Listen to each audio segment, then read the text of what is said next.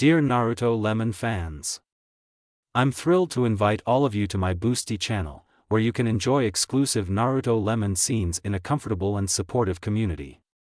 Choose from various subscription tiers, from Mini Lemon to God Lemon, and gain access to unique content tailored just for our fans.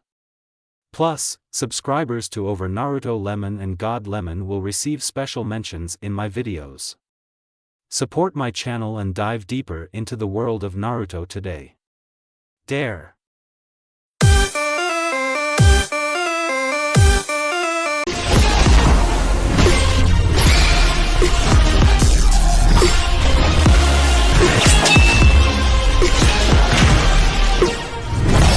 Senju Clan Compound. Naruto and Sasuke, female.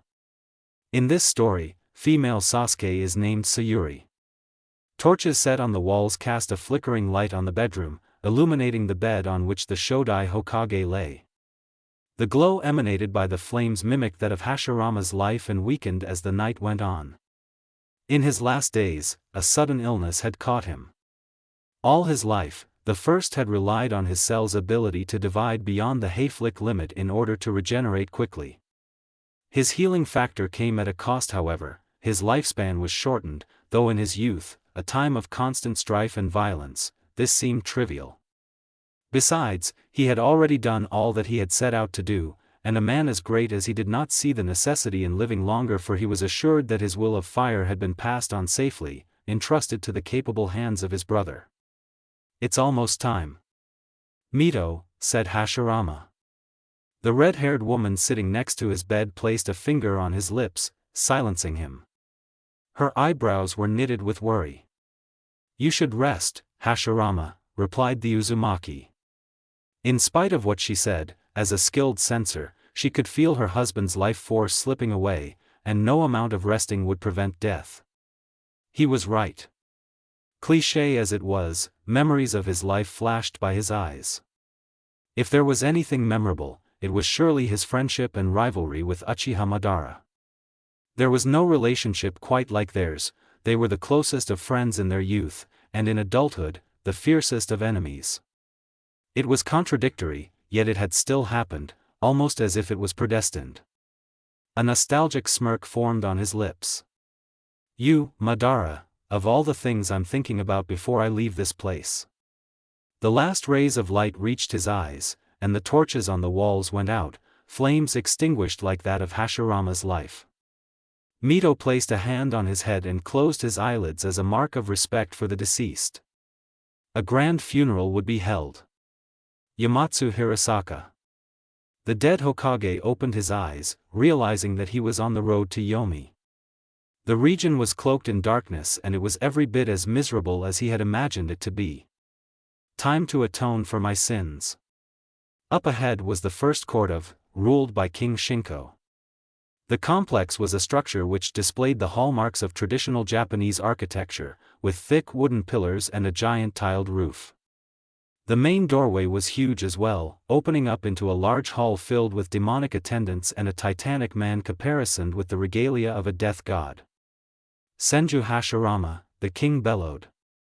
The Hokage knelt down to the Shinigami on the marble floor, something that was distinctly different from the rest of the otherwise purist design of the court. Hi, Shinko-sama. The king's brows furrowed. You are a special case. You were the transmigrant of Otsutsuki Azura, a good man with an unresolved feud with his brother, Indra. Indra was reincarnated into Uchiha Madara, who still lives at this very moment with both the chakra of Indra and Azura, as he had managed to obtain your DNA. This will grant him the Rinnegan, but he won't last long either. I see, Hashirama replied evenly.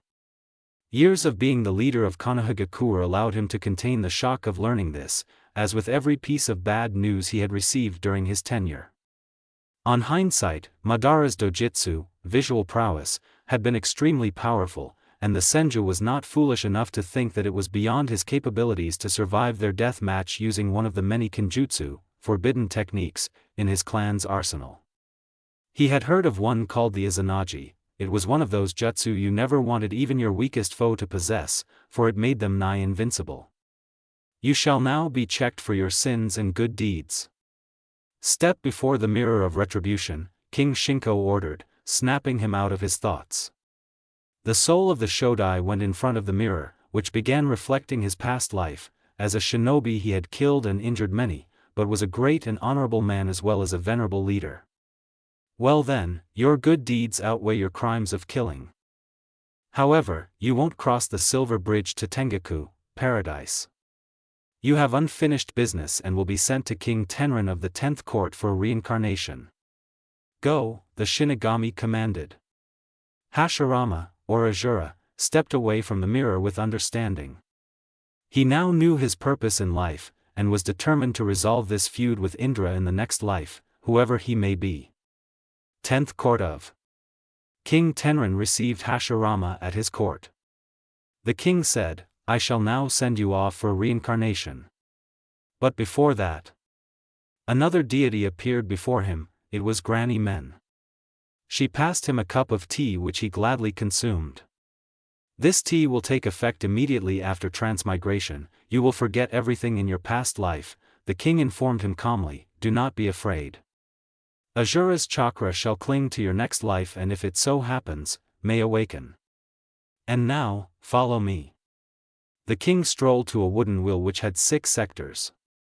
Each was intricately carved with a particular design. One was of a deva, or godlike being, the next was of an Azura, a powerful armored demon, the third was of a human, the fourth depicted an animal while the fifth showed a preta, or hungry ghost, and the last and the least, being the lowest of all realms of existence, showed Naraka, the path of. King Tenrin placed his hand atop the wheel of destiny and spun it, but before it even stopped Hashirama already knew what he was fated to be in his next life, for there was only one path which allowed for such pleasure and suffering, yet rationality in spite of it all. The wooden wheel slowed down, then ground to a halt at the Ninjendo, human path, sector. As a shimmer of light enveloped him, the Shinigami smiled. Ja-ne. And thus began the life of Uzumaki Naruto, in the small village of Konohagakure no Sato. After the Kyubi attack, the Sandaime Hokage was reinstated as there was currently no suitable candidate. Hiruzen took it upon himself to take care of his successor's son, but his duties limited him from doing so extensively. As such, Naruto was sent to the orphanage with his parentage kept secret. It was done in order to keep his father's enemies at bay. However, this had an adverse effect as the village's citizens held immense hatred for the Kyubi because it claimed the lives of many loved ones. Since they couldn't kill it, they did the next best thing and ostracized its Jinchuriki. By the age of 6, he was kicked out of the orphanage and was given a small apartment by the Sandaime, who visited him regularly to ensure things were running smoothly. This meant that he had to survive on his own, with only the clothes on his back provided by the Hokage and food that he could buy. Anything else was unaffordable for he had very little allowance. Whenever the villagers saw him on the streets, they spat at the clueless toddler. Venomous words filled their mouths and even merchants and vendors refused to sell things to him. Those that did sold it at exorbitant prices, and they sneered when the young child realized he could not afford any of it. They then kicked him out of the store, stating that demons were not welcome. It got so serious that the Sandaime took notice, and passed a law to prevent the people from calling him a demon on pain of death. The aim was also for Naruto to be kept unaware of his tenant, lest he was really led to think that he was a demon. Hiruzen even sent a personal team of ANBU to watch the boy 24/7 in case the villagers gained any thoughts of injuring the innocent child. Alas, since they could not openly attack him, verbally or physically, the villagers then did the worst thing imaginable. They deprived him of friends by telling their children to stay from that child, effectively isolating him. The poor, lonely boy was only accepted by one store, Ichiraku Ramen. It was a simple ramen stand run by a 50-year-old man named Tuchi and his young daughter, Ayam. Whenever the rains were too heavy or the nights too cold, Naruto sought refuge at the stand, the only establishment that would not turn him away. There, he was treated to a nice, warm bowl of ramen while the friendly waitress talked to Naruto as if he was her younger brother. This led to Naruto calling her Ayam Nichan, not that she minded as she knew that the boy was desperate for familial love. He had no family or friends, and that was really something that she found sad. And so, they continued to provide such a service for all the years in Naruto's childhood, until he was old enough to be independent. On the same year he was kicked out of the orphanage, Naruto began to train to enter the academy. At first it was just running around the village, but as time passed, it evolved to push-ups, sit-ups, handstands and shuriken throwing. Every day, the amount of repetitions increased till he was dead beat. But even as he collapsed on the concrete, he ended every day with a smile, knowing that he had spent it well improving. After countless applications and bugging his grandfather figure, the Sandaime, he was finally allowed to enter the academy at age 9, a year earlier than his peers entered the school. Even then, his teachers were ruthless, withholding teaching materials and even kicking him out of the class for the slightest reason. The boy never knew why, all this while, and ended up failing the 2-year course. Where he was supposed to graduate at 11, he failed the final exam and had to retake the year's course. By then, his peers of the same age just finished their first year, so he had to take his final year together with them. Fortunately, he had a nice teacher this year. The instructor's name was Umino Irika. Although he saw Naruto as a nuisance in class due to all the pranks he pulled and disruptions he caused, the Chunin understood that Naruto was seeking attention because of his sad childhood. Because of that, he decided to treat him better than the other teachers did and taught him properly, only telling him off lightly when absolutely needed. He eventually became a surrogate brother to the young blonde, even occasionally treating him to ramen after class. Irika strongly instilled the will of fire in him, influencing Naruto to want to be Hokage. Oh, what an irony, for in his past life, he was the one who created the will of fire that would be passed down for many generations to come. At the end of it, Naruto was still a happy boy. However, he was treated as the dead last in class because he could not graduate the previous year. The reason was simply this: Naruto could not perform the Bunshin no Jutsu, clone jutsu, one of the 3 basic academy techniques that every student was required to execute in order to graduate as a genin. For that, he was deemed as a failure. But no one realized that it was because he had too much chakra to control properly, a result of what he was holding in his body.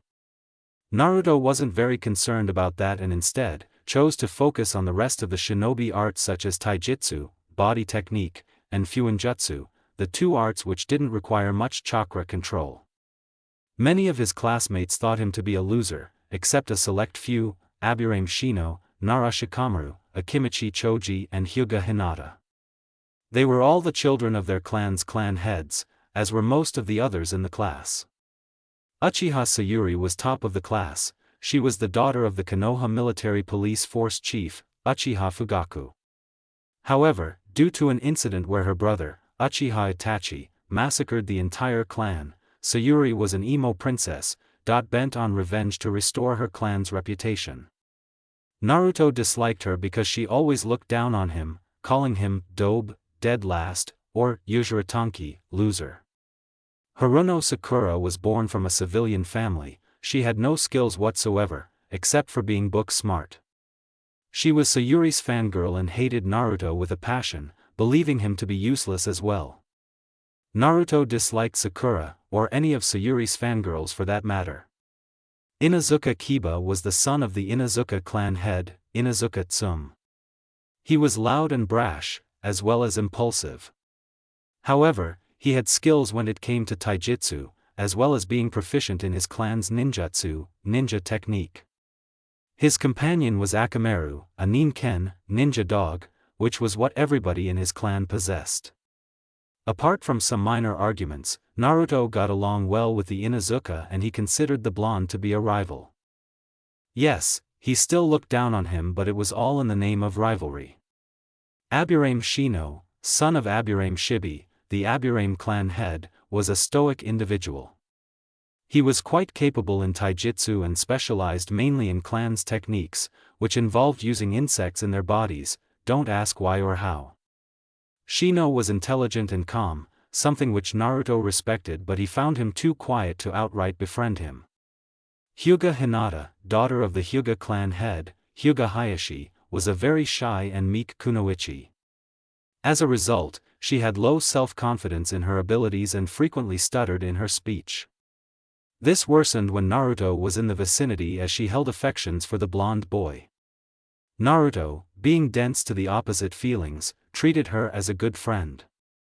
Her speciality was her clan's juken, gentle fist, a taijutsu style which utilized the Hyuga's Kekkai Genkai, bloodline limit, the Byakugan which allowed the user to see through most things as well as a person's chakra pathway system. Nara Shikamaru, son of Nara Shikaku, the Nara clan head, was a super intelligent but lazy person. He called everything a drag, choosing to sleep in class. However, when it came down to it, his brains allowed him to easily outmaneuver opponents through strategies that predicted many possibilities 100 steps ahead. As such, he aced written tests with ease and easily beat down opponents, albeit only those whom he were forced to fight. His skills lay mainly in his clan's ninjutsu, which allowed him to manipulate shadows. Naruto got along with him just fine. Akimichi Choji, son of the Akimichi clan head Choza, was round. He adored eating food and his clan's techniques involved converting calories into chakra which granted them super strength and expansion. Naruto found his eating habit slightly repulsive, but as he was nice to him, he returned the feelings. Yamanaka Ino, daughter of Inoichi, the Yamanaka clan head, was another of Sayuri's fangirls. She was poor at taijutsu and only had one jutsu in her arsenal, her clan's Shintenshin no Jutsu, mind-body switch jutsu. She disliked Naruto as well, finding him annoying because of the disruptions in class. As with Sakura, Naruto could not get along with Ino. Regardless, it was soon time to graduate as the year passed by quickly. Once again, the Genin exams were held, and the passing criteria was the ability to perform the Academy 3, the Henge no Jutsu, Transformation Jutsu, Kawarimi no Jutsu, Substitution Jutsu, and the hated Bunshin no Jutsu. It was a bright afternoon, and most of the Academy students were well prepared for the test. Uzumaki Naruto, an instructor called. The blonde stood up glumly and entered the examination room, where two other chunins, Irika and Mizuki, were invigilators. Irika smiled at him. "Naruto, show us the henge," requested the kind sensei. The Uzumaki nodded and formed the ram hand seal. Picturing his idol, he called, "Henge." Chakra flowed around him and smoke filled the air. When it cleared, it revealed the Yondaime Hokage. "Good job," Irika praised, noting it down. Now that he thought about it, Naruto did have an uncanny resemblance to the fourth. Mizuki ordered, "Execute the Kawarimi no Jutsu." Naruto, without hand seals, swapped with a chair nearby. "Impressive," Mizuki stated, giving him the point as well as extra credit for doing it without hand seals. Irika gave the biggest challenge, perform the Bunshin no Jutsu, Naruto. The blonde gained a determined look on his face, for he was not going to fail this time. "Bunshin no Jutsu!" Naruto shouted. In a plume of smoke, a clone appeared beside him. Specifically, on the floor and sickly pale. Irika shook his head, sighing sadly. "I'm sorry, Naruto. You have failed this jutsu and will have to retain again." Mizuki reasoned, "Let's not do that, Irika-san." He did try his best, and even made a clone, albeit non-functioning. "Look, I can't pass him if he can't complete a basic technique such as the clone jutsu. Others made perfect, functioning clones, so why should we have double standards? I'm afraid he has failed again and will need to be sent back to the academy. Naruto, you are dismissed." Naruto's shoulders slumped sadly as he walked out of the room. Downtrodden. He sat on the swing in front of the academy, feeling like. This was a stark contrast to the huge crowd of genins in front of the academy entrance, celebrating their graduation. Proud parents congratulating their children, something Naruto envied a lot, for he did not even have family. Behind him, he sensed the presence of Mizuki. "Naruto, don't be so sad. I have another way for you to pass. Are you interested?" He perked up immediately. "What is it, sensei?" "Well, It's a secret assignment for genins, so you must not let anyone else know, okay? Naruto nodded enthusiastically. Mizuki whispered, you must steal the forbidden Fuin no Sho, scroll of sealing, from the Hokage residence and meet me at the northern forests by 7 this evening. Alright? Naruto agreed and went back home to rest while preparing for the mini-task. Northern Forests, 6:50 p.m. Naruto broke into the forest line and panted hard. He had successfully stolen the scroll but was pretty sure multiple shinobi were on his tail. Perhaps that was part of the test? Realizing he still had around 10 minutes, Naruto decided to open the scroll and learn some moves. The first he came across was a technique invented by the Nidaime Hokage. It was the Kage Bunshin no Jutsu, Shadow Clone Jutsu, a B-rank technique which creates corporeal clones with a single hand seal. The user's chakra is evenly distributed among every clone, giving each clone an equal fraction of the user's overall power. The clones are capable of performing techniques on their own and can even bleed, but will usually disperse after hit by a strong enough force. The clones can also disperse on their own or be dispelled by the user of the technique. A characteristic that is unique to the Shadow Clone Jutsu is that any experience the clones gain during their existence is transferred to the user once they are dispersed. Similarly, because they are clones of the original, any chakra that the clone possesses will return to the original after being dispelled. This is an interesting technique, looks pretty easy too, thought Naruto happily. He practiced forming the hand seal and memorized the jutsu. He was about to move on to the next jutsu when he sensed a presence 30 meters away. It's Iruka-sensei, Naruto thought, unknowingly recognizing his chakra signature. He sealed the scroll and waited patiently. 10 seconds, Iruka appeared. It's over, Naruto. Return the scroll, the Chunin stated. You got me, Iruka-sensei, Naruto replied cheerfully, do I pass now? What do you mean?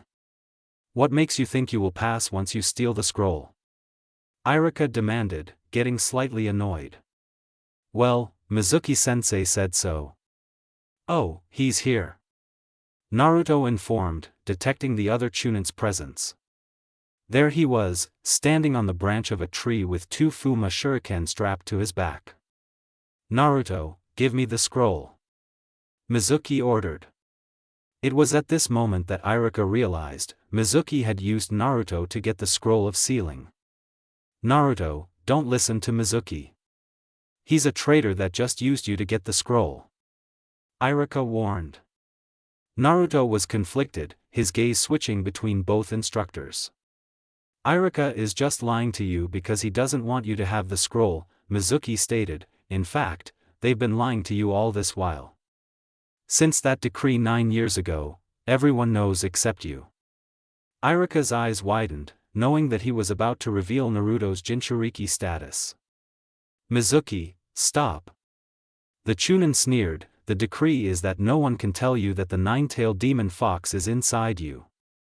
The fox spirit that destroyed this village 12 years ago has taken over you. Naruto, you are the Kyubi no Yoko. With such a revelation, understanding dawned on the young boy. Now he knew why they stared at him as they did.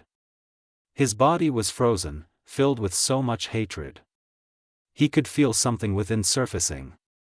Mizuki smirked and grabbed multiple projectiles, launching them at Naruto. Die, demon! Iruka instantly pushed the blonde away, taking the kunais and shurikens for his favorite student. He was pinned against the wall, bleeding badly. Naruto watched on in helpless horror. Iruka-sensei dash. Naruto. Just run. Iruka urged. There was no way he was going to let the scroll fall into traitorous hands. Mizuki, however, picked 1 Fuma shuriken off his back and threw it at Naruto, sure that there was no longer anybody to save him. The last thing the Uzumaki saw was a bright flash of light. Mindscape, time freeze. When Naruto opened his eyes, he realized that he was in a basement of some sort, and guessing from the pipes, it was an industrial plant. The floor was flooded with water up to ankle length. There were many doorways, however Naruto heard a low growling sound coming from one of them. It was the sound of an animal, in suffering but refusing to give way for its pride. Naruto traced the source and came to a huge room where in the center, a giant gate stood. On the center of the gate, a parchment of paper had the kanji for seal. When he neared it, the sound of growling transformed into a malicious laughter. It became clear then that it wasn't a gate, rather, it was a cage. In the darkness behind the thick, vertical bars of the cage, a single red eye opened. The creature within stepped forward, revealing itself to be a giant orange fox. Naruto stepped back in slight fear, for he recognized the beast. You're the Kyuubi," Naruto said. The fox replied, "Indeed, I am. And you're Uzumaki Naruto, the flesh bag who should be dead. My jailer finally comes to visit after 12 years, huh?" Now, came a third voice, almost chiding, "Kurama-kun, do you have to be so rude? My patience wears thin, Azura-san," the now named Kurama replied, "say what you have to say." A young man from within the cage stepped through the bars and shook Naruto's hands. "Oh, child. I take it you won't know me, for I existed at the era when chakra was discovered. In fact, the first human born with chakra was my father." Naruto racked his brains on the legends of chakra, before finally saying, "Your father was the Rikudo Sennin, sage of 6 paths?" The man nodded. "That's right. My name is Otsutsuki Azura, and I am your ancestor from long ago. And you, Uzumaki Naruto, are my transmigrant." "Trans, what?" Naruto attempted to repeat. "Transmigrant. Basically it means that when my mortal body died, my chakra was reborn in a new vessel. That would be you, Naruto-kun. But, you are not my first transmigrant. In your past life, you were the Shodai Hokage, Senju Hashirama. So, does that mean that I'm you, and you're me?" Naruto asked, slightly confused. The young man chuckled. "I guess you could say that. Alright, down to business, so listen carefully. My brother, Indra, also reincarnated. He was Uchiha Madara before his current life." Kurama growled in anger at the accursed name, "that. Who used the Sharingan to control him? Who is he now?" Naruto asked. "Your classmate, Uchiha Sayuri," Azura responded. "The main point is that my brother and I have a huge, unresolved feud. He believed that power was the way to peace, while I believed that love was the way to peace. This conflict of beliefs would have been trivial had my father not decided to let me be his successor. My inheritance was my father's body, and so I passed that down to my descendants, the Senju, renowned for their amazing healing factor, as well as the Uzumaki, who were known for their extremely potent chakra and life force, and thus longevity. My ideals were passed down as the present-day Hi-no Ishi, will of fire. My brother, on the other hand, inherited my father's eyes. Though not exactly the Rinnegan, his eyes were still powerful and mutated over the generations to what is now known as the Sharingan, wielded by his descendants the Uchiha. His beliefs were passed down as the Uchiha clan's Nikushimi no Noroi, curse of hatred, which fed on a clansman's hatred to awaken the power of their eyes, Azura explained. So you see, you must vanquish this curse from the Uchiha clan and bring this feud to an end once and for all. I believe with your will of fire, you can overcome Sayuri's curse and make peace between the two of us, Azura stated. But how? I'm so weak, Naruto asked. Azura's facial features became sterner than before. Listen, Naruto-kun, you are not weak. You are merely like me, a late bloomer. You have waited patiently long enough and trained hard enough, so now you will reap your rewards. You will awaken my inheritance, the Rikudo Sennin's body. Your chakra will be more powerful than before and will be extremely large in volume. This will come to fruition when you reach the prime of your life, around 25. For now, your chakra pool is 4 times the size of a standard jonin. Next, your speed and strength will increase tenfold.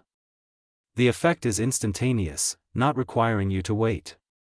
The last and greatest gift of this inheritance is that your body is now that of a Sennin, sage, so you are able to handle natural energy without turning to stone, Azura said. As such, you'll be able to use Rikudo Sennin Modo, 6 Paths Sage Mode, a state in which your other gifts will be amplified tremendously.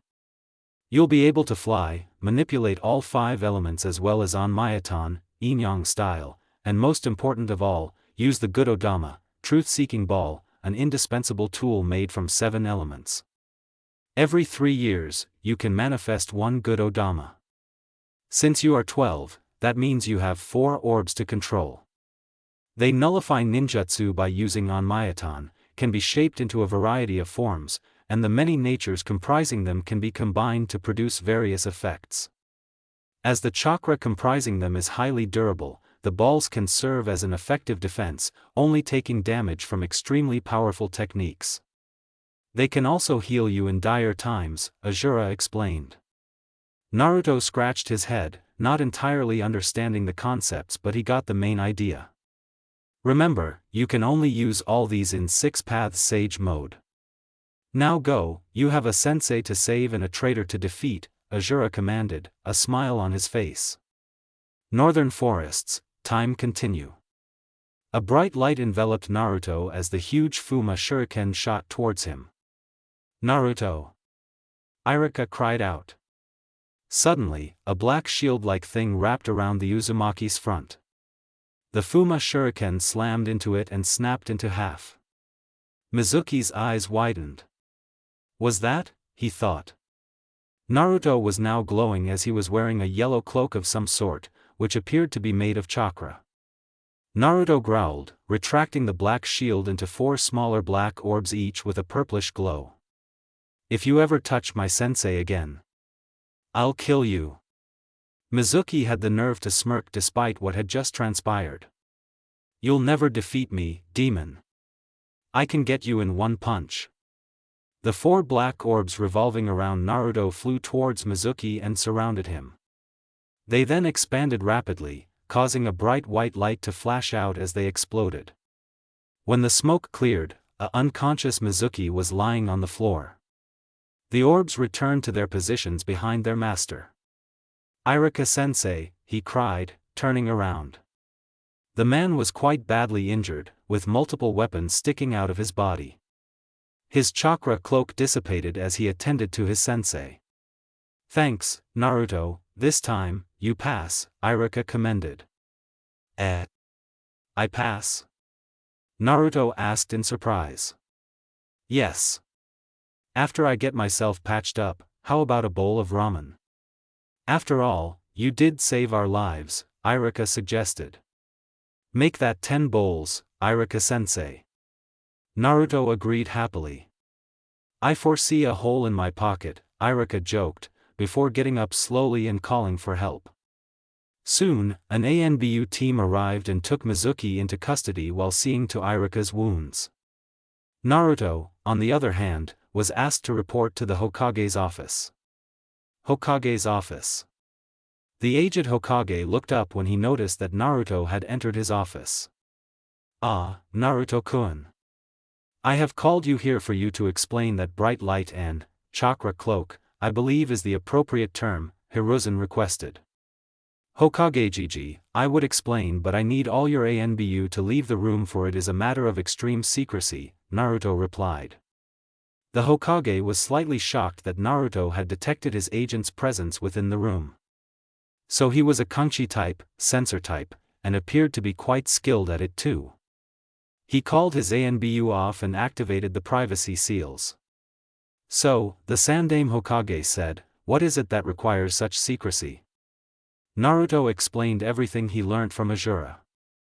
Well, that is baffling yet interesting news, Naruto-kun. Please go home and rest well, tomorrow you'll have your team assignments, advised Hiruzen, and by the way, here's your headband. Congratulations. Naruto took it and dismissed himself from the office.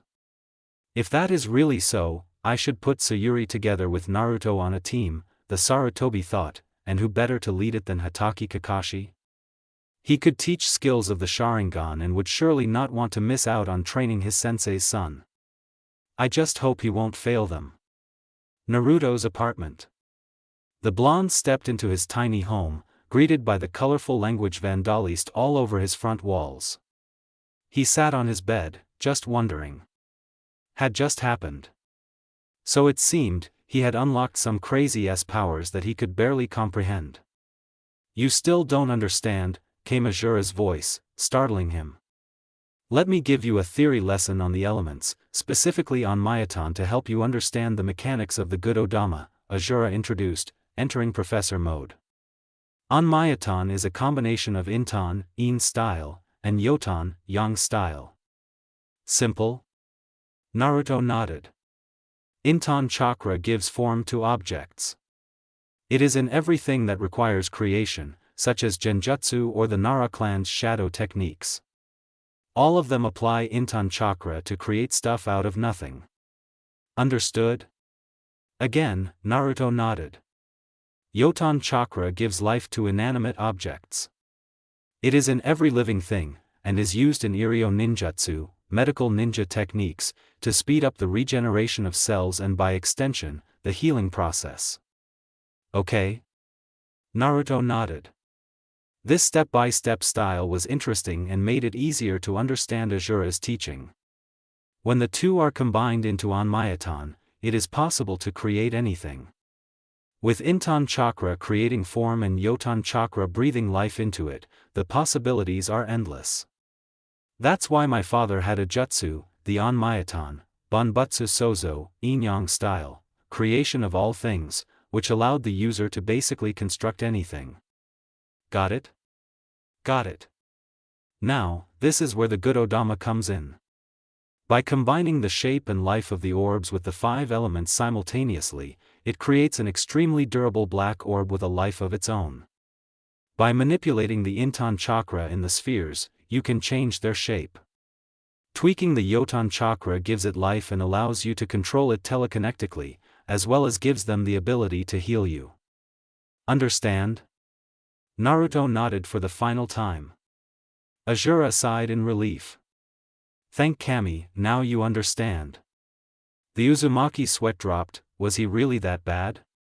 Well, he was a kinesthetic learner, so he learned by practicing it. And that was exactly what he did for the rest of the evening. The next day, Naruto ran to the academy with his newfound speed and made it in time. The blonde looked around and went to the only spot available, next to Sayuri. Dobe, she said, what are you doing here? TCH. I graduated, team, Naruto replied, squatting on the table while glaring at her. Why? Is there a problem? Unbelievable. There's no way you could have passed, Yujiratanki, Sayuri remarked, staring at him defiantly. From behind, Kiba sneakily pushed Naruto forward. The blonde fell forward, his lips smashing into Sayuri's. Naruto was disgusted, yet her lips felt so soft. The feeling was inexplicable. Sayuri felt the same, for Naruto's lips were gentle and just so, she hated to admit it, but it felt nice. Both faces turned scarlet with embarrassment, before they recovered and split up. Naruto wiped his lips thoroughly, feeling slightly sick. The Uzumaki glared at the snickering Kiba. Within 3 seconds, he appeared behind the Inuzuka and had him in a hammerlock. Mutt boy, you'll pay for this, Naruto threatened. Kiba winced in pain, but still managed to reply snarkily, okay, I'm sorry, but you gotta admit, you two looked like you were enjoying it. The last Uchiha glowered at the Inuzuka. If looks could kill, and they could in her clan, Kiba would have had his ass incinerated in the flames of. Okay, stop talking, declared Iruka as he entered the room. Naruto released the boy onto the floor and returned to his seat. After the customary greeting, Iruka announced, after 4 years, you have finally completed the academy course. Good job. Applause resounded in the classroom. Well, I'm sad to see you all go, but some of y'all will still be seeing each other, and on a regular basis, in fact. I shall now announce the 3 teams. Starting from Team 7, since the other 6 are still in circulation, we have Uchiha Sayuri, Haruno Sakura dash. Sayuri face-bombed while Sakura cheered. And Uzumaki Naruto. All 3 members' faces planted on their tables. Your sensei is Hatake Kakashi. Team 8, Inazuka Kiba, Aburame Shino and Hyuga Hinata, your sensei is Yuhi Kurenai. Kiba gave a loud Yahoo while Akamaru barked in approval. Team 9 is still in circulation, so Team 10, Nara Shikamaru, Akimichi Choji and Yamanaka Ino. Your sensei is Sarutobi Asuma. Shikamaru groaned at having to team up with Ino, who was quote, a troublesome blonde, unquote. Irika smiled. Well, that concludes your team assignment. Please wait here for your senseis to pick you up. Good luck on your shinobi career, until we meet again. Ja-ne. Previously. Good luck on your shinobi career, until we meet again. Ja-ne. After Irika left the room, 2 jonin entered it, introducing themselves as Kurenai and Asuma. Taking their respective teams, they left. Naruto was left with the 2 irate girls in the classroom, which got worse as their sensei was late. By the first hour, Sayuri was already thinking of roasting this Kakashi with one of her fireballs. Sakura looked ready to scream at somebody, and it was going to be Naruto if Kakashi wasn't in sight in the next 3 minutes. Oi, where is Kakashi-sensei? Sakura yelled out in frustration. Naruto shrugged. How would I know, I'm just as irritated as you are. Sayuri clicked her tongue in impatience. It was a surprising habit, but something Naruto found interesting. By the second hour, they were pissed off. Where the is this dude? Naruto wondered in thought. Rarely was he this angry at someone, but to be stood up for 2 freaking hours? Sayuri was at her rope's end. You know what, why don't we go out as a team for lunch? Our sensei made us wait and so we will make him wait, Naruto offered. Sayuri was quick to accept, willing to get the out of that classroom as quickly as possible. Sakura, ever the fangirl, followed her idol's decision. The trio left the room and to Naruto's favorite ramen stand. Ichiraku Ramen. Aji-san, the usual please, called Naruto cheerfully as he raised the flaps of the curtain and entered the stand. Ah, Naruto-kun. 1 bowl, coming right up. Tucci repeated the order, before signaling to his daughter. What about your 2 friends? What would you like, Sayuri, Sakura? Naruto asked. Sayuri blinked, surprised that he didn't address her as team. Glancing at the menu briefly, she replied, a bowl of miso ramen with a slice of chashu please. Sakura spoke, I'll have the same as Sayuri-san. Naruto was slightly shocked.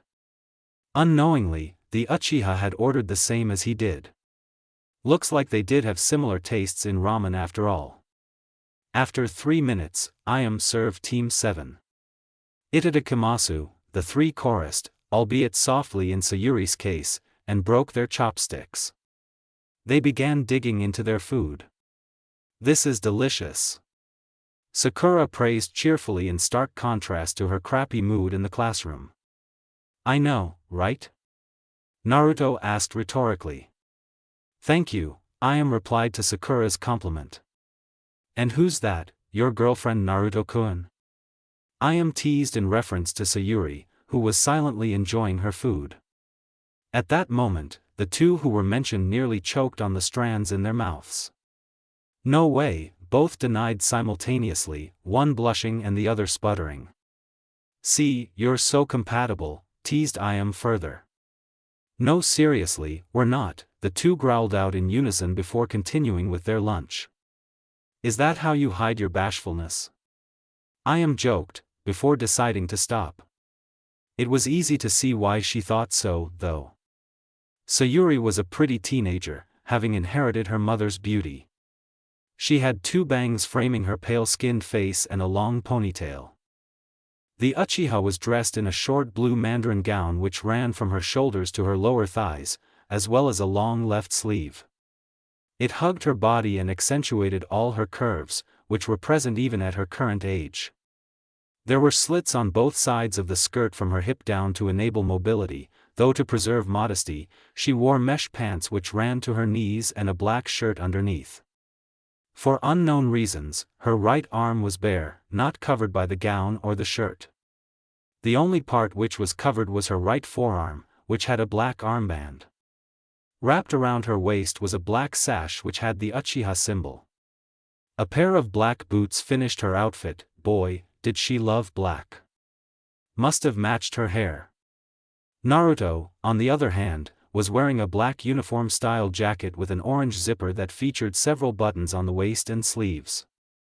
This allowed him to fold up the left sleeve and rear coattails, giving him easy access to the pouches on the back of his belt. He wore a red armband with the Uzumaki crest on his left arm. This outfit was the Sandame's gift for his previous birthday. As such, he treasured it, refusing to wear anything else, not like he could, considering the villagers' refusal to sell him garments. If Naruto and Sayuri were to sit together, outsiders would think that they were a couple as their outfits were just very similar in many ways. However, once they looked again they would notice that they were poles apart in personality. While Naruto was friendly and cheery, Sayuri was permanently scowling, and when she didn't she smirked, her attitude cold and uncaring. This would have not been the case 5 years ago, but the Uchiha clan massacre had changed her in many ways. She was kind before, but now, all she did was glare. It was kind of sad, really, and it was something that Naruto wanted to change. Flashback. Sayuri was out with her mother at the playground in Konoha's park. She had met a new friend at the park. It was a boy named Naruto. "Naruto-kun, do you want to build a sandcastle with me?" the girl asked. "Sure," the boy replied happily, for it was the first time he got to play with a friend. Usually the parent would pull their child away upon finding out, however Uchiha Mikoto was a compassionate woman and was a friend of Kushina when she was alive. She was sad to see her friend's son all alone, and by a stroke of luck, they met him at the park. Her husband Fugaku would disapprove, but she still let her daughter befriend the Jinchuriki anyway as he wasn't present. Naruto began helping Sayuri build the sandcastle, making it a very elaborate sand construct. When a bit of sand flew away due to a passing wind, the boy pouted as he had to rebuild one of the turrets. The Uchiha girl giggled, finding his expression cute. "Sayuri-chan, I'll go get you some drinks, be back in 5 minutes. Don't misbehave," Mikoto called, getting up from the bench. Sayuri nodded obediently, busy enjoying her time with her new blonde friend. "Yada, it's finished," Naruto cried happily, doing a sort of victory dance. The young Uchiha girl burst out in peals of laughter at his antics. Naruto paused, for that laugh was the most melodious sound he had ever heard. He smiled, happy to see his friend so happy. That smile would not last long, for a group of 3 boys came into the playground. Seeing the sandcastle, they ran towards the sandpit and kicked it hard, destroying the children's masterpiece.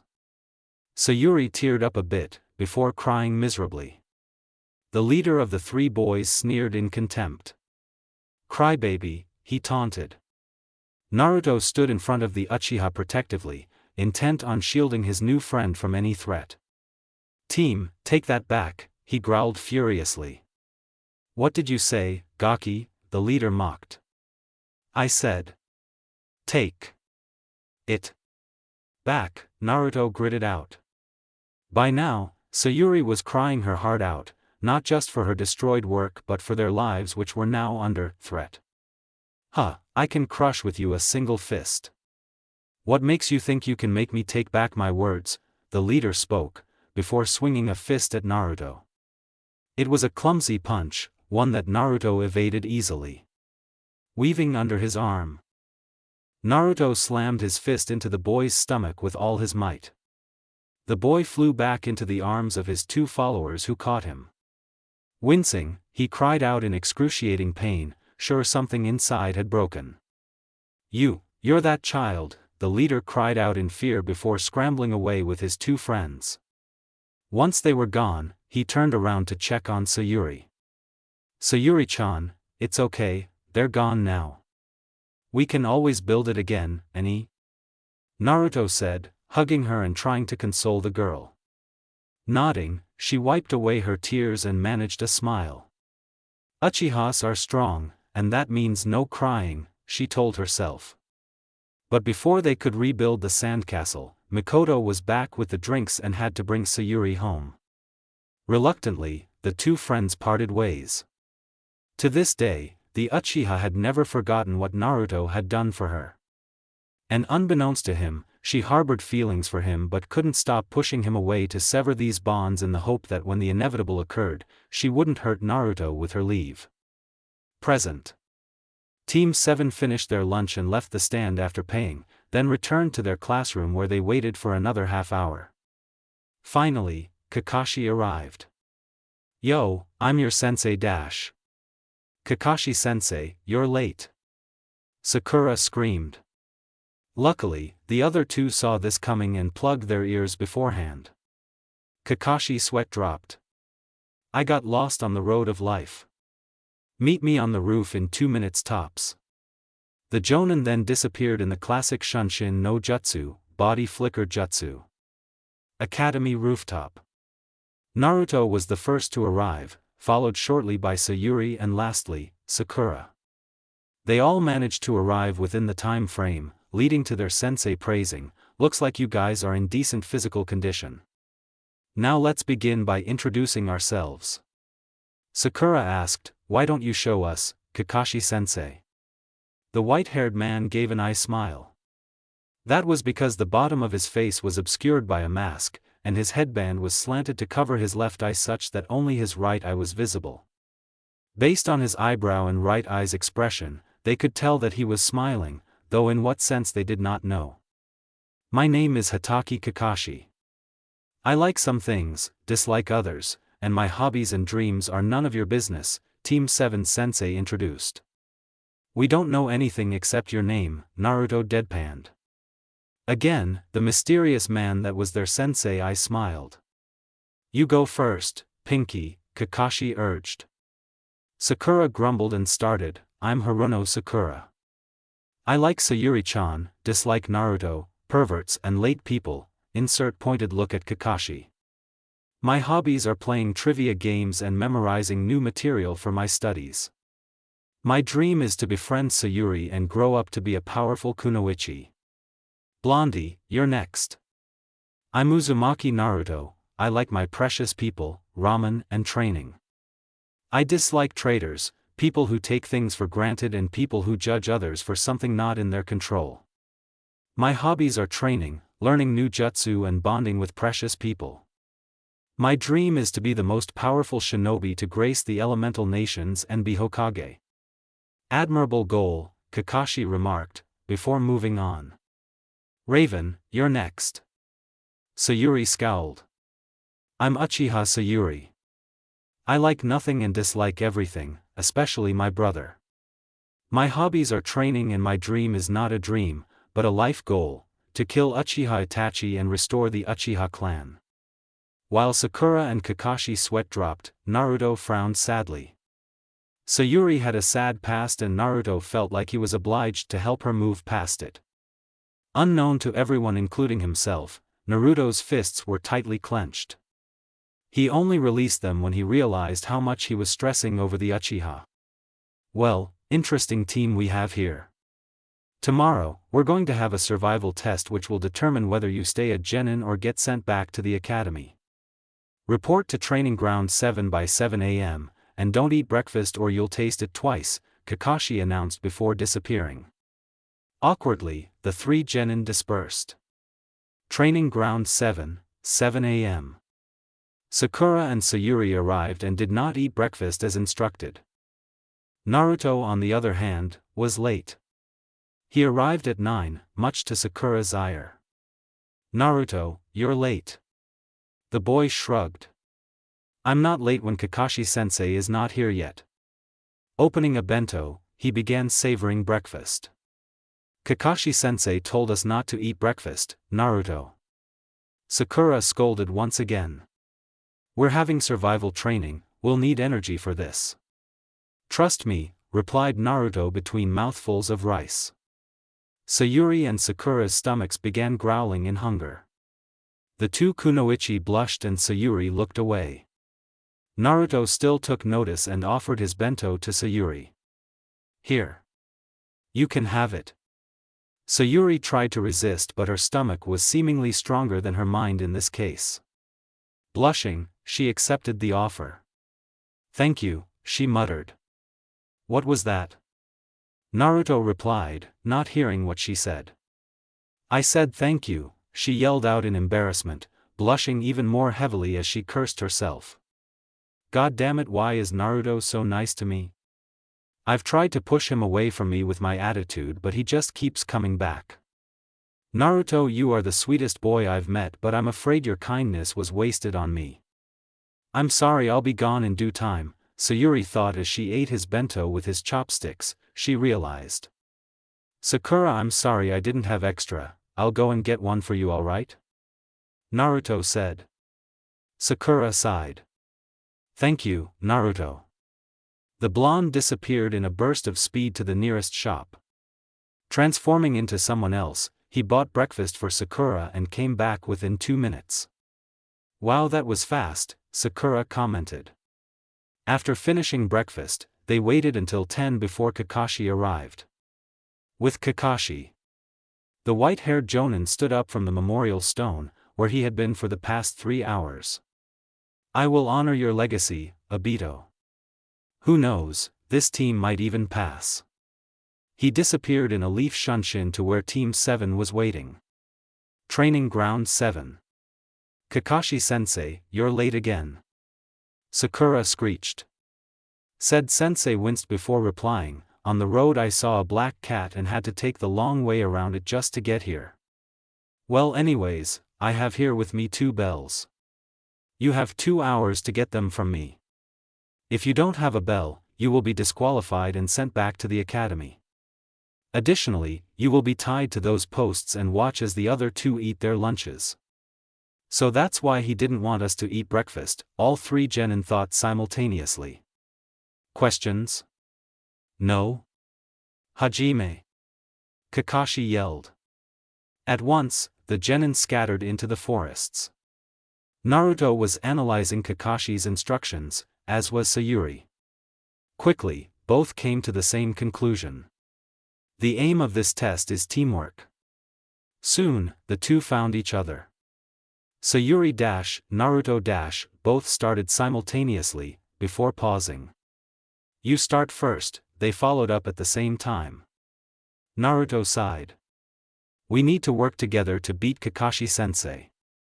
Agreed, Sayuri replied. Ma, what's this, my cute little genin? Kakashi said suddenly, beside them on the tree. Shocked, both leapt out of the tree while tossing a kunai attached to an explosive tag. Kakashi jumped away to safety, avoiding the explosion which wrecked the tree they were previously on. The jonin chuckled. It appeared that there was a spark between the two, and it was up to him to ignite the flames of love. Oh Kami, why do I sound like guy now? Kakashi thought, amused, but then shivered at the thought of his eternal rival. Sayuri and Naruto tumbled onto the grass floor and quickly recovered. We have to find Sakura, now, Sayuri said. I got this, Naruto assured and closed his eyes. He felt a small chakra presence, it was the chakra signature of Sakura. That way, let's go, Naruto led her to find their other teammate. Kakashi I smiled. Interesting, so Naruto's a censor, he thought, my shadow clone got her already, so let's see what they'll come up with. They found her unclasped on the floor and Naruto turned her over, checking her pulse. She's alive, no sign of any physical damage, so it must have been genjutsu. Naruto uttered, Kai, release, snapping her out it. Sayuri took the chance and spoke up, Sakura, we need to work together as team to defeat Kakashi. She agreed with her idol and came up with a plan. With Kakashi. What now? Kakashi thought as he saw Naruto approaching him at genin level speed. Just as he neared, the blonde suddenly sped up to low jonin speed, shocking the jonin as he blitzed him with a punch. Kakashi clutched his stomach in pain as that blow had been strong, and coupled with the momentum of his speed, he was sure something inside had been damaged. He was never underestimating him again. Naruto swung his next fist, however this time Kakashi was on guard and knocked his arm away. Next, he executed a leg sweep which Naruto flipped over. The blonde then approached from behind and sent a punch to his back. He wasn't a jonin for nothing, however, and spun around rapidly, snapping his leg out in a roundhouse kick. His foot sent Naruto crashing into the floor. That is, until Naruto dispelled in a burst of smoke. Kage Bunshin? Kakashi thought in suppressed shock. How was he able to perform the shadow clone jutsu? The ground erupted, giving way to Naruto, who emerged from it with an outstretched arm. Kakashi managed to avoid it in time by flipping away. Great tactics, but still not enough to beat me, Naruto, Kakashi commented. Who said I was doing it alone? Naruto asked with a smirk. Katan, Gokakyu no Jutsu, Fire Style, Fireball Jutsu. Sayuri called from behind Kakashi. A huge orb of flames rolled out of her mouth and flew towards the jonin. Turning round and seeing the hurtling fireball, Kakashi jumped out of the way, exploiting the jutsu's weakness, linear path of movement. However, his eyes widened when he realized Naruto was still in the path of the fireball. The flames seemingly engulfed the blonde, incinerating the boy. Kakashi's eyes widened and he quickly went to check on his student. Where Naruto once stood, was a charred body. He bent down to check on the corpse. Without warning, he was punched in the head by Sakura. He glared at her. This is not a game, Sakura. Your teammate is dead, could you at least show concern? Sakura laughed and somersaulted into the air, before a burst of smoke revealed her to actually be Naruto. Nice to know you care, but did you think I was actually that easy to kill? The corpse dispersed in a plume of smoke as well, revealing itself to be a transformed shadow clone. So, Naruto had outmaneuvered the fireball with pure speed and left behind a transformed shadow clone while transforming himself? Kakashi scowled.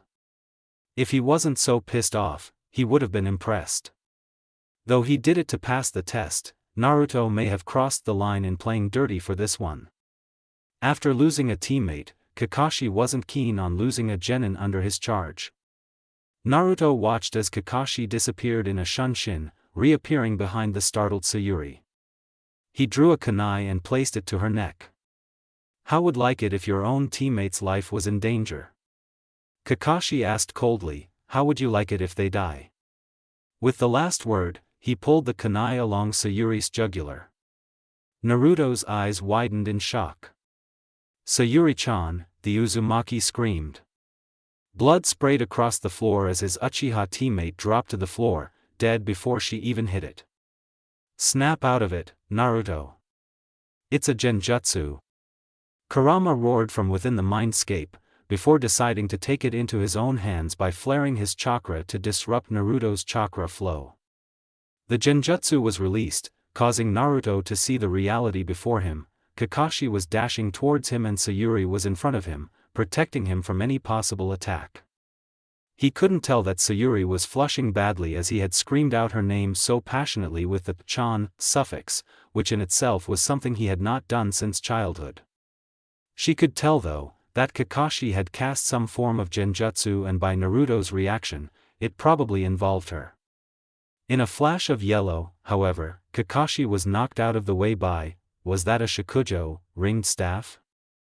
Interestingly enough, it was indeed a shakujo and wielded by Naruto, whose body was covered in what appeared to be a chakra cloak. Naruto growled.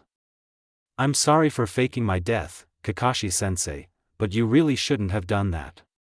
Be it genjutsu or reality. No one touches my precious people and gets away with it. Sayuri fought the urge to blush again. Damn it, what was wrong with her? Just because Naruto considered her as one of his precious people. No. She had a task to fulfill and she would not allow Naruto to be caught up in it. Kakashi had the wind knocked out of him by that weird weapon. It was an ancient and traditional monk's staff, a shakujo. But Naruto had used it in combat successfully, so it did have some merit. He watched in slight surprise as the shakujo split into two black orbs which returned to Naruto's back, rejoining the other two which were orbiting. Let's put an end to this. Sakura! Naruto called. From a nearby tree, 4 kunai were thrown and landed in a square formation around Kakashi, who was attempting to recover and get away. Ishi Tojin, string light formation. Naruto called. Lines of Fuinjutsu script wrapped around all 4 kunai, creating a barrier which prevented Kakashi from escaping. Fubaku Hajin, sealed bomb square release. Naruto activated further, causing Fuinjutsu script to run in the corners, the same as those on explosive tags. Kakashi-sensei, I wouldn't suggest moving unless you want your head and body to be in separate places. Said Jonin sighed, giving up. He was bested by 3 genin, and who knew Naruto had so much in him? He was really pushing it with that genjutsu. Meanwhile in Naruto's thoughts, he was wondering, did Sayuri really mean that much to him? After all, she kept on insulting and looking down on him. Perhaps, even that had grown on him. Or was it something else, something in the past? Kakashi gave up the bells, having no way to escape the trap without being blown up. Once Naruto released the technique, he stood up and dusted himself off. Dainanahan, Team 7, you pass, he said with a nice smile. The freshly graduated genin were in no mood to cheer and simply responded with an unenthusiastic, yay. You know, you guys should be proud to be in Team 7. You're only the 5th Team 7 since Konoha's founding, you know, said Kakashi. Really now? Who were the previous teams then? Sakura asked. Only the best ever made it to Team 7, for all its senseis had very high standards. The first Team 7 ever was led by Senju Tobirama, the Nidaime, who then had 3 genin under his charge, Sarutobi Hiruzen, the Sandaime, Udatane Koharu and Mitokado Hamura, both of whom are currently elders in the council. The second Team 7 was led by the Sandaime, and he had 3 genin under his charge then. They are currently the legendary Sannin of Konoha, Jiraiya, the Gama Sennin, Toad Sage, Tsunade, the Namakuji Hime, Slug Princess, and Orochimaru, who is now a Nuke Nin, missing Nin. The third Team 7 was led by Jiraiya and there was only one famous student in this case, Namikaze Minato, the Yondaime. The Yondaime went on to lead Team 7, and under him were Noara Rin, Uchiha Obito and myself, Hatake Kakashi of the Sharingan. Sayuri's eyes widened. How do you possess the Sharingan? Kakashi sighed. It's a long and tragic story, but in the end my teammate gifted me with his Sharingan just before he died. So that's what's under his headband, thought Naruto. And so, you're all now the 5th Team 7, and who knows? Maybe one day you'll grow up to be powerful shinobi, Kakashi said, but as with all powerful shinobi, they start small. Tomorrow is your first mission, report directly to the Ninma Yukitsuke, mission assignment desk, in the academy at 6-. You mean 9, Naruto deadpanned. Kakashi sweat dropped in response. At 6 in the morning. Well, Jaini.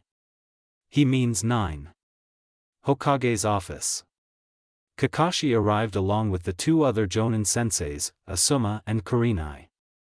So, what are the results of test? Hiruzen asked while smoking a pipe. Asuma replied, Team 10, pass. Kurenai spoke, Team 8 passed my test. Kakashi smiled and declared, Team 7, pass. The other 2 Jonin gasped in surprise, for Kakashi had never passed a team in all his years as a Jonin. Kakashi, could you explain why they passed? The Sandaime inquired. Well, the moment it begun, Naruto and Sayuri figured out the test's objective and found each other. After I ambushed them, they blew up the tree we were on with an explosive tag and ran away. Naruto, with his sensory skills, located Sakura, who I had already placed a genjutsu on with my shadow clone. They came together after releasing the illusion and presumably came up with a plan. Naruto approached me at, get this, low Jonin speed. We had a brief taijutsu scuffle before he burst into smoke, revealing himself to be a shadow clone. The original shot from the ground and attempted a punch, but I evaded it. Suddenly, Sayuri launched a fireball at me from behind and I leapt out of the way, but Naruto was caught in it. Everyone in the room was glued to his next few words. He secretly outmaneuvered it with pure speed and replaced himself with a transformed shadow clone as a burned corpse. When I went to check on him, Sakura ambushed me and later revealed that she was a transformed Naruto. I cast a genjutsu on him, Kakashi said, and at this point left out the details of what illusion he actually cast. And dashed towards him, however Sayuri came to his defense. Apparently, he snapped out of it in time and knocked me away with a shakujo. It caused so much pain that the real Sakura was able to throw 4 kunais around me in a square. With this, Naruto activated a barrier and layered it with an explosive trap. As such, I had to give up or risk getting blown up. Interesting, the elder Sarutobi thought. The other 2 jonins in the room were shocked to the core. How did Naruto possess such speed and power, as well as fuinjutsu? That was an art completely out of a genin's league. Then again, he was an Uzumaki, whose clan was renowned for its fuinjutsu prowess. Still, it did not explain the speed or power. Well, I expect that tomorrow, you all will be assigning D ranks for your respective teams? The 3 senseis smirked. It would be fun to see their reaction. With Naruto. When he returned home, Kurama spoke up from the mindscape, since you're Azura-san's transmigrant, I'll try to be nice to you. Try. Naruto replied awkwardly, thanks, I guess. I'll always be on standby, so if you get caught in a genjutsu like just now, I'll break it for you. Also, if you ever run out of chakra, I'll refill it with my own. Thirdly, I'll gift you with one of my sensory skills, the ability to detect negative emotions, Kurama explained with reluctance. He rarely felt nice enough to do this for his Jinchuriki, but this was a special case, as Naruto was his brother's incarnate. Yes, the Rikudo Sennin had used Onmyoton to split up the original tailed beast, the Jubi, 10 tails, which was also known as the Shinju, divine tree, into the current 9-tailed beasts of today.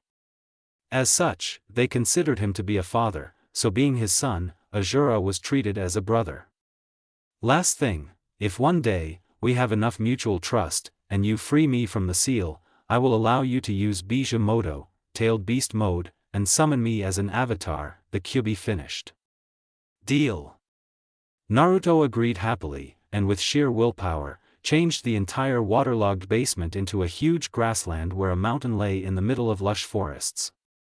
The cage was transformed into a huge cave within the mountain and the bars morphed into a curtain of water cascading from the summit as a waterfall down to a huge lake where Naruto was currently standing on. Kurama grinned, though with his teeth, it may have looked malicious. He was already liking this kid. Mission assignment desk, 9 a.m. The 3 genin arrived at the desk, just as their sensei walked up to the door. Ah, Ohio, Kakashi called sheepishly. Naruto said, see, I told you he meant 9. The jonin cleared his throat to save himself from further embarrassment. Right. Team 7, here for a D rank. The chunin at the desk rifled through a cabinet and found a scroll labeled D rank. Opening it, he announced in monotone, Madame Shurjimi, the fire daimyo's wife, has lost her cat Tora yet again. Your mission is to find it and return it by 12 today. All 3 genin sweat dropped, having expected a mission of higher intensity befitting their skill set. Well, now, there's no time to waste. Ikuzo! Kakashi ordered. The 3 genin set off to begin this crazy enterprise of D ranks. Previously. The 3 genin set off to begin this crazy enterprise of D ranks. Raven to squad, target spotted, over, whispered Sayuri over a radio. Blondie to squad, target in position.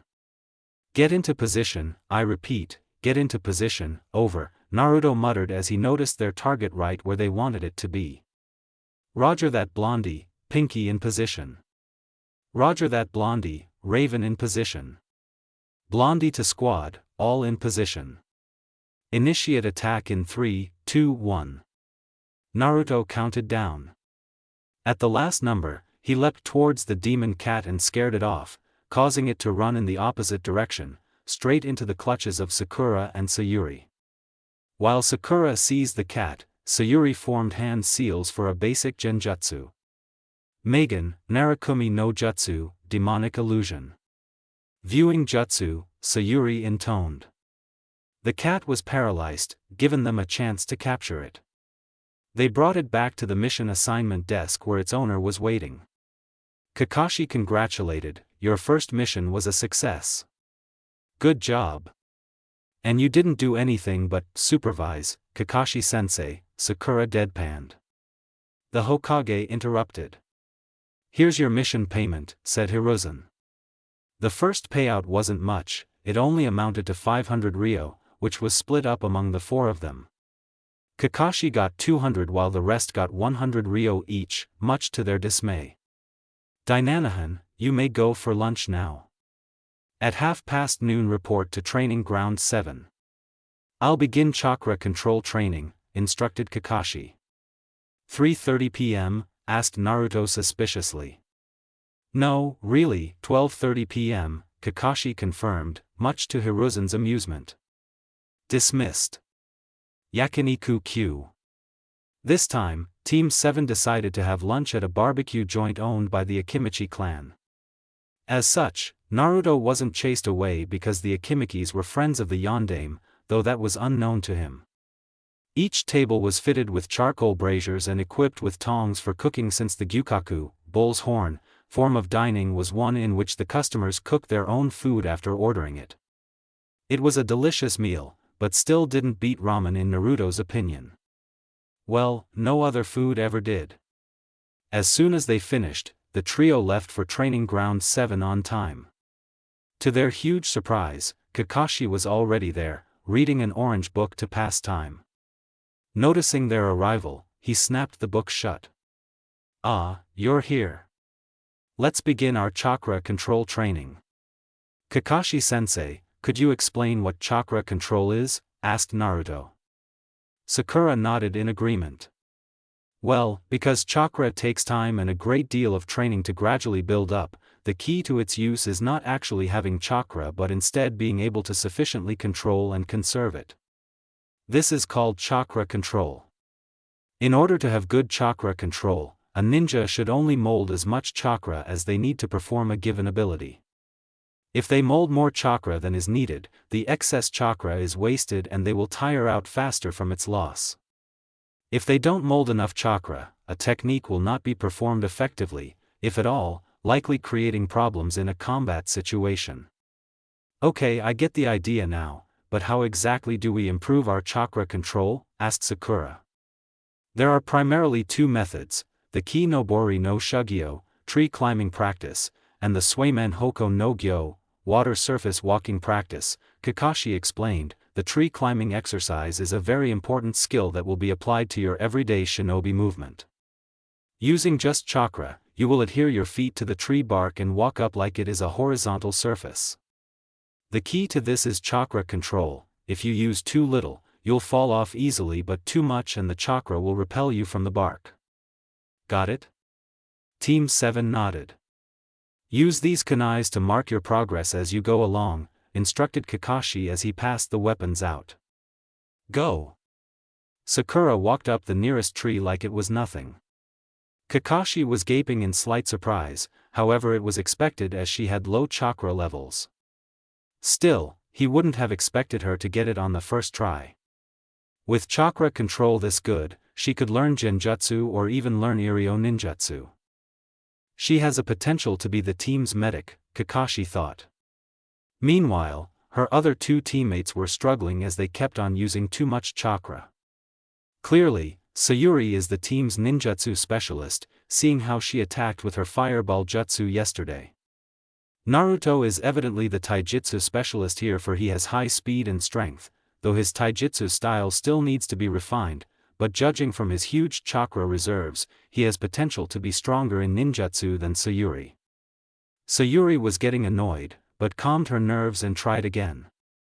This time, she made it 3/4 up the bark, whereas Naruto had only reached half the bark. However, her progress seemed to halt there, for she was unable to go further and had to repeat the exercise for the rest of the day, as did Naruto. Meanwhile, Kakashi decided to teach Sakura some genjutsu and basic Iryo ninjutsu. He was no medic, but he had copied techniques from them before, and they came in handy when in a pinch. By the end of the day, Naruto and Sayuri were still unable to get up the tree. Kakashi encouraged, "Don't worry about it, it's perfectly normal to be unable to get up the tree in the first day.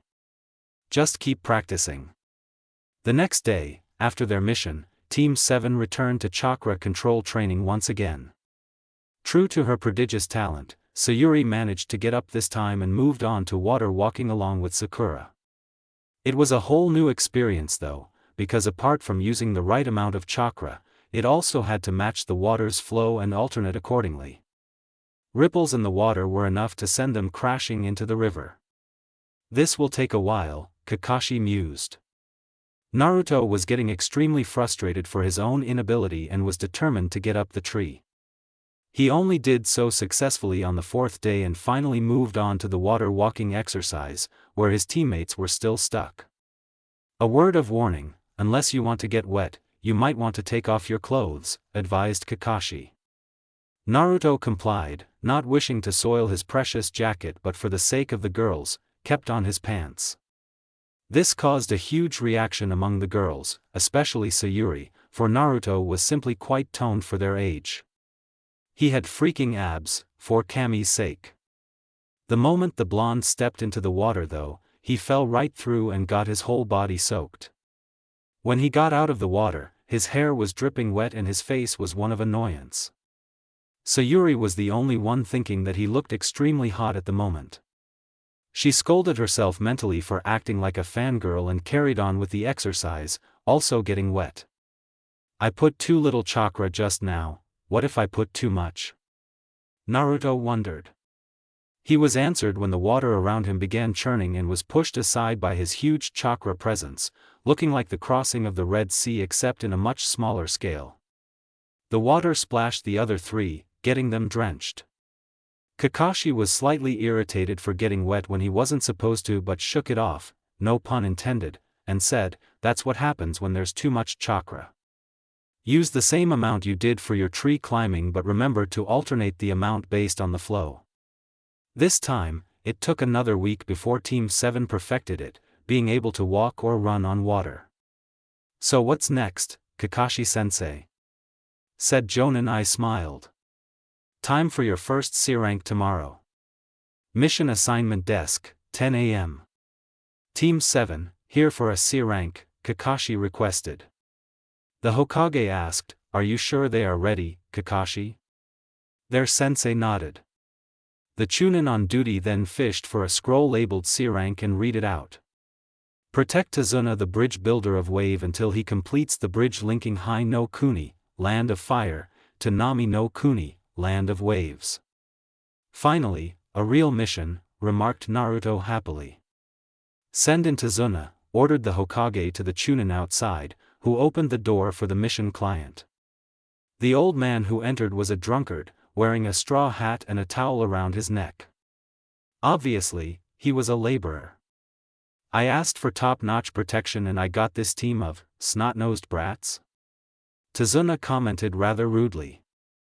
Naruto's blood was boiling, but Kakashi intervened. "We're more than enough to protect you against bandits, Tazuna-san," replied Kakashi. The man winced. "Whatever, I expect you all to protect me at all costs. Since we're heading to Nami no Kuni, pack up and meet at the East Gate in 10 minutes, Kakashi ordered. East Gate, 10:15 a.m. Let's go. The group left Konohagakure for the land of waves. For the genin, it was the first time leaving the village and it was captivating to see the huge expanse of forestry extending out from the village. When walking, they came across a puddle on the floor. This aroused Naruto's suspicion as it was a clear day and it had not rained in a week. Sayuri looked to Naruto, thinking the same and nodded. Genjutsu. Besides, that pool was full of chakra and had 2 chakra signatures within, as Naruto sensed.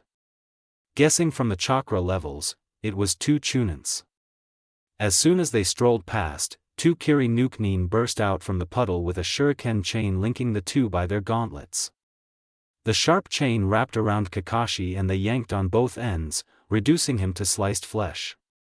They turned to the remaining 4 and threatened, "Give us the old man or we'll kill you like we did to your sensei." "Sakura, stay with Tazuna-san. Sayuri and I will deal with these 2, Naruto directed. "Ikuzo, Sayuri." The 2 genin took off sprinting towards the chunin pair. Naruto sped up and launched himself at one of them. Sayuri threw a kunai ahead of her, lodging the chain against a tree and trapping the 2. Upon realizing they couldn't break free, the 2 released the mechanism from their gauntlets and rolled away in time to avoid Naruto. The blonde's kick ended up hitting the tree instead, causing it to topple where Naruto's foot had struck. The 2 paled. They were supposed to be genin. Naruto picked up the fallen tree and swung it at the chunin in front of him with ease. "Timber," he yelled as he smashed him in the head. This got him dazed enough for Naruto to knock him unconscious with a palm thrust to the temple. The blonde around to face the other enemy, who was fighting Sayuri ferociously. She seemed to have the upper hand with her quicker speed, but from the looks of it, was already slashed once by the man's gauntlet claws. When she was knocked away by his gauntlet, Naruto took over and spun while jumping up. He snapped out his foot, executing a tornado kick perfectly. It slammed into the chunin's face and sent him flying towards a tree. Sayuri, who had gotten up, ran to him and with great speed, throwing him skywards with a mule kick to his chin. Capitalizing on this, Naruto disappeared in a blur and reappeared above the man in midair. He grinned at the shocked chunin before performing a brutal axe kick. The man was thrown to the ground at high speeds, crashing next to his brother and forming a huge crater. All the bones in his back were broken. "Kakashi-sensei, you can come out now," Naruto said. The jonin stepped out from the trees lining the path, much to Sakura's surprise. "But Kakashi-sensei, I thought you were dash." "Substitution, Sakura," Kakashi interrupted, pointing to the shredded logs on the floor where he was standing earlier. "If that's the case, why did you leave it to the genin then?" Tazuna asked. "Well," Kakashi replied, now glaring at Tazuna, "I had to see who they were targeting, us, ninja attacking ninja, or you, the master bridge builder. In your mission request, you asked for standard protection against robbers and bandits. You didn't say there were ninjas after you." Tazuna began sweating profusely. "If you did, this would have been a B-rank mission and we would have staffed differently, as well as charged appropriately. Apparently, you have your reasons, but lying to us is unacceptable. We are now beyond the scope of the mission," Kakashi declared. "I'm sorry." Tazuna broke down, "It's just, our village is in poverty from Gato's tyranny and we have no way to pay for a B rank." "Gato, the shipping magnate?" questioned Kakashi. Tazuna nodded. "He monopolized our island's shipping trade. The only way for us to break the monopoly is for me to build a bridge linking our country to Hai no Kuni, thus returning our trade and prosperity. The problem is, Gato knows and sent ninjas on my tail. I got to Konoha as fast as possible, but I only had money to afford a C rank." "Fine," Kakashi huffed, "our team should be able to handle this if that's all we face. You're lucky we have high-level genins in the team. We will continue this mission provided everyone agrees." Team 7 assented, leading Kakashi to order the resumption of the mission.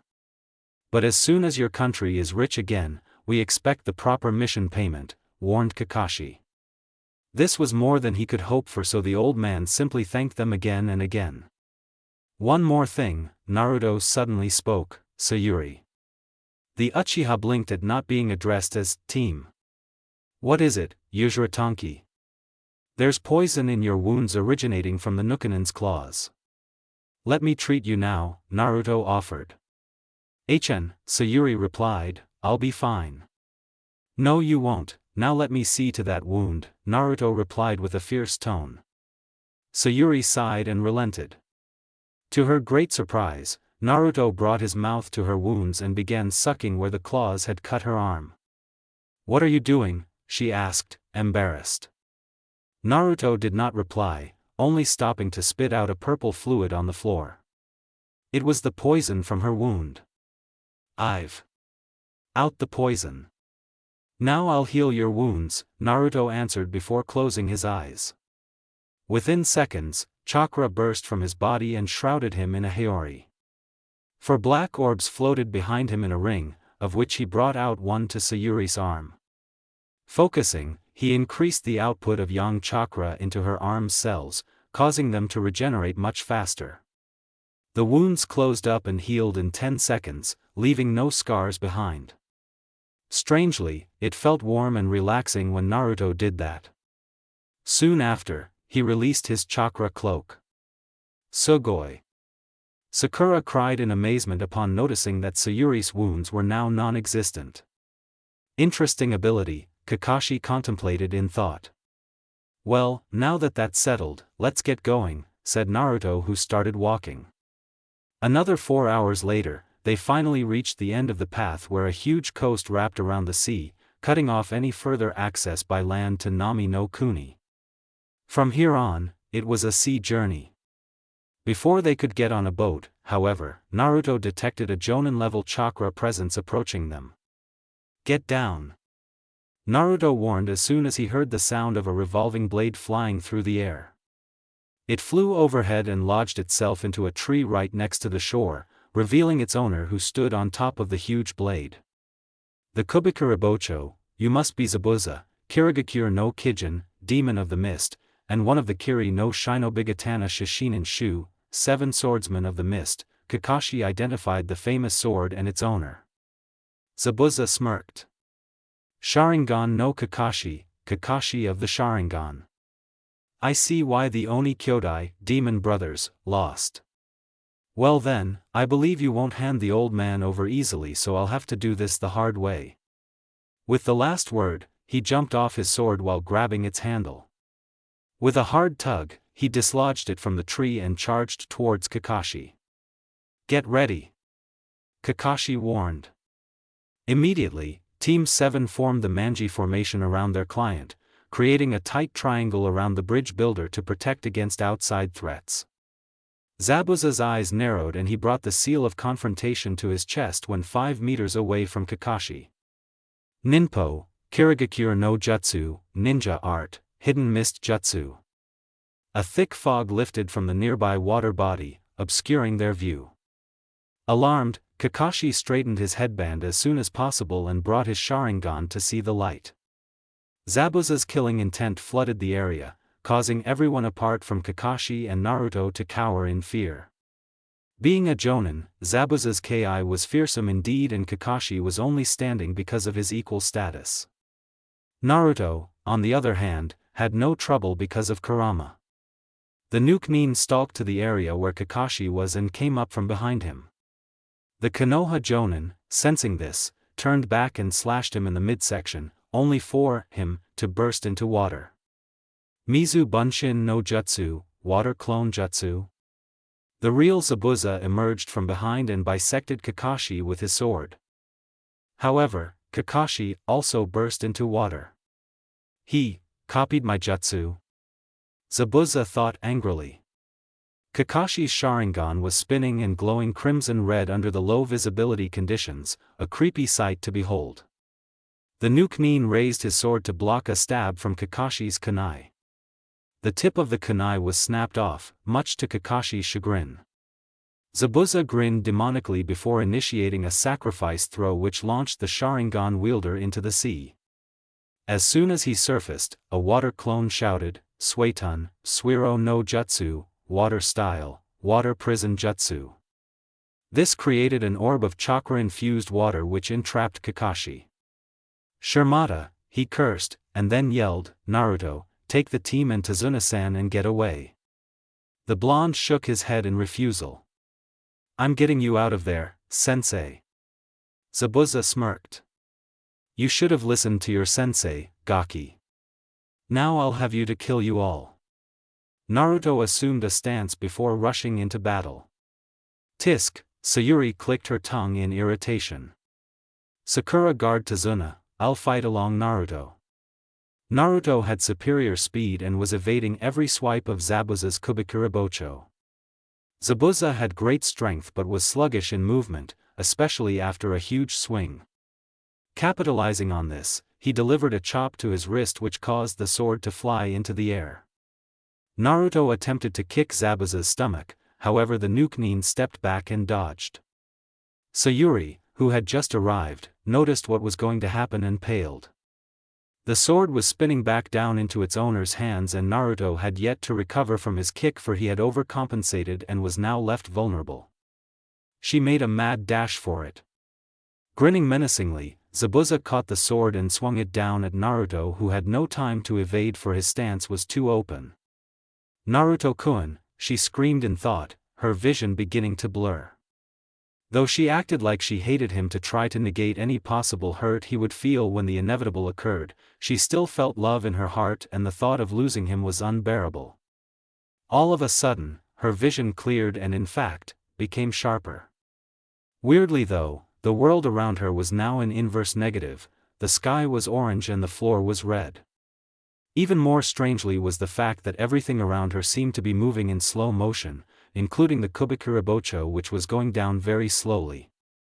Seeing as she still had time, she doubled her efforts to sprint towards Zabuza. Sayuri made it just in time and her bare hands caught the edge of the blade as it swung down, bracing against it. The razor edge cut deep into her hands but managed to stop the sword from moving any further. The Uchiha girl winced as pain shot through her nerves but resisted the urge to cry out in agony. Naruto gasped as he noticed his teammates' vermilion eyes swirling with 2 tomos each but quickly took the opportunity and got away from the sword's path. "Thanks, Sayuri," he said softly. The next moment, yellow chakra enveloped him as he entered 6-path sage mode. "Get the away from her!" Naruto yelled, making a huge swing with a shakujo he fashioned out of one of his truth-seeking orbs. It arced in a perfect curve and struck the blade at the portion above Sayuri's hands. A clean line shot across from the part where Naruto had slammed it to the other end of the blade. To all three's shock, the Kubikuribocho actually snapped. The heavy edge of the blade that had broken fell and hit the floor. Zabuza didn't complain, however, and freed the portion of the sword which he was holding from Sayuri's bleeding hands, which Naruto healed with his good odama. The blood dripping from the blade was seemingly absorbed and the blade was restored to its original form. Naruto analyzed calmly, "Zabuza, your blade, it harvested the iron in Sayuri's blood, huh?" The Jonin was surprised. Only users of the blade ever knew such a trait existed. "You're smart, boy.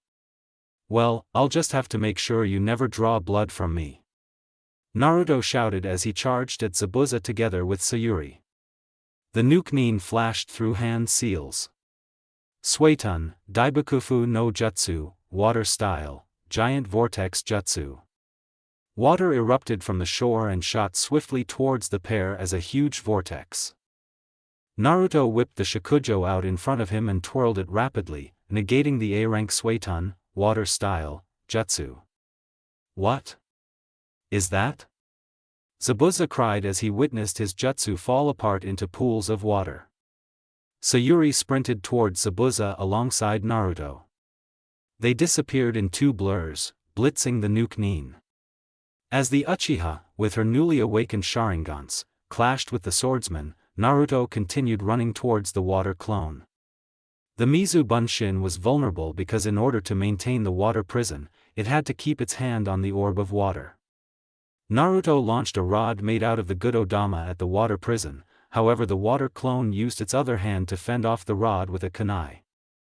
The blonde smirked as the rod pierced through the kunai and shattered it while embedding itself into the Mizu Bunshin's arm. The water clone, being created from a jutsu, was nullified and disintegrated, thus also rendering the water prison useless. Once the water walls fell away, Kakashi took a deep breath of air and panted hard. He had been holding his breath for the past 5 minutes since he was trapped and almost drowned. "Kakashi-sensei, get ready," Naruto uttered. Kakashi nodded, and the blonde performed a kawarimi with Zabuza.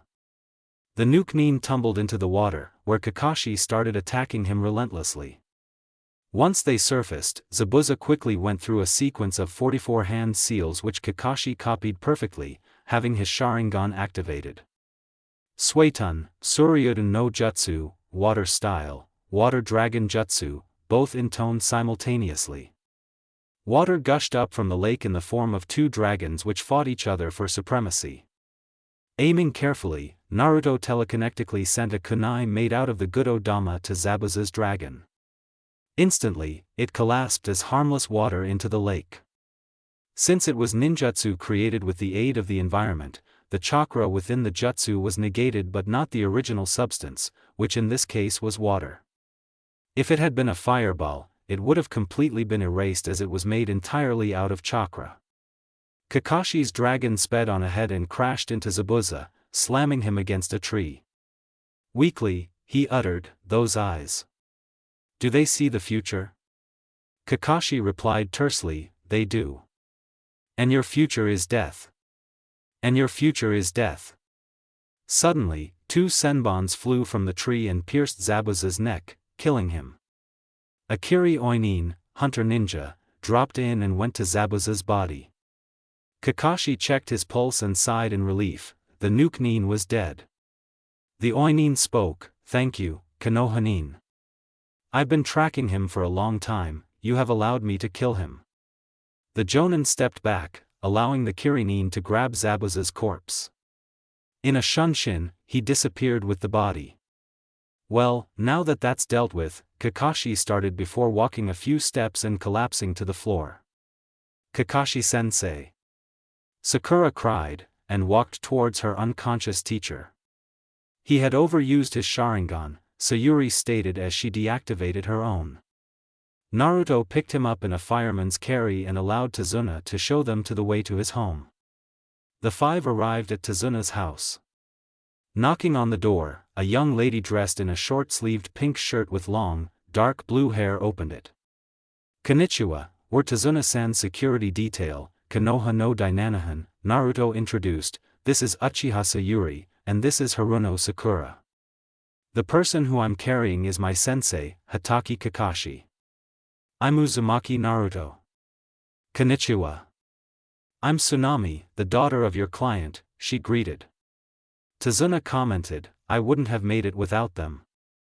We were ambushed by 3 ninja." "Thank you, please make yourself at home," Tsunami said as she ushered the team into the house. There was a kid wearing a yellow shirt, green overalls and a white hat with blue stripes in the house. "That is Inari, my son," Tsunami introduced. Then she led the team to 2 bedrooms. "These are the guest rooms, there are 2 futons per room. Ano-sa, Sayuri, Sakura, who would you like to bunk with?" asked Naruto. Sakura cried immediately, "Sayuri-chan." Sayuri gave a defeated sigh and agreed. Besides, it was in her agenda to get further away from Naruto. Not closer. Bunking with Naruto would be a mistake. "Alright then, let's split up and meet in 2 hours, Naruto suggested before entering one of the rooms. He set Kakashi down on the futon and tried to activate his 6 paths Sage mode to revitalize Kakashi. However, he felt extremely fatigued and was unable to do so. Azura explained, "Naruto-kun, you can only use it 30 minutes in one day at your current level as your body is unable to handle any more than that. The time limit can be extended, but for now just rest. When you wake, train up your taijutsu. Your overcompensation almost ended your life if not for Sayuri. Now rest." Naruto felt drowsy and collapsed onto the awaiting futon. 2 hours later. The blonde groaned and blinked as he sat up, his eyes adjusting to the brightly lit room. It was 4 in the afternoon and Naruto felt like training. When he got downstairs, Sayuri and Sakura were already seated at the table, having high tea. He sat down and picked up a biscuit from a plate. After chewing, he asked, "Shall we have training?" Sakura nodded, excited to improve her taijutsu. Sayuri silently channeled chakra to her eyes, which turned from onyx to a beautiful vermilion hue. 2 tomos lined a ring surrounding each of her black pupils. "I awakened my Sharingan. When Kakashi wakes, I'll have him train me in its usage," Sayuri spoke. Naruto replied, "All right then. For now I'll be working on mostly taijutsu, do you wish to join me, Sakura?" The pink-haired girl nodded eagerly. "Sayuri, can you teach me ninjutsu?" Naruto asked sheepishly after humbling himself down. "Pfft," Sayuri snorted. "All right then, if you're gonna be of any use, you might as well learn something. Just find me once you're done with your taijutsu." With that, the Uchiha walked out of the door. Naruto raised an eyebrow but was delighted. "Come on Sakura, let's go practice our taijutsu." While the Haruno practiced her stances, Naruto went through taijutsu katas, placing emphasis on perfecting the forms and fluidity of the transition between each one. All the way, Ajura gave him pointers such as to vary the strength of his blows and the speed of his transitions to confuse the enemy. After all, unpredictability was his forte. Many feints were incorporated into the sequences and other unnecessary maneuvers were scrapped completely from the kata. Within 3 hours, his taijutsu standard was improved to roughly that of a chunin. It would take much more to catch a jonin like Kakashi off guard, though. In such cases, his rank served to deceive the enemy into believing that he was of such a standard expected of those with the genin rank. At 7, he approached Sayuri for a ninjutsu crash course. "Dobe, were you going to make me wait forever?" spoke Sayuri as she stopped in the middle of her training. "Sorry about that. Can we begin now?" Naruto apologized. "Alright, basically, ninjutsu manipulates chakra to do things that you normally wouldn't be able to do, like breathe fire or level the ground. To do an elemental jutsu, there are mainly 2 parts, nature transformation and shape transformation. After you mold chakra, nature transformation is applied first. This characterizes the jutsu's element.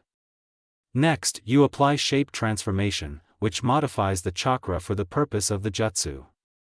For example, my fireball jutsu is my chakra converted to fire and shaped into a ball. Understood?" Naruto nodded. "So, how do I apply nature transformation?" Sayuri replied, "It comes naturally to one based on the person's elemental affinity. To test for your affinity, you first need to channel your chakra to a piece of chakra paper. I don't have that at the moment, so you have to get it from Kakashi-sensei."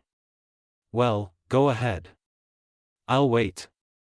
Naruto returned to the house and found his sensei still asleep. Naruto woke him up temporarily to ask permission to borrow chakra paper.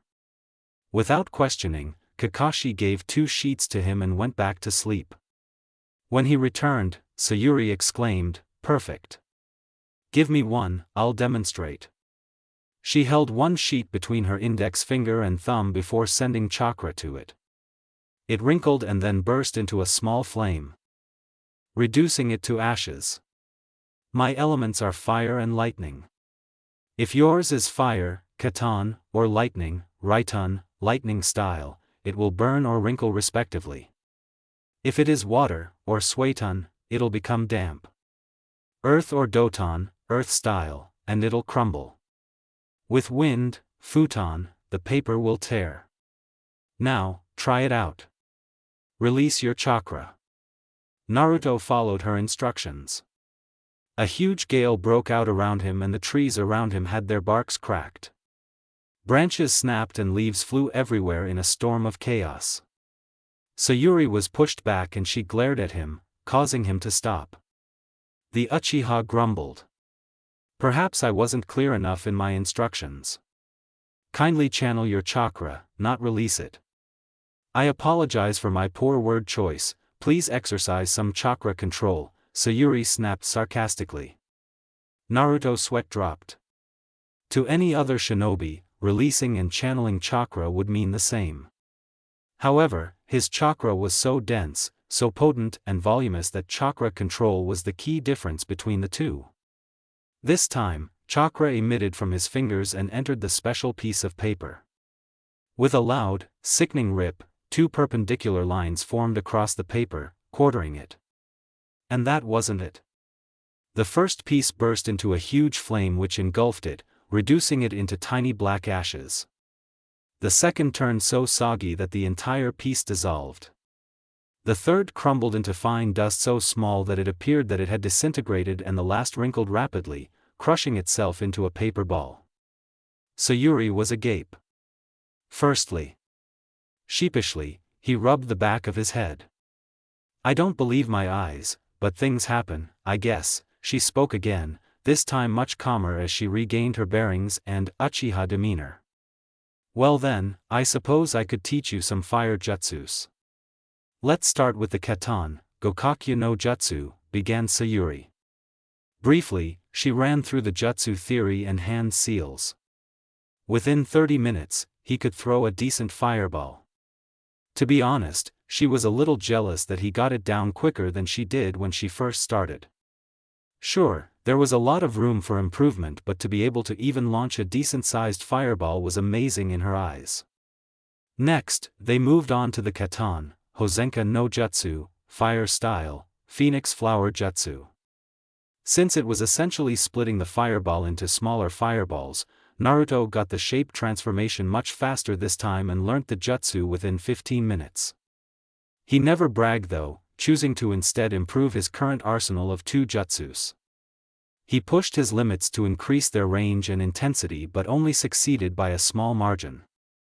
At 8, Kakashi woke and came by to supervise training. At this point, Sakura joined them. Upon hearing of Sayuri's 2-tomo Sharingan and Naruto's 5-element wonder, Kakashi explained that he only knew of 2 people who had both occurrences. Uchiha Obito, my former teammate, awakened the Sharingan with 2 tomos already present. He was trying to protect me after I got my left eye slashed. Later, he died saving me from a cave collapse and had me take his left Sharingan, recounted Kakashi. Could it be because both were awakened during the need to save someone? Asked Naruto. The white-haired Jonin shrugged. It's possible. After all, most Uchihas awaken their Sharingan when they are under incredible mental stress, usually due to the death of a loved one. This is why they call it the curse of hatred, because the more losses an Uchiha faces, the larger his hatred and thus, the more powerful his eyes become. In Sayuri's case, there's too little evidence from the past, though it's still a possibility. I guess, that'll have to wait till she has children, huh? Said Uchiha, blushed before suppressing her embarrassment. What about Naruto and his 5 elements? Sakura asked. Well, I've only heard of one man who had all 5 elemental affinities. He is the Shinobi no Kami, god of shinobi, the Shodai Hokage, Hashirama Senju, Kakashi explained. Whoa, Sayuri gasped in amazement. Naruto wasn't so surprised as he was the Shodai in his past life. On the other hand, he was glad that Sayuri was showing more emotion than she did on a regular basis. Hopefully that meant she was warming up to the team. Kakashi continued, my elemental affinity is lightning, however, with my Sharingan, I have copied over 1,000 jutsus from all 5 elements. This earned me the title of Copy Ninja no Kakashi, Copy Ninja Kakashi. However, the problem with performing jutsus that are not aligned with your affinity is that they take more chakra and chakra control to execute properly, so just a warning before you guys may get any ideas. Except Naruto, of course. So, I'll use 2 shadow clones to teach Naruto and Sakura ninjutsu while I myself, the original, will instruct Sayuri in the Sharingan as well as ninjutsu. Alright? The 3 genins nodded and Kakashi formed shadow clones. While the original focused on teaching Sayuri Sharingan tactics, it was impossible to teach everything he knew about the eyes as she only had 2 tomos. Thus, he moved on to ninjutsu and taught her his one and only original technique, the Chidori, 1,000 birds. As for Naruto, he gave him 2 ninjutsu from each element to learn over the week. With shadow clones, they sped up the process as Kakashi revealed to Naruto. As he had recalled from the scroll of sealing, the shadow clone jutsu created corporeal clones which, once dispelled, returned its chakra and memories to the user. Because of this, using shadow clones to train accelerated the process. What he could complete in an hour could be done in half an hour with a single shadow clone. Since he could spam hundreds, as they found out later, well, you know what happened. The only drawback was things that required muscle memory like taijutsu needed to be done manually, as shadow clones could not help in that. Lastly, with Sakura, she discovered her elements, earth and water, and was taught 1 jutsu each from each element. Kakashi figured that she had only so much chakra to spare, so it would be better if she focused more on being a support type. By dinner at 9, despite still having their work cut out for them, all 3 had accomplished a milestone. They discussed training over dinner, and that's when Kakashi decided to drop the bomb. I suspect Zabuza may still be alive, the Jonin declared suddenly. The genins froze in shock. But, how? Why? Naruto asked, setting down his spoon. The standard procedure for a hunter nin is to burn a Nukanin's corpse upon killing him. This is to prevent the village's secrets from being leaked. However, as I recall, the Oinin just took Zabuza away, Kakashi explained. But are you 100% sure? Facing Zabuza again is a terrifying thought, Sakura asked worriedly. Kakashi reasoned, that's not the only detail. From what I remember, senbons are not enough to kill but can induce a death-like state when thrown at the correct spot. In my fatigue I must have overlooked that detail and thought he was really dead. Unfortunately, that means we have at most a week to train before facing Zabuza again, and this time, probably with his accomplice as well. Given his accuracy with the senbons, this accomplice is no pushover either, so you guys must train as much as possible. Hopefully we'll be able to increase the odds of victory by learning the jutsus which I have just imparted to you. Alright, so we'll train extra hard this week. Naruto cried, excited to get his ninjutsu up to par with his taijutsu. Their conversation was interrupted by the cold voice of Inari, Tsunami's son. What's the point of all this training, when you are all going to die at the hands of Gado's men anyways? Why are you still so cheery? What do you know anything about suffering? Suddenly, the room's temperature dropped a few degrees, making its occupants shiver as killing intent flooded the house, courtesy of Naruto. Kid, you don't understand how hard of a life we shinobi lead. You think you have it tough? You're wrong. Every day, we must train ourselves to get even the slightest edge against our opponent so that we can live to see the day and go back to our loved ones. We face death every single day. Even the slightest mistake can lead up to our death. So we treasure what we have, and fight for our precious people. You have your mother and grandfather who love and spoil you. People like me don't even have families. I get glared at in my own village, kicked out of stores, overcharged for simple things. All you need to know is, without any precious people, you cease to have a reason to exist. If you don't stand up for yourself, no one else can do it for you, kid. Naruto replied, surprising Sakura with the amount of maturity he had in his tone and reply. In fact, she was shocked that such things even happened to Naruto. Was it true? She decided that she would ask Kakashi-sensei in private, so she would not offend Naruto if he had really gone through such things. Sayuri, on the other hand, felt an inexplicable sense of sadness for Naruto's past. She didn't question the integrity of his words and chose instead to keep silent. Kakashi was also deeply saddened by Naruto's words, knowing they were true. He was well aware of his student's tenet, but was disgusted by the villagers' actions. They took their hatred for the fox out on a defenseless boy who knew nothing of why they did so. Inari was taken aback by Naruto's harsh response, having expected a retarded response about how they were going to find a way to defeat Gato and alleviate the village's suffering. Instead, Naruto's reply was more of a "You, deal with it bitch, except with instructions how." The kid burst into tears and ran to his bedroom, Naruto's philosophical response still ringing in his head. The blonde took his plate to the sink where Tsunami was and then opened the door. "I'm going to train." The door closed as Naruto stormed off. Kakashi sighed. It can't be helped, he thought.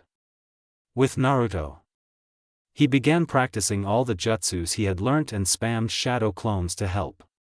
By 11, he collapsed from exhaustion. With Sayuri, the other two had turned in for the night, but Naruto was not back yet. This had Sayuri slightly worried as it was quite late already. Had the enemies gotten hold of him? Stealthily, she snuck out of the guest room and out of the house, venturing into the nearby forests. About 300 meters away was a huge clearing created by a large array of jutsus. If Naruto had clashed with the enemy, the fight must have been pretty big to leave such a huge trail of destruction. To her relief, she found Naruto lying on the floor, still alive if his light snoring was anything to go by. She sighed and smiled, stifling a laugh. Only he would be capable of doing all this and still sleeping so peacefully like nothing happened. As gently as possible, she picked him up. Leaving him here was not only dangerous but he could also catch a cold out in the forest at night. Slowly, she walked back to the house, careful not to wake the sleeping boy in her arms. Her face flushed when Naruto's sleeping self snuggled deeper into her embrace, pressing against her chest. A ghost of a smile graced her lips. She then re-entered the house shinobi style, through the window. Silently, she landed on the tatami floor of Naruto and Kakashi's room. Their sensei was fast asleep, still recuperating from his overuse of the Sharingan. His awakening earlier to check on them and have dinner left him even more weary when he finally retired to the futon as his rest was incomplete. Well, at least Sayuri could do what she was currently doing. Carefully, she lowered him down onto the futon. The Uchiha located the blanket and pulled it over the sleeping blonde. Under the moonlight, his facial features were relaxed and his expression was one of peace and bliss. It generated an aura of calmness which spread to Sayuri as she tucked her favorite blonde into bed. She found it hard to resist and gave in to her temptations. Softly, she kissed Naruto on the cheek and whispered, "Sweet dreams, Naruto-kun." Now that her mind was at peace, she returned to her room and went to sleep. Unknown to her, while Naruto was most definitely asleep, his lips curled into a smile rarely seen anymore, a smile of true happiness. The next morning, Naruto's eyes snapped open and he groaned as he registered the sunlight piercing through the window. It cast a warm glow throughout the room, illuminating it with the brilliance of the morning. "Rise and shine, Kit!" Kurama yelled from the mindscape, howling with laughter when the boy winced as the loud announcement rang in his head. Clearly he wasn't a morning person. Azura took over and declared, "Today we will do something special, Naruto-kun. Go to the local blacksmith and commission the finest sword he can make. When you get it, I'll teach you kenjutsu, sword techniques. It'll be worth it as you get to extend your range of attack." "Alright then," Naruto replied telepathically as he stood up and got downstairs for breakfast. "Tsunami-san, is there a blacksmith in this town?" The woman was surprised by the sudden question but nodded. "He's a very famous blacksmith in town, charges highly for his weapons but makes the best swords in Nami no Kuni," Tsunami replied as she jotted down the address. "Here." Naruto took the piece of paper and slipped it into his pocket. "Thanks, Tsunami-san." "Naruto, are you buying a sword?" Kakashi queried. "Yep." Sayuri spoke up, "Can you help get me a chikudo? I'll give you the details on a piece of paper later." "Okay then, I'm leaving after breakfast," Naruto replied, setting down his teacup. Once Sayuri gave him the paper, he left for the address which Tsunami gave. Sayuri and Sakura split up for their individual training first, Kakashi would later gather them for a team exercise when Naruto returned. For now, he guarded Tazuna at the bridge as the bridge builder directed his workers for the massive construction taking place. With Sayuri. In the spot where she found Naruto yesterday, a young girl in pink dress wearing a black choker was plucking plants and depositing them in her basket, seemingly gathering herbs. "Ohio," the girl said as she looked up from her herb picking. "Ohio," Sayuri gave the customary reply. "What are you doing out in the forest so early in the morning?" the Uchiha asked, stopping to catch her name. "Haku," the girl supplied, "I was picking herbs to heal a friend of mine." "What about you?" "I'm Uchiha Sayuri, a kunoichi, and I was going to begin training." "Oh," the girl cocked her head in curiosity. "That's interesting. What do you train for?" The Uchiha replied, "I train to get stronger so that I can kill my brother to avenge my clan."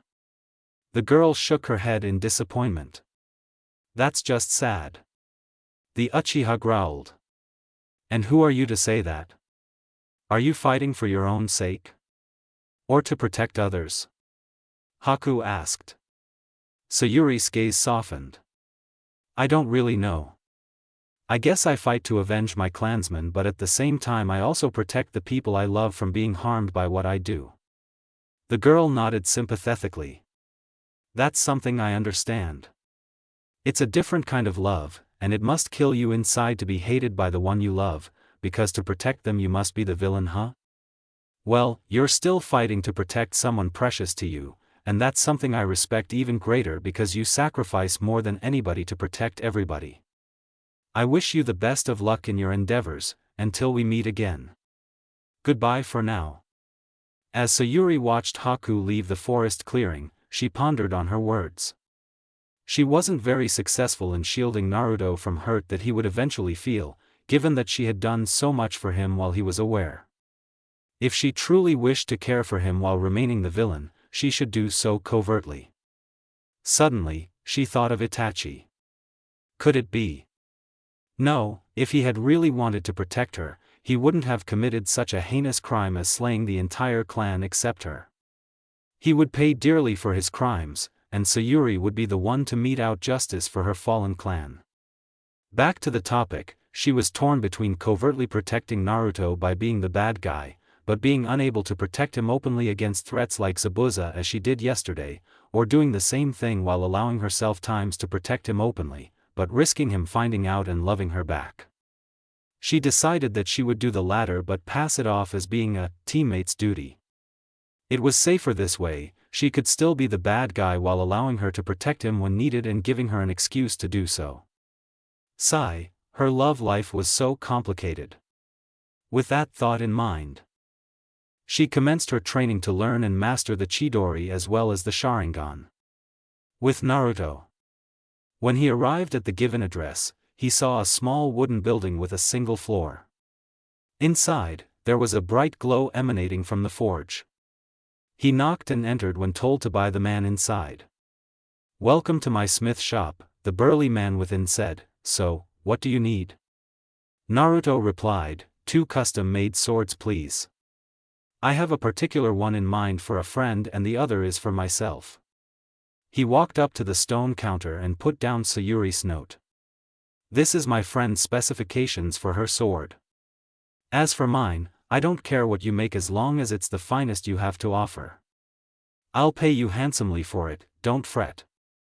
"I see," the man responded, taking the piece of paper and scanning through it. "Your friend's one is easy to make, however, yours will take quite a while as it'll be my greatest masterpiece yet. Do you mind if it is a Yoto, Western sword?" Naruto shook his head. "As I said, I don't mind whatever you have planned." The blacksmith nodded and handed him a rod. "Hold this for me, take a few swings," the blacksmith requested. Naruto did so and the man observed carefully, taking down notes. "He's quite strong as that rod is relatively heavy. I figure I'll forge something heavy, a dense material perhaps." Next, he took measurements of Naruto's hand, forearm, and legs to determine the weapon's perfect thickness and length. "Alright, I'm done. Thanks for your business. I'm Shinho Akiba, Master Blacksmith of Nami, and it's been a pleasure working with you. You can pick up the swords in a week. Pleasure working with you too. Ja-ne, said Naruto before leaving the forge. A week later. Team 7 alternated between guarding Tazuna and training, and today, it was Sayuri's turn. She scowled as the bridge suddenly became much colder. The fog had thickened and visibility was reduced slightly. For all she knew, Zabuza and the accomplice was back. Kakashi-sensei, Sakura, we have an alert. I think the enemy is back, the Uchiha spoke into her radio. Roger that, heading over. Where's Naruto? Kakashi asked. Sakura replied, I think that idiot overslept, probably still in the house.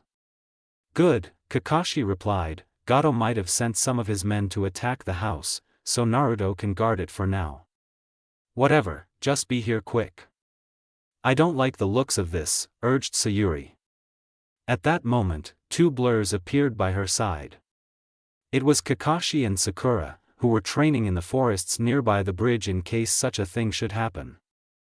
On the other end of the uncompleted bridge, two dark shadows stood menacingly. One had a huge sword hefted on his shoulder. Zabuza. Kakashi called into the mist.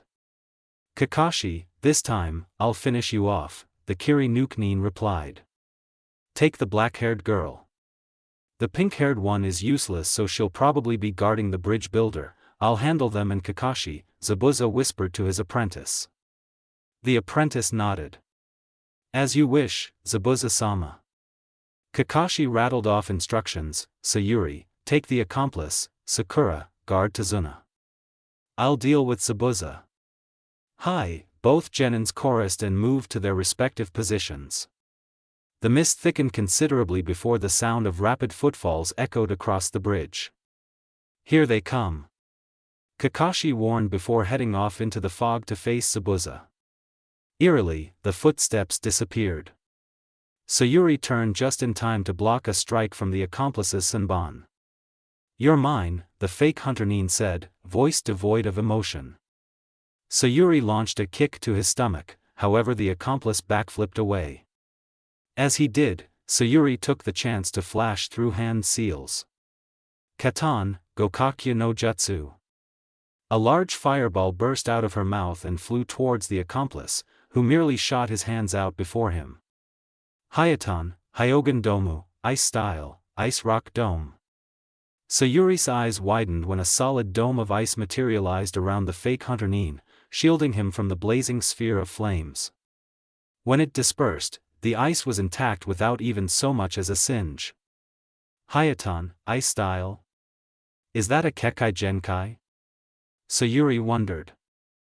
Her attention returned to the accomplice, who had opened a hole in the dome and was charging towards her. The two engaged in taijutsu and it was clear that the fake Oinin was faster. He grabbed the Uchiha's arm and formed one-handed hand seals with the other hand. Hijitsu, Sensatsu Susho, Secret Jutsu, 1,000 flying water needles of death, the accomplice uttered. Water in the air materialized into numerous thin icicles that closed in on Sayuri. The Uchiha yanked her hand free and used her kunai to deflect all the incoming projectiles. After she was done, a powerful kick pushed against her chest, sending her crashing away. The fake hunter Nin closed in on her and stomped on the ground where she was. Luckily, the Uchiha rolled away in time and recovered, swiping her kunai swiftly at the accomplice. He burst into shards of ice, reappearing behind her. Beware. Hijitsu, Makio Hyosho, Secret Jutsu, Demonic Ice Mirrors, he called. Multiple mirrors made of ice surrounded her in a house-like formation, preventing her escape. In each mirror, there was an image of the fake hunter Nin. Sayuri growled. It was infuriating that he was so fast. She didn't want to pull her trump card this early, but if her fireball earlier was anything to go by, normal fire techniques wouldn't work on his ice. Sharingan, she uttered while channeling chakra to her optic nerves. Her ink-black eyes flared with chakra which turned them into a bright vermilion hue. Around her black pupils was a ring with 2 spinning magatamas. Suddenly, a wave of senbon rained down on her.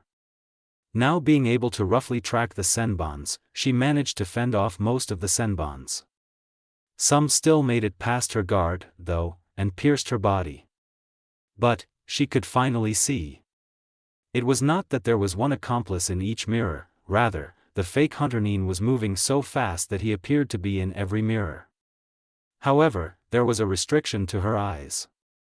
While she could now keep track of the enemy and see the senbons flying towards her, if her body was not fast enough, she still wouldn't be able to block them.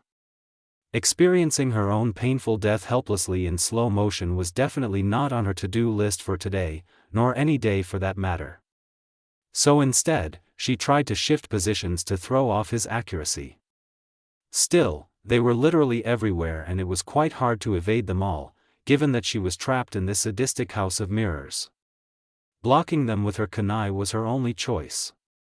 In the times where one slipped past her guard, it pierced through her delicate skin easily and stung like. Worse, they felt very cold and numbed the struck area slightly. Her eyes widened when she saw Zabuza's accomplice shooting out from the mirror. Usually, he traveled along the mirrors, but this time, he flew through the air right at her. With Naruto, earlier. The Uzumaki woke up and realized that Kakashi was gone from the room. When he checked, so was Sayuri and Sakura. Damn it, he overslept again. He went downstairs to find them, but paused mid-step when he heard a commotion downstairs. Don't kill my mom. Naruto heard Inari cry. Hahagaki, we were given orders and we'll follow them. Perhaps we'll kill you first, have some fun with your mom, then kill her too, a man spoke. Clearly, there was more than one due to the we, but how many exactly? Naruto extended his sensory range and found 4 weak chakra signatures, 1 woman, a child, and 2 men. Yes, he could even tell apart their gender and age based on their chakra signatures. They were weak as they were not shinobi, but civilians still had a small trace of chakra. Obviously, the woman was Tsunami and the child was Inari, meaning there were 2 enemies in the house. Based on their weak chakra presences, they were probably bandits. Naruto could detect the fear and oppression in the environment, Kurama's negative emotion sensing. Well, it was time to step in. Faster than they could see, 2 shadow clones appeared behind the 2 bandits and drove kunais into the base of their skulls. When they collapsed, Tsunami shrieked in horror at the sight. Naruto sighed as he walked down the stairs.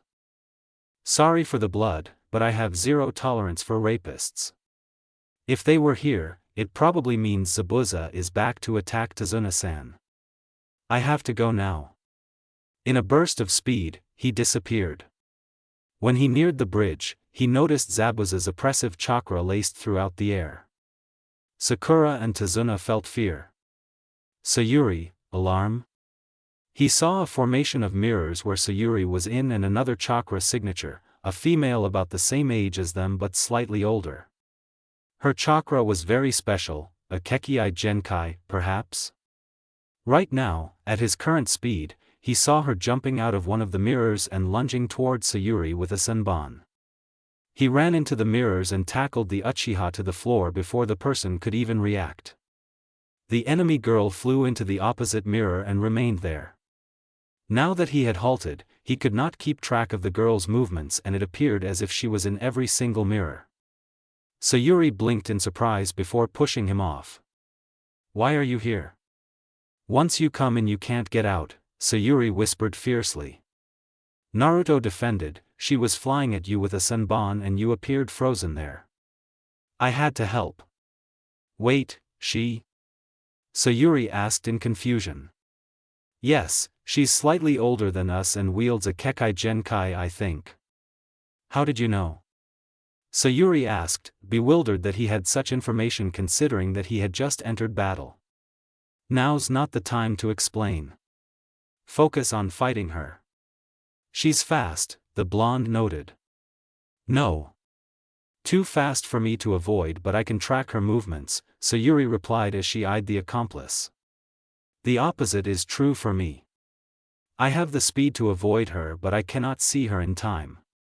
Alright then, I'll be your eyes and you'll be my body, Sayuri decided. Naruto nodded and raised a kunai. The fake hunter-nin raised her eyebrow behind the mask. Then, she pounced. 2 o'clock. Sayuri warned. Naruto swiped his hand outwards in the indicated direction and felt his kunai come in contact with the enemy's senbon. With all his natural strength, he pushed back and sent the opponent flying back into the mirror. She then threw another senbon at them. 5 o'clock. 3 o'clock. 8 o'clock. 1 o'clock. 11 o'clock. Sayuri relayed the visual rapidly. Naruto was having a hard time keeping up, because he first had to register what she was saying, then associate it with the direction and then act out accordingly. It didn't help that she began spamming directions as soon as Zabuza's accomplice began rapidly launching senbons from random directions. The moment their coordination faltered, was the moment the enemy struck. Like snow, the thin needles rained down on Naruto and he did not detect them in time. Quickly, Sayuri performed a substitution and took his place. She braced herself as like a relentless blitz of snow, the thin needles pelted her, turning her into a pincushion for the thousands of senbons which pierced into her body. Sayuri! Naruto cried as his teammate collapsed to the floor. He kneeled down and propped up her back on his knee. Why did you do that? You could have let me handle it. The Uchiha gave a dry laugh, even in her current state as blood dripped from her mouth. There was no time to think. My body moved on its own, Yujiratanki. And I promised myself that I would stay alive to kill Itachi. Is this really the end? She thought to herself. Well, at least her death could be useful. Fight on, Naruto, for me. Don't let your dream die. With those words, her eyelids closed shut and her body went limp. Naruto felt her pulse fade away. The blonde's eyes widened. His dream to be Hokage? Where was there time to think of that now when his own teammate was dying before his eyes, and no less for him, so that he could live on? What kind of sick, twisted world did this kind of? To him? Did he deserve it?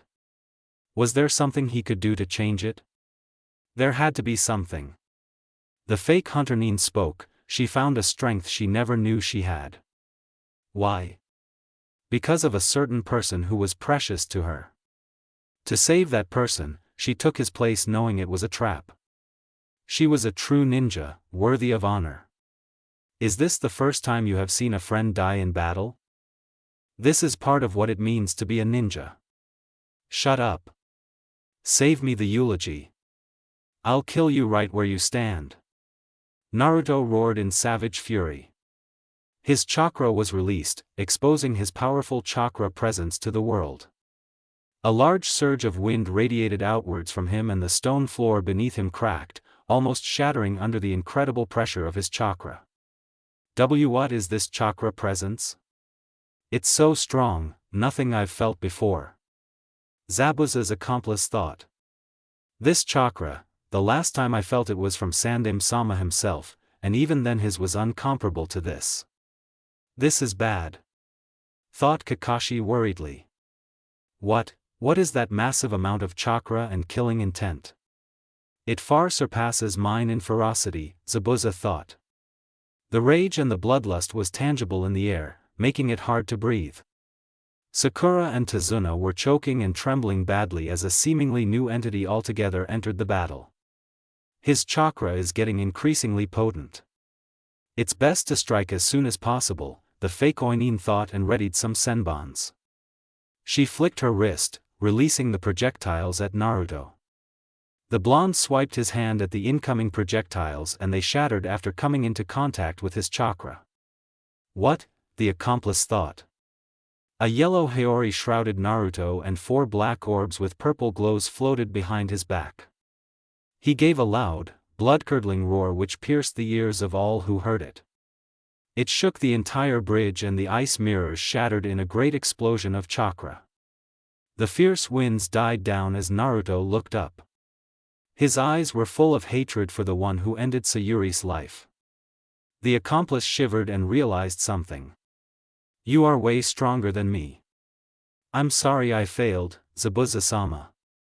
I'm nothing but a broken and useless tool now. End my life. Naruto was slightly stunned by her thinking. What kind of logic is that? You are not a tool, you are a shinobi in your own right. The fake hunter Nin retaliated, and that's what a shinobi is. A person who is a tool for the person who buys his services. Since I failed, I have no right to live. Now end my life. Naruto was appalled. That's not what a shinobi is. You are a person too, you have emotions and a personality. You do not deserve to die simply because you couldn't defeat an adversary stronger than you. That's stupid. Haku scoffed and tried to rile him up. Is that how weak your will is? When you swore vengeance against me for your friend's death, were they just empty words? Naruto growled and cocked his wrist back. With a punch, he sent her crashing into the ground 10 meters away. She got up, her mask now shattered to reveal the face of Haku. Come on. You can do better than that. Kill me. I deserve death for failing my master. She then heard the crackling of electricity a short distance away. Eyes widening, Haku suddenly said, "Wait. I still have a final use for my master." An ice mirror formed beneath her feet and she dropped into it, disappearing. With Kakashi, earlier. I should end this quickly. I don't like the feel of that chakra, the Konoha Jonin thought, drawing a scroll from his vest and opening it. He cut his thumb on a kunai in his open-bottomed kunai holster located on his flak jacket. He swiped the blood in a line across the middle of the scroll and sealed it shut. Placing it between his thumbs and index fingers, he formed the hand seals: tiger, snake, dragon, dog. Slamming the scroll onto the ground, he uttered, "Kuchios, Doton, Suga no Jutsu, summoning, Earth style, Fanged Pursuit Jutsu." Activating the Doton Jutsu, lines of black kanji scrambled out of the scroll's ends and shot into the ground. The scroll vibrated vigorously as it did so, until there were no more lines exiting it. 10 meters away, where Zabuza was, the lines burst out of the ground and in a flurry of smoke, revealed Kakashi's ninkins. An entire pack of hounds restrained the Kiri Nuke Nin, allowing him to prepare his ultimate technique against Zabuza.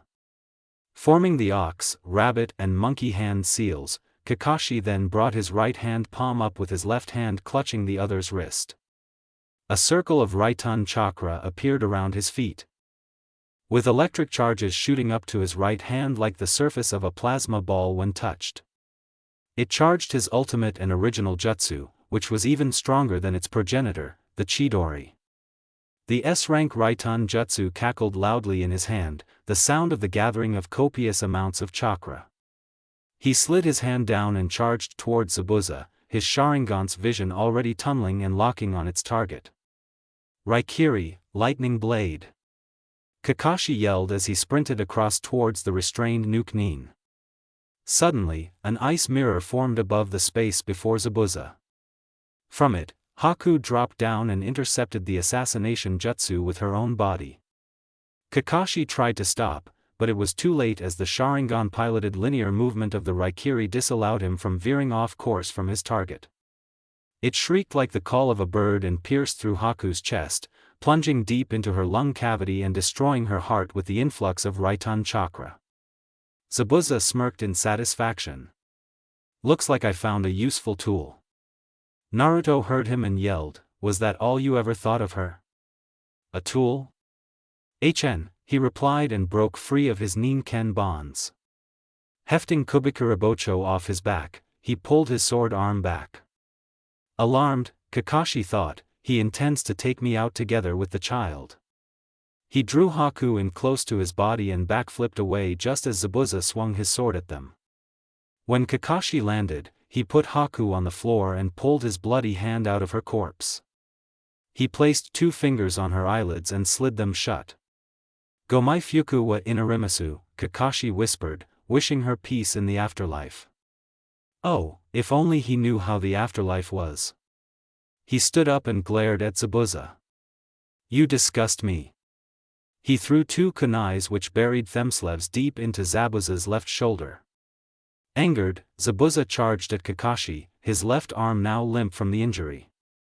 The Konoha Jonin threw a right hook at his face and performed a spinning heel kick which sent him back.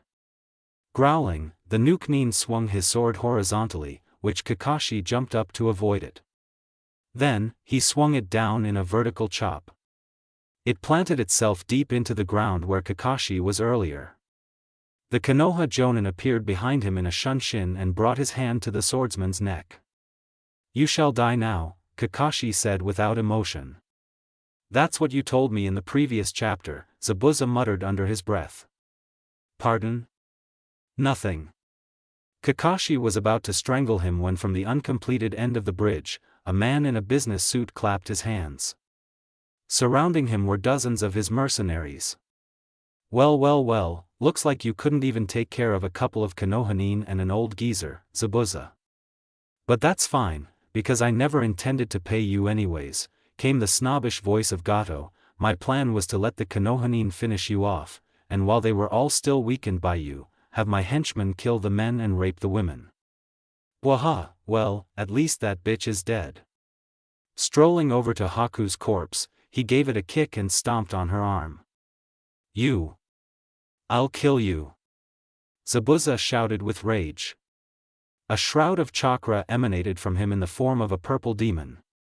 Sharingan no Kakashi, let's call a truce. I want to kill Gato and his men, Zabuza declared, give me a kunai. Kakashi nodded and tossed one over to the Nuke-nin, who clutched it between his teeth. Ditching the Kubikuribocho, he charged at Gato and his men with a savage cry. Previously. Ditching the Kubikuribocho, he charged at Gato and his men with a savage cry. There were no words to describe the ensuing carnage. It was simply this, a massacre. The demon of the mist cut down every single henchman standing there. Though some had time to slash or stab at him with their weapons while he was dealing with their colleagues, others were simply too intimidated to do anything as they were bisected by Zabuza's kunai. Eventually, Zabuza reached the magnate, who was shivering in fear. The cornered Gato was literally between the devil and the deep blue sea, for Zabuza had him trapped right at the edge of the bridge. Don't kill me. I'll pay you. Gato pleaded. The Nuke-nin shook his head. I grow tired of your lies, Gato. This is for Haku. With a single swipe, he disemboweled the tyrant while sending him down into a watery grave. Zabuza, too, was already extremely exhausted. His various injuries began to take their toll on him as he strode weakly to Haku's corpse before collapsing next to her. Kakashi, he rasped out, gaining the attention of the nearby Jonin, I have a final wish. Bury me next to Haku. The white-haired Jonin nodded solemnly, watching as the swordsman passed away. The two would be buried with honor. The gathered villagers cheered loudly, for Gato's monopoly had finally been broken. Naruto did not share the same sentiments, as once the adrenaline wore off, he remembered that his teammate had died for him. His knees became weak when he came near the body of Sayuri. Her corpse was riddled with numerous senbons. Tears of sorrow filled his eyes before they dripped onto the peaceful face of his teammate. Voice-stricken with grief, he whispered, "You did not have to die. So why? Kami, please tell me."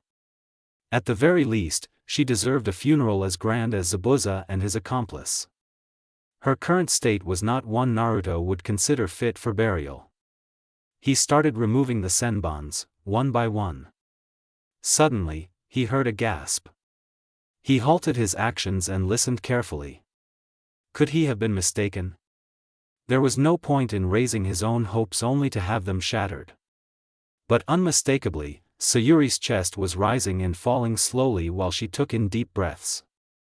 Her eyes snapped open, much to Naruto's surprise and relief. Sayuri! Naruto cried happily, hugging the seemingly revived girl. Though the Uchiha was secretly enjoying the warmth of his embrace, she was starting to find it hard to breathe. "Dobe," she choked out, "can't breathe." "Sorry," said Naruto, releasing her from his grip sheepishly. A thought occurred to him before he entered Six Paths Sage mode, utilizing his yang power to heal her wounds. Instantly, it left him drained. It was him who collapsed into her chest, making her sigh as she stood up slowly with the blonde in her arms bridal style. "Let's go back. I'm so done with this mission," Sayuri stated. Sakura could not help but agree. Kakashi was too tired to say anything and simply picked up the two corpses, carrying them along with him so they could receive a proper burial.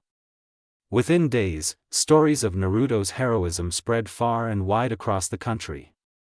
His huge role in combating the tyranny of Gato and gathering the villagers through Inari was well received by the population of Nami, who named him the Nami no Ayu, hero of Wave. The other members of Team 7 were celebrated as well, of course, but none as much as Naruto.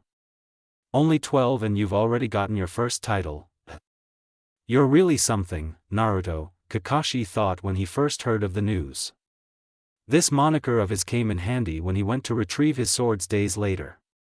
"Come in," came the voice of Shinho Akiba over sounds of hammering. The blacksmith turned his head and noticed the blonde enter his store. "It's you, you're Uzumaki Naruto, aren't you?" Naruto raised an eyebrow. "How did you know?" "I do not believe I disclosed my name in our previous meeting." Akiba chuckled.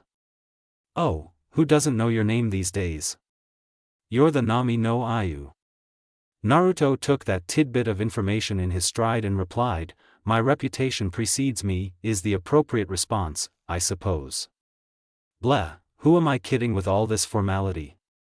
Let's get down to business, Shinho-san." "That's more like it," said the blacksmith as he took out two swords from his forge. The first was a chikudo which had a black scabbard and matching hilt, and was a larger size than a normal chikudo. "This is what I call the Kusanagi no Tsurugi, grass-cutting sword. Of course, it has none of the special properties granted by the legendary Kusanagi, but it is very durable and can cut through most things.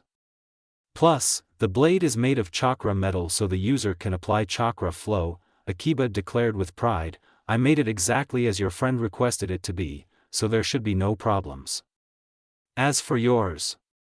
The second sword was pitch black with trims of gray, feeling evenly balanced when held. It had a black hilt connected to a hand guard that dropped down on the right side. Attached to this elongated area of the handguard was part of the blade which was completely black like the rest of the sword and outlined in a light gray. "This, I call the Aim no Murakumo no Tsurugi, Celestial Cloud Gathering Sword, my greatest masterpiece yet," the master blacksmith announced. Naruto's sweat dropped. "That's a cool name and all, but is there something shorter?" The man thought for a while before replying, "You can also call it the Elucidator, for it cuts through even the thickest darkness to bring light." "I'm not exaggerating, you could try." Naruto shrugged and brought the sword to a dark corner of the store. Indeed, the blade itself seemed to emanate a dim glow of its own. When swung, it effed behind a trail of light that could potentially blind enemies. "Anyways, as for its properties, I made it such that it was heavy enough to be wielded by you but not others.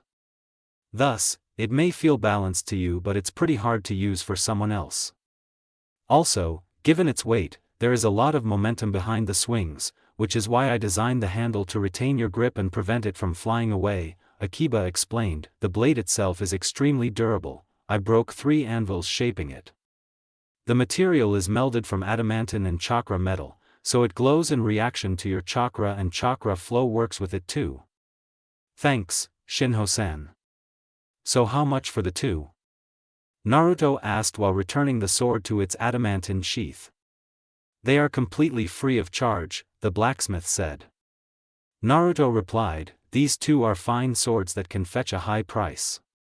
I must pay for them, or it will be a waste of your time and effort." Akiba shook his head. "Take them as gifts for your valiant heroism. If you truly wish to repay me, promise that you will use the swords for good like what you did for our country. Do this, and the swords will never fail you. Your debt will then be repaid." Naruto opened his mouth, but then closed it in acceptance of his gifts. "Thank you, Shinho-san. I will never forget this. Neither will I, for your service to my country. See you again." Tazuna's house. "Yo Sayuri, here's your Kusanagi no Tsurugi," Naruto shouted from downstairs. When the Uchiha's head peeked over the parapet, he tossed the Chikudo up the stairs. She caught the spinning sword and examined it as she descended the staircase. "It's a beautiful work of art. I'm gonna train with it now." "Same for my sword," Naruto replied, and they went separate ways into the forest. While Sayuri's aim was to integrate the sword into her Uchiha fighting style, the interceptor fist, Naruto's purpose was to learn as many moves as possible from Asura and then perfect each and every one. Meanwhile, the bridge's construction was still underway, of course. Shadow clones dotted the huge bridge, providing security in case the remnants of Gado's mercenaries returned to finish the job. Thankfully, no such thing happened, and within 4 days, the bridge was finally completed. In accordance with their mission scope, they had to leave on the day of completion. As for their mission pay, they were already paid fully for the A rank, as mysteriously, someone had left a huge sum of money with the villagers one day, which amounted exactly to the money Gado took from them. Which blonde was it who launched this covert operation?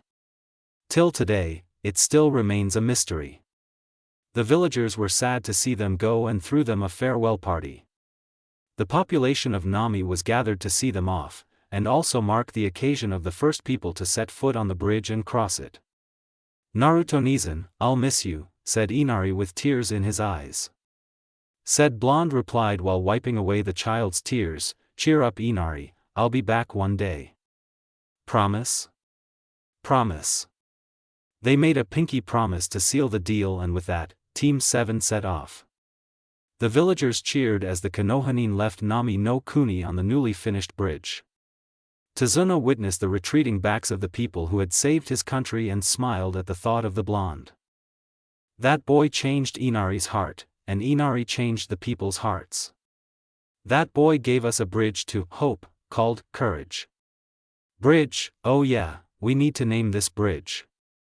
Well, I have a perfect name for this bridge. Oh? What is it? Inari asked. How about, the Great Naruto Bridge? Tazuna suggested. Hee, that's a good name. Inari replied. The villagers present cheered in assent. This name is in hope that this bridge will never crumble, and will one day become a super famous bridge whose name is known throughout the world. Kanahagakure. Upon arrival, Team 7 went to the Hokage's office as it was after 12 noon. In the morning till 12, the Hokage would be at the mission assignment desk giving out D to B rank missions. After 12, the Hokage would be at his office, clearing paperwork and giving out the occasional A or S rank where security and privacy were paramount. Thus, Team Kakashi found themselves being debriefed in the Third's office. After a lengthy report due to the upgrade of the mission ranking, they were finally dismissed. Sayuri, Sakura, shall we go for lunch together? Naruto suggested. The Pinkette shook her head. Sorry. My parents are waiting for me as the mission took longer than expected, the Haruno replied, walking away. What about you, Sayuri? Naruto offered. The Uchiha responded, me neither. I have to go home and train. The moment she said that, his eyes lit up in excitement, making her regret her statement instantly. Can I train with you then? No. Please. I said no, Sayuri rejected firmly. The Uzumaki pouted and used his doggy eyes on her. Just this once, please. Seeing his irresistibly cute expression, her resolve crumbled away. Reluctantly, she finally said, all right, but don't mess up my house. Naruto gave a mental cheer as he succeeded with persistence. The blonde followed the Uchiha to the clan district. Along the way, the two were the object of the villagers' stares of disdain. Why is Uchiha-sama with that dash? I cannot allow that brat to taint her. That boy does not deserve to stand on the same ground as the great Uchiha-sama. These were among the many mutters and whispers of the spiteful villagers. Sayuri ignored them and said to Naruto, "Let's take to the rooftops. I don't like being watched by them like some procession." Naruto nodded, and in a blur, both appeared on the roof of the nearest building.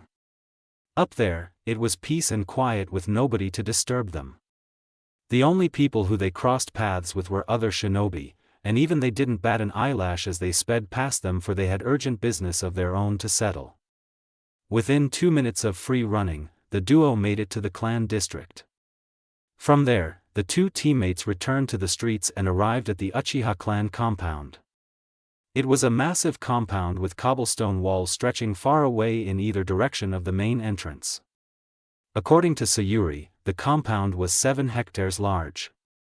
It was a big clan, after all.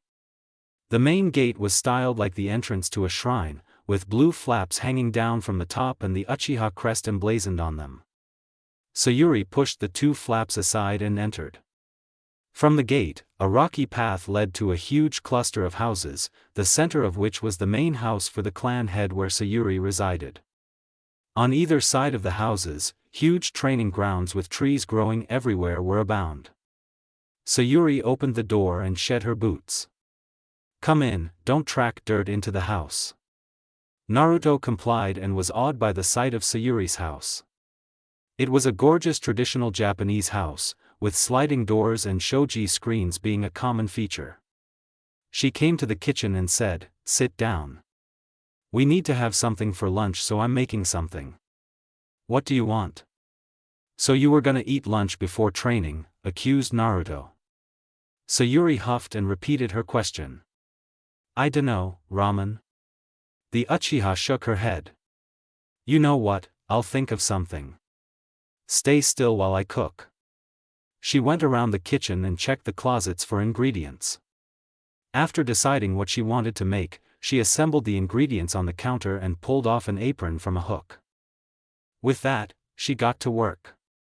Naruto observed the girl in a daze as she moved efficiently about the kitchen, her apron swaying in the wind with her graceful footsteps.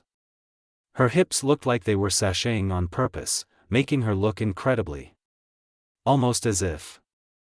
The blonde slapped himself mentally. Had he really just thought of his teammate like that? But could it be? No, she hated his guts after all, with all the dobe and yuzuratanki thing going on. He then heard a chuckle from within his mindscape. "Or so it may seem, she did save your ass twice in that wave mission already, you know?" Kurama pointed out. Naruto shook his head. "She's my teammate, saving me is just a regular thing we do for each other." The great fox gave a shrug. "Or so she may make it seem. Not that I favor Madara's transmigrant, just saying that there's more than meets the eye with that Uchiha girl." This was the first time Naruto saw her as more than just a teammate but rather, a girl, and a girl with feelings at that. There was no more time to think, however, as Sayuri had finished making lunch and set the plates down at the table. They were onigiri, balls of rice wrapped with seaweed and topped with katsuobushi, dried, fermented, smoked skipjack tuna. Naruto eyed them suspiciously, as he did for every food that wasn't ramen. "Are you sure this will taste nice?" The Uchiha scowled at him as she sat down. "Just eat up, dobe. It won't kill you." That didn't do anything to assure him. "Itadakimasu." Skeptically, he picked it up and took a small bite. Flavor burst in his mouth and his eyes went wide. "It's delicious. I think I may have just found my second favorite food in the world." Sayuri shook her head in amusement. "Of course it is. It is a special recipe passed down exclusively through the Uchiha clan. Her voice faltered halfway as thoughts of her dead clan plagued her. Naruto noticed this and looked up from his food. "What's wrong, Sayuri? Are you alright?" The girl shook off his concern and said, "Never mind. Let's just eat." As soon as they finished, they jumped straight into training. First off was a light kenjutsu spar to assess each other's skills. While Sayuri's attacks were more chained and fluid in transition as they originated from katas in the interceptor fist, Naruto's moves were much more isolated but deadly in their own right due to his speed and power.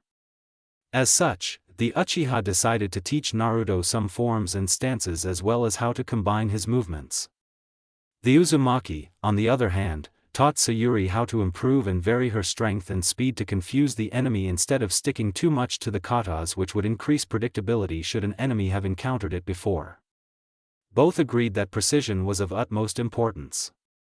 Next, was a normal spar to test each other's taijutsu and ninjutsu.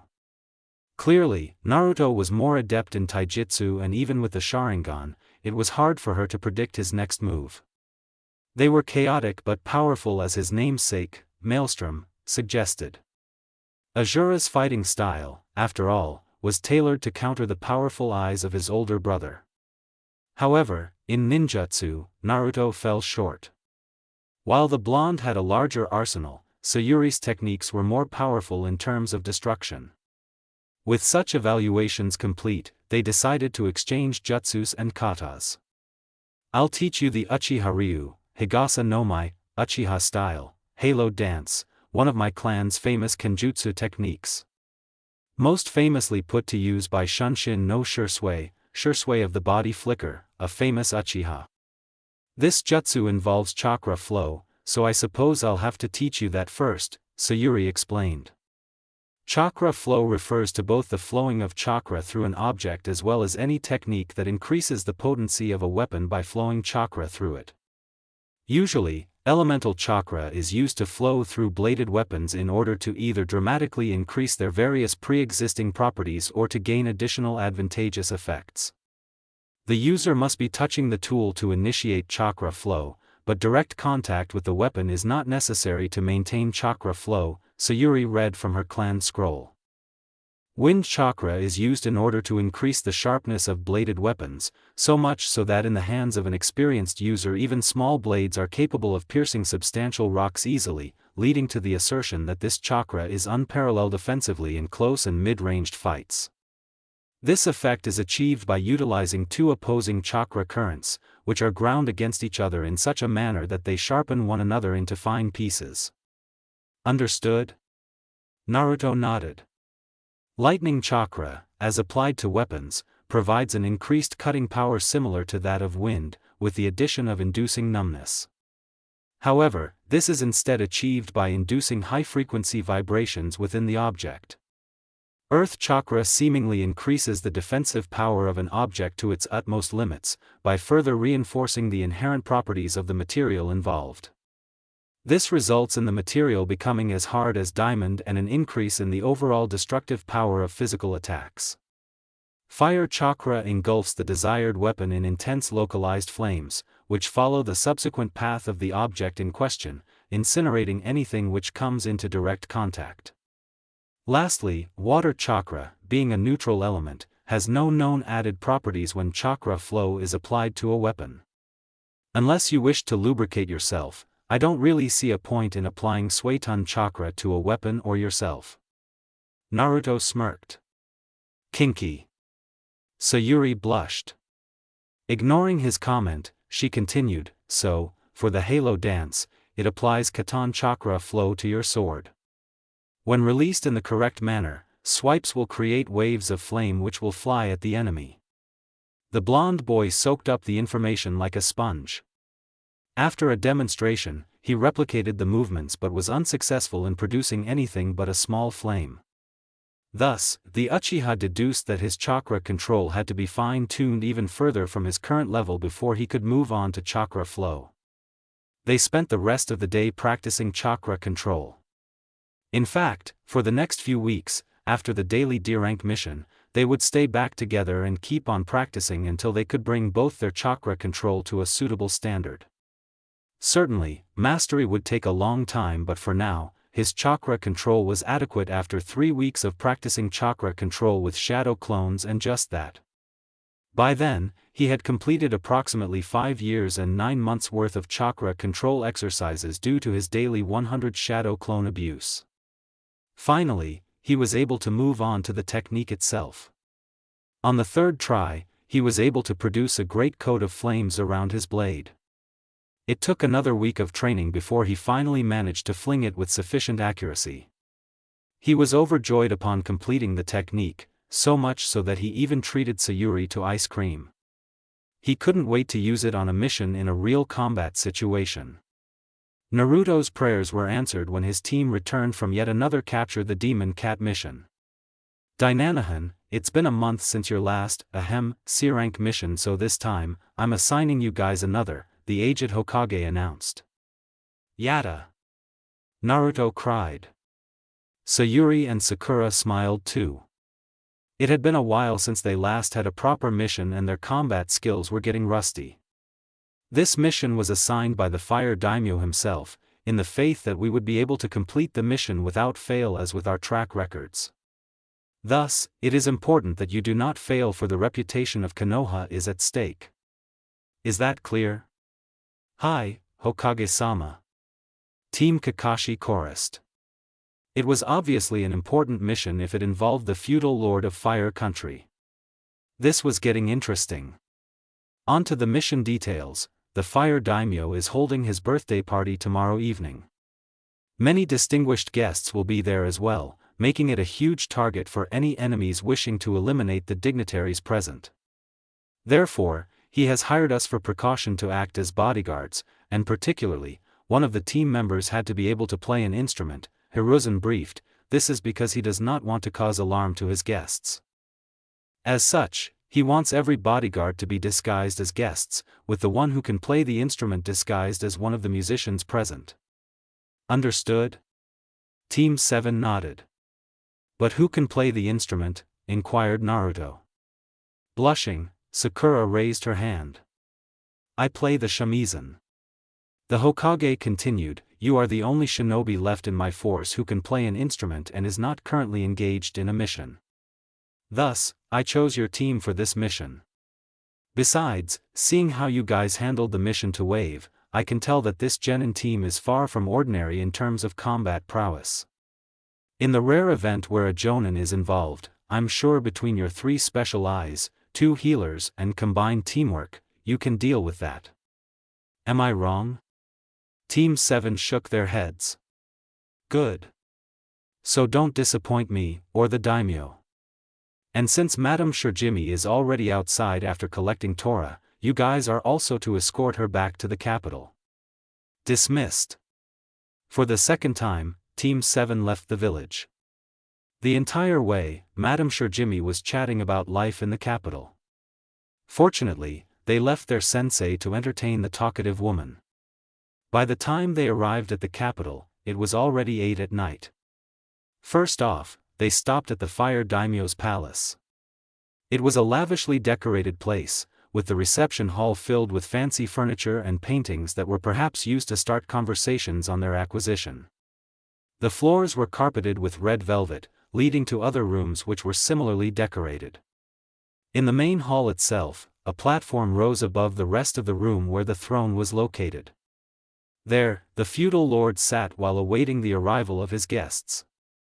It was in this very room that Team 7 bowed down to the supreme ruler of Fire Country, his only equal being the Hokage. Please rise, the Fire Daimyo requested. His wife had already departed from their group and went to her husband's side. As I'm sure Hokage Dano has briefed you guys, my birthday party tomorrow will involve many important guests. Therefore, I would appreciate if you guys disguised yourselves to be as inconspicuous as possible. Your faces are surely easily recognizable. Sharingan no Kakashi, Nami no Ayu. Thus, I am giving you guys an allowance to buy the clothes you need.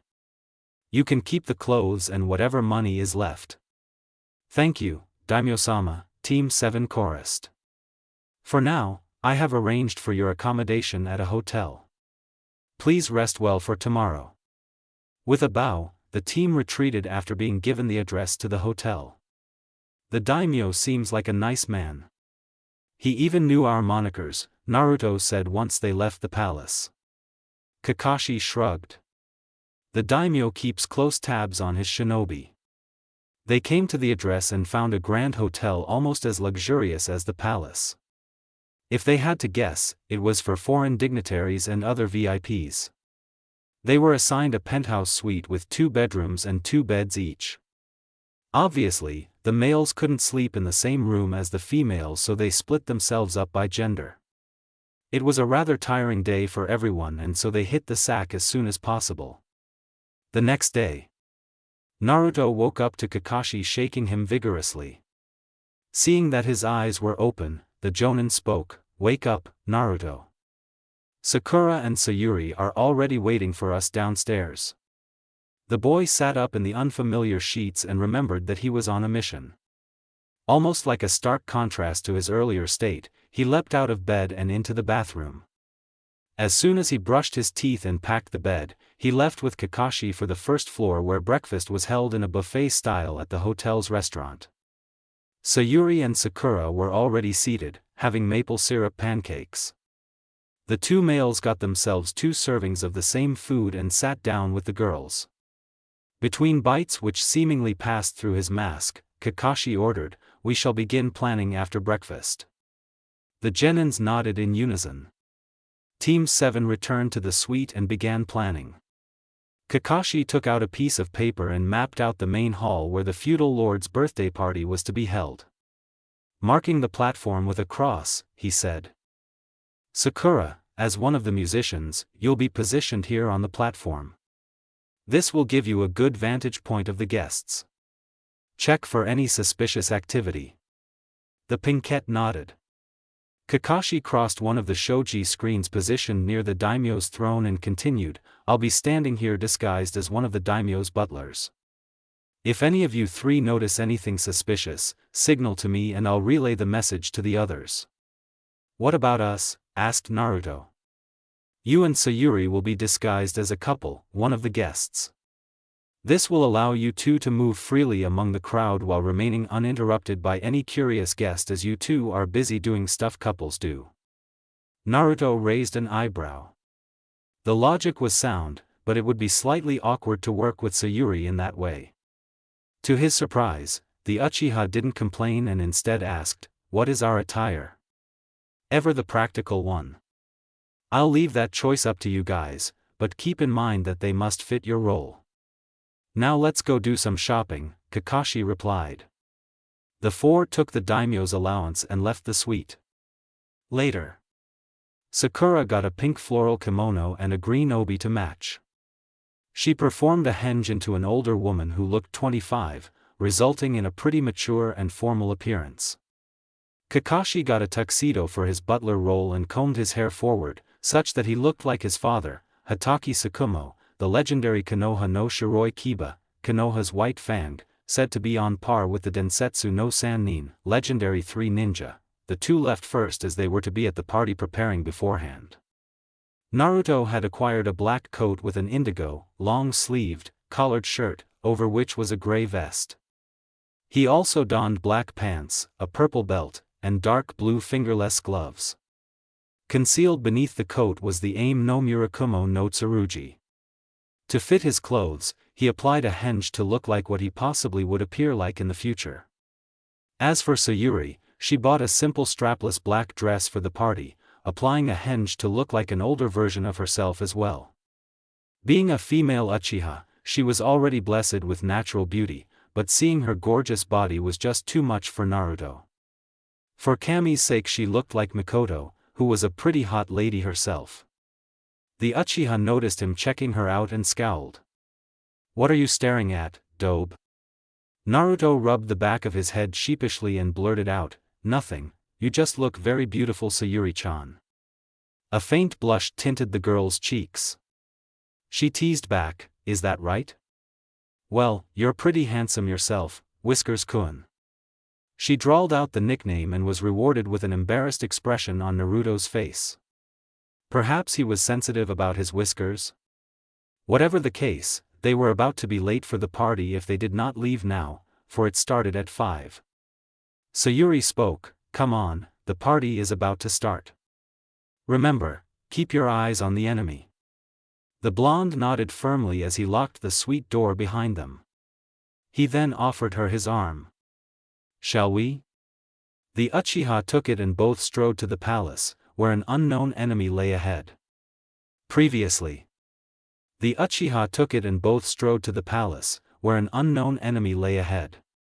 When they arrived, many other guests were already present. They spotted Kakashi and Sakura easily, their watchful eyes scanning the crowd. The Haruno was strumming a slow tune on her shamisen, accompanied by other musicians' instruments. Most of the crowd started dancing to this song, as did Sayuri and Naruto. As they waltzed, they kept a close lookout for any suspicious activity. The other guests appeared to be civilian as well, and were stately in appearance. Ambassadors, perhaps? Naruto's right hand was on her back, his left hand clasping her right. His observant blue eyes watched the other guests around them carefully, noting their positions, especially those nearer to the daimyo.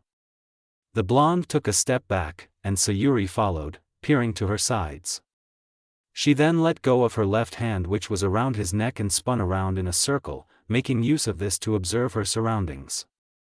When she completed her spin, Naruto pulled her close to his body and whispered, "Anything?" She shook her head and the two stepped away from each other to their original stance. They and other dancing couples stepped aside as 7 parasol dancers entered the hall in an orderly fashion. They lined up in front of the platform with their beautifully crafted parasols and began to dance to the music, which Sakura played to blend in with the harmonious tune of the koto. Naruto's attention was now on them. They were all aged roughly 20 to 30, and were all in perfect physical condition as well for their age. They danced and leapt gracefully into the air, without so much a stumble or a slip. Their steps were light and quick, their movements all in perfect synchronization. The blonde Uzumaki raised an eyebrow. How strange for a civilian group to be so good in both performance and balance. Strange indeed. What gave them away was their chakra signatures. 1 jonin and 6 chunins. Naruto grabbed Sayuri by the waist and pulled her in close to an intimate embrace as the music reached a crescendo. Blood rushed to her cheeks, turning them rosy red. She could feel Naruto's warm breath by her ear as he whispered, "The dancers. They are too good for civilians, the one in the middle has jonin chakra reserves while the rest are chunin level in chakra. Inform Kakashi." The Uchiha girl nodded. Her eyes fleeted to Kakashi's, flashing red momentarily as she gestured her Sharingan towards the dancers. The disguised jonin nodded in understanding and relayed the message to Sakura. A final test to see if they were really shinobi. Getting the signal, the Haruno suddenly picked up her strumming pace, the tempo 6 times faster than before. Impossibly, the parasol dancers kept up their performance without a single slip-up. It was at this moment that the lead dancer leapt at the fire daimyo. The hall spun into absolute chaos as Kakashi jumped from the shoji screen to intercept the jonin, fending the woman off with a kunai. The rest of Team 7 sprung into action, dropping their henges. Naruto noticed a chunin about to stab Madame Shurjimi and dashed towards him at top speed. All the young man saw was a blur before he was blitzed, sent crashing into the wall by Naruto's kick. Said wall echoed with a boom when the chunin slammed into it, creating small cracks around him. Naruto spawned shadow clones to evacuate the daimyo, his wife and the guests. The enemy ninja coughed up blood as internal injuries began to show. He managed a swing at the blonde, but the Uzumaki evaded it easily by ducking below his arm. When Naruto stood up, he rammed his fist at the man's cartilage, shattering it from within. This forced the chunin to bend forward in pain. The blonde made use of this to strike at the opponent's neck, rupturing his windpipe. The chunin lowered his head reflexively, allowing Naruto to land the final blow with extreme precision, at the top of his head, the nerve center of the body. This killed him instantly. The Uzumaki moved on to the next opponent, who was about to attack Sakura. With one hand on the man's collar, Naruto tugged the man back while reaping his legs from underneath him. Said chunin fell on his hands but used the momentum to spring back. The two then engaged in taijutsu. Naruto spun round, confusing him and then launched a tornado kick. The Chunin sidestepped it, but the Uzumaki jumped up and switched to his other leg. This unexpected maneuver caught the Chunin by the face. Less force was put into this counter, so the Chunin only stumbled back, though his face felt like it was burning. Some of his teeth had already been kicked out. Naruto latched onto the man momentarily and hurled him skyward. His hand went beneath his coat, where Elucidator waited in its sheath. He lunged at the man while drawing the sword and called, "Uchiha Ryu, Higasa no Mai." As Naruto performed the halo dance technique, the sword burst into flames in response. Fire chakra engulfed the sharp blade, creating a veritable coat of white-hot flames. Naruto executed a lateral slash despite not being in range of the opponent. To the enemy's shock, a wave of flames left the blade and flew in his direction. In his vulnerable position mid-air, there was nothing he could do to prevent his fiery death. In a spectacular explosion, his body was charred to ashes. Meanwhile, a Chunin tried to sneak up behind Sayuri with her sword drawn. Poor choice, because when the Uchiha whirled around, her eyes were glowing a vermilion red with two tomos spinning hypnotically. "Ayatsu, Sharingan, coercion, Sharingan," Sayuri whispered. A glazed look appeared in the woman's eyes as she was forced to obey the Uchiha's will. She cut down a nearby teammate, whose guard was down as he did not expect his own teammate to attack him. He collapsed to the floor as the woman regained her will. "What have I done?" the Chunin cried, and looked back at Sayuri with a glare. The Uchiha was unfazed, however, activating another genjutsu on the woman. Megan, Hayaki Yako, Demonic Illusion, 100 Demon Night Parade. In her mind's eye, the Chunin's surroundings turned a blood red. The dead bodies of her comrades were scattered across the floor, their entrails feasted upon by demons with vicious grins. She appeared to be in some kind of alley as demons closed in on her from every side with no way to escape. Her body seemed to be consumed in some black fire, her flesh burning away. The demons sank their hands into her skin, ripping out organs of every biological system and shoving them into their mouths greedily to satiate their voracious appetite. The Chunin let out a scream of absurd horror. Finally, Sayuri released the nightmarish genjutsu, letting the enemy collapse to the floor. The traumatized Chunin killed herself to end all this madness. Her eyes locked onto the final target just as Naruto was dealing with his last opponent. She weaved multiple hand seals and initiated Kakashi's signature technique. The sound of birds chirping was unmistakable as Sayuri sprinted towards her target. "Chidori," the Uchiha yelled, plunging the A-rank assassination jutsu into the woman's chest. Her right-ton chakra-covered hand penetrated the enemy's skin easily, puncturing her lung cavity. Sayuri grabbed the Chunin's shoulder with her right hand and used it to pull out her left, which was now dripping with the Chunin's blood. The opponent crumpled to the floor, not even a match for the Chidori. Kakashi had already dealt with the enemy leader, the Jonin who had attempted attacking the fired daimyo earlier. The hall was now empty except for the 4 of them and 7 corpses lying around. Kakashi sighed. Yet another C-rank turned A-rank. "Good job, you guys.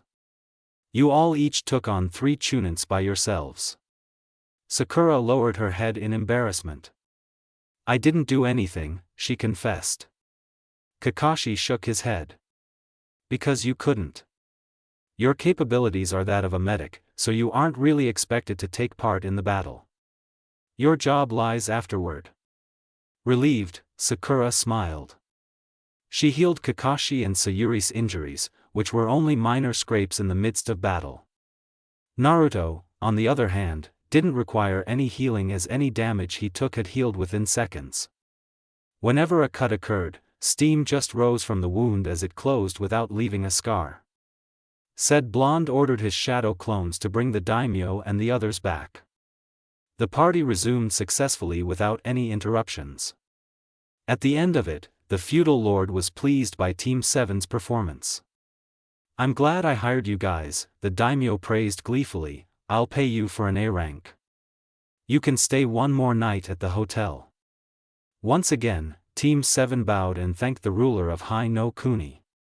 They returned to the penthouse suite and had a good night's rest.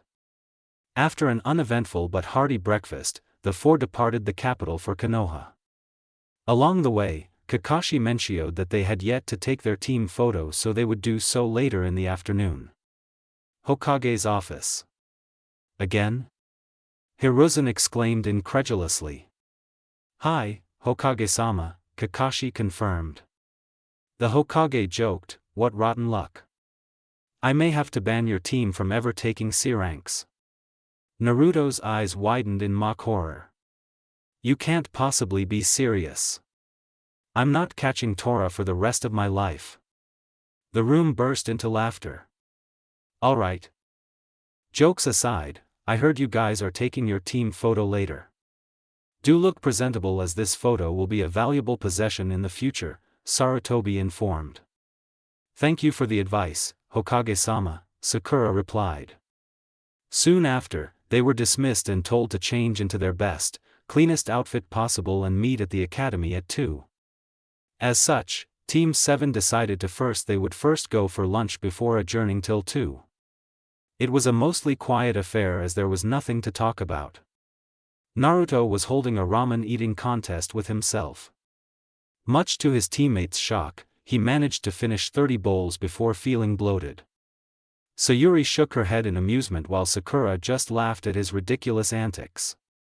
Kurama scowled from within the mindscape. You're lucky I'm here to help you digest all that crap. If it wasn't for me, you'd have vomited over 30 times by now. Thanks then, furball.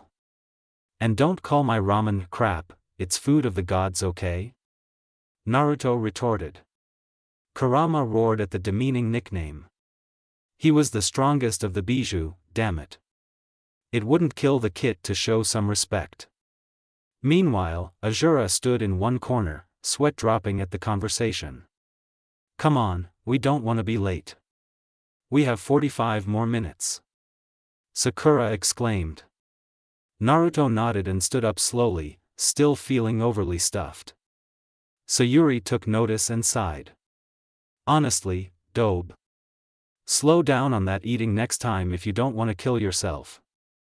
Naruto gave her an offended look. I can handle it just fine, Sayuri-chan. No amount is too much when it comes to the food of the gods. The Uchiha gave another exasperated sigh, one of helplessness and defeat. Whatever you say, Whiskers-kun. In a blur, she disappeared. Naruto shrugged and did the same, leaving Sakura to go home. Well, at least his nickname was changed to something more pleasant than dead last. When they rendezvoused at the academy entrance, Kakashi brought them to a classroom to have their picture taken. They were all dressed in their usual shinobi gear, with Kakashi in his Jonin vest, Naruto in his black jacket, Sayuri in her blue mandarin gown and Sakura in her usual red chipao. The photographer arranged them the way he saw fit. By tradition, Kakashi, as the sensei, stood behind. Sakura was wearing a light color, so she was positioned in front of Kakashi, while on her left was Naruto and her right was Sayuri, as both were dressed in relatively dark colors. Hi, Chizu, the photographer said. Chizu. All team members said in unison. Sakura and Naruto were the only ones who were really into it. Kakashi, having his mask on, didn't smile but instead gave one of his eye smiles. Sayuri couldn't actually smile genuinely since she lost that emotion long ago. Instead, she offered a half-hearted smirk that appeared even less happy than she would have with her normal expression. And thus, their expressions were immortalized in that photograph forever. Alright, I have your photo. I'll have it developed and will send it to the Hokage's office where you can collect it tomorrow. Arigato, said Kakashi before turning to his team. Dainanahan, you all are dismissed until tomorrow, meet at the usual time and place. Team 7 nodded and began to disperse. However, the white-haired Jonin tapped Naruto's shoulder and said, follow me. The blonde raised an eyebrow but complied with his sensei's instructions. He was brought to training ground 3, where Kakashi ground to a halt. Sensei, why did you bring me here? Asked Naruto. Long story short, I'm going to teach you a new jutsu. The Uzumaki's eyes widened. Yes. What jutsu is it? Then his excitement subsided as he asked in suspicion, wait, it's not going to be another C-rank fire jutsu, is it? Kakashi chuckled. No worries. On the contrary, I'm actually going to teach you my sensei's signature technique. And your birthright, he added mentally. Naruto thought back to the time after the bell test, where Kakashi talked about the previous Team 7s. Your sensei, he was the yondaime? Naruto said in realization and shock upon recalling. The Cyclops nodded. Indeed. And today, I shall teach you one of the jutsus he invented. It's called the Rasengan, the pinnacle of shape transformation. Before that, not that I'm ungrateful, but why are you teaching me this? Naruto asked curiously. He did not want to be favored over his teammates as it would be unfair for Kakashi to show such favoritism. The Jonin replied, that's because I've taught Sayuri my Chidori. It would only be fair if I taught you the Rasengan.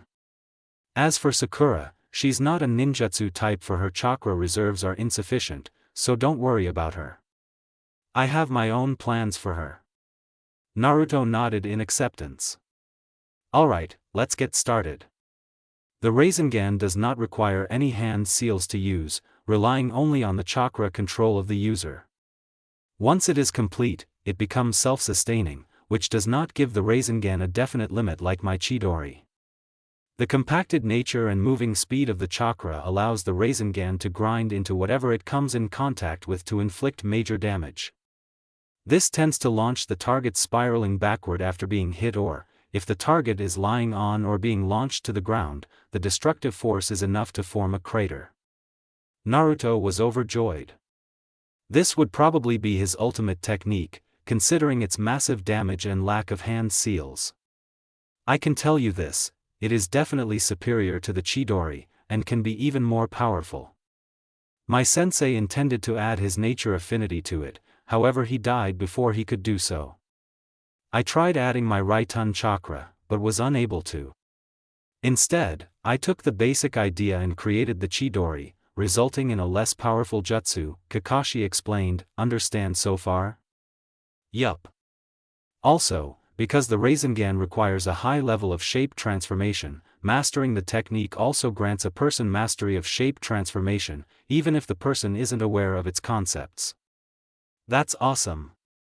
Naruto marveled, imagining the things he could do after mastering shape transformation. Let's not get ahead ourselves. First, I'll give you a demonstration. Kakashi stretched out his right hand, clutching its wrist with his other hand.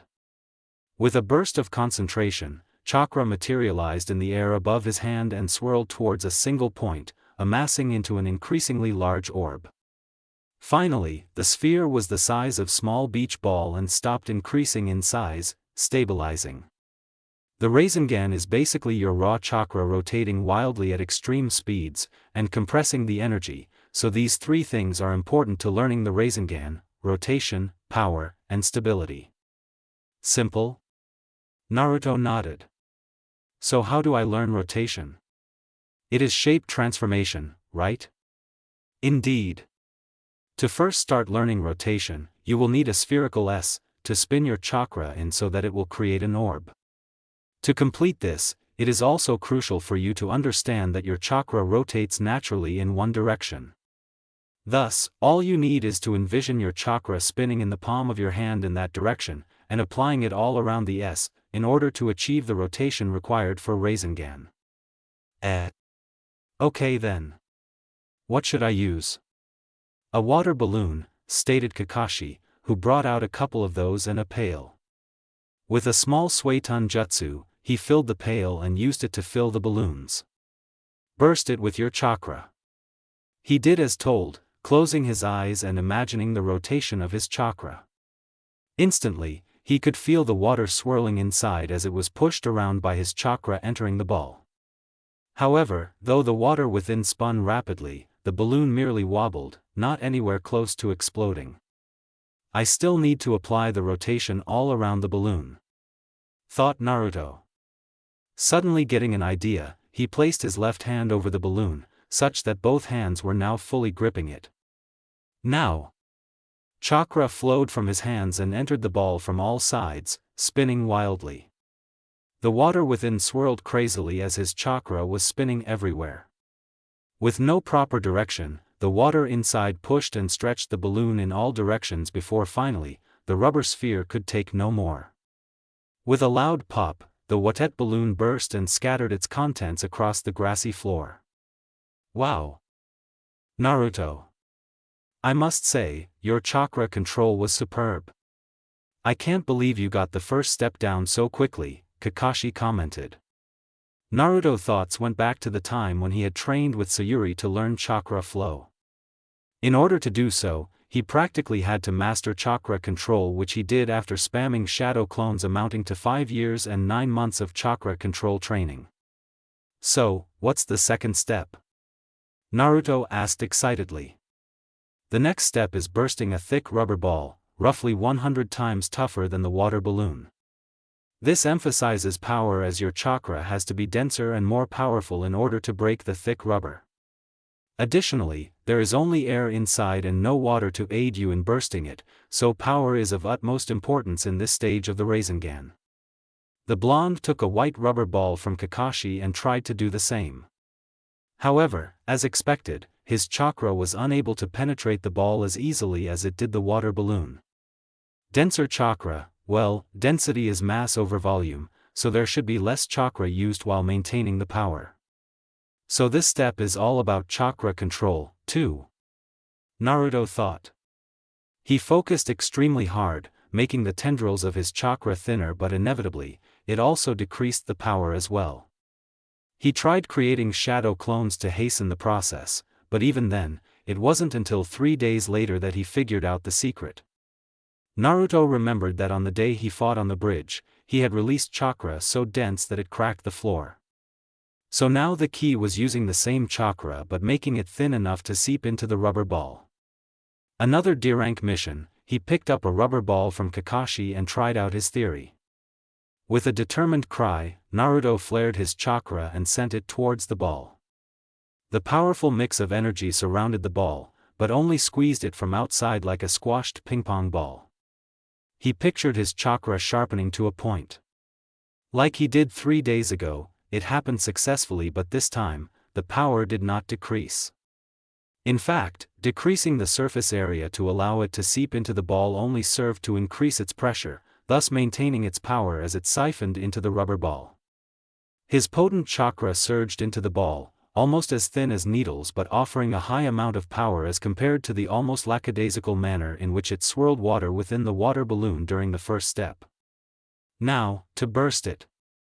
Naruto cried. He could feel his chakra manipulating the air within, creating strong currents which pushed against the rubber S.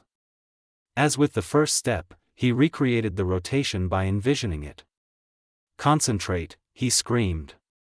His chakra coalesced into a single point in the ball, creating a white core which expanded outwards. The rubber ball began vibrating wildly. Finally, the rubber could not stretch any further and the ball was shredded to pieces by the powerful force within, which had also fleeted away once there was no S to contain it. After all, it had not been stabilized, which was the final step. Impressive, Naruto. Really? The second step usually takes weeks to learn, but your chakra is simply different. It's powerful enough and your chakra control was also sufficient to manipulate it up to this point. However, we'll have to see about that with the final step, which requires as much chakra control as you can muster. If you can make it, you will then be able to create a Rasengan, though improvement will be a later concern, Kakashi explained. Well, don't leave me hanging. What is the final step? Naruto asked. The final step is to do this, said Kakashi, holding up a normal balloon. Naruto watched him intently for his next move, however nothing happened. What do you mean by this? Questioned Naruto. Kakashi explained, while it may seem that nothing is happening, let me show what is going on within the balloon with my other hand. He held up his left hand palm up. Out of nowhere, chakra appeared and swirled into a blue orb with a wistish core.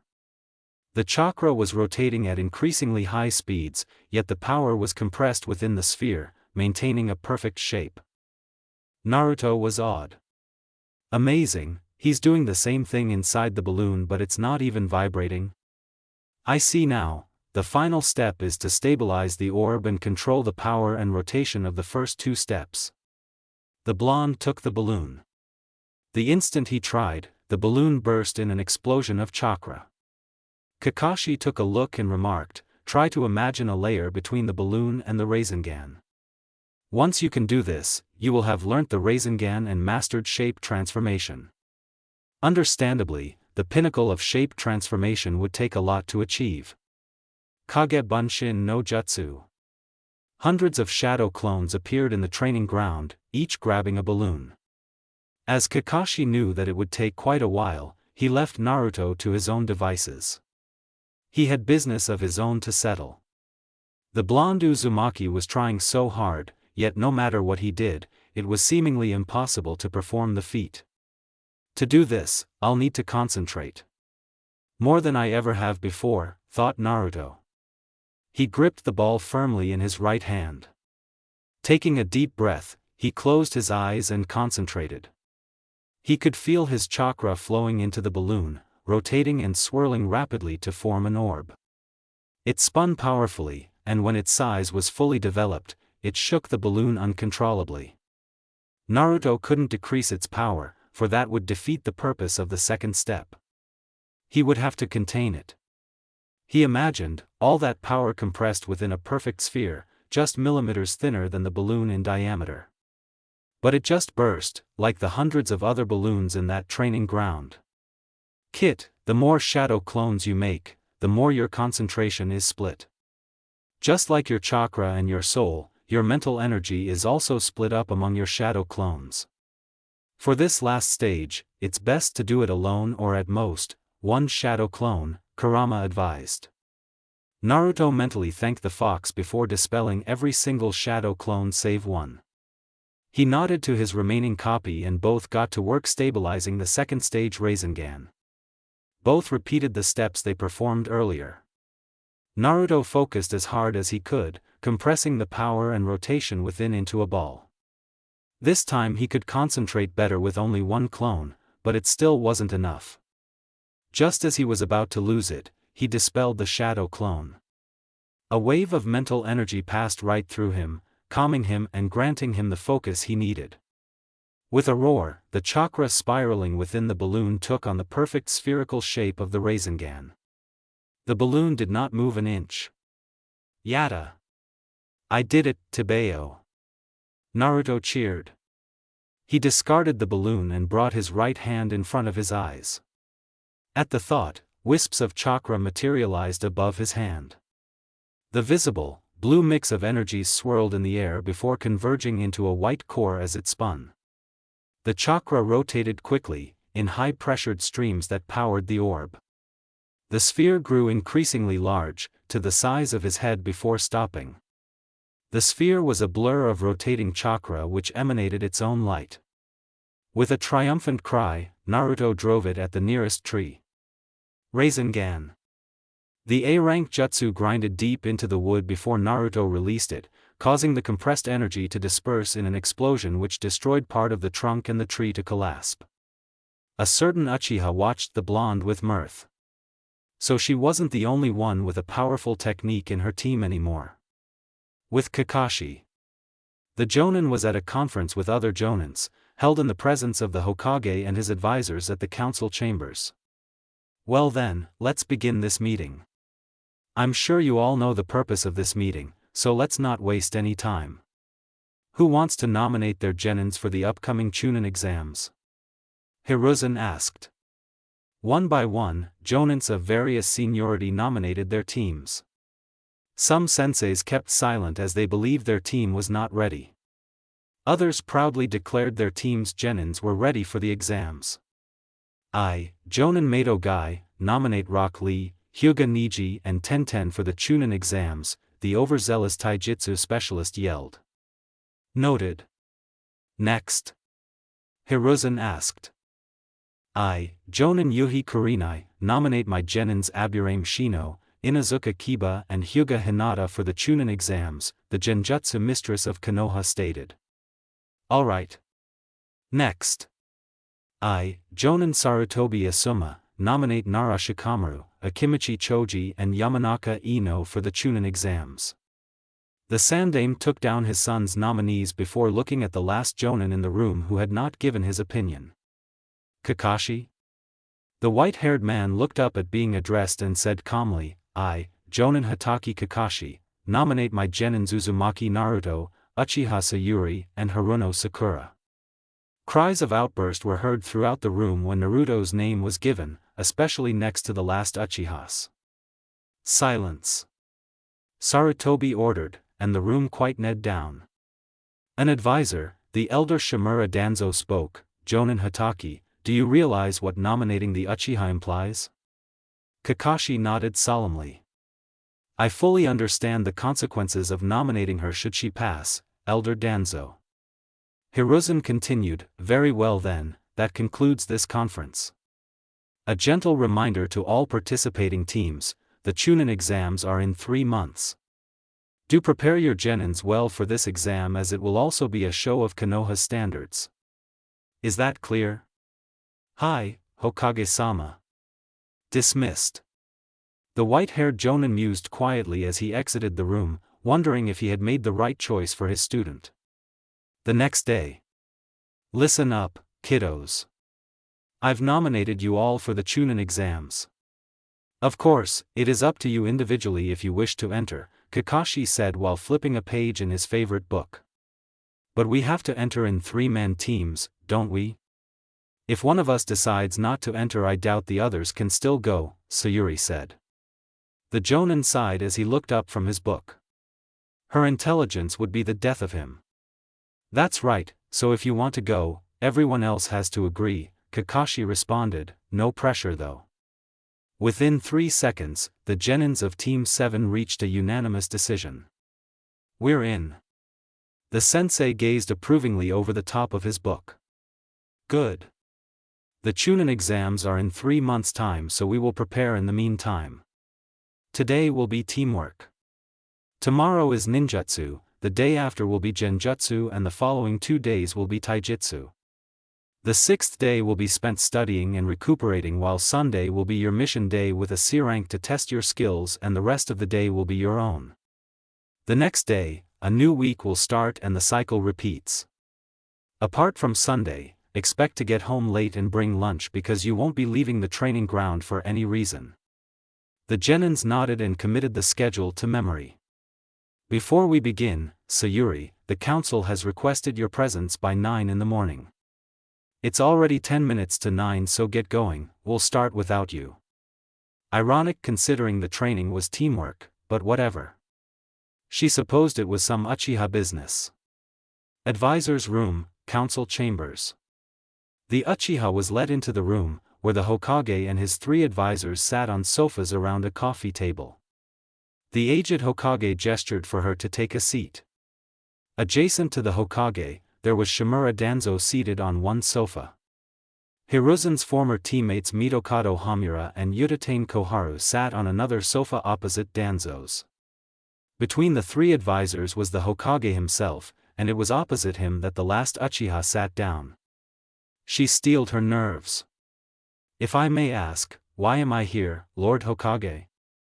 Hiruzen replied, you have agreed to participate in the Chunin exams, no? Sayuri nodded. This time, Danzo spoke with what appeared to be a malicious grin. Then you should know. We are here to discuss the enactment of the Nidaime Hokage's Clan Restoration Act. Previously. Then you should know. We are here to discuss the enactment of the Nidaime Hokage's Clan Restoration Act. Clan Restoration Act? Sayuri repeated. She could see where this conversation was headed, so it was Uchiha business after all. Hi. The CRA is a law passed by the Nidaime to help prevent the extinction of clans, especially those with Kekkei Genkai, Hiden Ninjutsu, or any other thing like that passed down through a clan, Hamura elaborated. How? The Uchiha asked, though she already had a feeling she knew the answer. Koharu answered, when the clan only has one member left, as soon as he or she is a chunin or turns 18, the person will be made clan head. If the scion is a male, he will have a harem of wives to produce offspring for the clan. The women will then be part of the clan as well. If the scion is a woman, well, she will be forced to mate with several men to increase the chances of impregnation. Otherwise, she will have to go through insemination. Sayuri gritted her teeth. Things were looking bad for her future. The last thing she wanted was to be treated like a breeding machine. Or worse, an animal if insemination was anything to go by. Her first child was supposed to be born by love, not duty to restore her clan, damn it. She refused to have her husband be some random old pervert who signed up just to bang the last Uchiha. She wanted Naruto to be the father of her children. Not for the first time, she realized how badly she loved and needed the blonde Uzumaki. Hiruzen watched her reaction with concern, knowing she would have objections. What if I refuse? Danzo replied almost instantly, and harshly, you cannot fight the law, girl. If we have to, we will lock you in a cell and bind you to a wall where every day you'll have till you are impregnated. The first male to successfully impregnate you will be your husband. Sayuri's eyes widened. The Hokage glared at Danzo for such a response, silently chastising him for putting such a burden on the teenager. It was practically amounting to rape except that it was legal. Tears welled up in her eyes, but she would absolutely die before she would allow herself to show weakness before the elders. I see. Thank you for your time. She quickly dismissed herself from the room and ran home with her emotions bottled up. She didn't even have the heart to return to training. Once she came home she just broke down and sobbed uncontrollably. Are you sure that was the right move, Danzo? Hiruzen asked worriedly. Her loyalties were already loose, knowing her desire for vengeance. To add on to that with the CRA might just be the proverbial last straw that would cause her to leave the village. You're too soft, Hiruzen. I'll keep track of her to ensure she doesn't try to leave the village, the elder spoke before standing up.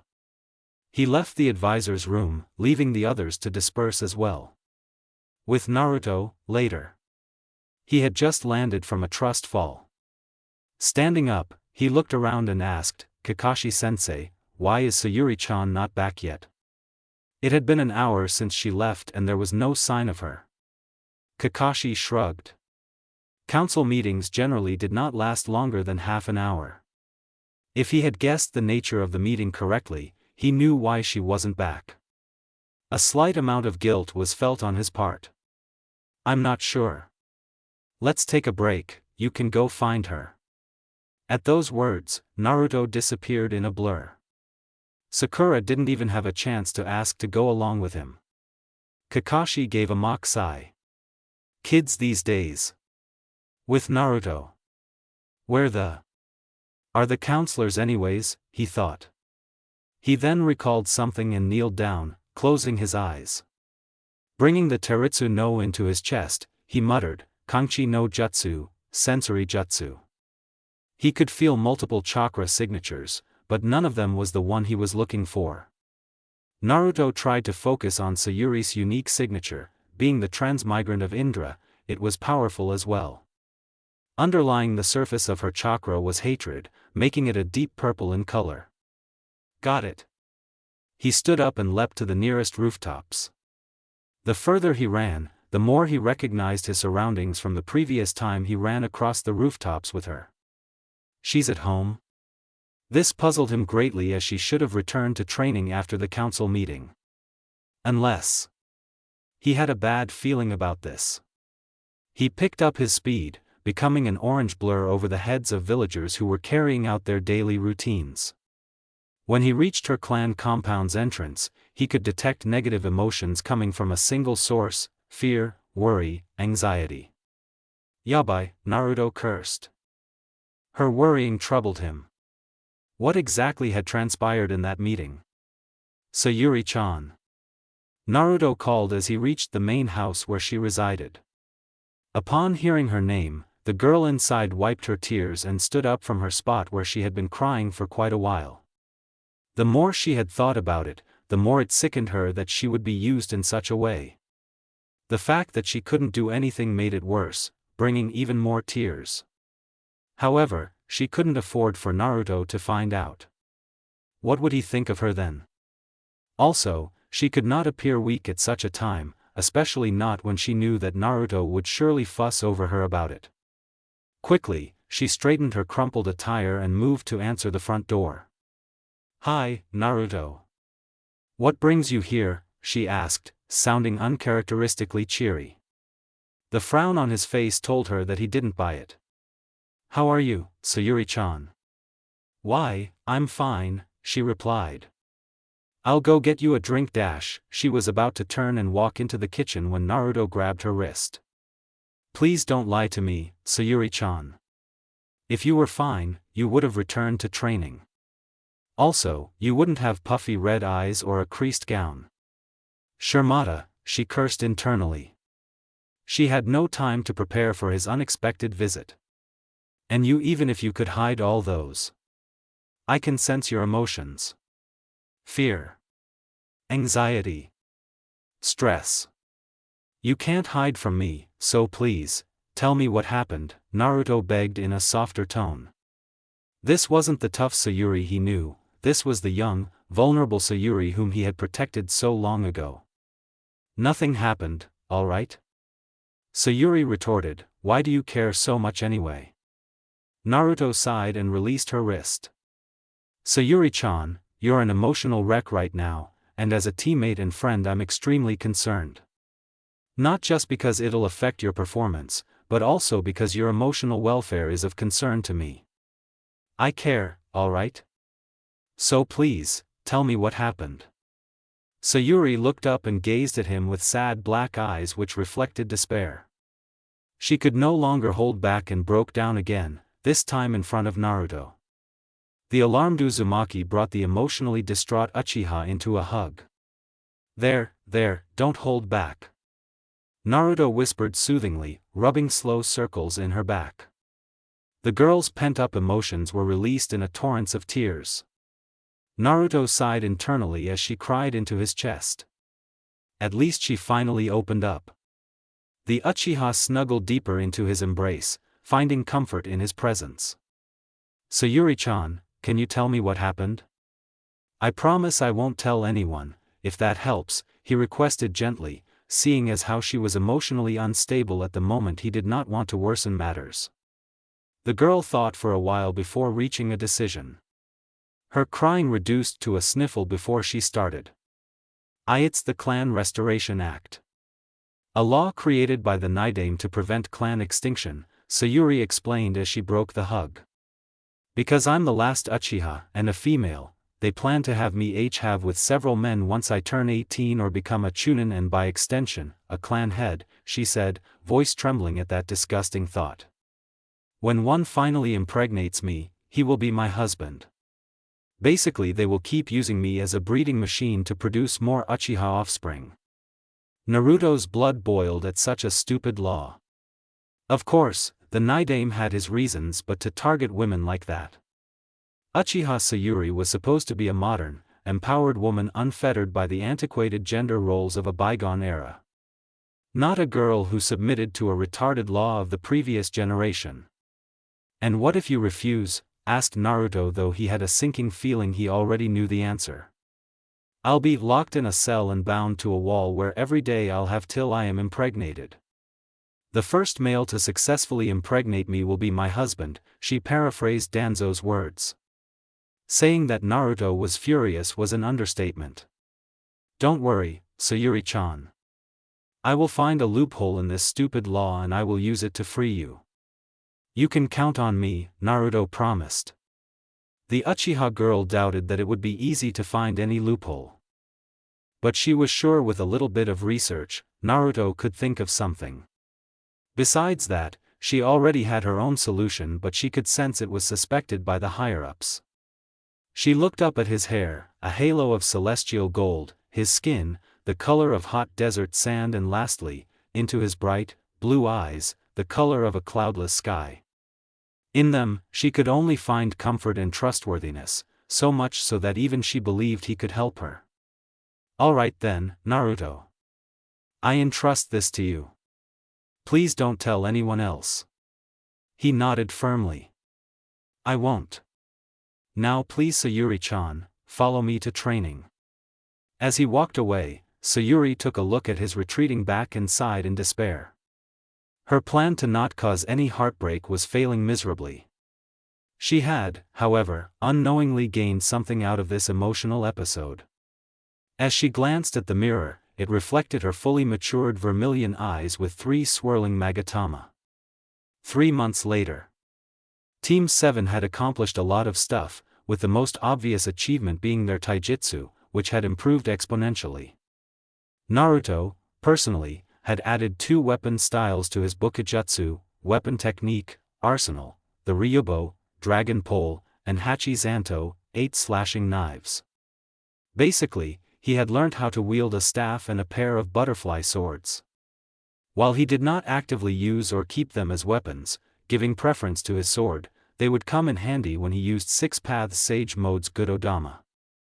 He sought none other than the 3rd Hokage for a brief Bojutsu introduction, while for the butterfly swords, he got Tenten to tutor him. Sayuri worked on her new Sharingan abilities and Kenjutsu, as well as integrating her ninjutsu into her taijutsu and Kenjutsu katas. Lastly, Sakura improved her support skills, focusing on Iryo ninjutsu and genjutsu casting and breaking. Back to Team 7 as a whole, they finally got normal C ranks, but some still escalated to higher ranks. In one of them, he met the Takigekyur, village hidden in the waterfall, Jinchuriki, Fu of the 7 Tails. Team 7 helped her to guard her country's Ayu no Mizu, Hero's Water, a precious substance which increased one's chakra but decreased one's lifespan. In another mission, Naruto defeated Kazahana Doto, the tyrant of Yuki no Kuni, Land of Snow. He had killed his brother and predecessor Kazahana Sosetsu for the position of Snow Daimyo. The Uzumaki then helped the actress Kazahana Koyuki, daughter of the late daimyo and Doto's niece, claim her birthright as Snow Daimyo. The country was renamed to Haru no Kuni, Land of Spring. The list went on. Naruto aided the daimyos of Tori no Kuni, Land of Birds, and Na no Kuni, Land of Vegetables, to reclaim their rightful positions. In the day, Naruto trained himself into the ground with shadow clones. By night, he sneaked into the library to research Konoha's laws, especially those directly related to the CRA. As a result, he always slept late and was pretty lethargic during morning training, but Sayuri made up to him by making him breakfast. Well, it was another lovely Sunday morning on the 15th of June when Kakashi informed them of the Chunin exam's details. "Tomorrow morning, report to room 301 in the academy at 9. That's my only instruction for today. You can train by yourself, but I recommend resting as tomorrow will be a big day for you 3, Kakashi advised.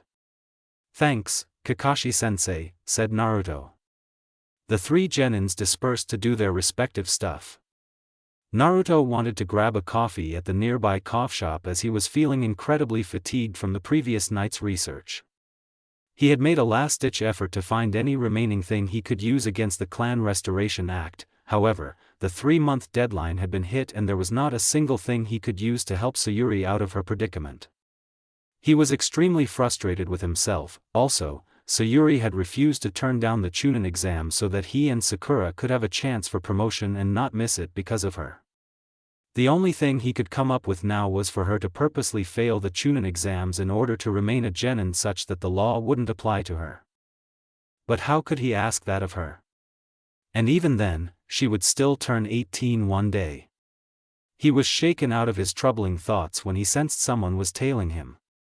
Correction, some people. He stopped in his tracks. Seriously, they called this hiding? Clearly, they weren't a threat if their chakra was anything to go by. 3 academy-level chakra reserves, 2 males and 1 female. "Reveal yourselves," Naruto said with a sigh. The poorly disguised box disappeared with a burst of smoke, revealing 3 coughing kids. "I think we put too much gunpowder," remarked a boy with a long blue scarf between coughs. Naruto raised an eyebrow as he observed the three children getting up. The other boy was bespectacled, and the girl had two large pigtails. "You are?" Naruto asked. "Sarutobi Konohamaru," the boy with the scarf introduced. "I'm Moegi," the girl said. "And I'm Udon," the bespectacled boy exclaimed, a drip of mucus running down his nostril. Together, we're the Konohamaru Corps. Konohamaru declared. "So, why are you after me?" "I'm just a simple guy after a cup of coffee," Naruto questioned. Konohamaru replied, "We've watched you very closely and have decided you are good enough to be our boss. Will you teach us some cool jutsus?" Naruto thought, the Hokage's grandson, huh? I suppose he wishes to surpass his grandfather. Living under a shadow can't be any good. Alright then. But before I teach you anything, work on your stealth and speed, Naruto advised. Thanks for the tip, boss. Konohamaru exclaimed. All three nodded eagerly and took off running. The Uzumaki shook his head in amusement before applying a henge. "1 cup of coffee, please," ordered Naruto. "Coming right up." Far away, he heard a cry that sounded oddly like Konohamaru. Alarmed, Naruto quickly informed the cashier, "I'll be back in a minute." He rushed over to the scene while dispelling his henge. A boy about his age dressed in a catsuit, wearing purple war paint and a sunagakure, village hidden in the sand, Hidite was holding up Konohamaru by his collar. Next to him was a teal-eyed blonde girl with 4 ponytails and a giant Tessen, iron fan, strapped to her back. "Kankuro, put him down. If he sees us we're dead," the girl chided. Kankuro scoffed. "This kid bumped into me. I just want to have some fun." Naruto walked up to the two Sunanin. This was an issue between two villages, he would have to try to solve it as diplomatically as possible. "Kankuro-san, please put the boy down," he requested politely. Both Sunanin looked at him. The girl thought with a blush, "This guy is pretty handsome." In contrast, Kankuro said, "Who the heck are you? And why should I let this brat go after he knocked into me? I'm sure it was just an accident. And besides, bullying the Hokage's grandson will cause an international incident. If I have to, I will liberate him with my own hands," said Naruto. And what are you gonna dash?" He was cut short when a kunai flew from a nearby tree and grazed his forearm, forcing him to let go of the boy. "She's here. Best to make my move now," thought Naruto. In a burst of smoke, Naruto substituted with the kunai and grabbed Konohamaru. Swiftly, he returned to the other academy student's side. The Konohamaru Corps ran away as quickly as possible. "What do you think you are doing while in another's village?" came the voice of Sayuri. Under the shade of the tree's leaves, her glowing red eyes looked menacing. Kankuro took a step back in slight fear. "Who the heck is that now?" "That girl is hot, but dangerous." His eyes narrowed. "I hate people like you who think they are very clever. And I have a way to deal with people like you." He unstrapped a strange, bandaged item from his back and set it on the floor. At its top, there was a tuft of black hair. "A Kogetsukai, puppeteer?" Naruto mused. The girl warned, "You're using karasu? I'm not going to be responsible for what you are about to do." Just as Kankuro was about to engage Sayuri in combat, a third voice rang out from the other side of the tree trunk that Sayuri was on. "Kankuro, stop what you are doing before I kill you." That chakra, thought Naruto. Eyes widening at the malevolent presence. It was oppressive and voluminous, no doubt a Jinchuriki. Hanging upside down from a bough, was a redhead with a huge gourd strapped to his back. Etched on his forehead was the kanji for love. Ironically, that seemed to be the last thing on his mind. Kankuro looked just as taken aback as Naruto was. "Gaara," he greeted in fear, quickly returning the puppet they called karasu to its original position. The two occupants of the tree leapt down to the street, in their respective groups. Gaara declared with a monotone, "You are a disgrace to our village, Kankuro." Turning to the Konohanin, he continued, "I apologize for my brother's deplorable behavior." You are a Jinchuriki as well, aren't you?" asked Naruto. Gaara raised an eyebrow, "Yes." "What is your name and the girl's name?" "And since I'm asking, I am Sabaka no Gaara, Gaara of the desert, and these are my siblings, Kankuro and Temari. My name is Uzumaki Naruto, and my teammate here is Uchiha Sayuri," the blonde replied. Gaara let the information sink in. He paused, as if talking to someone in his head. Suddenly, he let out a low, creepy laugh. "Mother says you two are strong. I look forward to spilling your noble blood, Uchiha. And you, Jinchuriki of the Kyuubi. I shall prove my existence by diminishing yours." Gaara spun around and walked away, leaving Naruto puzzled. Kurama answered, "If I'd have to guess, he is the Jinchuriki of my brother Shikaku. Shikaku is the one-tailed tanuki, known to drive his hosts crazy by infecting their minds and forcing them to stay awake 24/7. Additionally, he does psychological damage to his hosts by pretending to be someone close to them who is dead." Naruto shuddered. No wonder he is so insane. I'd be too if I couldn't sleep in my whole life. One day I'll get his seal fixed. He was snapped out of his mental conversation when he heard Sayuri snap her fingers in front of his face. "Oh, Earth to Naruto," the Uchiha said. Naruto recovered and replied, "Yes." "What did he mean when he called you the Jinchuriki of the Kyuubi?" Sayuri asked. "Sure." Naruto hushed. Covering her mouth with his hand, he then brought both of them to a secluded forest in one of the training grounds nearby. Sadly, he averted his gaze after removing his hand. "This will not be an easy question to answer, Sayuri-chan. It is a S-rank secret, you cannot reveal this to anyone else on pain of death. Plus, I don't think I'm ready to tell you yet, unless you promise not to change your opinion of me." Seeing him being so shaken up by her question, it only served to make her more curious. She agreed to his conditions. I am the Jinchuriki of the nine-tailed fox that attacked the village 12 years ago. This means that I am his human container, his host. Many people died, including my parents, because of his attack, and so most of the villagers hate me with a passion. To make things worse, they tell their children to isolate me so I would never have friends. He then recounted his horrible childhood, causing a few tears to escape his eyes uncontrollably.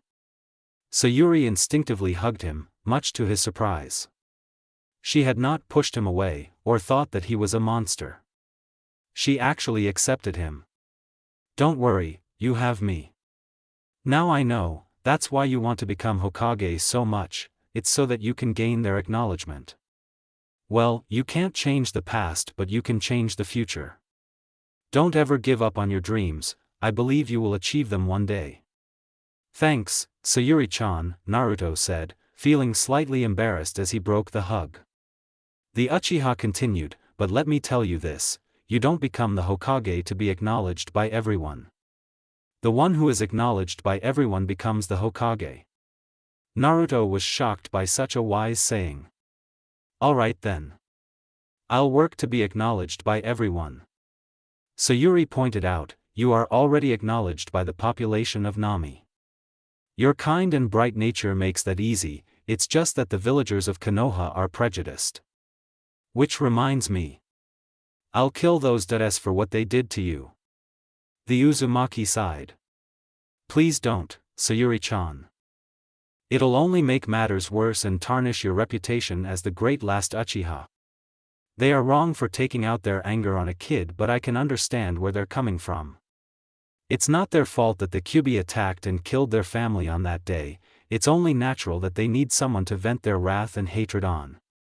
Sayuri retorted in frustration, "But not on you. I give up. You're too kind. And that's why I love you so much," she added mentally. "Well, I have a coffee to pick up, see you tomorrow at the Chunin exams. Ja-ne. The next day, Team Kakashi met up at the academy's entrance.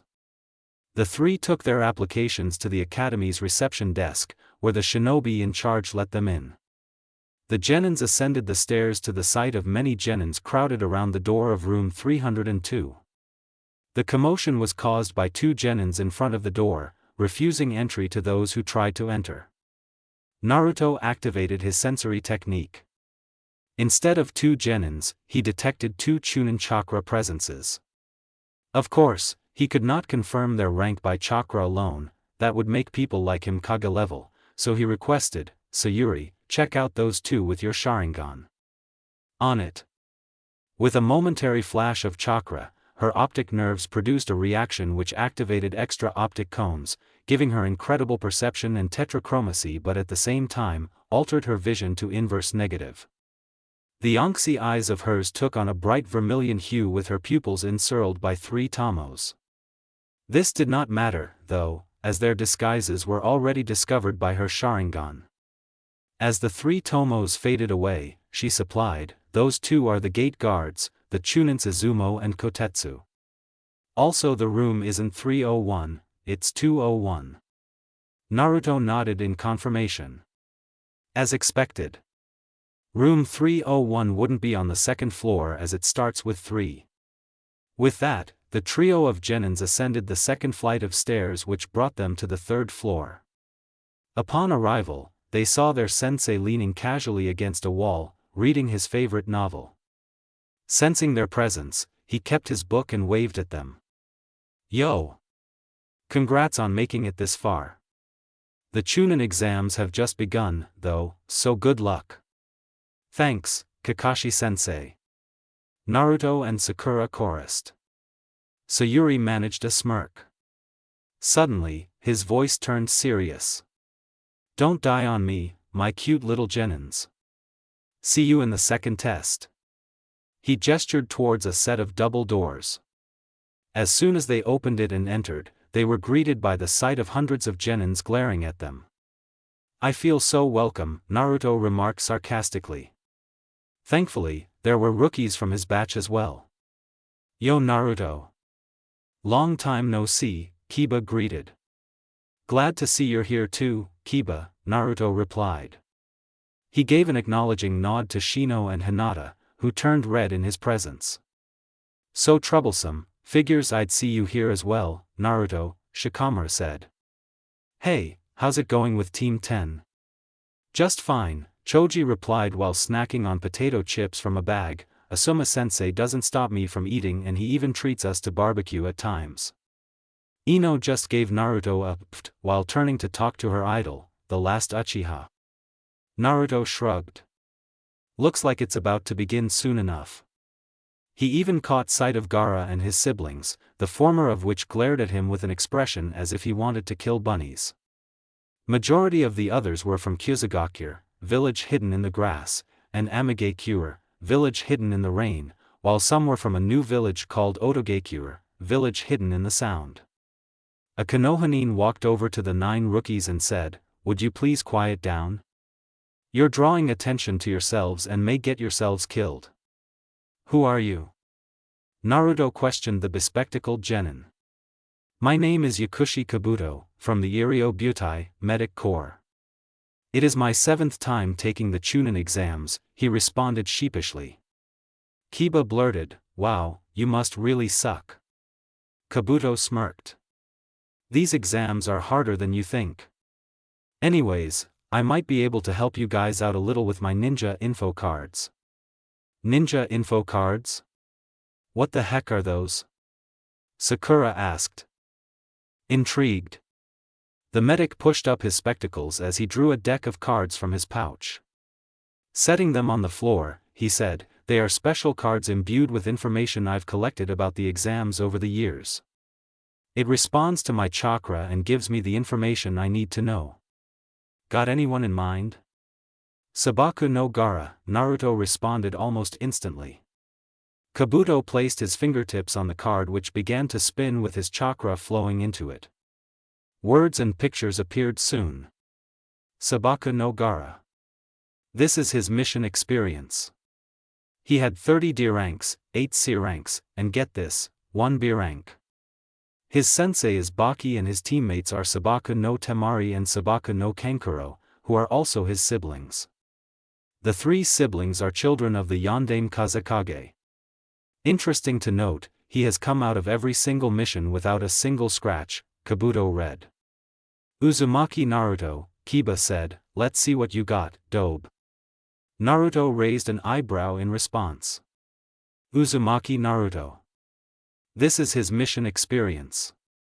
60 D ranks, 8 C ranks, and 6 A ranks. Everyone stared at him in awe, to which he shrugged. His sensei is Hitaki Kakashi and his teammates are Uchiha Sayuri and Haruno Sakura. He is also the Gene Dash. Naruto narrowed his eyes at Kabuto. How did he know so much? Please stop, I would like to keep the rest to myself, Naruto requested. Kabuto nodded and replaced the card in his deck. Well, to conclude, this time's exams are tough. Though I wouldn't worry about the minor villages like Oto so much, Kabuto said, sliding his glasses further up his nose bridge. Suddenly, 3 shapes blurred towards Kabuto. They were 3 Otonin who heard Kabuto's comment and decided to take action against him. 2 of them wore gauntlets on their hands with holes in them. The bigger of 2 swung his fist towards Kabuto. Naruto grabbed the bespectacled Nin by his sleeve and pulled him out of the way successfully.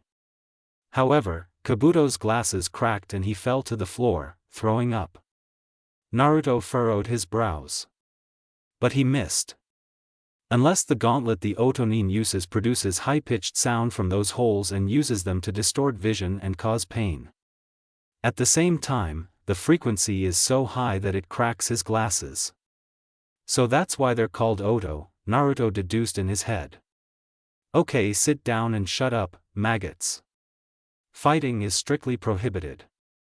Save your spunk for the second test, yelled a man who appeared with several other chunins. He was intimidatingly tall and wore a black bandana. His face was twisted in a fierce scowl as he walked up to the front of the room. I am Marino Ibiki, head of Konoha's Gaman/Jinmon Butai, Torture and Interrogation Force, and proctor of the first test. And from now, your worst enemy. Previously, your worst enemy.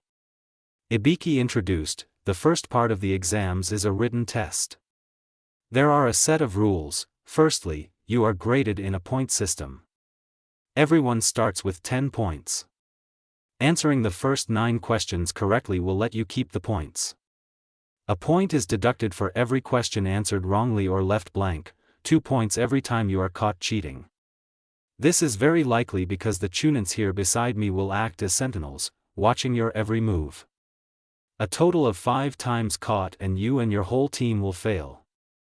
Also, if any teammate gets 0 points, the whole team will fail as well. The 10th question will be given out 15 minutes before the end of the test. You have 1 hour. Hajime. The sound of papers flipping echoed throughout the room as the candidates began the test. The blonde's eyes scanned the paper quickly, determining them to be Jonin-level questions. Were they doing on a Chunin exam test? Unless the objective was information gathering. Well, that wouldn't be necessary. Naruto's pencil hit the paper and began writing out answers as Kurama read them to him. Thanks, Kurama, Naruto said once he was done. The Titanic fox gave a grunt. Discreetly eyeing the room, Sakura was just like him, knowing the answers, while Sayuri was using her Sharingan to copy the pencil movements of a Chunin disguised as a genin in front of him. Soon. 45 minutes passed. Right. The 10th question is going to be given. However, you can choose whether to take it or not, Ibiki said. Not taking it would result in you and your team failing immediately. Then of course we'd take the question. Kiba cried. Ibiki smirked. However, if you take the question and answer wrongly, you will never be able to take the Chunin exams again for the rest of your life. At that statement, many teams gave up, leaving behind about 20. No one else? Ibiki asked with a sadistic grin. If we don't possess the courage to take the risk of this question, we are not fit to be Chunin, Naruto answered. Ibiki smiled and clapped. Well said. All of you in this room passed the first test. What? Came many candidates' responses. As the gentleman here said, it was to test if you had the courage required of a Chunin. Many times in your jobs, you will have to make risky decisions that might get you and your teammates injured or killed. Courage is having the guts to take this risk and accomplish the mission. But at the same time, courage is not recklessness. You want to accomplish the mission with as little casualties as possible. In the ninja world, those who break the rules are scum dash. But those who abandon their friends are worse than scum, Naruto finished. Ibiki smiled again. That smile quickly disappeared when he had to sidestep a ball of cloth that broke through the window and unfurled into a large rectangular banner with 4 kunais tied to it, one on each corner. The kunais planted themselves into the floor and ceiling, holding it in place as a kunoichi appeared. The banner read, "The and single proctor of the second test, Mitarashi Anko." The kunoichi stepped forward. "Hey kids, no not Barney, I'm your proctor for the second test. Meet at training ground 44 in 15 minutes and don't be late." Ibiki stepped out from behind the banner. "You're early again, Anko. I just want to have a more little fun with them, couldn't I? Besides, you're getting soft. 20 teams left. I will have the candidates by the end of my test." Naruto was pretty sure she meant have the number of candidates, but for all he knew she would actually bisect the genins. He pushed back his seat and stood up, as did his teammates and the remaining teams.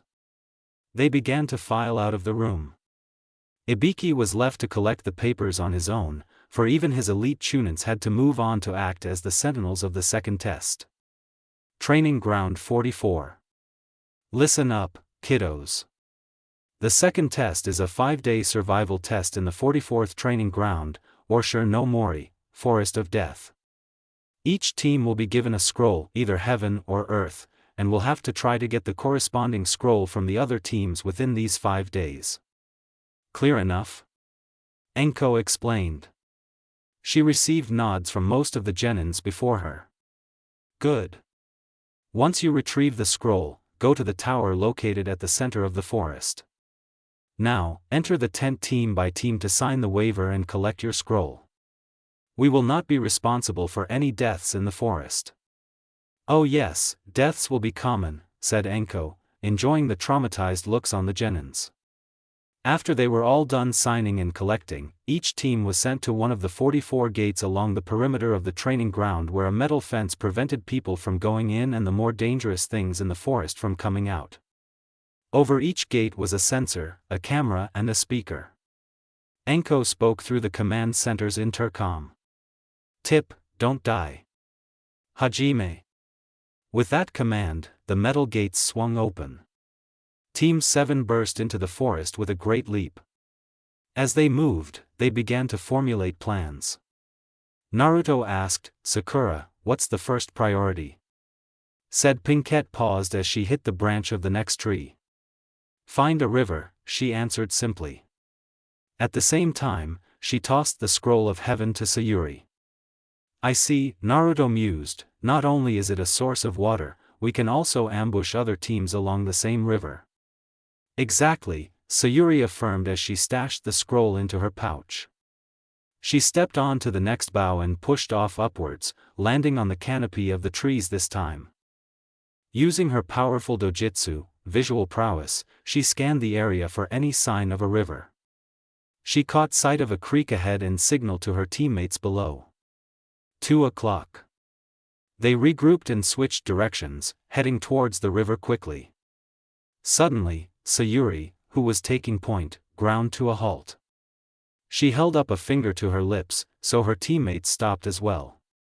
Naruto extended his sensory range, finding an enemy team approaching fast. 11 o'clock, ETA 20 seconds. The girls nodded and drew their weapons. Bracing themselves, they held their breaths. Incoming! Naruto warned. Out of the distant trees, several shurikens came flying. Naruto deflected them away with his kunai just as an aim genin shot out the nearby trees. Naruto jumped into the air and spun around while executing a kick to his face. The opponent's hands shot up to the side of his face to block the kick, though the impact left him landing on his side. With his hands, he backflipped away and got into a stance. Naruto did the same, his hands in front of his chest in a preparatory position. The Aimnin's two teammates appeared at his side. He then rushed into the battle, starting with a barrage of punches. Naruto sidestepped the first few, then slapped the sixth punch away. The man launched another fist to his side, which Naruto brought up his left hand to block. Pushing it away while lunging forward, Naruto elbowed the man in the temple. The Aimnin winced and attempted a kick, however the Uzumaki blocked it quickly by raising his own foot. He snapped his foot out in a low kick, but the man's hand shot down to block it. Naruto made use of the momentum to flip forward instead in an axe kick. The opponent's hands now raised to push away his leg once it came down. Naruto maneuvered away with a couple of flips, landing near his teammates. He then charged forward at the man, throwing a kunai ahead of him. With his own, the aim genin deflected it away. As it spun in the air behind, it became the subject of Naruto's substitution jutsu. The man watched, shocked as his enemy disappeared and appeared behind him mid-air. Naruto thrust out his foot, sending the Aimnin forward onto the surface of the huge bow. When he turned around, Naruto was already upon him. Naruto's fist was an inch away from his stomach. With a slight snap of his wrist, the Uzumaki's fist plowed into the man with enough power to break his ribs, sending him crashing into the tree behind Sayuri and Sakura. The two other aim genin stepped back in fear as their opponent had knocked out their teammate with taijutsu alone. Sayuri, Ikkyus! Naruto exclaimed. Sayuri launched into battle, fighting the remaining two genins. She brought up her elbows to block a punch from one while using her foot to fend off the other. Quickly, she stepped forward and performed an uppercut. The opponent stepped back and grabbed her outstretched arm, however she had underestimated the Uchiha. A second later, Sayuri's knee came flying up into her stomach, followed by a full extension of her leg to break free of the opponent's grasp. Lastly, she brought her foot back and with a powerful kick, the enemy genin crashed onto the floor. Swiftly, she ducked under the swipe of the last Aimnin's kunai. She grabbed and twisted his wrist and with a solid strike, disarmed the man. Said Aimnin cried out in agony when his wrist was broken, trying to retreat. Sayuri wouldn't let him have such a reprieve. Her right hand shot back to the handle of her chikudo and quickly drew it from its scabbard. Simultaneously, she used the unsheathing motion to make a diagonal slash at his stomach. She flowed with the sword and spun counterclockwise gracefully, rapidly shifting her footing for a tornado kick. It slammed into the side of the man's face. She brought her right foot down from the kick and lunged forward, utilizing her angular momentum to perform a second swipe at him. After completing the slash, she created a chidori in her left hand. Twisting her body in the opposite direction this time, she executed a glancing blow to the right to continue her combo instead of the usual assassinating thrust as that would end the battle. Though the wound was shallow, the right-hand chakra made it sting like. She then followed through and spun clockwise, taking the time to place her left hand on her chikudo while changing her grip, channeling the chidori through it. It sparkled with right-hand chakra, allowing her to perform the next slash with slightly more damage. Kusanagi no Tsurugi, Kidorigatana, grass-cutting sword, Chidori katana, she called, executing a forehand upward slash with the chirping blade. She let the blade trail in a figure of 8 before returning with another strike to the left. Meanwhile, the Chidori had dispersed, replaced with a fist of fire. She spun for the last time, smiting him with the fist and following up with a sword swipe. The momentum carried both fist and sword to the left side of her body, where she put her fist on the chikudo. The right-hand chakra was replaced with flames, letting her perform a final lateral slash.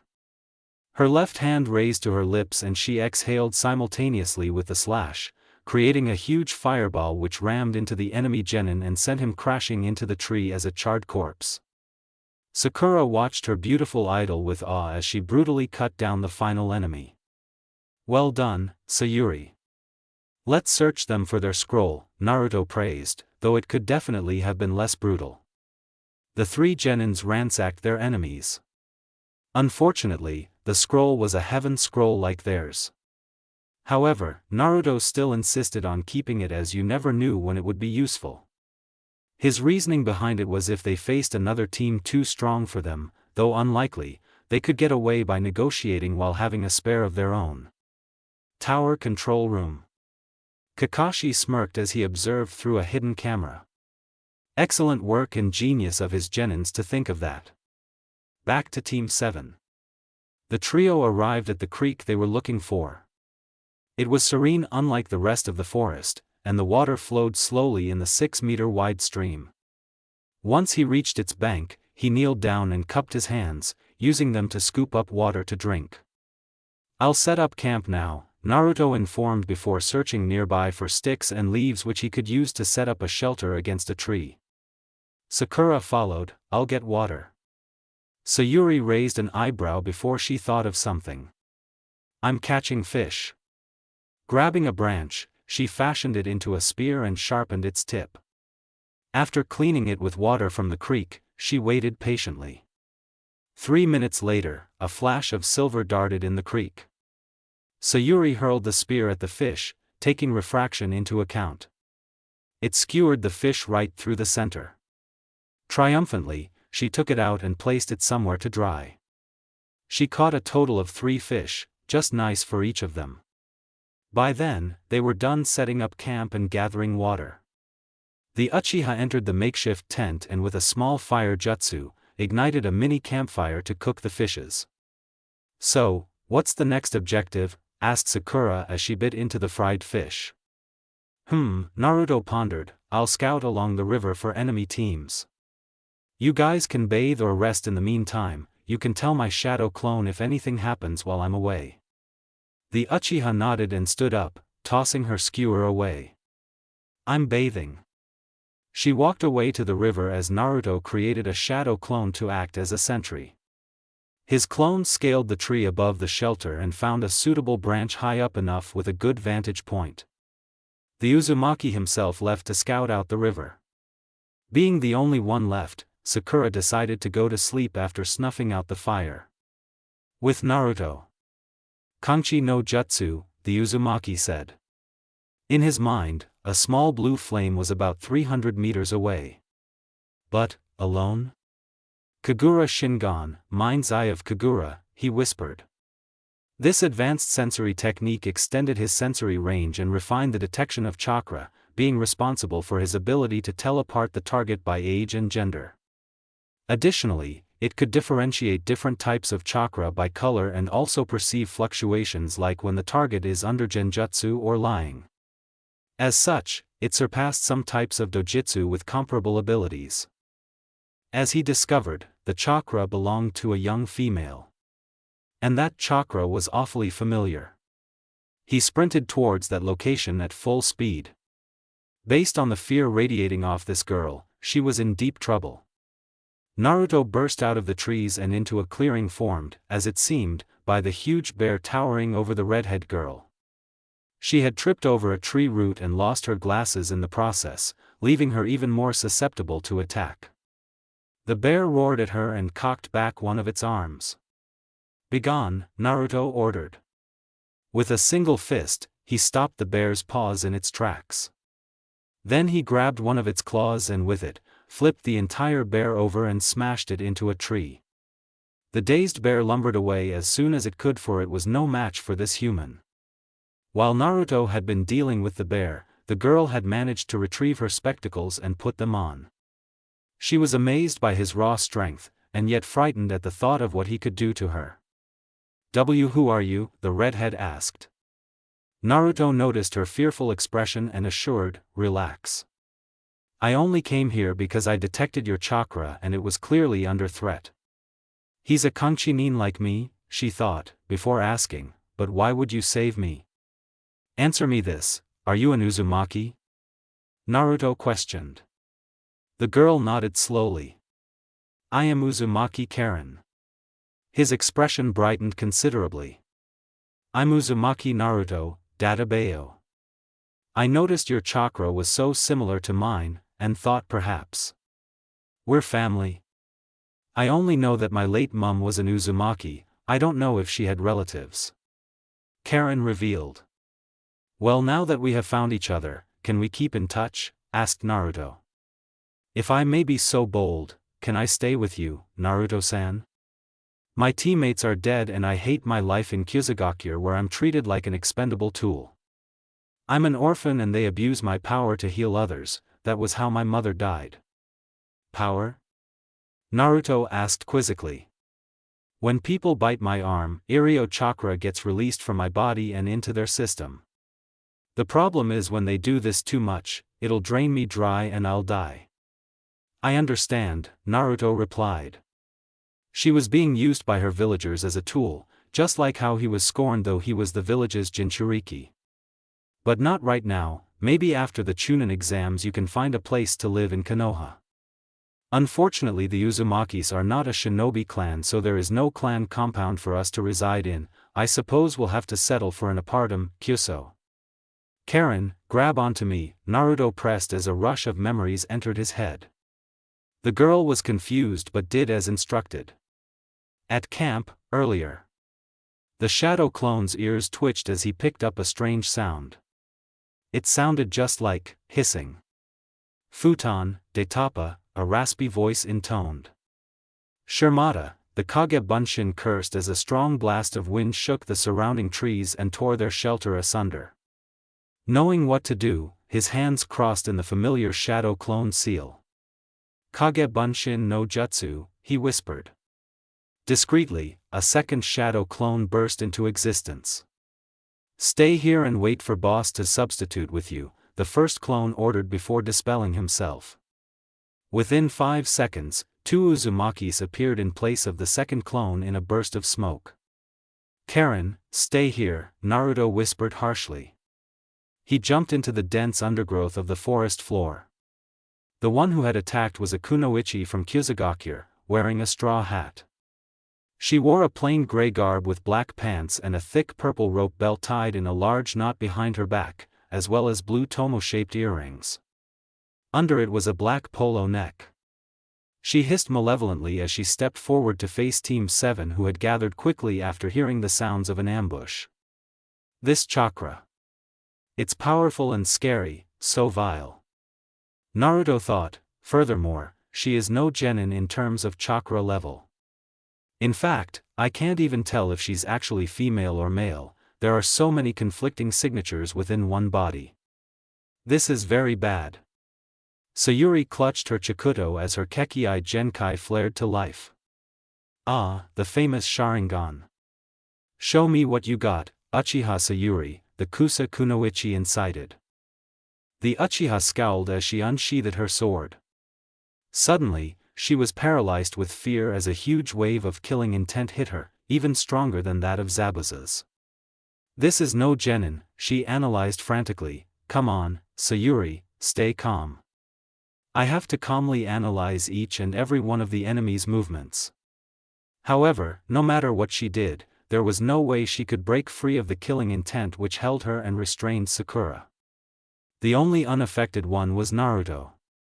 "Kachi ni kite, Uchiha," the opponent taunted, a long, forked serpentine tongue flicking around out of her mouth.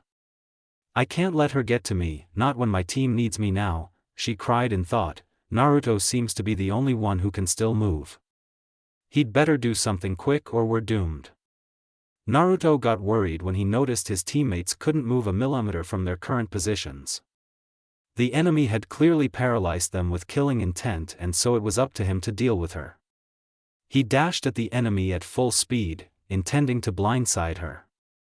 Though the enemy was surprised at his speed, she maneuvered away in time. Naruto ran up the tree trunk and kicked off explosively, launching him towards the enemy with an outstretched fist. This time, the kunoichi knew that he was fast enough and caught his arm in time.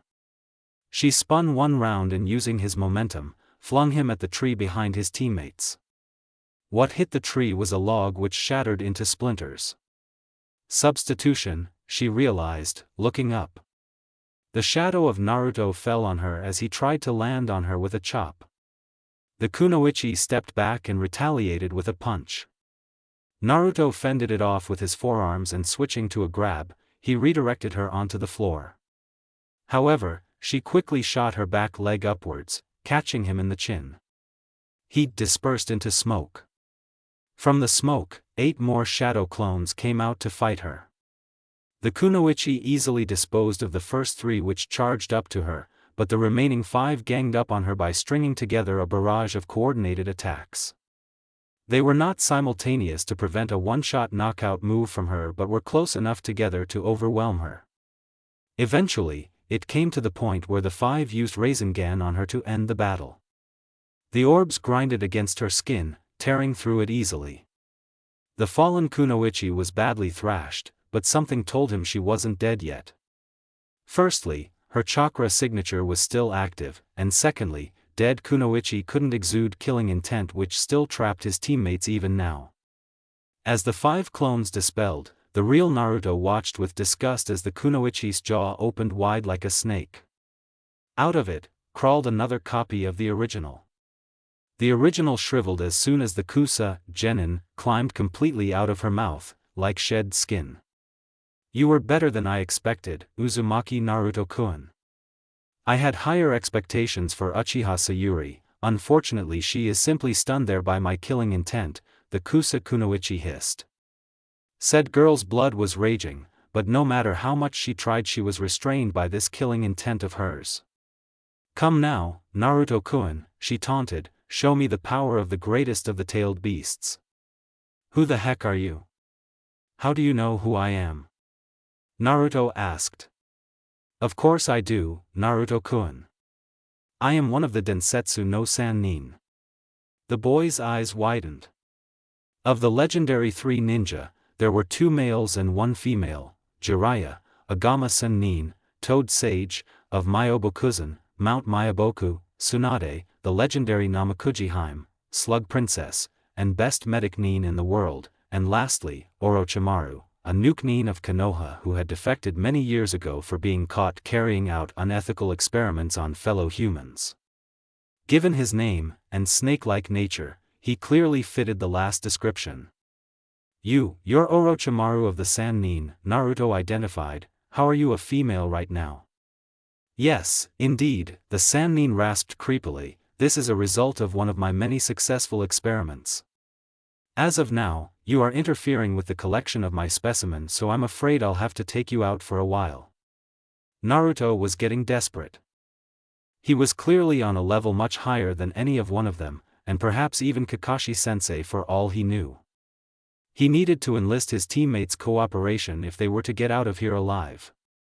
Sayuri, you have to snap out of it. I need your help. Naruto cried as Orochimaru sprinted towards him. 2 lightning-quick punches found their way past his first guard, forcing him to step back and sidestep another. The Sannin bent down and swung his foot across at his face. The Uzumaki quickly bent underneath the passing foot, evading to its left. However, Orochimaru's leg swerved back, intent on catching him again off guard. Naruto's hands flew up to his side to block the incoming foot and switched to a grip once it came in contact. The Sannin was no pushover, and with a spin, he swung himself up and over Naruto's arm. The blonde's eyes widened as soon as he knew what was about to happen. Orochimaru threw his weight forward while using his other leg to wrap around Naruto's arm, which was still grabbing his right leg.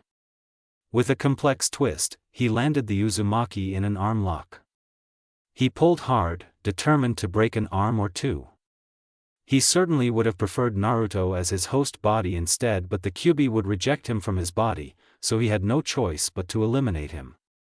As Orochimaru yanked harder, Naruto began to lose feeling in his trapped arm. It was about to snap at any moment. Sayuri, meanwhile, was watching helplessly in abject horror. Her beloved's arm was about to be broken. He had called for her help. Her help. And she failed him. Dark chakra spawned in her soul, hatred flooding her body for this man he called Orochimaru. Naruto's mind raced with a million thoughts a second, before he finally thought to use his inheritance. He closed and concentrated on amassing chakra in his body, rejuvenating his systems. Kyuso, he cursed as he felt 5 fingers poke hard against his stomach. His eyes flew open, and he saw Orochimaru's 5 fingers alight with purple flames, pressed hard on his stomach where his seal was. Gojyo Fuin, 5-element seal, Orochimaru intoned, the purple flames disappearing. Naruto felt an odd sensation as his chakra flow was disturbed, all the chakra he had been amassing earlier falling away. Based on his knowledge of Fuinjutsu, an odd-numbered seal placed on an even-numbered seal would cause an imbalance. As the last of his consciousness faded away, he felt the sensation of being kicked to another tree trunk and being pinned there by a thrown kunai to the ribcage. Sayuri's mind was raging with thoughts, bubbling with wrath which far surpassed any in the vicinity. Orochimaru got up and taunted, "What will you do now, Sayuri, now that your teammate has been defeated so easily by me? If you can't beat me, you will never stand a chance against your brother." The last insult did it, breaking deep into her old memories which flooded her mind now. The old days where Itachi was kind to her. And that faithful day where it all started this mess. She remembered the hatred. The anger. And above all, the futility of her actions as she was weak then. She had sworn to rise above it all. To overcome her weaknesses and to surpass her brother. And one day, to avenge her parents and the rest of the clan. But even now, was she still weak? Still in the shadow of her older brother. She could not help herself from falling in love either. And even now, her love had been beaten up and thrashed by this vile man before her, who dared to restrain her with his killing intent. She would show him.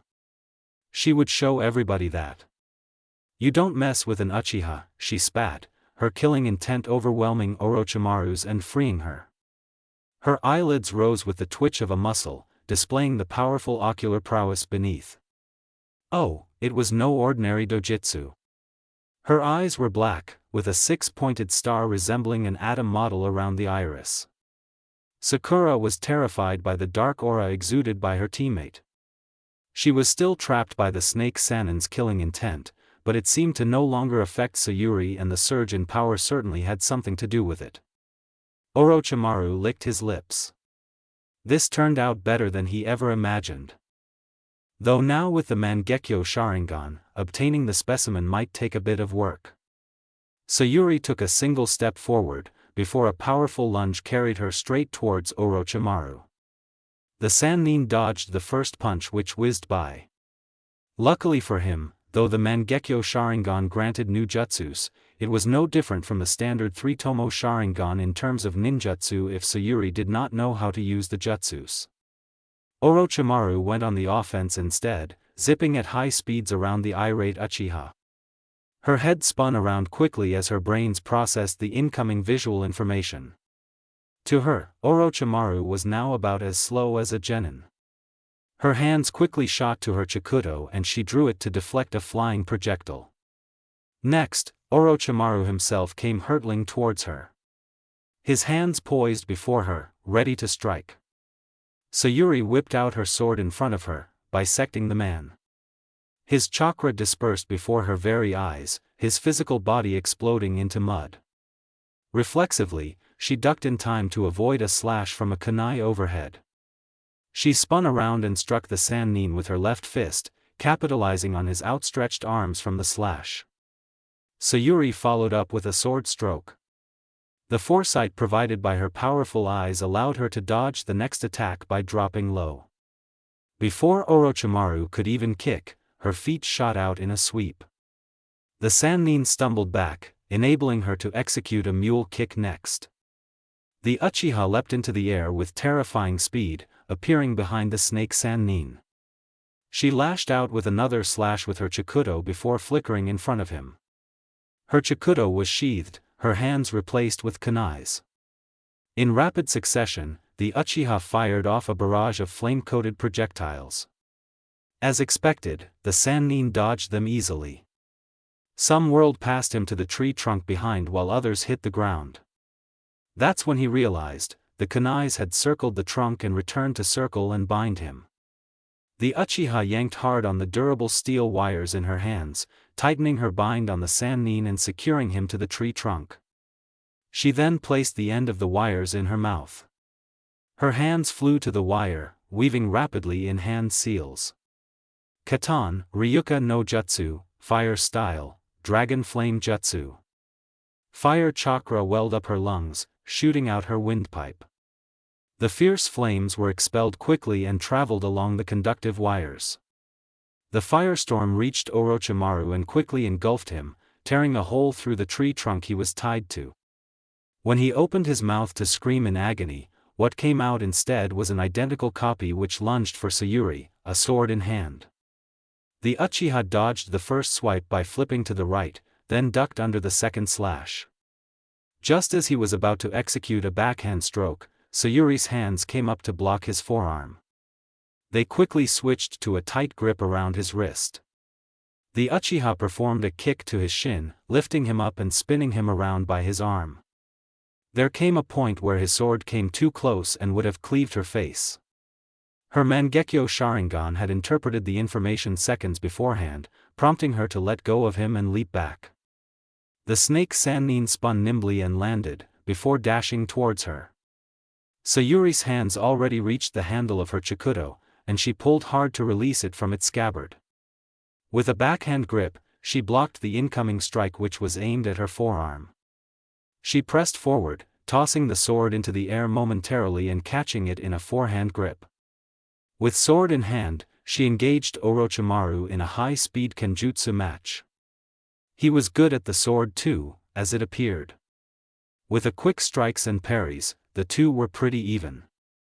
While Orochimaru was swifter, Sayuri could see through all his moves and predict them. The Uchiha decided to put an end to this.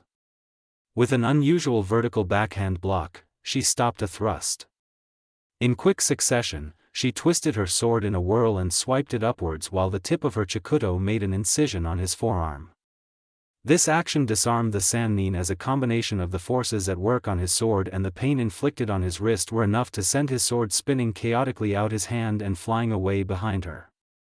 Sayuri lunged as the man was screaming in agony. It was over for him. That is, until she felt a sharp pain pierce her back and course through her body. A metal tip emerged from her ribcage, revealing Orochimaru's sword which had somehow found its way from midair to her vulnerable back. It was out of his hand, and out of her sight too, unless he could control it telekinetically. She was not able to predict that, especially since it was behind her. Sayuri keeled over and coughed up blood. The injuries were not vital and she suspected it was because he wished to keep her alive. Or else, nothing would have stopped him from stabbing her heart from behind. Orochimaru's long tongue ran over his pale lips, wetting it with his saliva. Finally, his target was under control. Behold, the legendary Kusanagi no Tsurugi, the snake Sannin rasped, and with a wave of his hand, the sword extracted itself from her body and returned to his hand. Sayuri's eyes widened in silent shock as they deactivated. This was the real Kusanagi? No wonder he could control it telekinetically. The Sannin tilted his head upwards, allowing the long sword enter his mu and disappear into the depths of his esophagus. Now, my precious little Uchiha, I have shown you my strength. If you want power, seek me. We shall meet again. The vile man's hands came together in an odd hand seal. Suddenly, his neck extended like a long white rope, bringing his head to her neck. Paralyzed, she kneeled there helplessly as the Sannin bit into her neck. A sharp sting ran across her neck, before it dulled into a tingle. The Sannin opened his jaws, releasing her from his bite as his head returned to his body. Remember, if you wish to have power to defeat your brother, simply call on my power and you'll have what you desire. In a blur of motion, he was gone. Sakura was released from his terrifying killing intent and ran towards Sayuri to help her. But it was too late, for she collapsed face first onto the floor, pain erupting relentlessly from the bite on her neck. Once she hit the floor, all was black for her. The pain ceased, and when her eyes flooded open, she was greeted by the sight of her clan compound. What the heck was she doing here? Out of the shadows of the main house, a man stepped forward.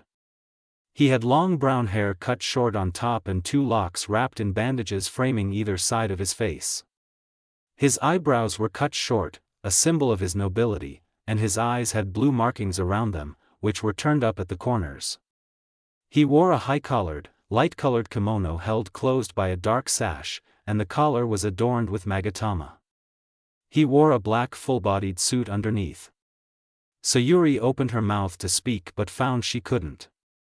In his eyes, a red iris was marked with a black swirl similar to the Uzumaki clan's insignia. Greetings, Uchiha Sayuri. I am Indra Otsutsuki. Previously. Greetings, Uchiha Sayuri. I am Indra Otsutsuki. But first, let me get rid of a pest. As the man said so, he went to the main hall, where a huge, glowing purple symbol was stuck to the wall. It was 3 tomos in a circle, a seal of some sort. The man reached into the seal and yanked hard, causing a whitish apparition of Orochimaru to materialize in his hand. Indra uttered, "Begone." A bright glow enveloped the apparition as it disappeared.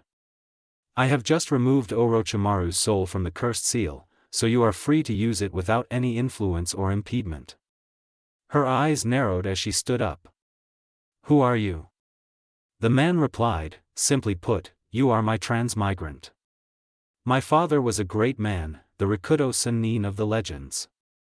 When he chose to let my brother, Azura, become his successor, I was determined to wrangle this power back, for it is my birthright.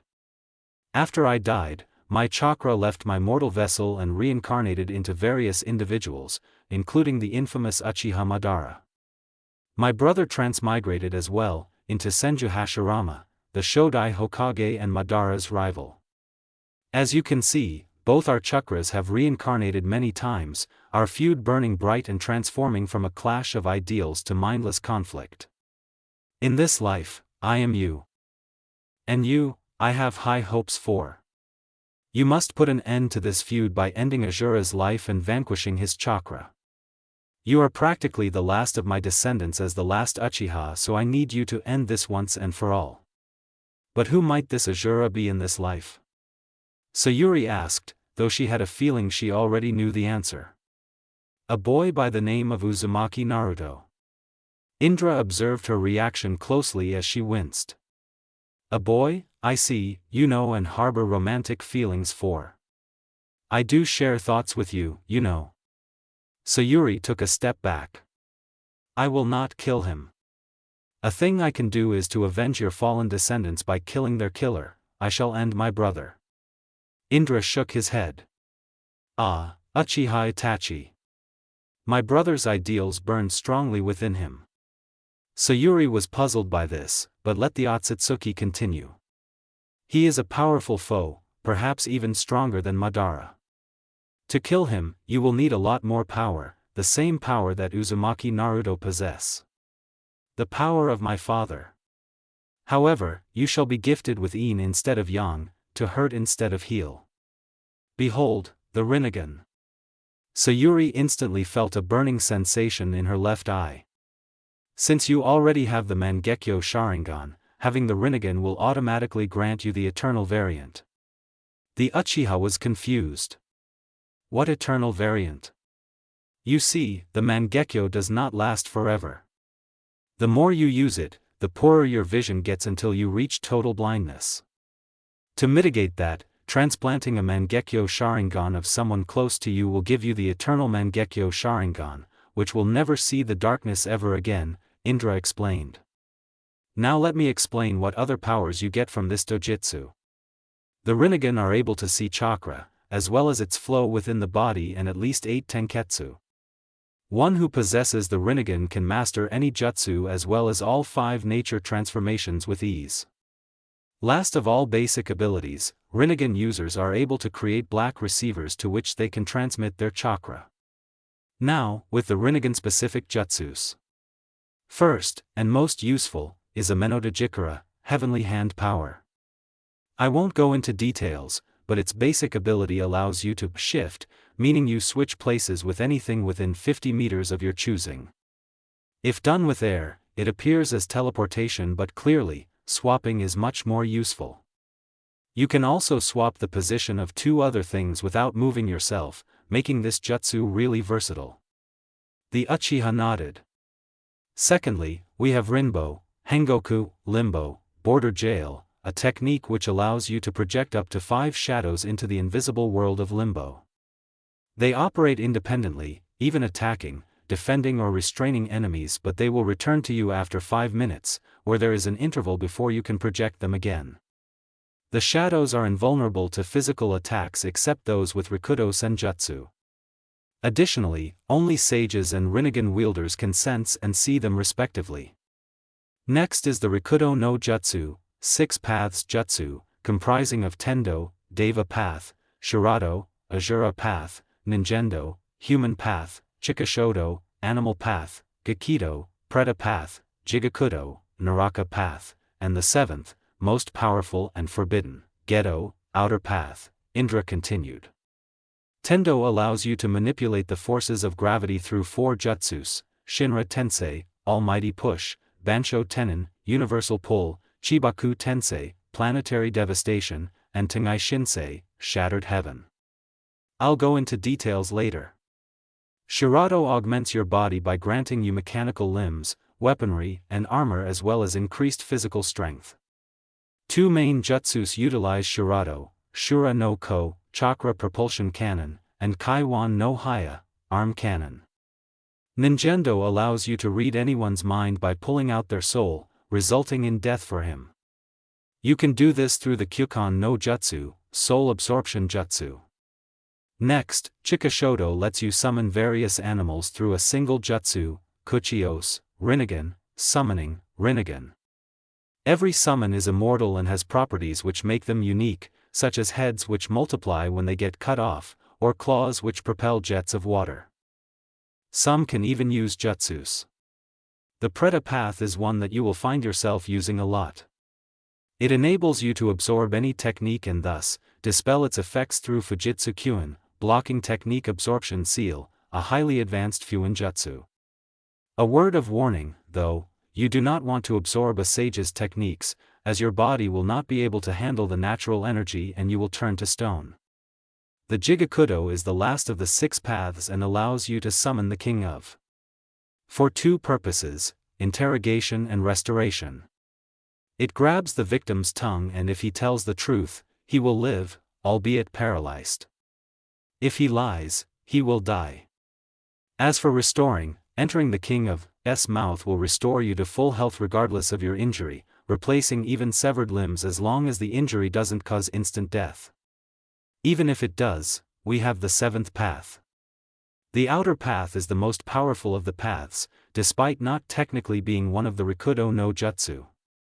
It is the power which transcends life and death, bringing the dead back to life with the Gedo, Rinne Tensei no Jutsu, Outer Path, Rebirth Jutsu.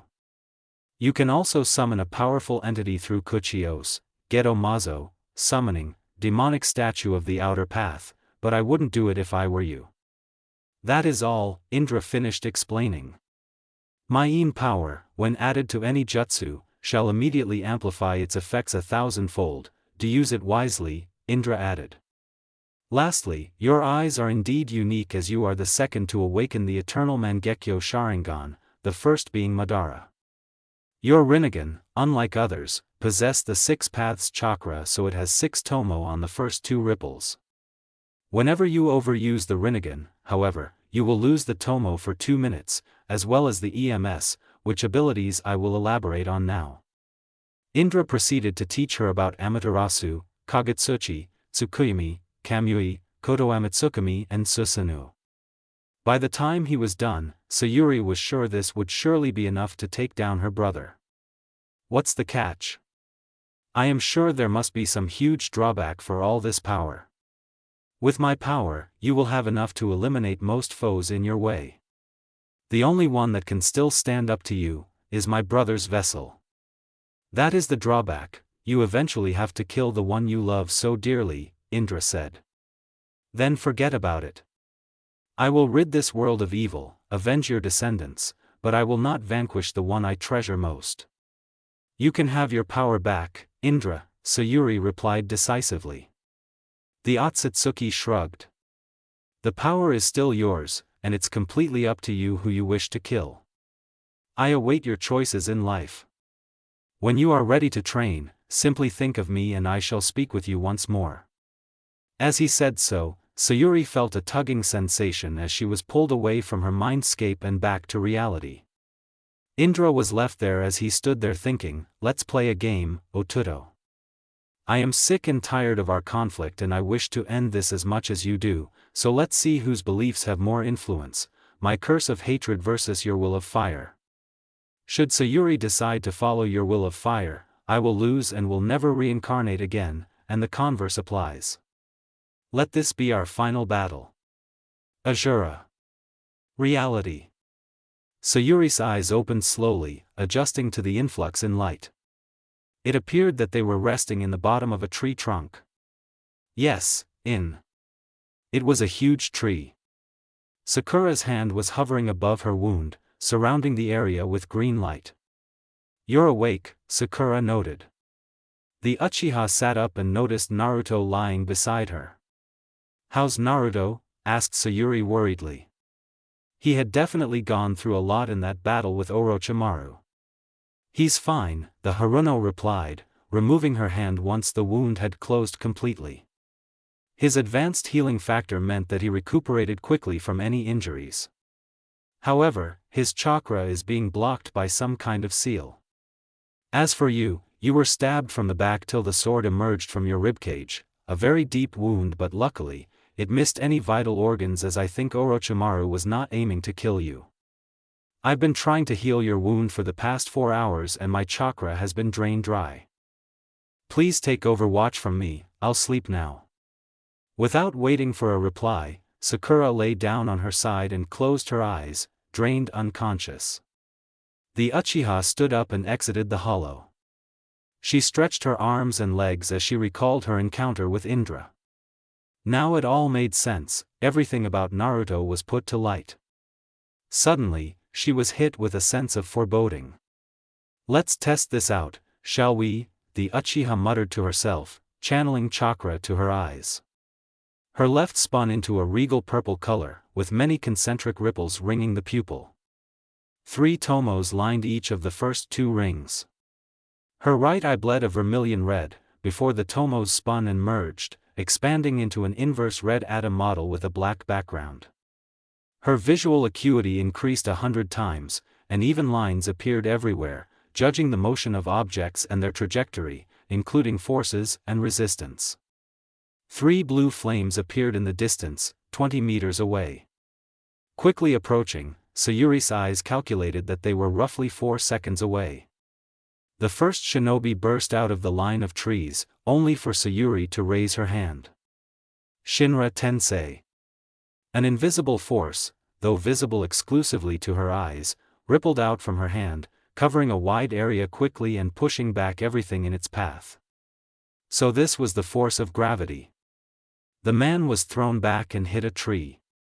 He then got up, hacking blood as his 2 teammates arrived by his side. Are you Uchiha Sayuri? The Otonin questioned. Her eyes glowed a brilliant red and majestic purple, indicating that this girl was indeed the one they were looking for. No, his teammate muttered to him while preparing her tools. Let me guess. Orochimaru's lapdogs, the Uchiha remarked coldly. The third Otonin growled. Zaku, show her the power of sound. The first Otonin charged at her, shooting out his hands which were wrapped with gauntlets. Ninpo, Zenkaha, ninja art, decapitating airwaves. Zaku shouted, blasting a huge wave of sound at Sayuri. She could, however, see them clearly, so avoiding them was a mere test of agility. But how can she? Oh, I see, it's her eyes, Zaku stated confidently. Sayuri charged at him, engaging him in a vicious, one-sided taijutsu battle. Within 7 seconds, she had his arm in a wrist lock. Tugging hard, she twisted it till it broke and rammed her foot into his face. The kunoichi came at her, so she decided to kick Zaku out of the way. Sayuri sidestepped the first attack. Once the kunoichi landed, she lunged at the Uchiha. The girl ran around Sayuri, seemingly circling her but in truth, was winding a web of ninja wire around her. Of course, Sayuri had no trouble seeing the extremely thin wires and so knew that it was coming. The girl smirked as she stood up, having fully spun the trap. She flicked her fingers, causing sound to ring from the bells lining the wire. The Uchiha's eyebrow twitched. It was insulting that one would try a genjutsu on an Uchiha. Her right eye glowed a bright red as the illusion cleared instantly. She took a step forward, phasing through the wires. That is, before she disappeared completely.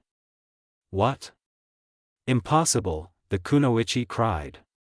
She spun around just as Sayuri materialized behind her in a swirl. Her wrist flicked out to smack the Uchiha, however Sayuri caught it by the wrist. She glared deep into her eyes, glancing into her soul with the very power of her dojutsu. A flaming red ball orbited around the kunoichi, pulling ever closer before its orbit closed and it crushed her, spilling her guts everywhere. The Uchiha released the girl as soon as she fell unconscious, hitting the floor. Sayuri cast a glance at the remaining shinobi. Ninpo, Zankukyakua, ninja art, extreme decapitating airwaves, the Otonin exclaimed. A huge wind tore from his hands, blasting straight for Sayuri and the tree where her friends were resting. Indra's words came to her. Fujitsu Kyuin, she called, thrusting out both her hands. A whitish aura surrounded her as the air from the jutsu was. And funneled into her body, dispersed with a reverse spin. She noticed him disappearing in a shunshin, and knew what was coming before he even reached her. His chakra materialized behind her, pulling him along. The Uchiha ducked anticipatorily, rotating on her heel. Her eyes saw where his hands were about to go and rose to block them. The Uchiha hands flew to his forearms in quick succession, tossing him skyward. Her chikudo was unsheathed and launched at him. It sailed through the air swiftly, piercing the right side of his chest. Once it flew behind him, Sayuri activated her shifting technique. Amenota Jikara, she uttered, disappearing in the blink of an eye. Her sword replaced her, stabbed into the ground where she was earlier. She materialized behind him, her hands crackling with fearsome black lightning. Rikudo Inton, Chidori, 6 paths in style, Chidori, she shouted over the fierce cry of 1,000 birds. With precision, she flew down and struck the man right in his beating heart, tearing a huge chunk of gory flesh out of his body. That sent him to instant death, collapsing before his 2 teammates, who backed away hastily. "Here you can have our scroll." Zaku cried in fear as he dropped his scroll on the floor. Immediately, the Otonin picked up the still unconscious kunoichi and fled for his life, not even turning back for his dead comrade. Sayuri's eyes faded back to their usual onyxy hue as she discarded the bloody piece of cardiac muscle she had ripped from the Otonin. She walked calmly over to her chikudo and pulled it from the ground before sheathing it. She then picked up the earth scroll and returned to the shade of the huge tree. Naruto was still fast asleep and Sakura was unconscious. She turned on her Rinnegan again. Now, she could clearly see the obstruction in his chakra flow due to some purple chakra. Slowly, however, it was being eaten away by some orange chakra, seemingly mending the damage to his chakra circulatory system. That must have been Azura's chakra. Sakura, on the other hand, had some serious chakra backlash. Her chakra level was life-threateningly low, though it was slowly recovering drop by drop. She would need a soldier pill if she were to think of moving. Sayuri reached into her pouch and withdrew a soldier pill, slipping it into Sakura's mouth. The Haruno's chakra surged suddenly, increasing to half of her natural reserves. Sayuri was impatient and having 2 teammates who couldn't move would be a pain. The Uchiha needed at least one teammate to be fully conscious or they wouldn't make it to the tower alive. She clapped her hands together, invoking a summoning array outside the tree. Purple flames rose from the grass floor as the King of S head emerged. Its mouth opened and two appendages shot out, wrapping around the bodies of her teammates. With a tug, it pulled both Naruto and Sakura into its mouth, which shut tight. 5 seconds later, its mouth flew open and her two teammates came tumbling out conscious. The two stood up slowly, orientating themselves. Naruto looked back and was stunned to see the fierce scowl adorned on the King of S head. Silently, it sank into the ground and vanished with the purple flames. Was that? Asked Naruto. Sayuri was tempted to make a pun but instead, pointed to her eyes. New power. Now's not the time to explain, we'll talk once we get to the tower. She flashed the earth scroll temporarily before taking off. Sakura shrugged and followed suit, as did the blonde Uzumaki. When they neared the center of the forest, Sayuri detected a thin veil of chakra surrounding it. Naruto could sense the disturbance as well, a wide, shimmering curtain of chakra covering the tower. Sayuri brought the Teritsu no into her face. Kai! Her chakra flared as her eyes saw through the mirage, causing it to dissipate. Instantly, Naruto felt the oppressive chakra vanish into thin air.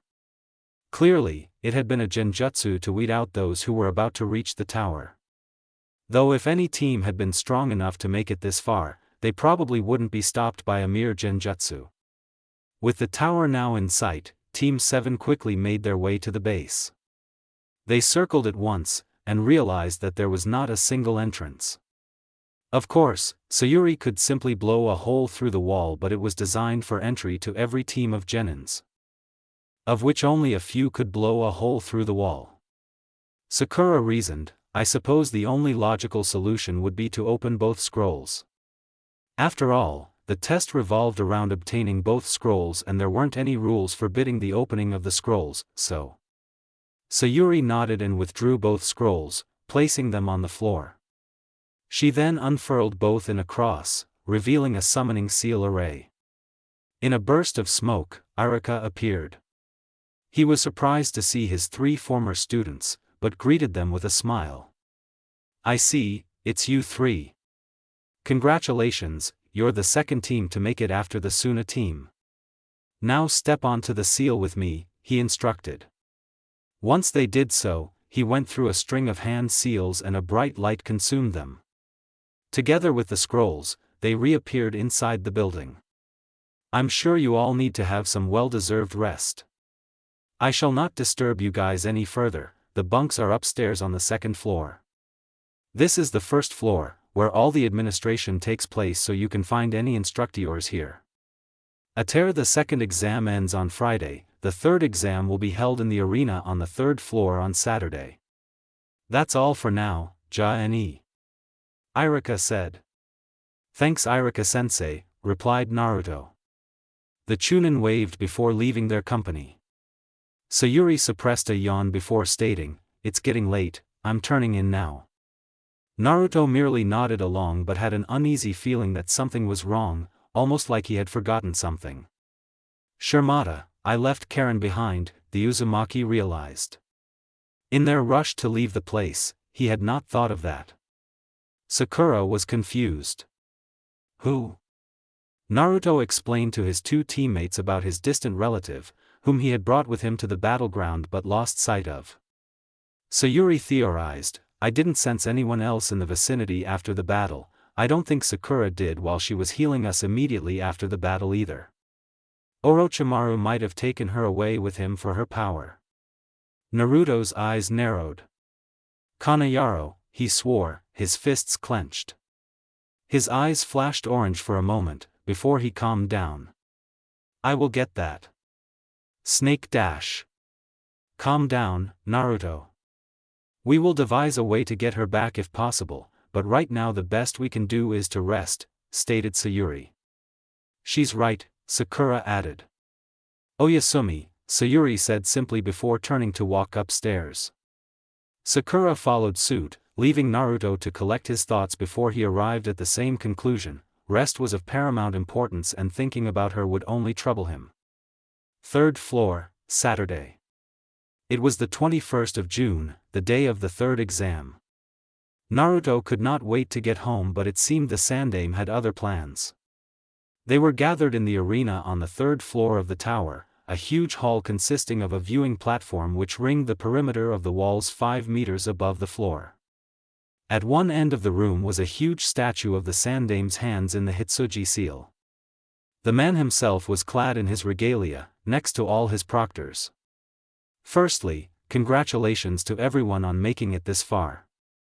However, since too many teams made it into the third exam, we will be holding a preliminary round, the aged Hokage announced.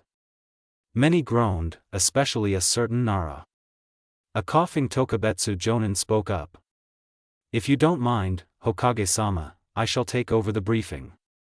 He turned to the Chunin hopefuls and continued, I am Gekko Heiate, proctor of the third exam.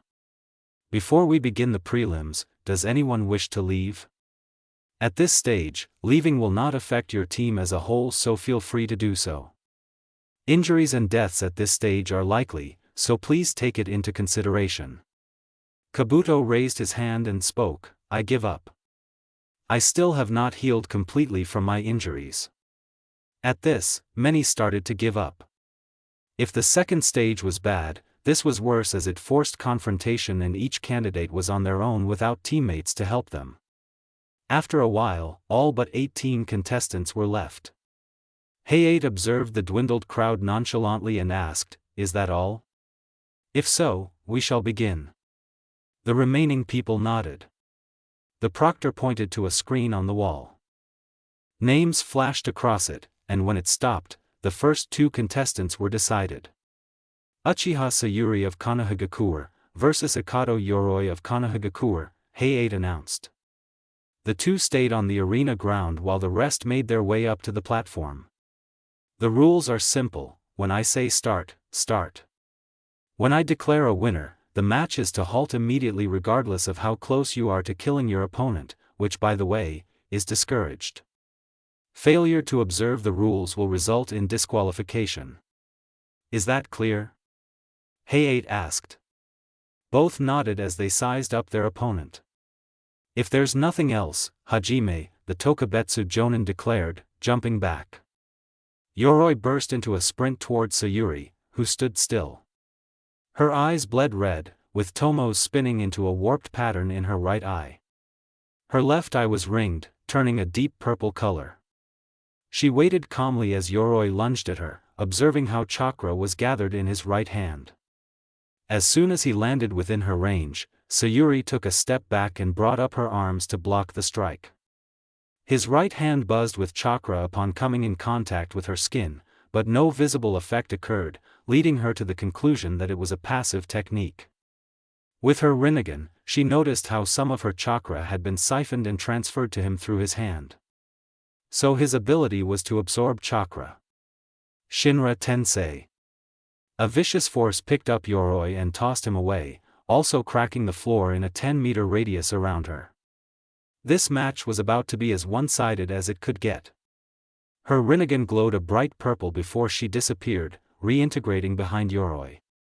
With a powerful kick, she launched the Konohanin towards the ground. Before he could hit it, though, an invisible force caught and restrained him. Rinbo, Hengoku, she intoned as she walked towards her shadow, which currently held the man trying to escape. If this is a competition to see who can absorb more chakra, well, let's see how far this can go, Sayuri whispered to the man, who was struggling feebly to break out of the grip of her shadow. Fujitsu Kyuin. A whitish aura in the shape of a bubble wrapped around her. She thrust out a palm towards Yoroi, causing his chakra to start flowing into her at an immeasurable pace.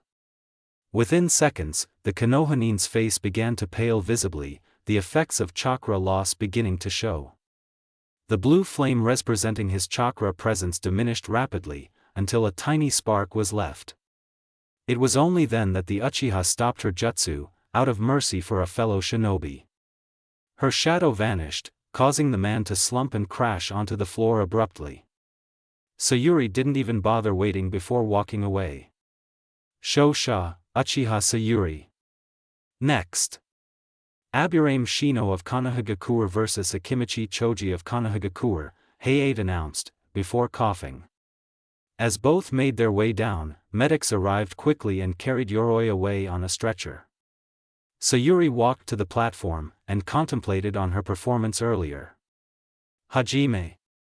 As both her ex-classmates engaged in the spar, she watched on while her mind was really drifting away.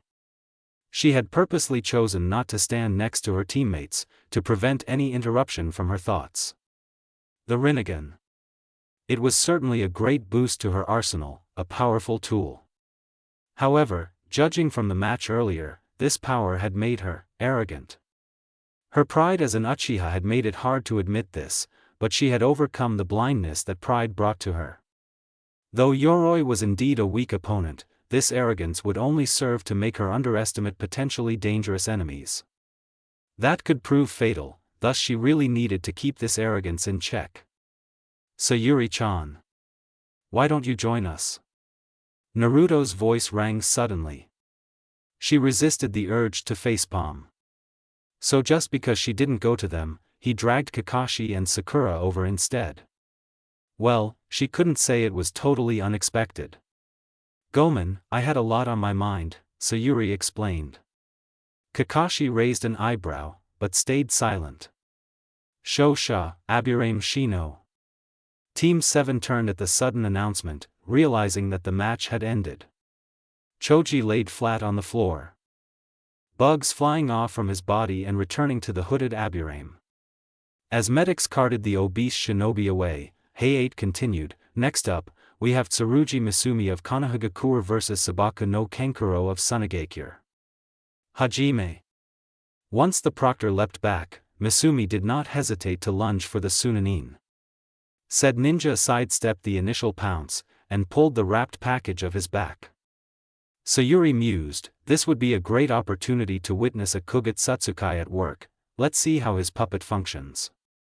With that, she activated her dojutsu to observe the match. She gasped, but quickly recovered into a smirk. What an interesting strategy he had. Kenkuro set the package down and jumped away, followed closely behind by Misumi. A brief taijutsu clash ensued before Misumi brought him into a stranglehold. A series of cracks and snaps were heard as the Konohanin dislocated his own joints through a jutsu, granting him inhuman flexibility. You have lost. Concede, or I will break your neck, Misumi threatened. Suddenly, Kenkuro's mouth opened incredibly wide, before closing. This occurred repeatedly, creating a haunting clacking sound which sounded like maniacal laughter. The wrapped package burst, revealing the real Kenkuro. We'll see about that. He gestured his hands rapidly, his fingers swinging dexterously while manipulating thin threads of chakra attached to the Kenkuro in Misumi's clutches. Kenkuro broke into multiple sections, breaking out of his grip and revealing whirring machinery and gears within. So this is what a puppet looks like, Naruto thought, recalling the time Kenkuro almost used Karasu on the streets. The Sunanin smirked, before closing his fingers. The puppet reassembled, trapping Misumi within its wooden and metallic body. Now I'll break your bones, since you seem to like dislocating them so much. With that, he closed his fist. The chakra threads collapsed, bringing the puppet together with sickening snaps. The proctor paused for a few seconds, till he determined there was no longer any movement from the puppet's insides. Shosha, Sabaku no Kenkuro. The Sunanin smirked before gesturing his fingers, causing the puppet to snap open and return to his side. The crumpled form of Misumi fell to the floor and medics began to carry him away. The screen on the wall flashed with names once again, and stopped at the next two names. Haruno Sakura of Konohagakure vs Yamanaka Ino of Konohagakure. The two girls were shocked as they realized who their opponent was.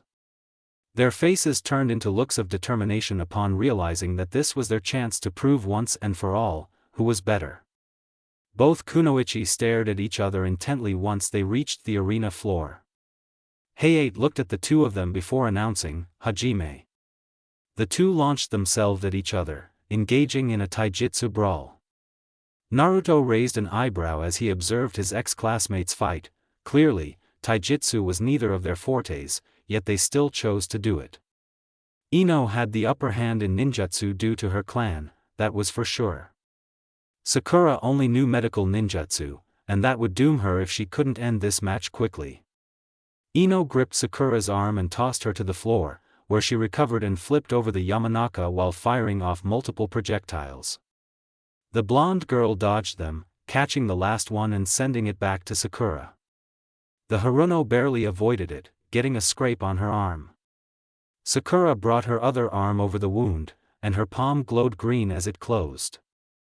Everyone above was marveled as it was rare to see medical ninjutsu employed in a match. The Haruno re-entered the battle, and the two childhood friends continued to fight on roughly equal ground. To be honest, it was not a very eventful match. There was, however, only one exciting instance where Ino used her clan's Shintenshin no Jutsu on Sakura. Surprisingly, she managed to break out of it. Eventually, the two kunoichi had tired each other out, and went for a final punch which knocked out both of them simultaneously. The proctor looked at the two still bodies, before sighing. As both contestants are unable to continue by double knockout, I consider this a draw. The fifth match, Tenten of Konohagakure vs Sabaku no Temari of Sunagakure. Hajime. This time, the match was much more eventful. Tenten's mastery of Bukijutsu was astounding. Unfortunately, she was matched with the wrong opponent. As Naruto and Sayuri had guessed, the Tessen on Temari's back was used to execute wind techniques, which easily countered any of the weapon specialist's techniques. This advantage led to the Sunanin's victory, as she ended the match with a powerful futon jutsu. Naruto winced as Tenten plunged from midair and hit the floor, her arms covered with numerous lacerations.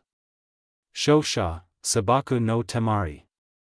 Next, we have Nara Shikamaru of Konohagakure vs Tsuchi-kin of Odogakure. The lazy Nara groaned at having to move his ass, especially to fight a girl.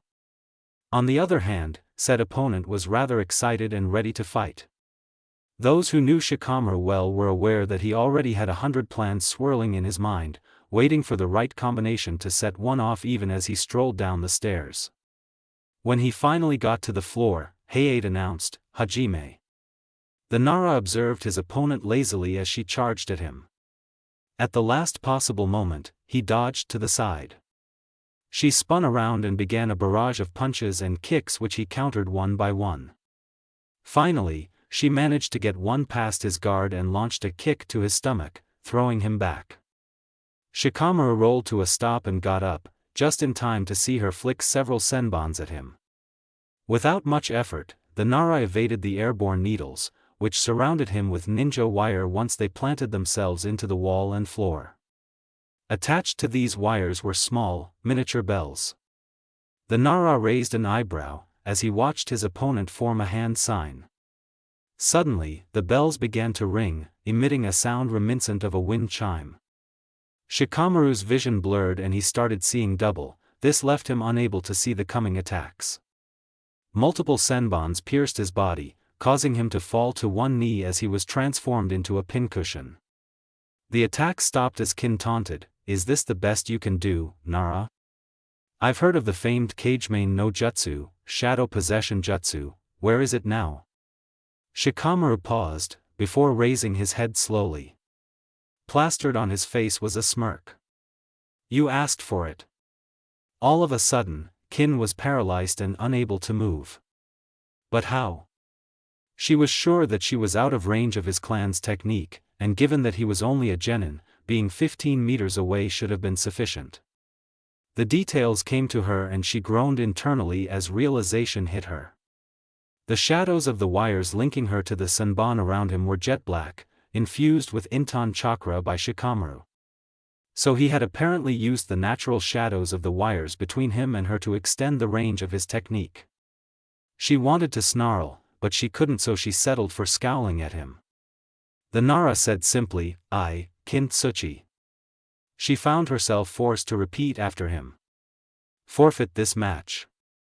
Once the last 3 words left her mouth, the proctor nodded in acknowledgement of the declaration. Shosha, Nara Shikamaru. The spectators applauded, especially those from Konoha. Their compatriot strategy was brilliant, as expected of the son of the Nara clan head. Hayate looked at the screen as it flashed again, flickering through the remaining 8 names. 7th match, Uzumaki Naruto of Konohagakure vs. Inazuka Kiba of Konohagakure. The 2 former classmates and rivals looked up at each other, smiling as they descended the stairs to the arena. As they faced each other, Naruto voiced out, "Give me your best shot, Kiba." The Inazuka smirked, replying, "I will." "You too, Naruto." The Ninken by his side yapped in agreement. Sayuri watched with little concern. Given Naruto's powers, he would be able to triumph over Kiba within seconds. At the same time, she knew that his honor and his love for friends would make him not use his inheritance, for he was aware of its vast power. The Uchiha sighed. Naruto, her heart ached once more at the thought of him. Naruto's hand went to the back of his cloak. Returning to the front of his body after detaching the celestial cloud-gathering sword and its sheath from his belt. Holding the sheathed sword in his left hand, Naruto brought his right hand to his chest and formed the seal of confrontation. The Uzumaki smiled gently. Kiba respectfully mirrored his friend, grinning as well. Hayate eyed the 2 and announced. Hajime. Previously. Hajime. The 2 opponents flew towards each other, with Naruto closing the gap first due to his immense speed. They exchanged blows rapidly, and the Uzumaki was fighting his opponent with only a single hand as his other hand was still on the sheathed elucidator. Naruto went for a low kick, which Kiba countered by pushing his foot away. Naruto executed a front flip, stretching out his leg in an axe kick. Kiba gasped when he saw the speed at which it was coming and took 2 steps back. Naruto's foot missed the Inazuka narrowly and smashed into the arena floor, the impact causing the tiles to shatter into smithereens. The Uzumaki capitalized on the stunned Kiba and tossed his sword upwards before lunging at him with a palm thrust. Luckily for Kiba, his hands raised in time to intercept the thrust. However, the strength behind it was far too great and launched the Inazuka into the arena wall 10 meters away. It was at this moment that Akamaru jumped at him with a feral snarl to protect his master. With both hands, Naruto caught his sword by the handle and swung it in a wide arc such that the sheath disengaged from the blade. The adamantine sheath plowed into the small white Ninken, its weight throwing the dog off his trajectory. Kiba got up with a kunai in hand and began an assault on Naruto. The Uzumaki fended off the Inazuka's strikes easily, deftly parrying any swipe or slash from him. Suddenly, Kiba leapt back and landed on all 4s. He shouted, "Giju Ninpo, Shikyaku no Jutsu, Beast Mimicry Ninja Art, all 4s Jutsu." With incredible unprecedented speed, Kiba lunged at Naruto, knocking his sword out his hand and landing on him. Kiba raised a fist and struck the Uzumaki with great force, causing him to disperse into smoke. Surprised, he looked up just in time to see the real Naruto land a strike to his stomach. The Uzumaki whispered, "Gomen," before sweeping his legs from under him. The Inazuka landed on the floor, after which Naruto gave him a kick and raised his hand skyward. Chakra amassed quickly in his right hand, his forearm glowing orange. He plunged his fist to the right of Kiba's head, causing the surrounding ground to explode in a show of potent chakra. The Inazuka surrendered hastily. "Proctor, I forfeit this match." Hayate nodded in acknowledgement as Naruto smiled, his outstretched right arm dimming while he formed the seal of reconciliation with Kiba. Gripping the Inazuka's hand, he then pulled him up to a standing position. "You did a good job, Kiba. Your Shikyaku was impressive." The Inazuka laughed, exclaiming, "You did even better than me. That chakra fist was sick." Naruto smirked in amusement, not bothering to hear as the proctor announced his victory. To the mirth of the spectators, the two combatants retrieved their respective companions and equipment before ascending the stairs together, sharing a conversation. Hayate smiled. This was what it meant to be a shinobi, a brother in arm. His attention returned to the flashing screen which dictated the next two opponents. The 8th match, Hyuga Hinata of Konohagakure vs Hyuga Niji of Konohagakure. Hinata, the shy Byakugan princess, gasped and was taken aback by the matchup. She was fearful of her cousin, who was giving her a cold stare. As both met on the arena floor, Niji started by saying, "Hinata-sama, this is your chance to give up and forfeit, for you are a weakling. Fate has already declared me the winner of this match. I promise you, I will not hesitate to end your life."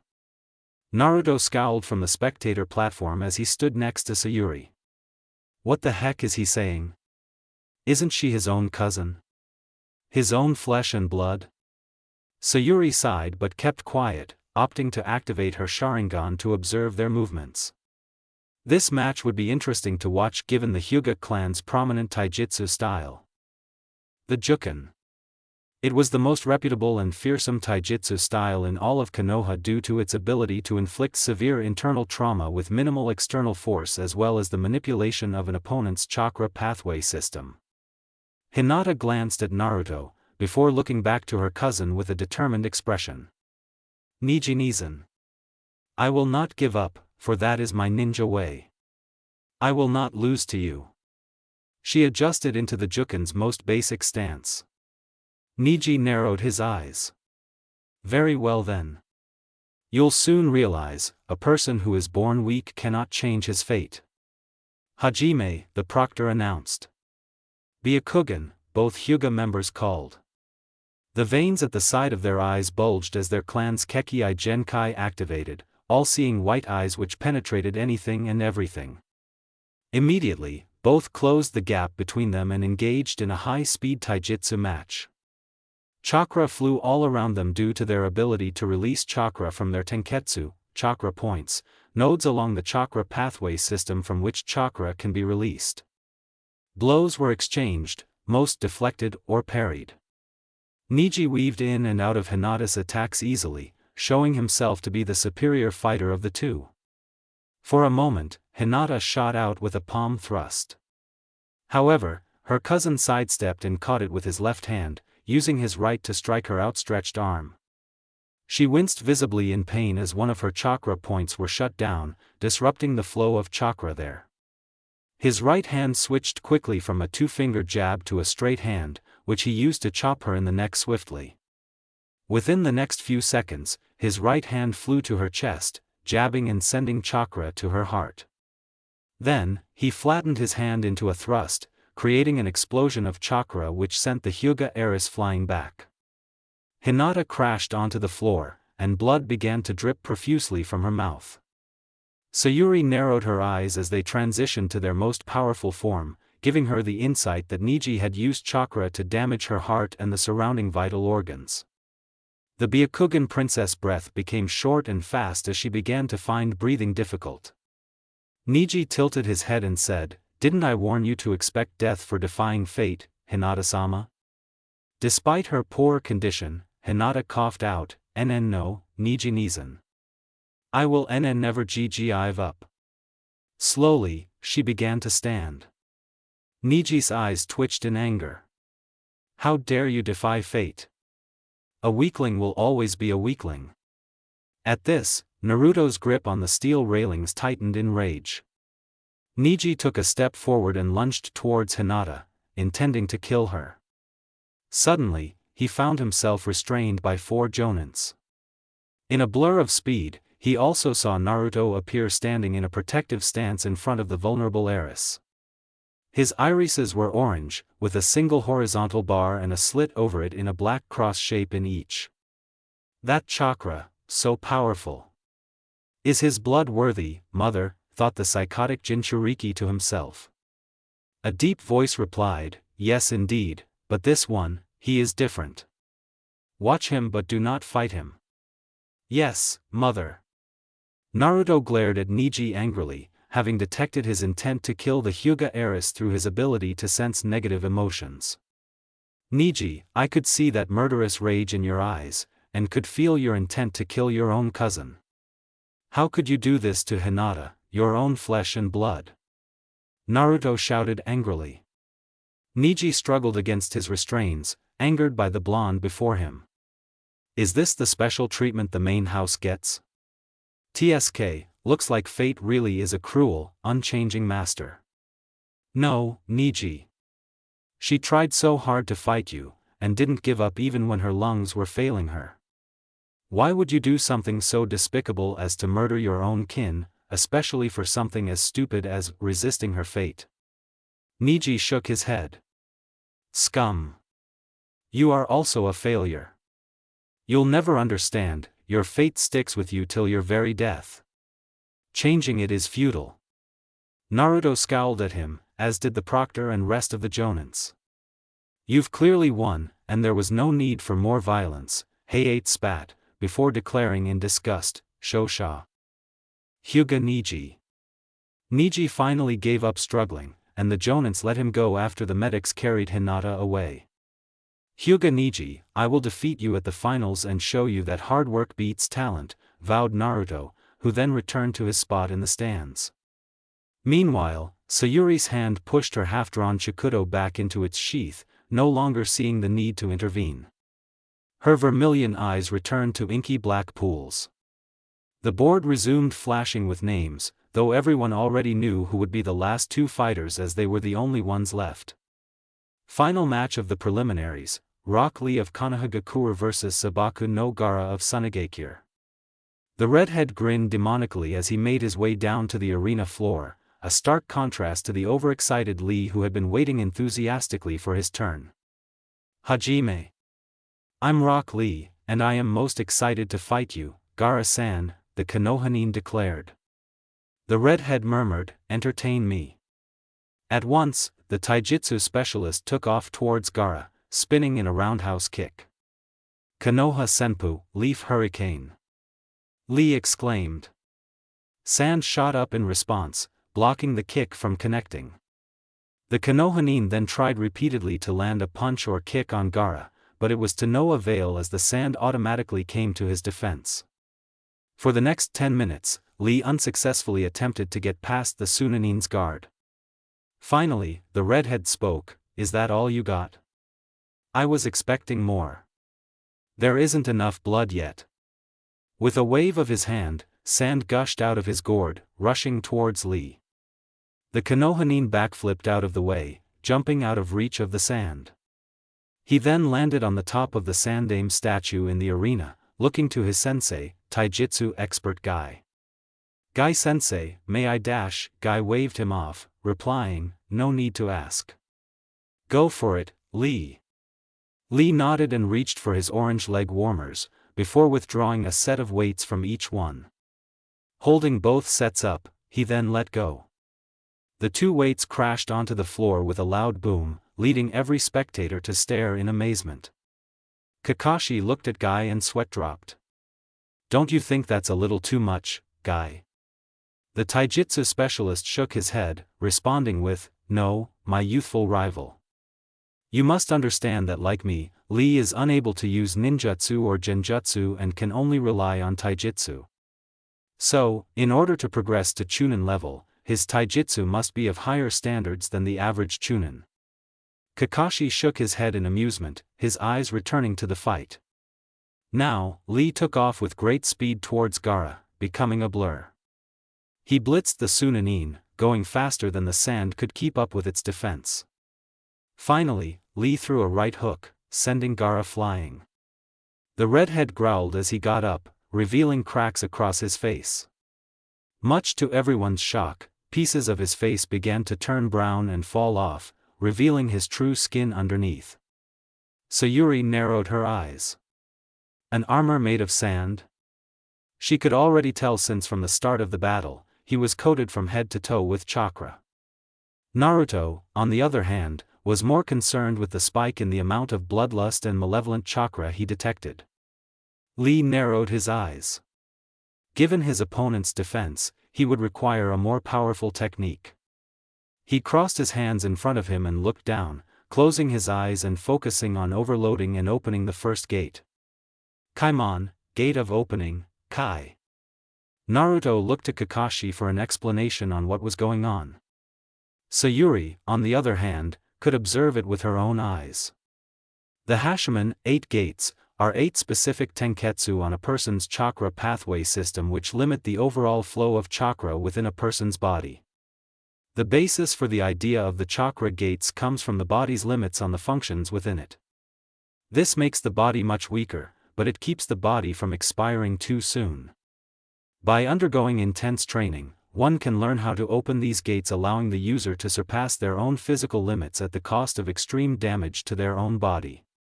Due to the immense amount of chakra flooding the body all at once, drastic changes can occur upon the user's body.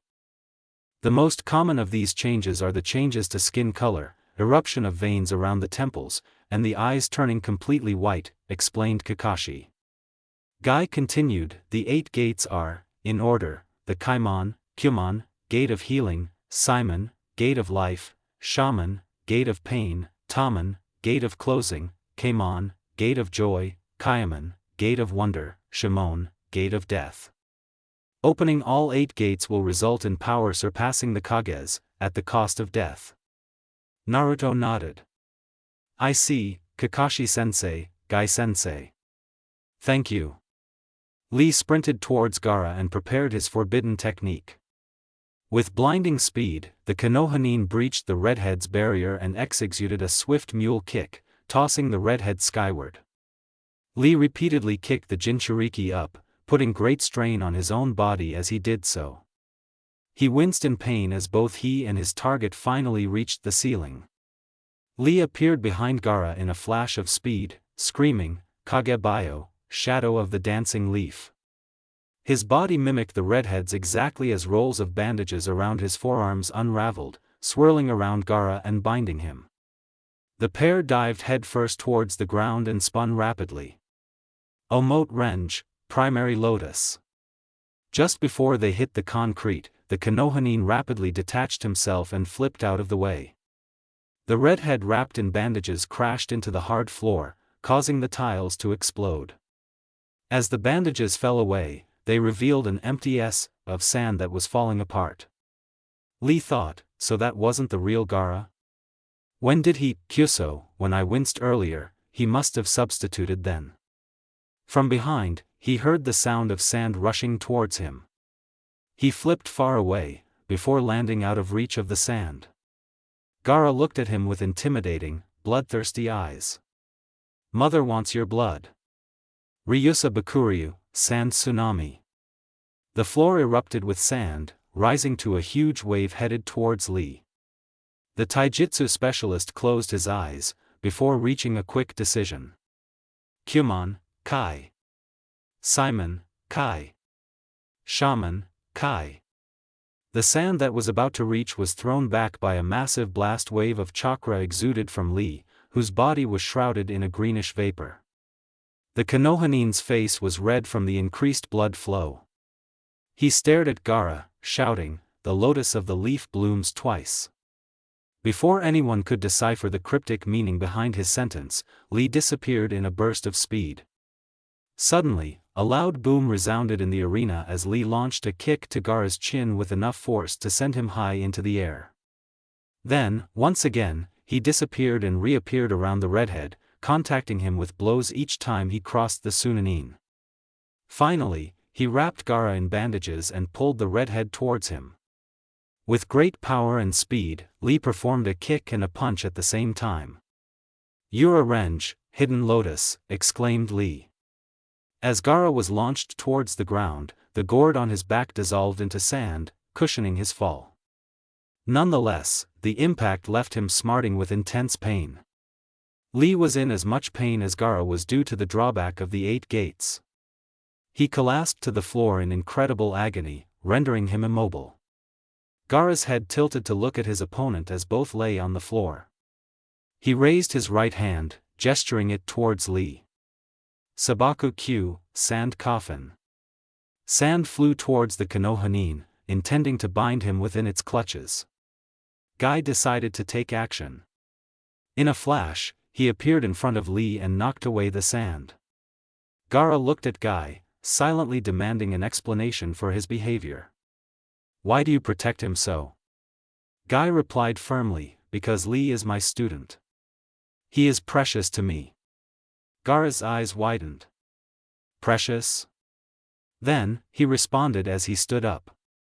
"Forget it." He began to walk away as the proctor announced, "As Rock Lee of Konagakure is unable to continue, the winner is Sabaku no Gaara of Sungakure." As medics brought Lee away, Hay-8 continued, "This concludes the preliminaries of the third stage of the Chunin exams. All victors, please report here now."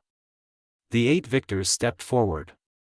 They were asked to write their names on pieces of paper, which were then balloted to decide the matchups for the finals.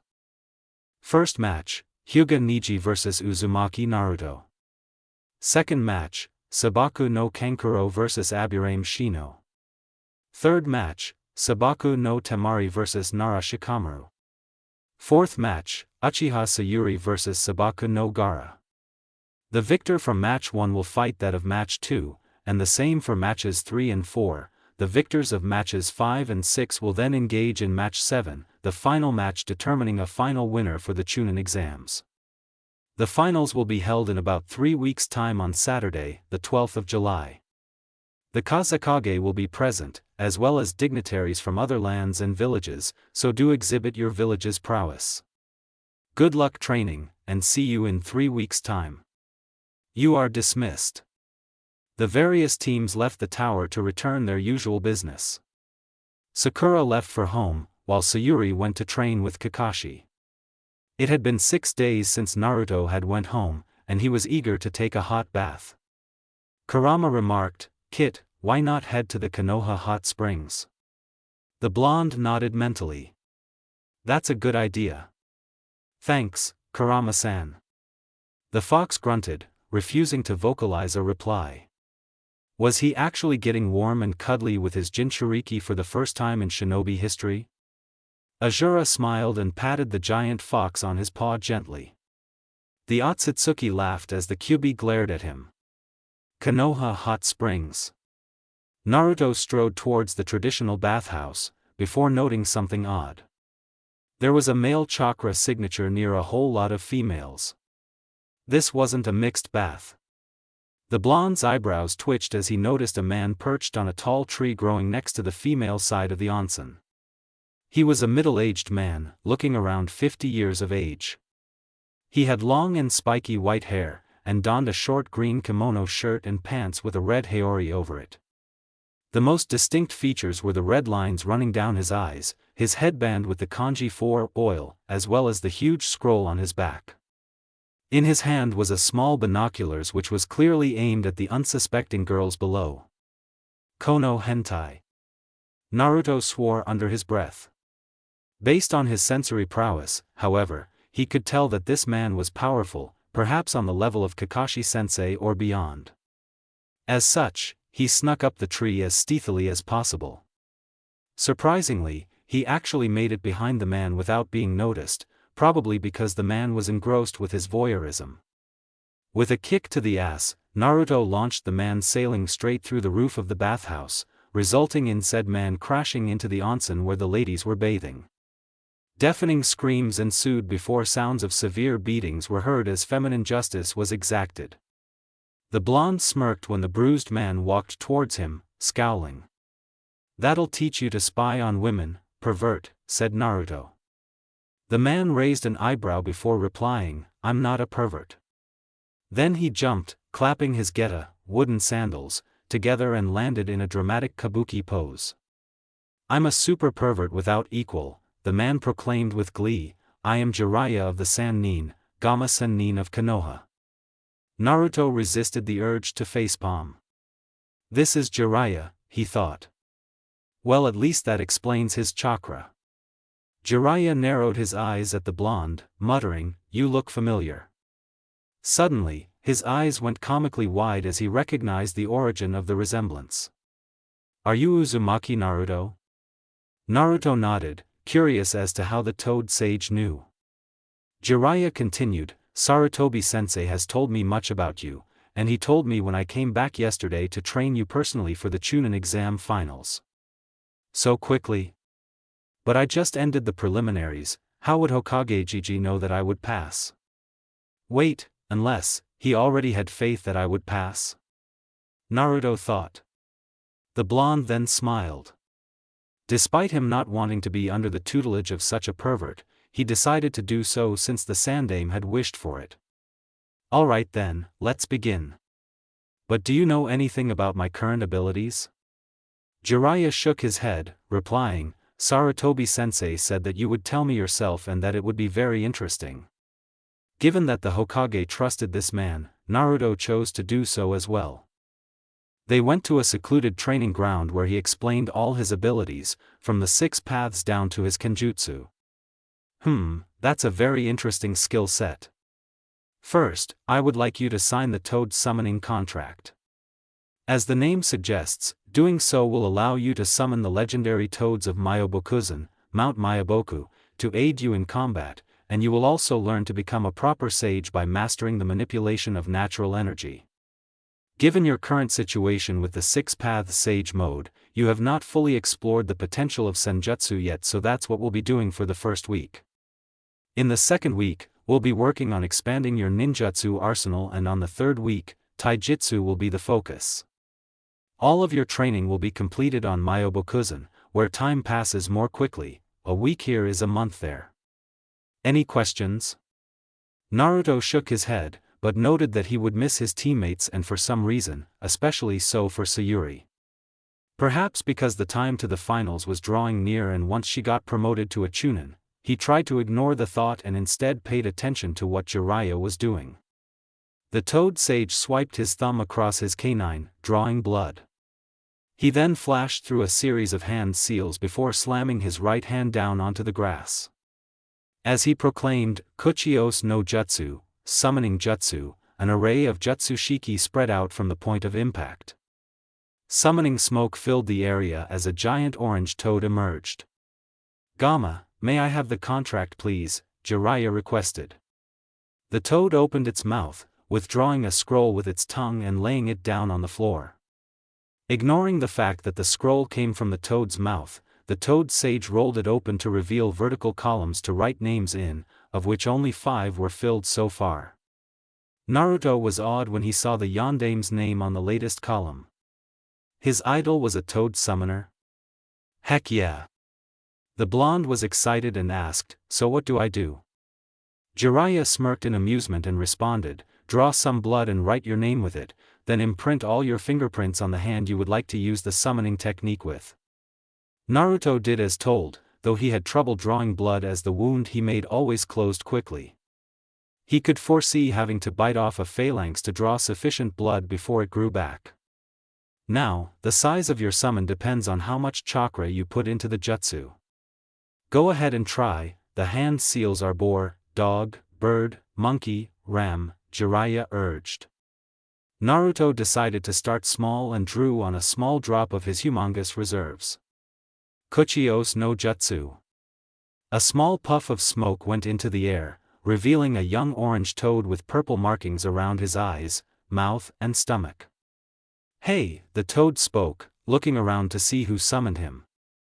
You must be our new summoner. I'm Gamakichi, son of Gamabunta the boss summon. The blonde Uzumaki smiled brightly at Gamakichi and said, I'm Uzumaki Naruto, nice to meet you. Sorry for disturbing you, I only summoned you to test out the jutsu. Here's a treat. Naruto grabbed a sweet from his pocket and handed it to Gamakichi, who popped it in his mouth. I'm starting to like you already, Naruto-san. I'd like to be your personal summon. What do you think? The Uzumaki agreed. Sure, just no formalities please. Then the same, Naruto-kun, you can call me Kichi. See you. The toad disappeared in a plume of smoke. The corners of Gamma's mouth curled upwards at witnessing the new summoner's warmth and kindness towards his summons. Seeing his job done, he took back the scroll and dispelled as well. Naruto, You'll need a lot more chakra to summon the chief toad. Try again, Jiraiya stated. Naruto nodded and channeled an amount of chakra 100 times the previous attempts. Kuchiyos no jutsu, the Uzumaki yelled, invoking a large haze of chakra-laced smoke to billow. When it cleared, a giant toad even bigger than Gamma materialized. He was the color of rust with bright red markings around his eyes, on his lips and on his chest. There was a scar over his left eye, and he also donned a blue happy vest. He carried massive dosu blade at his hip and a large kizuru pipe in his mouth which emitted smoke. The chakra that summoned me wasn't Jiraiya's, the toad remarked. Jiraiya replied hastily, Bunta, the newest summoner, Uzumaki Naruto was the one who summoned you. Gamabunta turned to face the blonde in question. Naruto gave a smile in response. It's an honor to meet you, Gamabunta-sama, the Uzumaki greeted respectfully. The chief toad took a puff from his pipe as he observed the boy carefully. Uzumaki, huh? I've not heard that in quite a while. Jiraiya knew what was on the boss summon's mind, and silently signaled him to keep it a secret. Gamabunta complied and said, Naruto, in order for me to approve you as our new summoner, you must stay on my back for the next 2 hours. 2 seconds later, the chief toad found the Uzumaki on his back. As fast as his father, thought the boss summon as he started to leap around the training ground in an attempt to throw the toad's latest summoner off his back. 2 hours later. Gamabunta panted hard, doing his last leap before deciding to halt.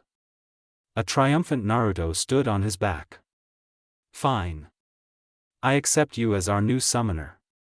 Do not summon me unless you have a battle to fight or sake to drink. Naruto jumped off the chief toad's back and responded, as you wish, Gamabunta-sama. You can cut the formalities. I'll be off now. Jiraiya started, actually. He explained his idea of Naruto's training plan to Bunta, who agreed. I'll dispel back to Myobokuzen and use the Gyaku Kuchiyos no Jutsu, reverse summoning jutsu, to bring y'all there. See you. Minutes later, the 2 toad summoners were brought to the mystical sage region. Naruto was introduced to the Nide Zengama, 2 great sage toads, Shima and her husband Fukasaku. The blonde also met the Agama Sennin, great toad sage, Gamamaru, the oldest and most respected toad of all the inhabitants of Mount Myaboku. Yajin no Ko, child of the prophecy. Gamamaru greeted. Jiraiya flinched.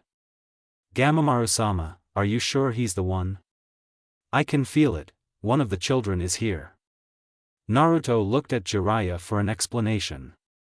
The great prophecy states that 2 children with immense power will hold the fate of the whole world in their hands, becoming either its savior or its destroyer. One of them is destined to be a student of mine. Azura-kun. The ancient toad sage croaked. Are you there? Naruto suddenly felt an odd surge in his body, like something was possessing it. His movements were not his own, neither was it his voice when he spoke. Hi, Agama Sennin-sama. Naruto-kun is my transmigrant. The toad sage nodded slowly and took a long pause before saying to Jiraiya, proceed with training as soon as possible. I'm sure that he's one of them, the savior. I'm more afraid of the other one. The great toad sage spoke, the other one, like a curse word, making Naruto shudder as he could infer who he was talking about. Indra, Naruto guessed, finding his voice return to him. Indeed, the great toad sage responded before falling silent. Naruto kept quiet as well, not wishing to elaborate to Jiraiya who Indra's transmigrant was. Jiraiya frowned before carrying on. Alright then, we shall start as there's no time to waste. Gamamaru spoke once more, one last thing. Shima-chan and Fukasaku-kun, give Naruto the Rikudo Sennin's Chizigen, blood oath. The 2 great sage toads hesitated, before deciding to comply with the ultimate authority's order. They brought Naruto to the sacred oil fountain, where a waterfall of oil gushed into a pool surrounded by hundreds of toad and human stone statues. Jiraiya explained, every one of these statues was once a living thing. They died learning senjutsu as they were unable to control the influx of natural energy, which lead to petrification. Fukasaku and Shima weaved hand seals, activating a jutsu which caused the waterfall to split. This revealed a cave behind it lit by torches. The four entered the cave, the centerpiece of which was a sword laid on a stone. This, Fukasaku said, is the Chizigen. A relic from the Sage of Six Paths, forged by him as a gift for Myobokuzan. He said to Gamamaru-sama that one day, a person born of his blood would be worthy to wield her and save the world. Naruto couldn't help but feel a sense of attraction to the holy blade. Despite the darkness of the cave, she emitted a glow of her own. This sword is imbued with the souls of every toad or human that has died trying to learn senjutsu, yes, those outside the cave. Before beginning their training, they swore a blood oath to give their souls to the Chizigen upon their death, so that at least their deaths would be meaningful, hence the name Blood Oath, Shima continued. There are 4 conditions guarding the usage of the Chizigen. Firstly, she can only be wielded by one of noble blood, that is, a descendant of Otsutsuki Hagoromo. Secondly, the blade must not be exposed to the light of day, the reason being she is meant to be used when the world plunges into darkness from the Mugen Tsukuyomi, infinite Tsukuyomi. Thirdly, the Chizigen cannot be drawn in the presence and knowledge of girls, who by definition are human females below the age of 18.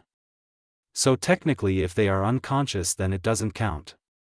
Lastly, once the blade is drawn, she will not return to her sheath until she tastes blood, Fukasaku explained. Shima warned, to break any of these conditions is to break the blood oath sworn by all souls within the blade, causing the Chizigen to dissolve and consume her user, which is pretty bad since she and her master will be instrumental in the fight against Otsutsuki Kagaya, the mother of the Rikudo Sennin. Naruto queried, what is the Mugen Tsukuyomi? And why will we fight the Rikudo Sennin's mother? Jiraiya sighed and elaborated, it has been prophesied that the return of Kagaya will be the literal end of the world. Legend has it that Kagaya was influenced by the Shinju, the first being to possess chakra in its fruits.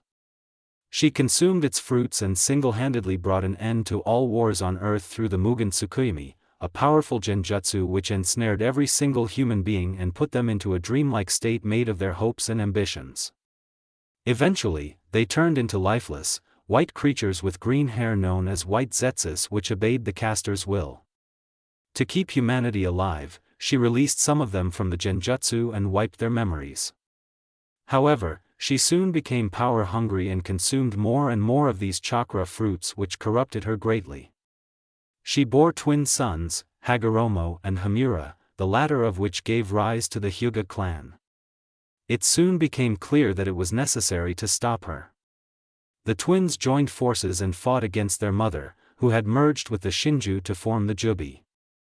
Together, they sealed their mother with Rikudo, Chibaku Tensei, 6 paths, planetary devastation, a powerful fuinjutsu which encased her within what is known today as the moon. The Sage of 6 Paths then extracted the chakra of the Jubi and split it into today's 9-tailed beasts. The empty husk known as the Gedo Mazo was sent into another dimension, only accessible to users of the Rinnegan. However, prophecy dictates that Kagaya will return one day to cast the infinite Tsukuyomi again, and the only people who can stop her are the aforementioned children of the prophecy. Do you see now why the Chizigen is important? Naruto nodded. But all these conditions and the consequences seem pretty serious and it doesn't seem worth the risk to draw the blade. There must be a huge advantage to make it worth drawing, right? Fukasaku nodded. You're correct. Firstly, the Chizigen is the sharpest sword in the human realm, fashioned out of the Keki Mora of the Rikudo Sennin. She is said to be so sharp that a single strand of hair falling onto her edge would be cleft in twain. Secondly, she acts as a storage of chakra and is attuned to the user's chakra, which flows into her naturally. Lastly, any wound made by the Chizigen will siphon chakra from the victim into her blade. The wound will not close either, and will continue to bleed even if you try to use your yang power on it. You'll come to realize that any attack augmented with the power of the 6 paths cannot be healed by your yang power alone. Azura spoke, he's right. There are some things that my yang power cannot heal. However, said Shima suddenly, that is why the Chizigan comes with the Chizigan stone, which is at the tip of the sheath. The Chizigan stone has two properties: it acts as a whetstone, allowing the sword to be sharpened again and again, and touching it to any wound made by the blade will close it and stop the damage. You can then use your yang power to fully heal someone. Naruto stepped forward, right before the sword. Can I test it out now? Shima nodded. The blonde reached for the blade, his fist closing around the ornate hilt. As he did so, the Chizigan stone glowed and sent surges of power through the Uzumaki. Fukasaku announced solemnly, the blade has found a master. In his hand, the blade felt physically light but spiritually heavy as he was aware of the many fallen spirits who have given their lives to empower the Chizigan. He looked around, and realized she was placed in a cave lit only by torches so as to allow her to be drawn within. His left hand closed around the sheath. With a firm pull, Naruto freed the sword from her scabbard.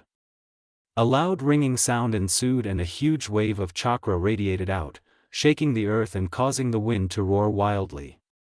The blonde Uzumaki admired the double-edged blade, a true work of art. It was pitch black like his good Odama except for the jutsu shiki running along her central ridge, which glowed faintly in every shade of orange from amber to cadmium. It then occurred to him that he was the first to draw the sword after she had been gifted to Myobokuzan, meaning he was the first to see how she looked. Time to see if the saying about her sharpness is true. He brought the Chizigan a millimeter away from his finger. The other three watched with bated breath as Naruto closed the gap. The moment his finger came in contact with the blade, the razor edge created an incision with supernatural sharpness, tearing through his skin easily and rupturing numerous capillaries. Intense pain spiked through his body like never before, as if he had been thrown into a pool of boiling acid. Naruto stifled a scream. Fortunately, he had a high threshold for pain or he might have cried out in agony in front of the sages present. Blood oozed out of the burst vessels, and as expected, steam rose from the wound as cells regenerated due to his rapid healing factor. However, the tear of the wound widened insidiously, spreading faster than the cells could regenerate. So it's true, Jiraiya remarked as he observed the refusal of the wound to close. Naruto grabbed the sheath and tapped his wound with the stone at its tip. Instantly, it stopped bleeding and within seconds, his healing factor restored his finger to its original state. Fukasaku was in awe. That's the fastest healing factor I've seen. I can't wait to train you, Naruto-chan. Naruto sheathed the holy blade and bowed to the elders. Thank you for this honor, Senninji-chan. He smiled. Fukasaku began the instruction on senjutsu. Sages are people who can manipulate natural energy, which is energy in the environment. Mixing natural energy with normal chakra gives rise to sage chakra, which is much more potent and powerful. Reaching a heightened state where the physical, mental and natural energies in the body are in balance is termed as sage mode, where all of your reflexes are enhanced, as well as your strength, speed and stamina. Your ability to wield natural energy as a weapon will serve you in combat, and being able to detect natural energy will greatly enhance your sensory skills by expanding your range by at least 1 kilometer. Too much natural energy in one's body will cause petrification, but Azura-san has already gifted you with the body of a sage as part of your inheritance, so that will not be a problem. Once you master how to balance the 3 energies perfectly, you will then be able to properly utilize the 6 paths sage mode to its full potential. Shall we begin? 3 months later, local time. Naruto flowed through the Kawazu Kumite, frog kata, smoothly, practicing its various stances and forms. Shima clapped in approval. Wonderful, Naruto-chan. You've mastered the art quickly. Thank you, Sennin-ba-chan, but I am far from mastering it, Naruto responded. Fukasaku chuckled. Humble as always, don't discredit yourself. Though you've truly reached the level of Jiraiya in the Kawazu Kumite with unprecedented speed. The frog kata was a taijutsu style of the toads, but it was mostly effective only in sage mode, so Naruto had decided to incorporate it into Asura's style. As for his ninjutsu, he had learnt many from Jiraiya and the toads of Myobokuzen, including many elemental, sage and collaboration techniques. He had to admit, he had never felt so alive. Though it might sound cliché, he felt one with nature, literally. The natural energy had some kind of rejuvenating property which energized him again and again, tiding him through his grueling training for the past 3 months. Naruto chuckled as he prepared to bid farewell to Myobokuzen. After a month of harsh training and food definitely not meant for humans, he was eager to go home, eat some ramen and see his friends. He frowned as an image of Sayuri appeared in his head. What was wrong with him? He shook the thought out of his head. Mindscape. Kurama sighed internally. Oh boy. Asura laughed and commented, Kurama-kun, this may be fate, it may be predestined, that they will unite to fight against my grandmother. The Titanic fox grumbled. That doesn't mean I have to like it. Come on, at least Sayuri is not as bad as Madara. The Kyuubi shook his head. I know she loves him, but I have a really bad feeling. Asura sighed and announced worriedly, so do I. Reality. The blonde decided that he needed new clothes. Thankfully, he had not worn the daimyo's present but had gotten the sandame's birthday gift from years back worn and torn. Due to the sentimental value it had, he decided to send it to a tailor for repair, in a henge of course, while he wore what the fire daimyo had bestowed upon him for his upcoming battle. Within his cloak, a new sword was concealed along with the elucidator. Naruto smiled brightly as he left his house on the morning of the exams, ready to thrash his Hyuga opponent like he promised. With Sayuri. The past 3 weeks with Kakashi had been spent improving her taijutsu and honing her Mangekyo's ocular prowess, as Kakashi had one in his possession and could perform Kamui. That coupled with her Rinnegan, she felt ready to face Suna's Jinchuriki. She had gained confidence in using her new abilities, and they would act as aces up her sleeves should she require them. Presently, she sat up in bed and pushed back her blankets. Her thoughts immediately fleeted to a certain blonde whom she had not seen for 3 weeks. She shook her head, sighing. How would she bear 3 years if she couldn't even bear 3 weeks? The Uchiha got out of bed, distracting herself with the routine of dressing up. It was a warm Saturday morning on the 12th of July, and she definitely could not afford to be late for the finals. She had already seen the dignitaries arriving in the village yesterday evening, staying for the night as the finals were early in the morning. It was 8, an hour to the finals. At the end of the day, she might or might not be a Chunin, and at this point, she did not know which was better. The looming threat of the CRA was very real and Naruto had yet to find a loophole. It looked like she would have to enact her plan. Besides, she still had a brother to kill. Sayuri opened a drawer with her right hand and deftly picked up a beautiful red and black kumihimo cord. Grabbing her hair with her left hand, she deftly lashed the cord around and over it before tying an elaborate knot, forming a ponytail. The Uchiha strode towards the door and picked up her chikudo from its mount in the bedroom, trailing it by her side. After leaving the house, she had a light breakfast before heading off to the stadium. Contrary to the light-hearted mood Naruto and Sayuri possessed at this moment, the leader of Sunigakure was on the other side of Konoha, chuckling to himself for a different reason altogether. Beneath his Kage hat was a veil which hid a sinister smile. Sarutobi-sensei, I hope you like what I've prepared for you. Konohagakure would not know what hit them. Previously. Konohagakure would not know what hit them. Konoha Stadium. Many villagers, civilians and shinobi alike were gathered at the stands to spectate the exciting final stage of the Chunin exams. The remaining 8 competitors stood at their assigned positions in the viewing platform, mentally preparing themselves for their upcoming battles. Above the spectator stands was a box for the Kages and the daimyos to view the match from a higher vantage point. Today's matches will be interesting, don't you think, Hokage Dano? The leader of Konoha nodded. Indeed. I heard that the 3 Suna participants are your children. Let's see how well they do.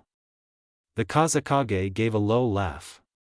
Down below where the competitors were standing, Naruto was catching up with Sayuri about their training progress. The Uchiha was impressed by his sage techniques, while the blonde couldn't help but admire her dojutsu, which had clearly advanced much in the past 3 weeks with the help of Kakashi. The crowd quietened when the proctor, another Tokubetsu Jonin, started speaking. Good morning, Hokage-sama, Kazekage-sama, Daimyo-sama, distinguished guests, contestants and fellow villagers. I am Shiranui Ginma, the proctor of the Chunin exam finals. Due to certain issues, the original proctor, Gekko Hayate, was unable to make it today. I will be refereeing the 7 matches today. Ginma turned to the 8 participants. The rules are quite simple. When I say start dash, Naruto tuned him out at this point as Ginma was repeating what Hayate had said before. Whether you win or lose, you may or may not be promoted. It all depends on your performance during the match. Any questions? The Tokubetsu Jonin looked around at the contestants as he chewed on his senbon. None? Then without further ado, let us begin with the first match as scheduled. Uzumaki Naruto of Konohagakure vs Hyuga Niji of Konohagure. Since the 2 shinobi knew that they would be fighting, they were already down in the arena, a huge circular field of grass surrounded by high concrete walls. Ginma eyed the 2 carefully. Niji was sizing up his opponent, who did not seem too different from before except that he appeared to be slightly more built. Naruto watched the Hyuga's movements just as closely. The Uzumaki knew that he was up against a taijutsu expert. Using ninjutsu would certainly cement the match result, but where was the fun in that? He had promised to beat the Hyuga, and what could be better than doing so in his own forte? Naruto wasn't just aiming to win this match, he was aiming to crush the Hyuga, and wake him up from his arrogance and fatalist philosophy. In short, to pull the long stick out of his ass. Niji smirked and said, I can't wait to see the discouraged look in your eyes when you realize, you cannot win because fate has already declared me the winner. Naruto barely concealed a laugh. I believe the proctor said his name was Shiranui Ginma, not fate. Now, will we fight or are we just gonna stand around and talk all day? To engage a Hyuga in taijutsu would be suicide unless he had the right countermeasures prepared. And he did. Naruto closed his eyes, where orange pigmentation began to form. Niji narrowed his opalescent eyes at this onset. He closed his eyes as well, the veins surrounding them beginning to bulge. Stands. Kakashi took notice of the orange markings around Naruto's eyes and pulled up his headband to take a closer look. His eyes widened. It couldn't be. Naruto had mastered senjutsu. Sayuri was excited to see the extent of his new power. What was Sage Mode like? Arena. Ginma knew from a single look that this fight would be intense. He prepared to jump back as he announced, now then, the first match. Hajime. White eyes snapped open to meet the fierce gaze of yellow, toad-like irides. Both slipped into their respective taijutsu-style stance. Naruto raised his left hand, beckoning and taunting the Hyuga in a come-hither gesture. Koi. Niji took off towards Naruto and started with a right hook which the blonde blocked. The Hyuga followed up with a series of shots which Naruto either stopped or dodged. Niji went for a low kick that Naruto avoided by jumping back. The Hyuga then made use of the momentum by launching his other foot at the blonde in a high kick. Naruto, however, jumped up and just narrowly slipped by Niji's foot. He landed after a backflip and lunged at the Hyuga while forming a hand seal. Kage Bunshin no Jutsu. 2 shadow clones burst into existence next to him, joining the original in his sprint. They went ahead of him and tossed themselves at Niji. The taijutsu expert intercepted the attacks one by one, knocking the first aside while planting a foot into the second one which came flying. Both dispersed into smoke. The original waved his hand across the Hyuga's face before throwing a punch in a bid to execute a blind spot attack, but as he had already guessed, that was pointless against the Byakugan as it could see through his hand. Niji smirked and swerved his head to the side, evading the fist. Or so he thought. The next second, he was flat on the floor, his right cheek in intense agony from an invisible assault. Was his cheekbone broken?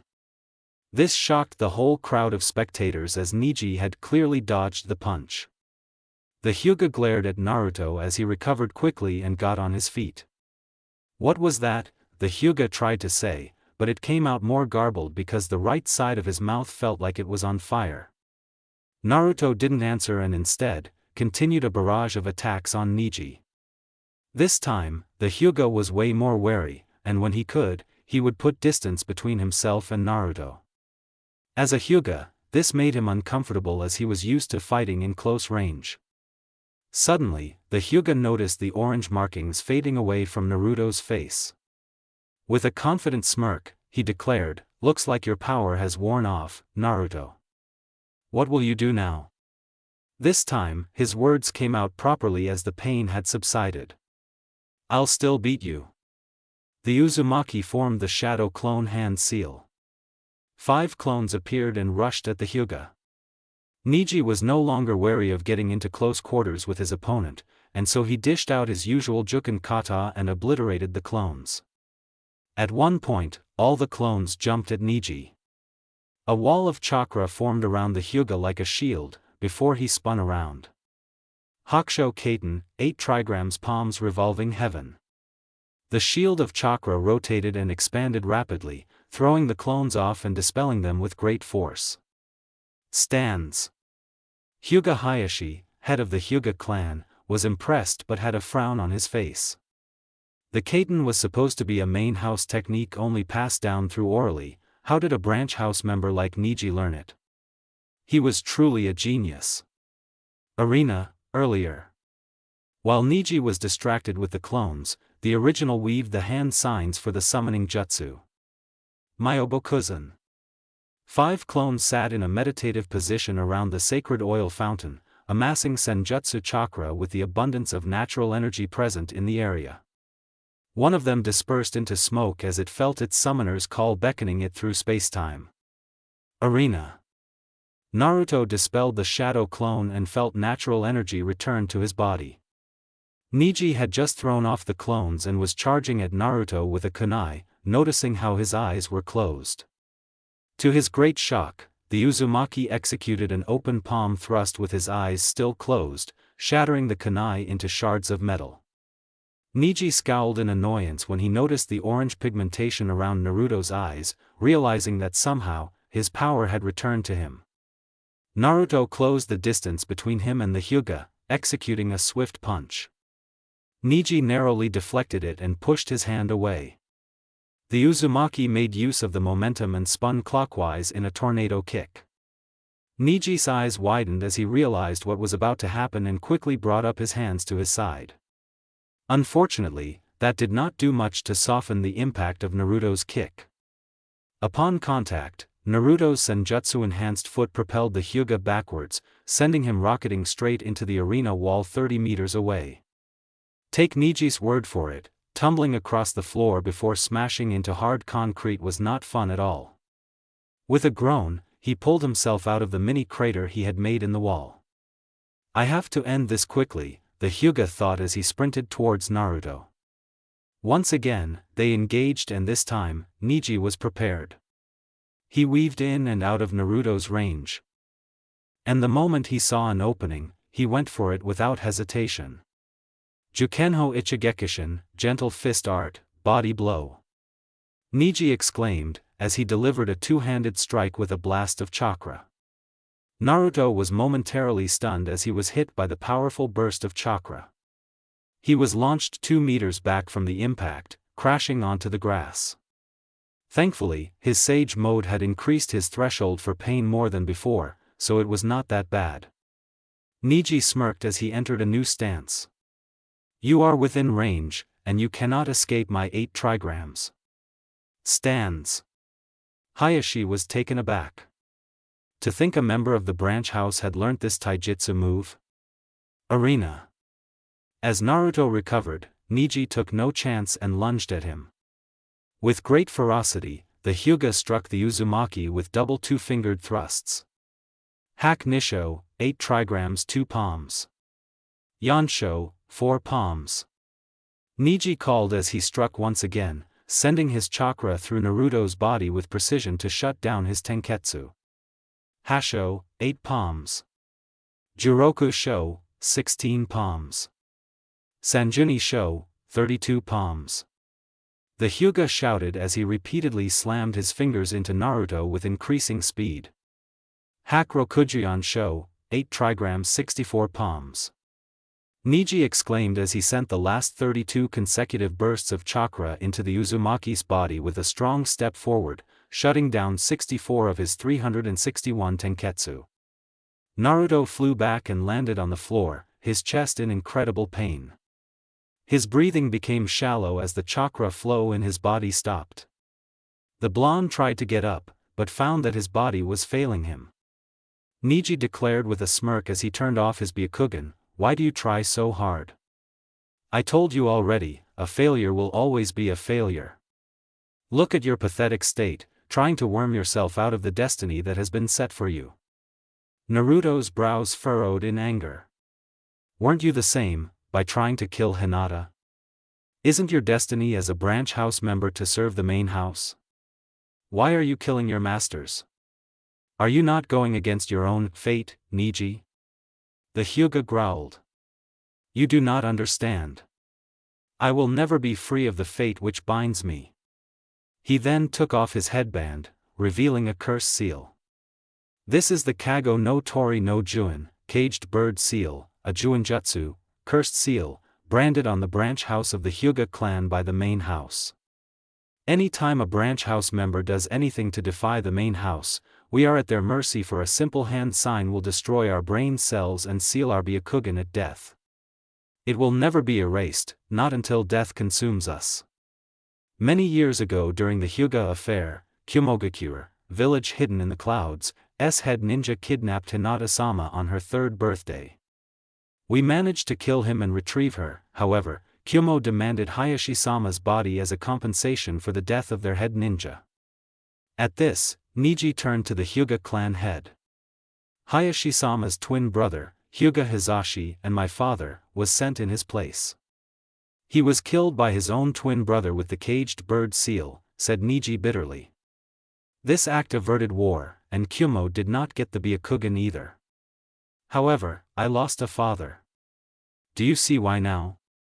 The branch house will always die to protect the main house. There is no exception." Stands. Hayashi winced. So he was the reason his nephew was this way. Perhaps it was time to show him the letter Hizashi had left for him. Arena. Naruto frowned as he fought the soreness in his body. "And yet, here you are today, having progressed so far into the Chunin exams and even defeated the Hyuga heiress, whose fate is supposed to be always being superior to you. Isn't it ironic? The thing is, hard work will always defeat a genius. Genius often results in arrogance and complacency, while hard work is the sure path to continuous self-improvement and victory over those with natural-born talent." Niji noticed Naruto slowly getting up and narrowed his eyes. "Why do you still insist on resisting your fate? Can't you see it plainly? You'll never defeat me, as fate had already decided long ago that I would win this match." "Because," said Naruto as he stood up fully, regaining his balance, "you called me a failure. If that's what it takes, I'll defeat you and show you that fate is irrelevant to the final outcome." The Hyuga was taken aback. How was Naruto still standing after that attack? A person who fell under the 64 palms would usually be unable to get up for at least a month, and that was provided the assailant had missed vital organs that would have caused death otherwise. Naruto brought his hands together in the ram hand seal, eliciting a smirk from Niji. "Go ahead and try. You'll see that it's pointless." All of a sudden, the air in the arena became thicker and denser. It became much harder to breathe. This was surely the precursor to something bad. Without warning, orange chakra flooded throughout Naruto's system, forcefully reopening his closed tenketsu. The sheer power of the release of chakra caused the ground beneath the Uzumaki to shake and crumble. Fierce winds broke out and tore the blades of grass nearby asunder, the remnants of which circled the blonde in a storm of plant parts. The few trees in the arena had cracks forming along their barks from the pressure of the potent chakra presence. Adorned on Niji's face was a look of pure horror as he reactivated his Byakugan. It should have been impossible to force open the tenketsu after it had been closed without another Hyuga's intervention. Was that orange thing even chakra? The wind surged through the stands relentlessly, ruffling the spectators' hairstyles and blowing loose items away. Sayuri smiled as her hair fluttered, recalling the time when Naruto first tested for his chakra nature affinity. So this was the chakra of Azura that Indra had spoken about. Kage box. Such power, this must be the Kyuubi's chakra, thought the disguised snake Sannin. Wait, no, there isn't a demonic feel to it all. This is the fabled chakra of the Uzumaki clan. The Hokage was impressed. Is this the chakra of Otsutsuki Azura? It is overpowering, reminiscent of Hashirama-sama, Hiruzen thought. Arena. Just as suddenly as it came, the winds died down. The orange chakra receded back into his body, and to any ordinary bystander it would have appeared as if it had disappeared completely. The Hyuga, however, knew better. His Byakugan clearly saw the orange chakra concentrated within his body, almost bursting but not quite so. Naruto's eyes were different from before, a single slit ran across the horizontal bar in his irides.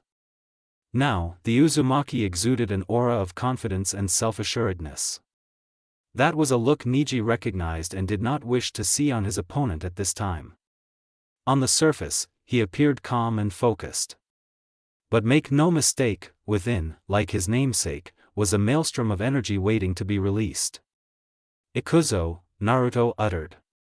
Just like that, he disappeared in a flash of speed. Niji was stunned.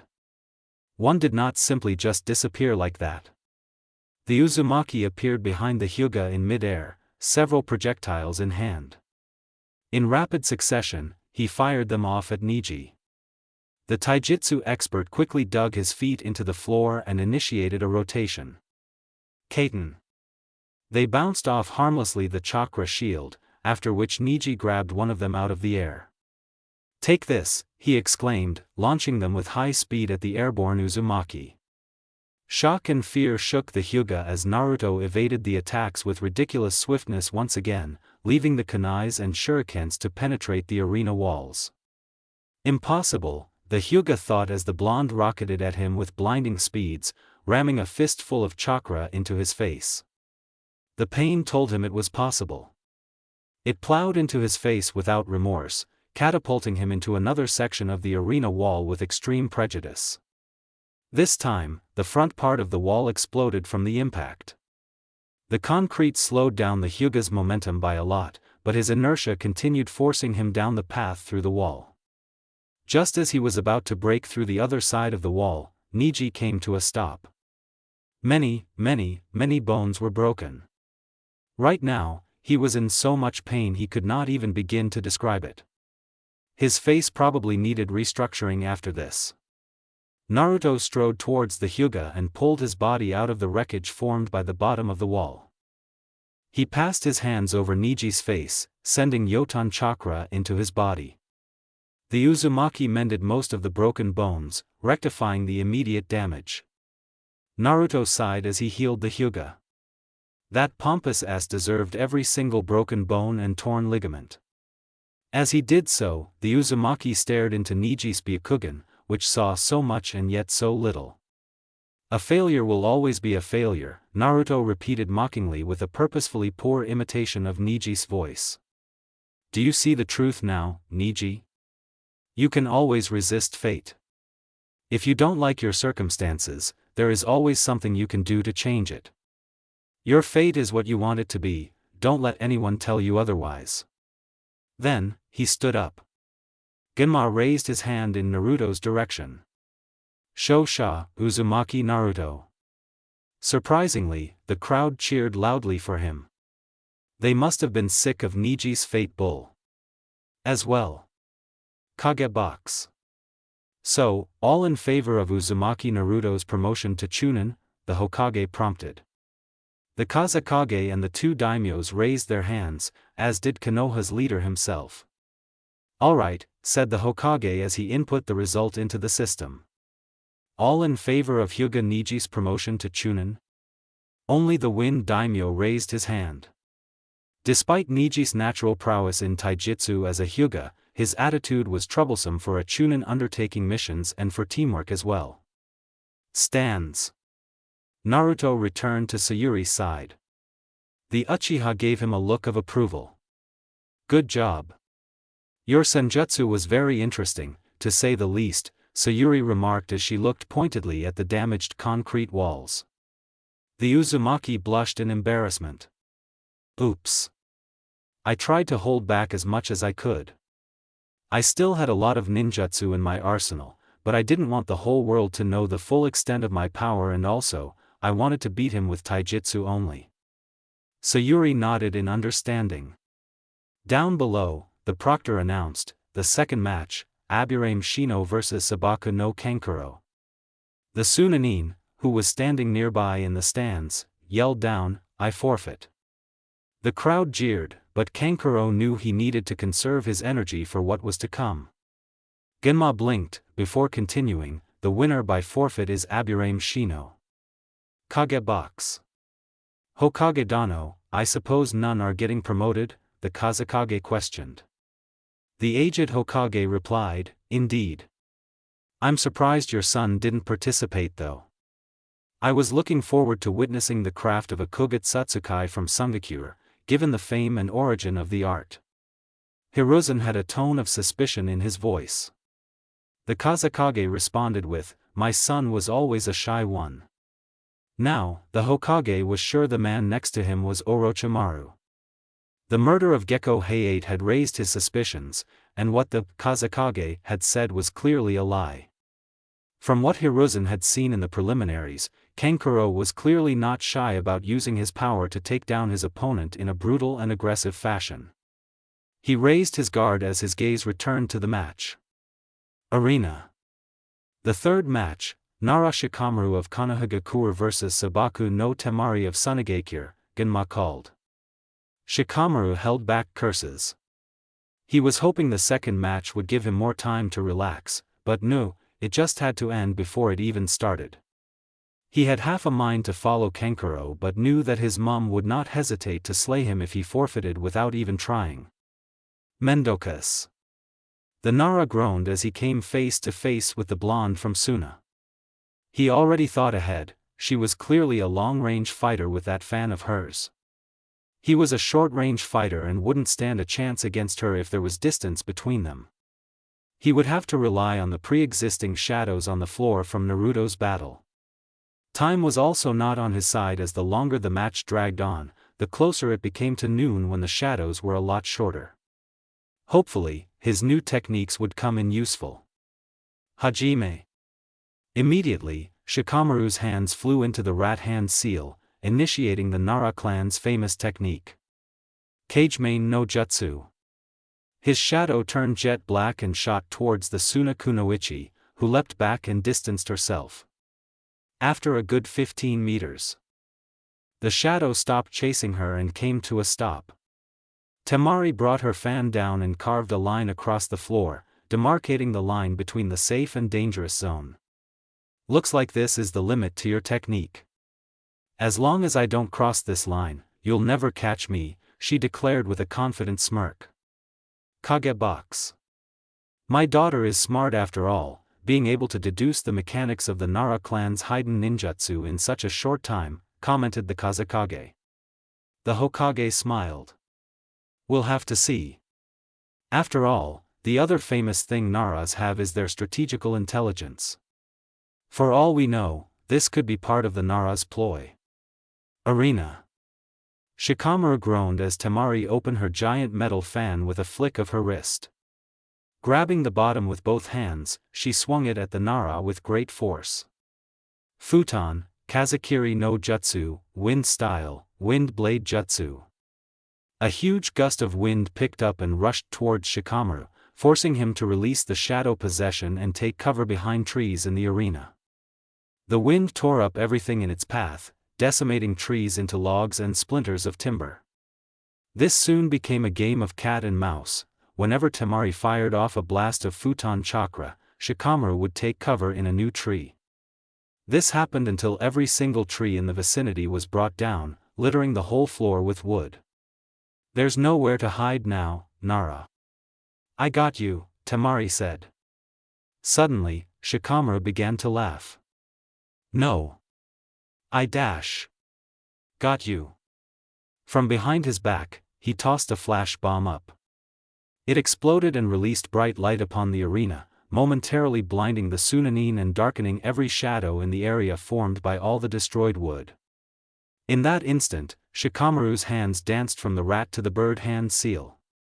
Ninpo, Kage Nui no Jutsu.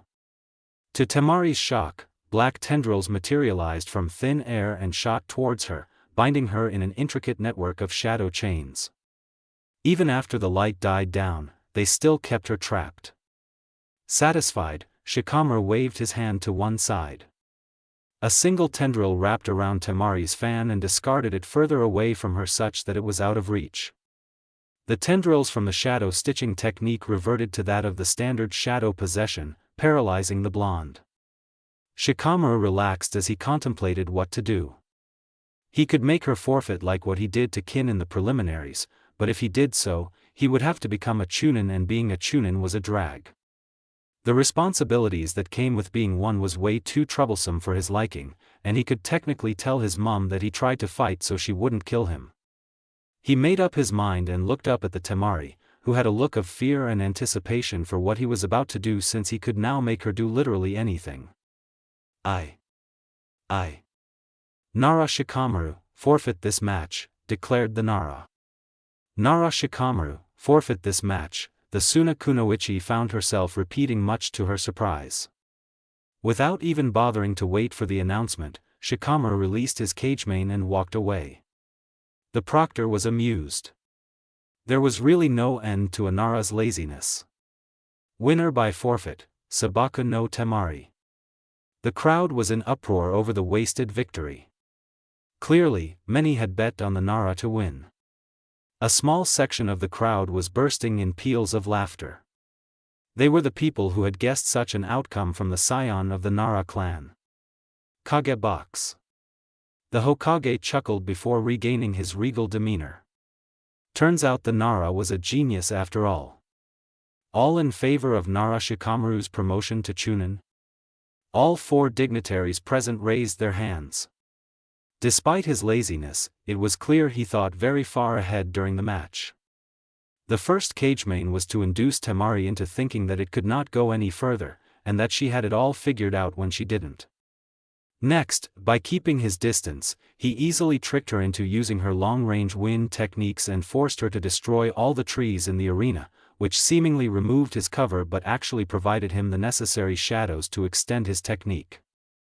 That, coupled with the flash bomb which served to blind her as well, allowed him to bind her with the Kage Nui and end the match. All in favor of Sabaku no Temari's promotion to chunin, the Hokage called. The two Kages and the fire daimyo raised their hands. The Suna Kunoichi, though she had been outwitted by the Nara, was a rather good analyst and futon user in her own right.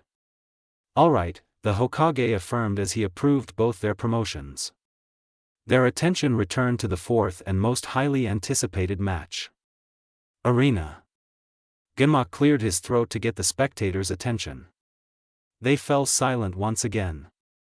The fourth match, Uchiha Sayuri vs Sabaku no Gaara. The Jinchuriki smiled demonically as he made his way down to the floor. In contrast, Sayuri had an air of indifference. Their eyes met in what was an intense moment. Gaara's teal eyes held only bloodlust. He gave a low laugh. "I'll enjoy spilling your noble blood, Uchiha." Sayuri was not affected at all, unlike the Tokubetsu Jonin proctoring the match who was feeling uneasy. "Hajime!" Genma yelled and jumped away. Without hesitation, Sayuri took off towards the redhead at her usual speed. Gaara waved his hands in a frenzy, causing the sand to burst out of his gourd and fly at the Uchiha. She weaved in and out of the sand projectiles, skillfully evading them. Sayuri then noticed a clump of sand floating above him and braced for an attack. Suna Shigure, sand drizzle. Sand clotted into lumps and shot off at high speeds towards the Uchiha. She leapt away, escaping the explosion where she was previously. Flipping, she repeatedly dodged the numerous bullets which fell like rain. At one point, they began to overwhelm her. She formed the tiger hand seal. Gokakyu no Jutsu. Fire erupted from her lungs and spewed out defensively against the falling sand, superheating it to glass. The glass dome shattered as Sayuri burst out of it and sprinted towards Gaara. She yanked her chikudo out of its scabbard and swiped it at Gaara. As expected, the sand at his feet rose to his defense and trapped the sword. Her grip tightened while she channeled Raiton chakra through the chikudo, causing it to crackle with electricity which loosened the sand's hold. She jumped onto the sand wall and in a single fluid movement, pulled out the kusanagi while backflipping away. She brought her free hand to her mouth after forming some one-handed hand seals. Katan, Hozenka no Jutsu. She spat several fire bullets at Gaara, who retaliated with sand to snuff out the airborne flames. While his attention was still at the sky, the Uchiha dropped to the floor and charged at him. With far greater speed than before, Sayuri disappeared, akin to Naruto earlier. Gaara could only gasp in shock and had a mere 2 seconds to brace for the impact. All the crowd heard was a loud boom before Gaara was thrown with great force, crashing into the wall. The Jinchuriki coughed and found a warm, crimson liquid exit his mouth. "What is this?" "Ka-sen. It's my blood." "Ka-sen. My blood." Gaara howled dementedly. His siblings were as shocked. No one had ever drawn their brother's blood. Ever. They could only imagine his mental state now. He rose slowly, glaring at Sayuri, who returned the stare coldly. He slammed his hands together. The sand rumbled and surged towards the Uchiha quickly. Stabbing Kusanagi into the soil, she intoned, "Chidori Nagashi, Chidori Current."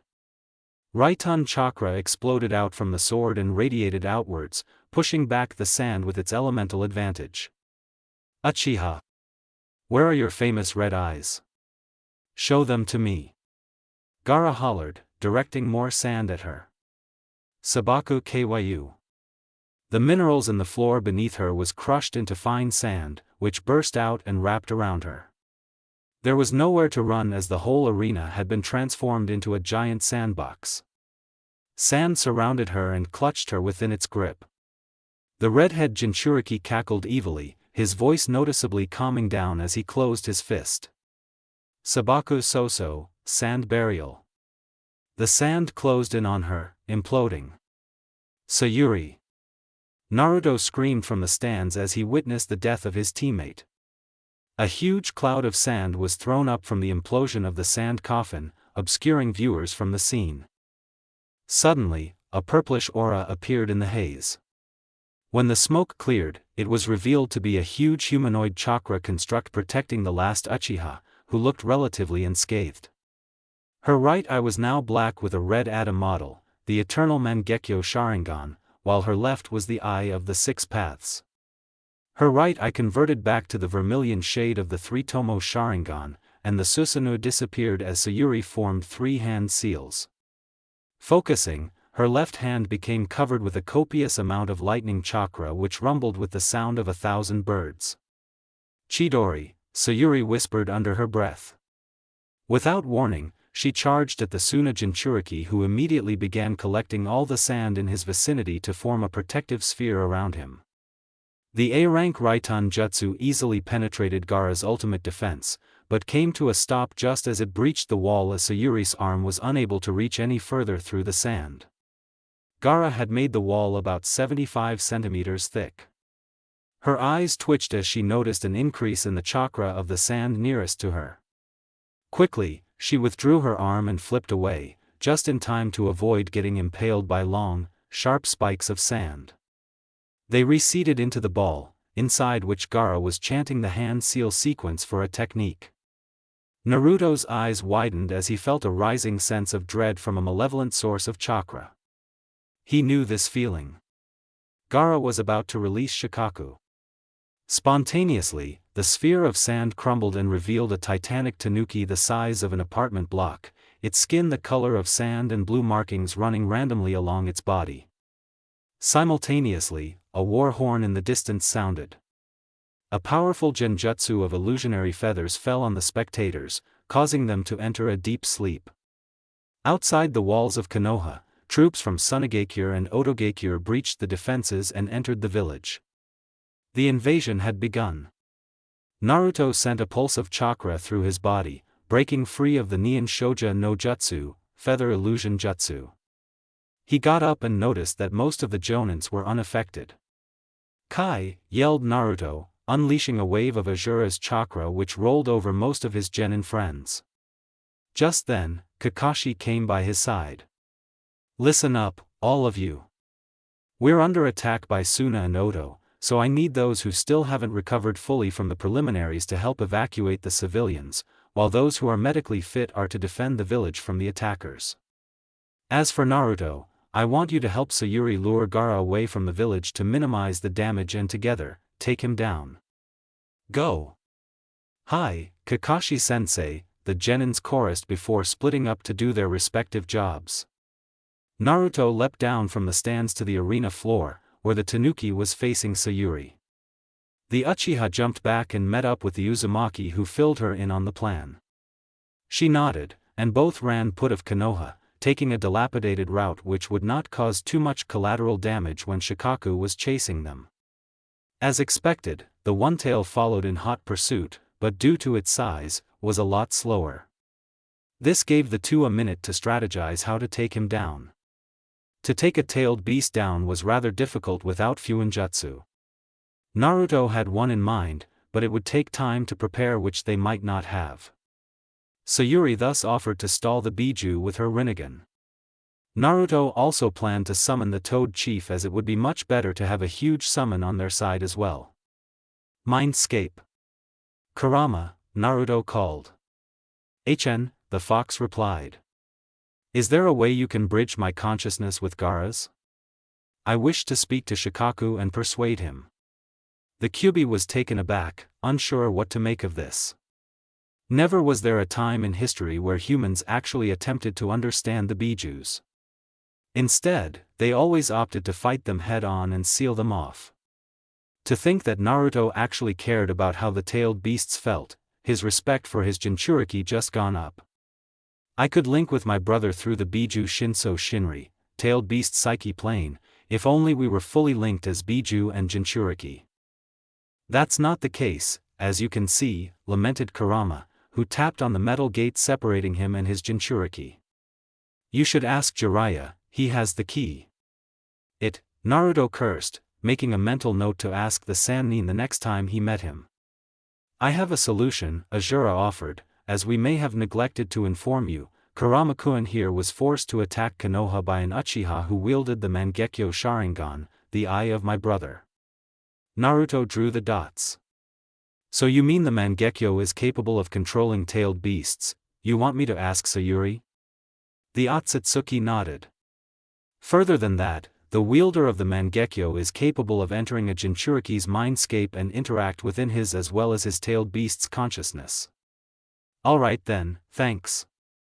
Reality. Before the Uzumaki had a chance to explain that to Sayuri, Shikaku lumbered into the forest, with Gaara sticking out of his head.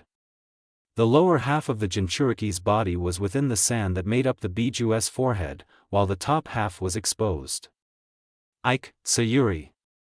The Uchiha took off running towards the Tanuki, intercepting any attacks that got in her path with her Sharingan. Gaara roared and amassed a huge amount of Futon chakra. Futon, Mugen Sajin de Tapa, wind style, infinite sandstorm devastation. The Tanuki's mouth snapped open and released a powerful squall with millions of sand particles within. It tore through the forest and leveled numerous trees in the area. Sayuri formed the horse hand seal. Katan, Goka Makyaku, fire style, majestic destroyer flame. Using her natural affinity for fire as an Uchiha, she generated a venerable amount of Katan chakra which spanned a wide area, overcoming the winds with the elemental advantage. Meanwhile, Naruto was furiously scribbling on chakra paper to build a better seal for Shikaku. If all else failed and he couldn't convince the tailed beast, he would have to resort to that. Sand continued to fly crazily at Sayuri, who avoided most of it. "Naruto, I could use your summon's help here," she yelled as she flipped out of the way of another assault. "On it," replied Naruto as he swiped his thumb across his canine, causing it to bleed. His hands danced through 5 hand seals. Meanwhile, the tanuki had lunged at her as nimbly as a raccoon dog the size of a house could. The Uchiha's eyes widened, and she quickly thrust out her hands, throwing as much chakra as she could into her next jutsu. Shinra Tensei. A huge invisible force radiated from her and pushed back everything around her. Since Shikaku was the nearest, he took the brunt of the impact, though it took the Uchiha a lot of chakra to produce the force necessary to topple the Biju. She panted hard from the chakra expenditure as Shikaku crashed and landed on his back. The tomos on her Rinnegan faded away, indicating the loss of its full power. Much to her chagrin, she realized she was unable to manifest her Mangekyo at this time as well. Kuchios, Yatai Kazushi no Jutsu, summoning, bring down the house jutsu. Naruto called. A huge cloud of smoke appeared in the sky directly above the half-transformed Shikaku. From it, the chief toad plunged in a 100-meter dive and slammed his bottom on the Biju's belly, squashing it further. "Thanks, Gamabunta," said Naruto. The boss summon leapt away to Naruto's side upon noticing who he was sitting on. "What sort of trouble did you get yourself into this time? Why are you fighting Shikaku?" The Uzumaki explained as briefly as he could. "Sayuri, the seal is ready," he called out. She nodded in acknowledgement. "You need to use your Mangekyo to infiltrate his mind. I wish to contact Shikaku." The Uchiha was puzzled but didn't question him. "My Mangekyo won't be ready for quite a while. I'll need help to keep him occupied till then." "I have your back," Bunta affirmed. "Thanks," said Sayuri as she noticed their opponent getting up. Gaara was furious. "I won't let you diminish my existence." "Mother, yes. I shall listen to you." Tanuki Nairi no Jutsu, play possum jutsu. Once the last word left his mouth, his eyes closed and he slumped forward, asleep for the first time in many years. Naruto paled at the onset. "Mindscape. Kurama, didn't you say Shikaku forces his Jinchuriki to stay awake 24/7? What happens if the Jinchuriki falls asleep?" Naruto asked. The fox replied gravely, "Shikaku will be able to take full control of his Jinchuriki and possess him. You must wake Gaara to reduce Shikaku's hold over his Jinchuriki. The longer he is asleep, the more power my brother will amass." Reality. Naruto stood up as orange chakra enveloped him, for black orbs levitating behind his back. He slipped the chakra paper into his pocket and strode next to Sayuri, who was watching the Biju's actions. The one-tail's irises turned from a dark shade of yellow to bright yellow. His pupils resembled the arrangement of xylem and phloem tissues in a dicotyledonous root, a four-sided star in the center with dots surrounding it, one in between each edge of the star. "I'm finally free," roared Shikaku, cackling madly with laughter. "Let's get this started. Phton, Renkton, wind style, air bullet." He slammed his hands into his own stomach, forcing a huge ball of compressed to fire out of his mouth towards the three. "Gamma Oyabun, Chief Toad, get ready for an opening," Naruto warned as he sent his good Odama in front. They formed a huge shield which nullified the Renkuden upon contact. At his will, they parted to form a hole. It was through this hole that the Toad Chief launched his counterattack. Suetun, Teppadama, water style, gunshot. A copious amount of water rocketed through the opening and flew at Shikaku. The Biju retaliated with another air bullet, causing both to meet in the middle and collide, forming a small drizzle over the forest. Meanwhile, the Uchiha and the Uzumaki took the opportunity and jumped atop Gamabunta's head. As soon as Naruto retracted his truth-seeking balls, the One-Tail created another air bullet and sent it off in their direction. The boss toad leapt up, dodging the attack and fired off the same Suetun jutsu. Teppadama. Renkuden. Teppadama. Renkuden. This went on for a few minutes. Shikaku finally said, "You really do amuse me, Uzumaki Naruto, to wield the power of my brothers, and you, Uchiha Sayuri, the eyes of my father, why do you have them?" Sayuri whispered as she felt a rejuvenating sensation return to her left eye, which manifested 6 tomos. "My Mangekyo is ready." The 3 tomos in her right eye spun and warped to form 3 red ellipses with a black background. Naruto requested, "Chief, get us close to the sand spirit's eye level." "You sure?" Gamabunta asked, raising an eyebrow. "Yep, we need to get close for this to work." The toad started charging at the humongous tanuki. Shikaku belched an air bullet which Gamabunta flipped over. Needless to say, Sayuri and Naruto had to hold on tight with their chakra. As he was about to land, the toad pulled his sword out and brought it down in a huge swing at the Biju's right arm, severing it. "Ah!" Shikaku howled in pain. While he was distracted and unprepared, Gamabunta bludgeoned him on the head with the pommel of his sword and brought him face down onto the grass. "Hurry," the chief toad urged. The Uchiha and Uzumaki complied, leaping off his head and landing right in front of Shikaku's face. Naruto jumped onto his forehead and sucker-punched Gaara, causing the Jinchuriki's eyes to fly right open in horror at being awakened. Naruto backflipped and landed next to Sayuri, who offered him a hand to hold as contact was required for him to enter the Jinchuriki's consciousness as well. The Uchiha stared into Gaara's eyes, concentrating on sending chakra to target his cerebral nervous system through visual contact.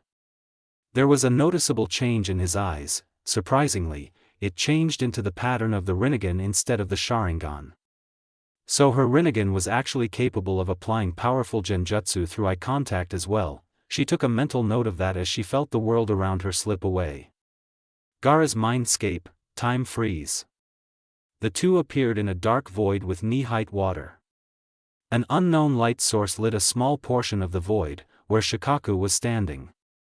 Fang-like protrusions surrounded him in the water, of which some had chains tethered to the Biju.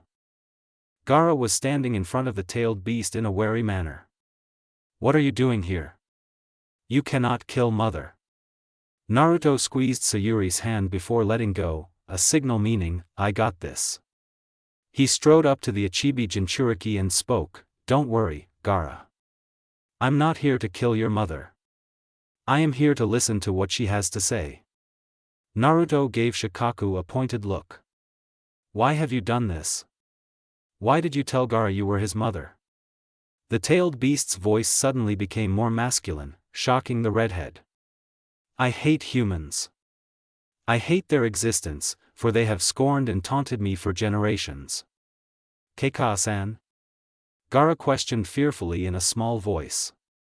"I am not your mother, foolish Jinchuriki. I am Shikaku, mighty one-tailed beast of the sand." Naruto sighed sadly as he recalled the mistreatment he had faced when he was younger. Gaara must have went through the same. Humans and beasts, there is no need for a distinction. "No need for a distinction, you say?" Shikaku repeated, interest piqued. It was eerily similar to what his first Jinchuriki, Bunpoku, had said to him. For too long, the Bijus have been mistreated by humans. Taken against their will as bargaining chips for power amongst the villages. Their Jinchurikis, too, have been mistreated by their own villagers, ostracized like a piece of trash no one deserves to see. "I know because I've been through it," said Naruto. "There is no distinction between human and beast because now, who is the real beast? The Bijus deserve way better than what us humans have done to all of you. You shouldn't be sealed away and forced to live through the life of your jailer, only to be taken and sealed again into a new jailer once the previous one dies. He spoke with such sadness in his eyes that it radiated through the tailed beast. There was actually a human who cared about how tailed beasts felt. That is why I seek to liberate the bijus, to give you all the respect you deserve, not as sources of power but as the guarantors to the peace that the Rikudo Sennin had envisioned when he split all of you up, to stop the Jubi from reforming and bringing an end to the earth again, Naruto declared with confidence. So please, stop tormenting Gaara. Accept him as your Jinchuriki, the one person who will understand you most. You will be repaid, as he will give you the respect you deserve. Shikaku was contemplating what he said, reminded of the words Banpoku had imparted onto him, that someday, someone would appear in the world to teach him about the heart and acceptance. The blonde turned to Gaara, who was scared of him as he had just revolutionized his whole understanding of love and acceptance. Gaara. I know your pain as a fellow Jinchuriki, always being isolated and treated like a pariah by your own villagers. I was charged for overpriced items, kicked out of many stores and ignored by my own peers. But, I learned to realize that to love is the key to finding acceptance and avoiding the darkness. As long as you have people who are precious to you, like your family or your friends, your existence will never be diminished as you will live on forever in their hearts even if you are dead. You don't have to kill others to prove your existence. You just have to learn to protect your precious people, the people who love you most, and in return, you'll gain strength like no other. Your siblings, Temari and Kankuro love you though they are afraid to say it. In them, you'll find acceptance. Gaara was stunned. His siblings loved him? Shikaku spoke up suddenly in a solemn voice. I can't believe I'm saying this to a human, but, thank you, Uzumaki Naruto. I have learnt much from you. Naruto bowed. There is no need.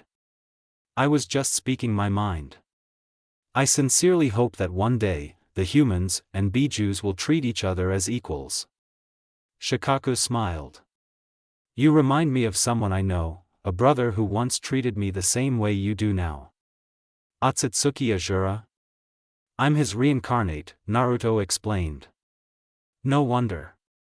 I wish you all the luck in your endeavors. Before you go, I have a gift for you. Shikaku brought his sand claw out and clenched it into a fist, offering it to Naruto. The blonde was puzzled but bumped his fist with the biju anyway. Instantaneously, memories flooded into his head, as well as a load of chakra. He recognized it as Shikaku's. Naruto saw and experienced the pain, loss and suffering the One-Tail had gone through in his lifetime, from the death of the Rikudo Sennin to death of a Suna priest named Banpoku, his first Jinchuriki. Naruto brought his fist back down to his side. I see, you have certainly went through a lot. Thank you for sharing this with me, Shikaku-san. The biju nodded. No problem. When you have fully linked with Kurama, use the Shinso Shinri to contact me. Alright. Sorry for intruding, Gaara. We shall leave. Naruto turned to Sayuri, who had a poker face on but was inwardly impressed. He had managed to change the mindset of a biju who was bent on destroying humans, and somehow turned around Gaara's views as well. Ja-ne. The two disappeared from the mindscape of Gaara. Reality, time continue. Naruto blinked, readjusting to the bright daylight. Gamabunta asked, how did it go? The Uchiha replied, somehow, Naruto managed to convince Shikaku and Gaara to turn over a new leaf. As she said so, the body of Shikaku crumbled into sand, falling apart. The chief toad was noticeably impressed. You are truly one of a kind, Uzumaki Naruto. With that, he grabbed his sword and dispelled in a burst of smoke. Something Naruto said earlier had caught Sayuri's attention. By the way, what did you mean earlier when you said, to stop the Jubi from reforming and bringing an end to the earth again? The Uzumaki replied shortly, I'll tell you on the way. Right now we need to focus on assisting the defense of the village. He then started running back to the village, with Sayuri close behind. He began explaining the great prophecy Jiraiya had told him about as well as the return of Kagaya, leaving out the part where Gamamaru had thought him to be one of the children of the prophecy. However, Sayuri had caught on, already suspecting it because she knew he was a student of Jiraiya. "You're one of them, aren't you?" questioned the Uchiha. Naruto swallowed his saliva and pondered on his answer. "Mindscape. She knows that she's Indra's transmigrant, doesn't she?" Naruto said to no one in particular. "I'm positive," Azura replied, "she wouldn't have gotten the Rinnegan, much less with 6 Tomo otherwise. She possesses the 6 paths Yin power. It's also highly likely that she knows you are my reincarnate. Just come clean with her. Remember what I said about trying to free her from the Uchiha clan's curse of hatred. Reality. Yes. I am one of them. You are the other child, Sayuri-chan," replied Naruto. The Uchiha was silent. That was a reaction the Uzumaki had expected. Whenever she received news of something big, she would keep silent to think about it instead of overreacting like most people would. Still, it was eerie to see her keep quiet for the next 100 meters or so of tree jumping. "I am the transmigrant of Indra," Sayuri announced suddenly. She then looked at Naruto expectantly. Naruto hesitated before replying, "As you probably already know. I'm the transmigrant of Azura. Our past selves have had interesting interactions. I'm aware." Both were then awkwardly silent as they did not know what to say. Thankfully, they had reached the walls of the village, which saved them from further awkward silence. Naruto bounded over the wall and entered the village. As soon as he landed, an Otonin attacked him from behind. The enemy struck with a backstab, only to find it blocked by a black shield formed by Naruto's good Odama. The Uzumaki fashioned a shakujo out of his orbs and slammed the business end into his assailant's stomach, throwing him away like a rag doll. It was just the man's misfortune that Naruto was a censor. Sayuri landed next to him, and both continued to journey on into the heart of the village where the invasion was being carried out.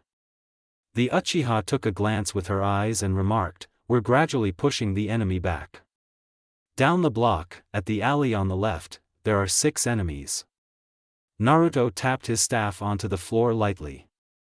Silently and precisely, the rings attached to his staff disengaged and flew into the alley ahead of them, recombining and emitting a bright flash of light. Seconds later, they returned to their owner's shakujo. "You sure about that, Sayuri-chan? You might want to check again." 6 unconscious enemies, the Uchiha repeated, rolling her eyes. Any enemies they continued met a quick end, either killed by Sayuri or knocked unconscious by Naruto. "You don't have to kill them, you know," Naruto commented after her latest kill. Sayuri stated simply, "Dead men can't fight you again." Secretly, the Uzumaki sent minute fragments of his good Odama to patch them up with Yotan chakra. Though they remained unconscious, at least they weren't dead. Most of the time, the Uchiha had left them for dead, causing them to bleed to death rather than decapitating them completely. Of course, those who fell under the latter category were unable to be saved, but the Uzumaki did what he could. Sayuri continued to trudge ahead, mercilessly cutting down opponents with her chakudo. She then looked up, noticing a huge fluctuation of chakra at the stadium from earlier. The chakra presences there were massive. She narrowed her eyes and took a closer look with her Rinnegan. The Uchiha gasped. "Naruto. The Sandaime is fighting against Orochimaru and 2 others, and if I'm not wrong." Her gaze shifted to the Hokage rock, which confirmed her fears. "The 2 are the Shodai and Nidaime Hokages." Naruto was shocked. Why would the 3rd be facing off against 2 people long dead, much less his predecessors? He bet this had something to do with Orochimaru. "Come on, we need to help Sarutobijiji," said Naruto, who vaulted up onto the nearest rooftop and began sprinting in the direction of the stadium. Sayuri was not far behind. It didn't take the Rinnegan to notice that there was a giant, 4-sided purple barrier present. At each corner, an Otonin was within the barrier, maintaining it. Upon closer inspection, there was a second barrier in front of them. Essentially, the setup was to prevent people both inside and outside from getting in or out. Simultaneously, it protected the four from attack so the barrier could be safely maintained. Though it did not have a roof, the walls of the barrier were very high, towering into the sky. It would be impossible for them to enter from above. As Naruto neared the stadium, he asked Sayuri, "How are we going to get in?" Sayuri answered, "I have an idea. My Mangekyo has a Jikuken ninjutsu, spacetime ninjutsu, Kamui, which allows me to teleport myself and objects in and out. I will be able to slip us through my dimension and get us within the barrier. This works because the barrier is only erected within this current dimension, and does not bridge into mine as well." Naruto grabbed her hand, causing her to blush ever so slightly. "Let's do this. Kamui." Her right eye morphed into a Mangekyo. Two spiraling voids centered around her eyes drew Naruto and herself inwards, absorbing both into Kamui's dimension.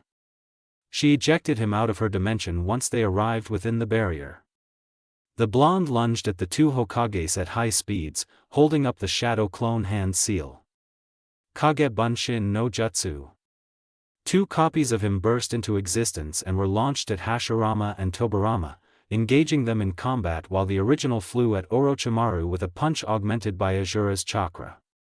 Naruto savored the moment as his fist slammed into the face of the snake Sannin who had brought Sayuri so much pain. The satisfying crunch as Orochimaru's facial bones snapped was a melody to his ears. The force generated by his punch was enough to send the Nukenin flying across the rooftop before he eventually crashed onto the roof tiles. The blonde returned to the Sandame side. "Gigi, what's going on?" The third spoke. "The two former Hokages have been revived through the Kuchios, Edo Tensei, summoning, reanimation, which was invented, ironically, by the Naidame himself. It involves calling the souls of the dead from the Pure Land and placing them in human sacrifices for their use as vessels. Dust and earth covers the vessels, forming the likeness of the dead person. Whatever bodily damage they take simply regenerates from dust. From what I've seen, they've only been revived at around 10% of their original power. Orochimaru has suppressed their wills with talismans in order to force them to fight me."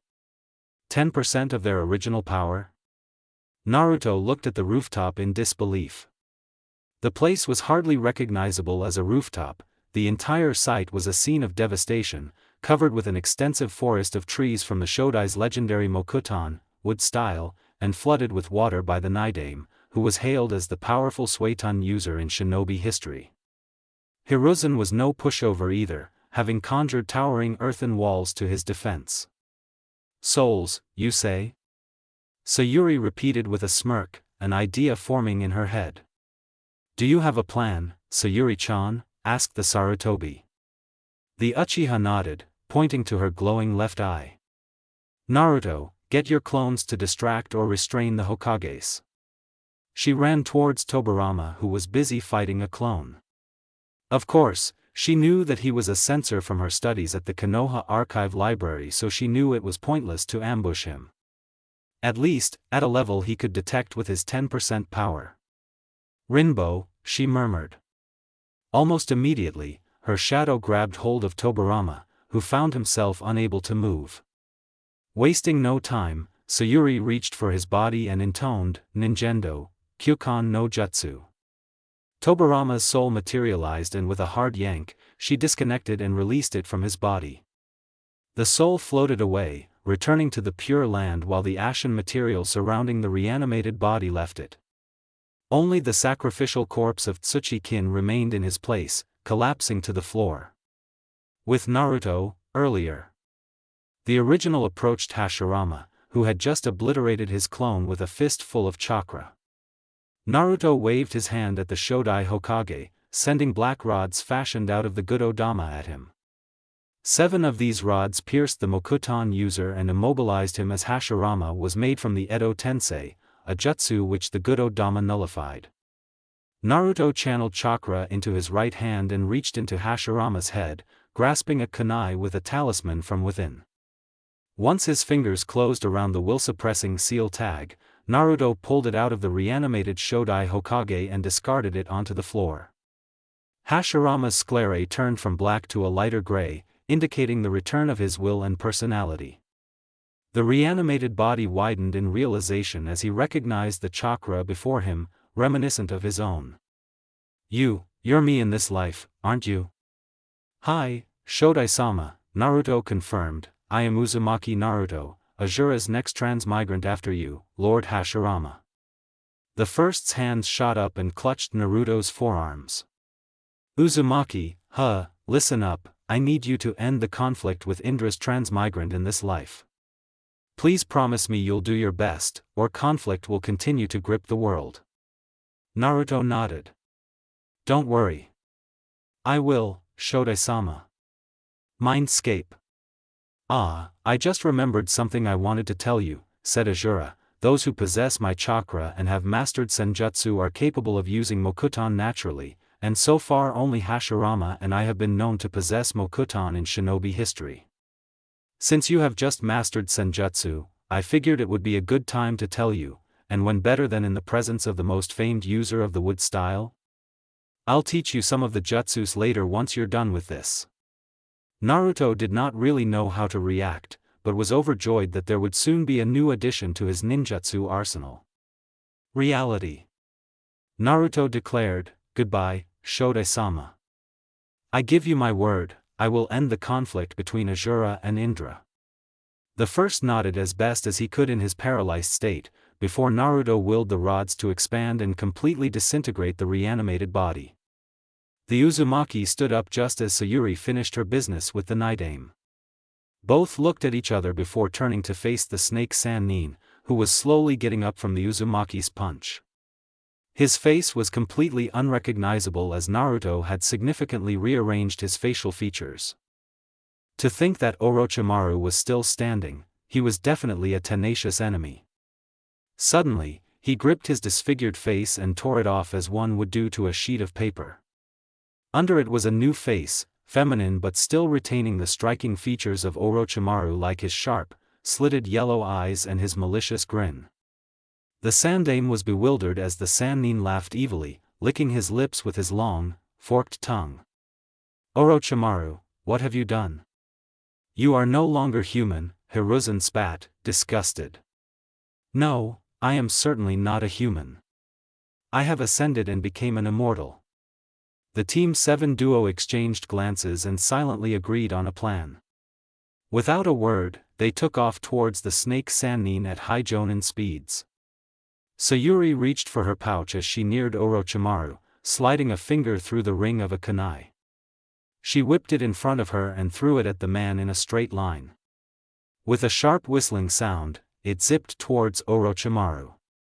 The snake Sannin narrowly avoided it by tilting his head to the right, but as soon as it flew past him, Sayuri's Rinnegan locked onto it.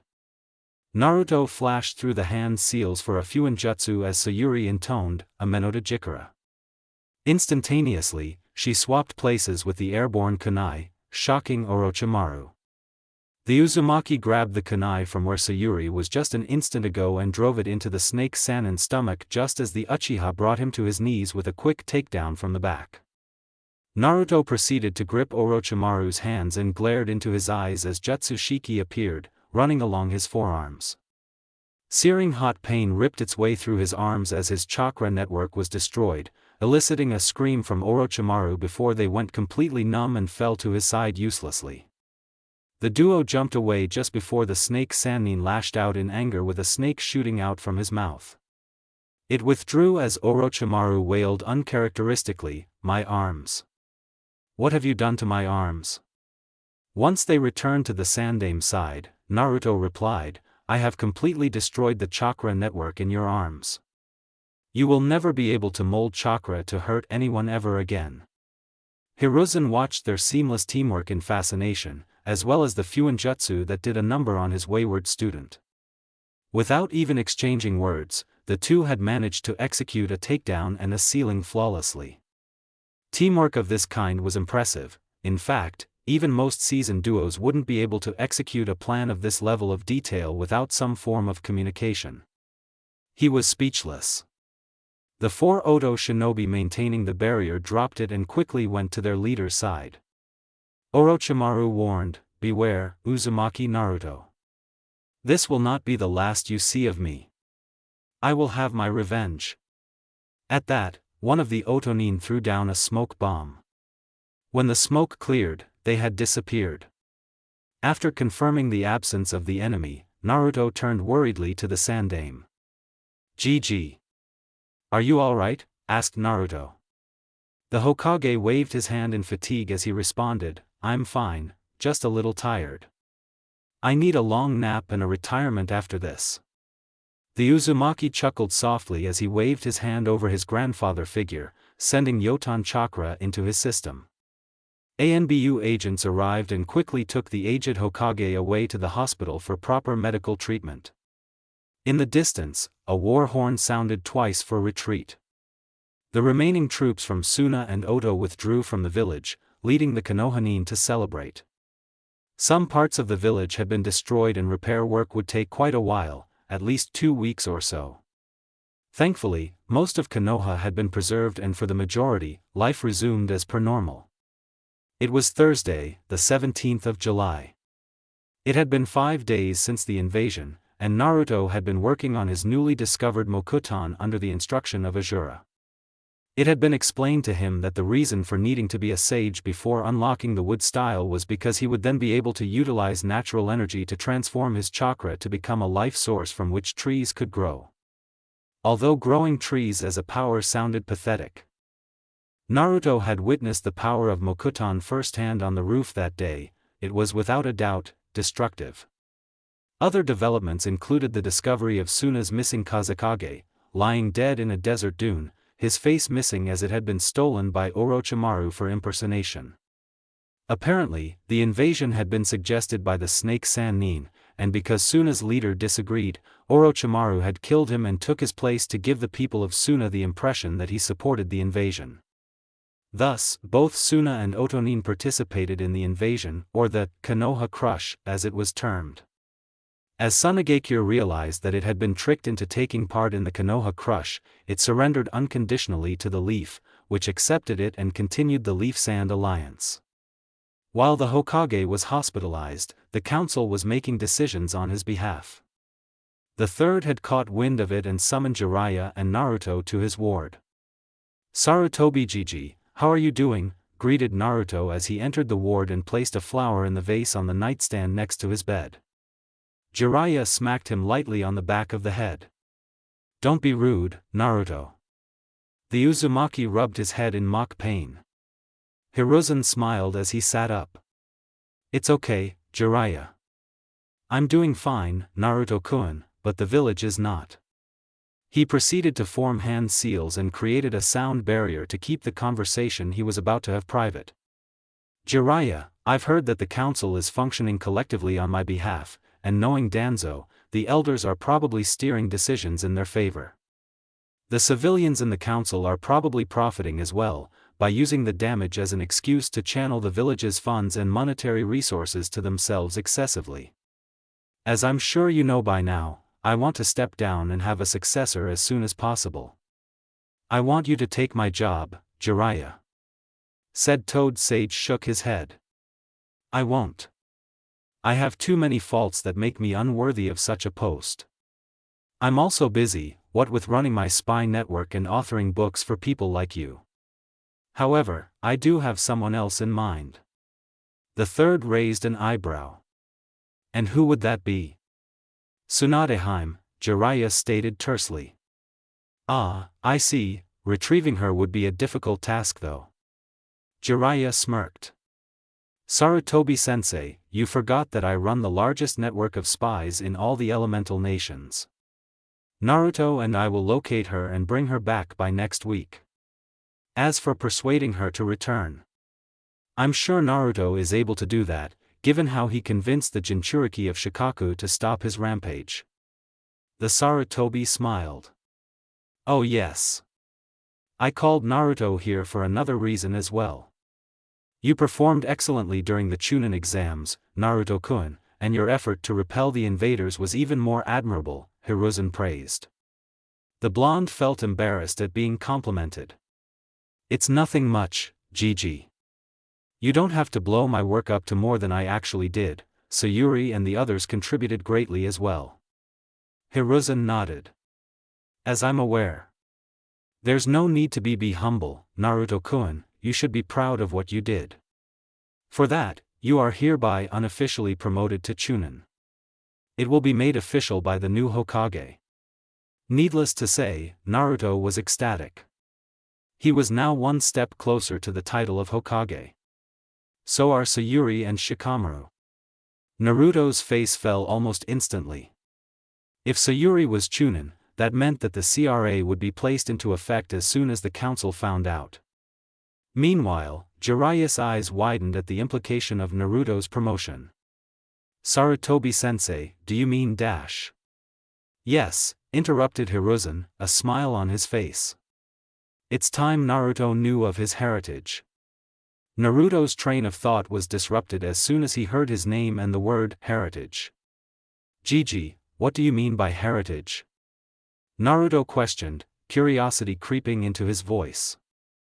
Jiraiya gave the Sandaime a knowing look before turning to the son of his most outstanding student. Naruto, Jiraiya announced, your mother was the red-hot habanero of Konoha, Uzumaki Kushina. And your father was none other than Konoha's Kiroi Senko, the Yondaime Hokage, Namikaze Minato. Previously. And your father was none other than Konoha's Kiroi Senko, the Yondaime Hokage, Namikaze Minato. Naruto was silent for a total of 7 seconds as the information sank in. I don't understand, I mean, how is this possible? This is a joke, right? He looked at the Sandaime with desperation in his eyes, silently pleading the man to tell him that Jiraiya was just kidding. But he didn't. Instead, in his eyes were sadness. I know this must be very shocking news for you, Naruto-kun, and understandably so. I'm sorry we didn't tell you earlier. However, please know that your father had many enemies, and he wished to protect you from them. They knew that with your mother being the Jinchuriki of the Kyuubi, your birth could very well result in their deaths, so he wrote a will in the event he died before he got to raise you, that you would only know about him when you were promoted to Chunin, as you would at least be able to protect yourself from the enemies sure to come. And now that you know, you will inherit the Uzumaki clan compound as well as the associated assets, Sarutobi explained. But why? Why would the Yondaime seal the Kyuubi into his own son? Questioned Naruto as tears began to fall. Flashbacks began to run through his head about the suffering he had endured in his childhood. Jiraiya replied, Minato was a noble leader, and he wouldn't ask for anyone else's child to seal the 9 tails in. If it's any comfort, he did so in the belief that you could control it and wield its power. Naruto raised his hand to his eyes and wiped the tears that were forming. Did they love me? Though he already knew the reply, he wanted to hear it right from the mouth of his father's teacher. Jiraiya nodded. They did. They loved you a lot. Before you were even born, they had already prepared a nursery full of toys in the house for your arrival, but alas, that was not to be, said Jiraiya, a sad expression on his face. Can I go there now? Requested Naruto as he stood up. Hiruzen replied, go ahead. It's your birthright. It's locked by a blood seal. As they were about to leave, the Sandaime stopped them temporarily. Please locate Tsunade as soon as possible. I can't tolerate the council running the village anymore, much less Shimura Danzo. He's a dangerous man. Jiraiya nodded. We will, Sarutobi-sensei. Please take care. They then left the hospital for his apartment. As they were walking, Naruto's head was spinning with conflicted thoughts. It was confusing. He wanted to find Tsunade as soon as possible, because he didn't want the council, who were the people causing Sayuri so much trouble, to be in power any longer. At the same time, finding Tsunade would make Sayuri's promotion to Chunin official and valid, which would give the council the legal right to enact the CRA on Sayuri. He decided to persuade this Tsunade person to withhold Sayuri's promotion until he could find something to stop the CRA. When Naruto returned home, he grabbed his most important things and sealed them in a scroll to bring to his new house. The master and student took a walk to a secluded area in Konohagakure that had been overgrown with trees, which obscured the compound from the view of the public eye. On the gate of the compound was what Naruto recognized as the blood seal the third was talking about. He drew some blood and smeared it on the seal. Upon recognizing the DNA of the owner, the gate snapped open. Naruto then modified the seal to work with his fingerprint instead, as using blood to open the gate every time would be a pain in the neck. "Your father was a seal master," Jiraiya remarked, looking approvingly at the seal, "and your mother, even more so because she originated from the Uzumaki clan." "Wait, the Uzumakis were a shinobi clan?" asked Naruto. He had thought that the Uzumakis were a simple civilian clan or family, and never imagined that they would be a shinobi clan. Jiraiya nodded in confirmation. Indeed.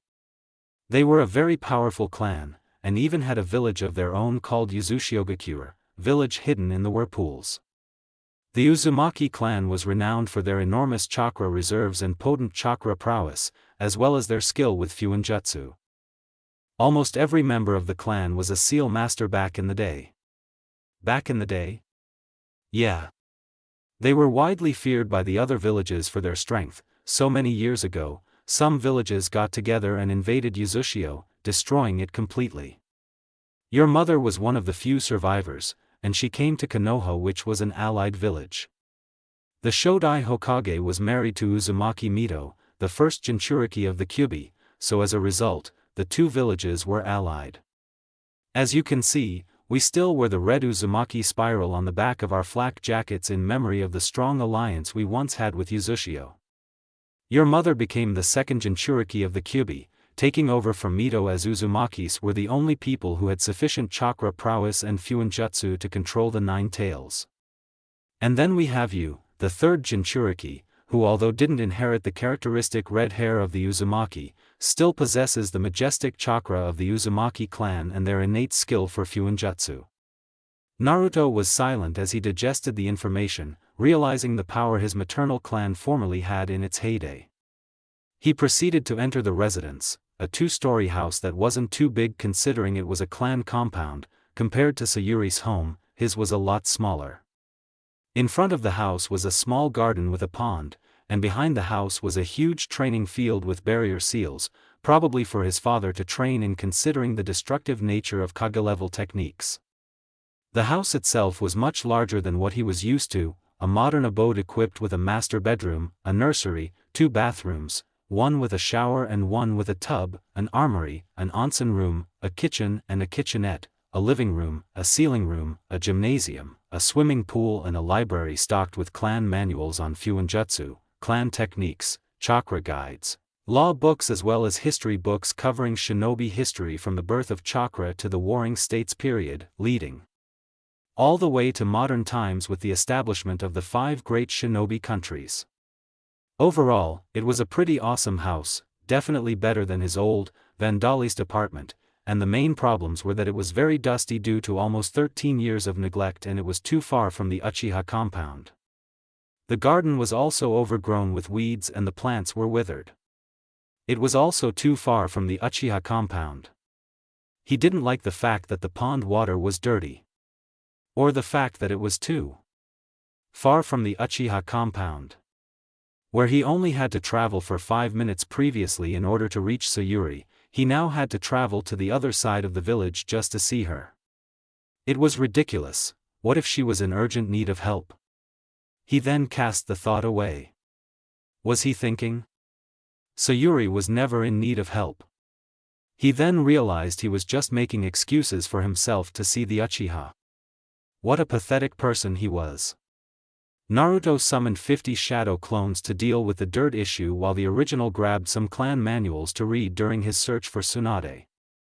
After packing some more essentials, Naruto and Jiraiya left the village to locate its next leader. He was browsing through one of the law books when a clause to the Clan Restoration Act caught his eye. Any clan head marrying another clan head, whether either or both were under the CRA, would make both exempt from it. This was to encourage the mixing of bloodlines, which could potentially mutate and result in stronger progeny, equipped with much more powerful Kekai Genkai or even dual bloodlines. He remembered seeing this before in the Konoha archive library, but at the time, he wasn't aware of his heritage yet. As it turned out, it was an opportunity that he could use to save both Sayuri and himself from the Clan Restoration Act. However, it would certainly cause a lot of awkwardness between them, and he didn't know if he was ready for that. To think that one day, he would be marrying his teammate, Uchiha Sayuri. The mere thought of it was hilarious. Why would she want to be with a guy like him? Mindscape. Kurama shook his head. This guy is clueless. Azura stifled a laugh, settling for a smile instead. Ah, young love. My incarnate is honestly dense in that department. Reality. He was only doing this to save her from the CRA, but he didn't want to infringe on her personal freedom to pursue the person she truly loved. Well, he supposed it was a necessary evil. A small part of him craved for her affection, but Naruto suppressed it for the sake of doing it in the name of duty. Now, he was overjoyed and couldn't wait to find Tsunade, as doing so would cement his position as the Uzumaki clan head, thereby allowing him to manipulate the loophole he had just discovered. He was grinning to himself as he strode alongside Jiraiya, who was reading his own books and giggling. Yo, Ero Sennin, perverted sage. Where are we headed to? Naruto asked, noting that he hadn't been informed of the destination. Jiraiya paused and looked up from his book. I've received intel from my sources that Tsunade was spotted recently in the Land of Fire. Lately, many towns in the area are having festivals. Where there are festivals, there will be gambling, and where there's gambling, Tsunade will be there without a doubt. So we'll start town hopping and we'll find her soon enough. And stop calling me, Ero Sennin, damn it. Pfft. Naruto rolled his eyes, looking pointedly at the erotic literature in his teacher's hands. He resumed reading his clan manual. Just then, a thought came to mind as he was thinking about seals. He had yet to ask Jiraiya to unlock the hack Fuin. Say, Jiraiya-sensei, Naruto called suddenly, immediately getting the attention of the Toad Sage as he was addressing him properly for once. Yes? I'd like you to give me the key to the 8-trigram seal. Wait, what dash? You heard right, sensei. The Kyuubi and I are on good terms, and I even know his real name. Since you already know about Otsutsuki Azura, you shouldn't be worried about any demonic possession. Unlocking the seal will allow us to link fully and perform the Bijuka, tailed beast transformation, as well as let me gain uninhibited access to his chakra. I could have ended the fight with Gaara much faster if I could use the Bijuka or the Biju Shinso Shinri then, so please give me the key, Naruto persuaded, knowing he would have to do all he could to gain possession to the key. He hated speaking about kurama like that, a weapon or a power source, but knew it was necessary to convince Jiraiya to trust him with to unlock it. I'm sorry, Kurama, I don't like talking about you like that dash, Naruto thought before he was cut off by it doesn't matter, from Kurama. It did, but the Kitsune was glad that his Jinchuriki cared so much about his kind. Alright, Jiraiya acquiesced. Kuchios no Jutsu. An orange and black toad appeared in a burst of smoke.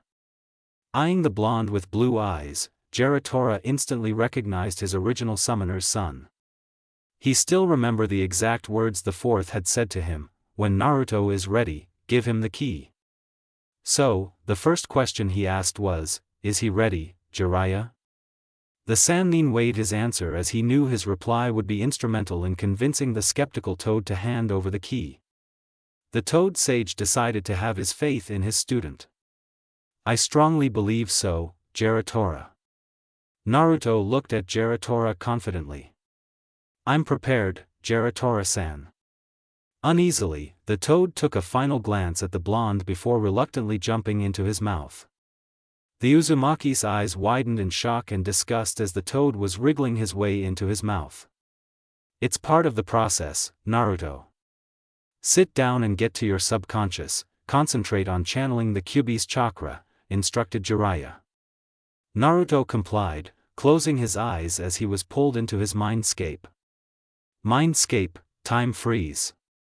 When the Uzumaki appeared before the huge bars of the gate separating Kurama from him, the parchment with the kanji 4 seal began to peel off.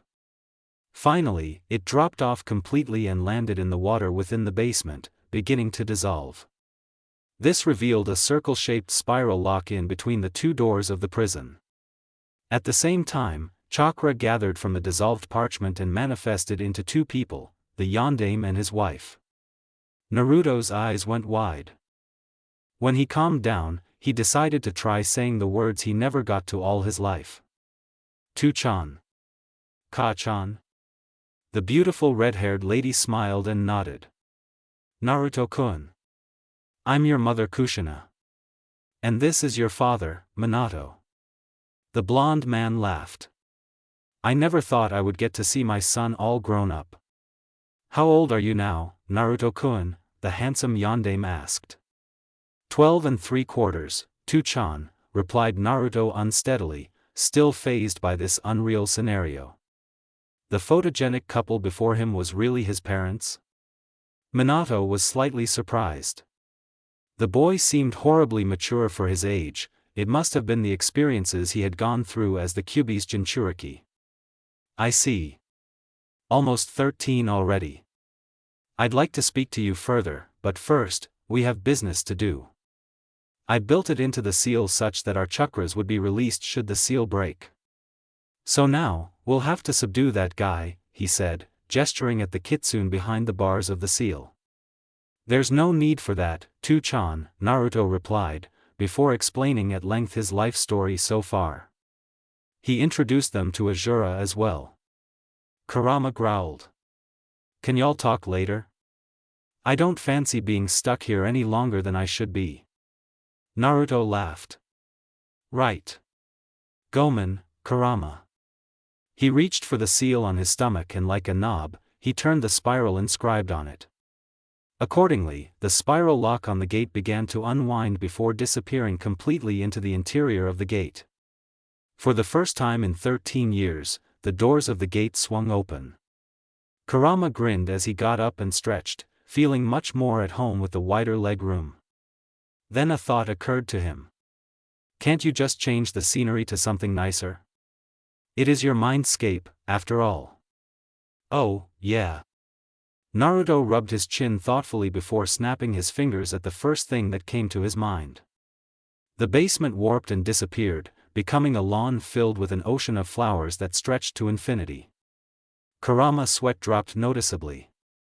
The change was drastic and was a little too flowery for his liking. Naruto noticed this and snapped his fingers again sheepishly, replacing the field with a lush forest instead. Much better now. Thank you, Naruto. The blonde smiled as it was the first time he heard it from his tenant. You're welcome, Kurama. He turned back to his parents, who continued to converse with him about his life. So, do you have a crush? Minato asked with a cheeky smile on his face. Azura watched with amusement as Naruto's expression turned uncomfortable, blood flushing his cheeks. Kushina noticed this and laughed aloud. Ah, so you do have a crush, Naru-chan, she cried. Who is she? Is she cute? Is she nice? What's with all these questions, Ka-chan? Naruto complained, his blush worsening at each and every one. She is cute, no beautiful in my opinion. As for nice, I don't really know. Sometimes, she's very kind to me and other times she's cold. I don't get it. Minato chuckled. Women, complicated, whatever the generation. That earned him a smack on the back of his head from none other than the red-hot habanero herself. Yeah, OWW. Kushina smiled. I'm sure you'll gain her attention, Naruto-kun. If you're anything like your father, your charisma, charm and kindness will get her attention. I'm sure of it. Naruto shook his head. I'm not so sure about that. I don't know if she even likes me one bit. You still haven't told us her name, Naruto-kun, said Minato. Her name is Uchiha Sayuri. Minato flinched visibly at the surname, which was justified since the one who had attacked him that night and caused many losses to the village possessed the ocular power of the clan. Kushina's eyes went wide. Uchiha Sayuri? Isn't that Mikoto-chan's daughter, Minato-kun? The Hokage nodded. I remember. You even said you wanted to arrange a marriage between Naruto-kun and Sayuri when they grew up. Kushina sighed. I wished I got the chance to.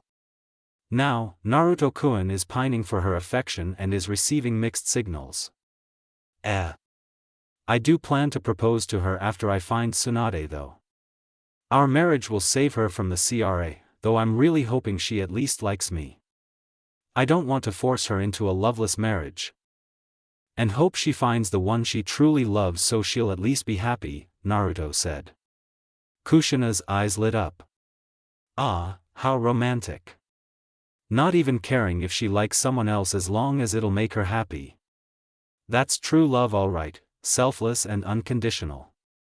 Minato wasn't as cheerful, realizing that Sayuri being under the CRA meant that she was the last of her kin.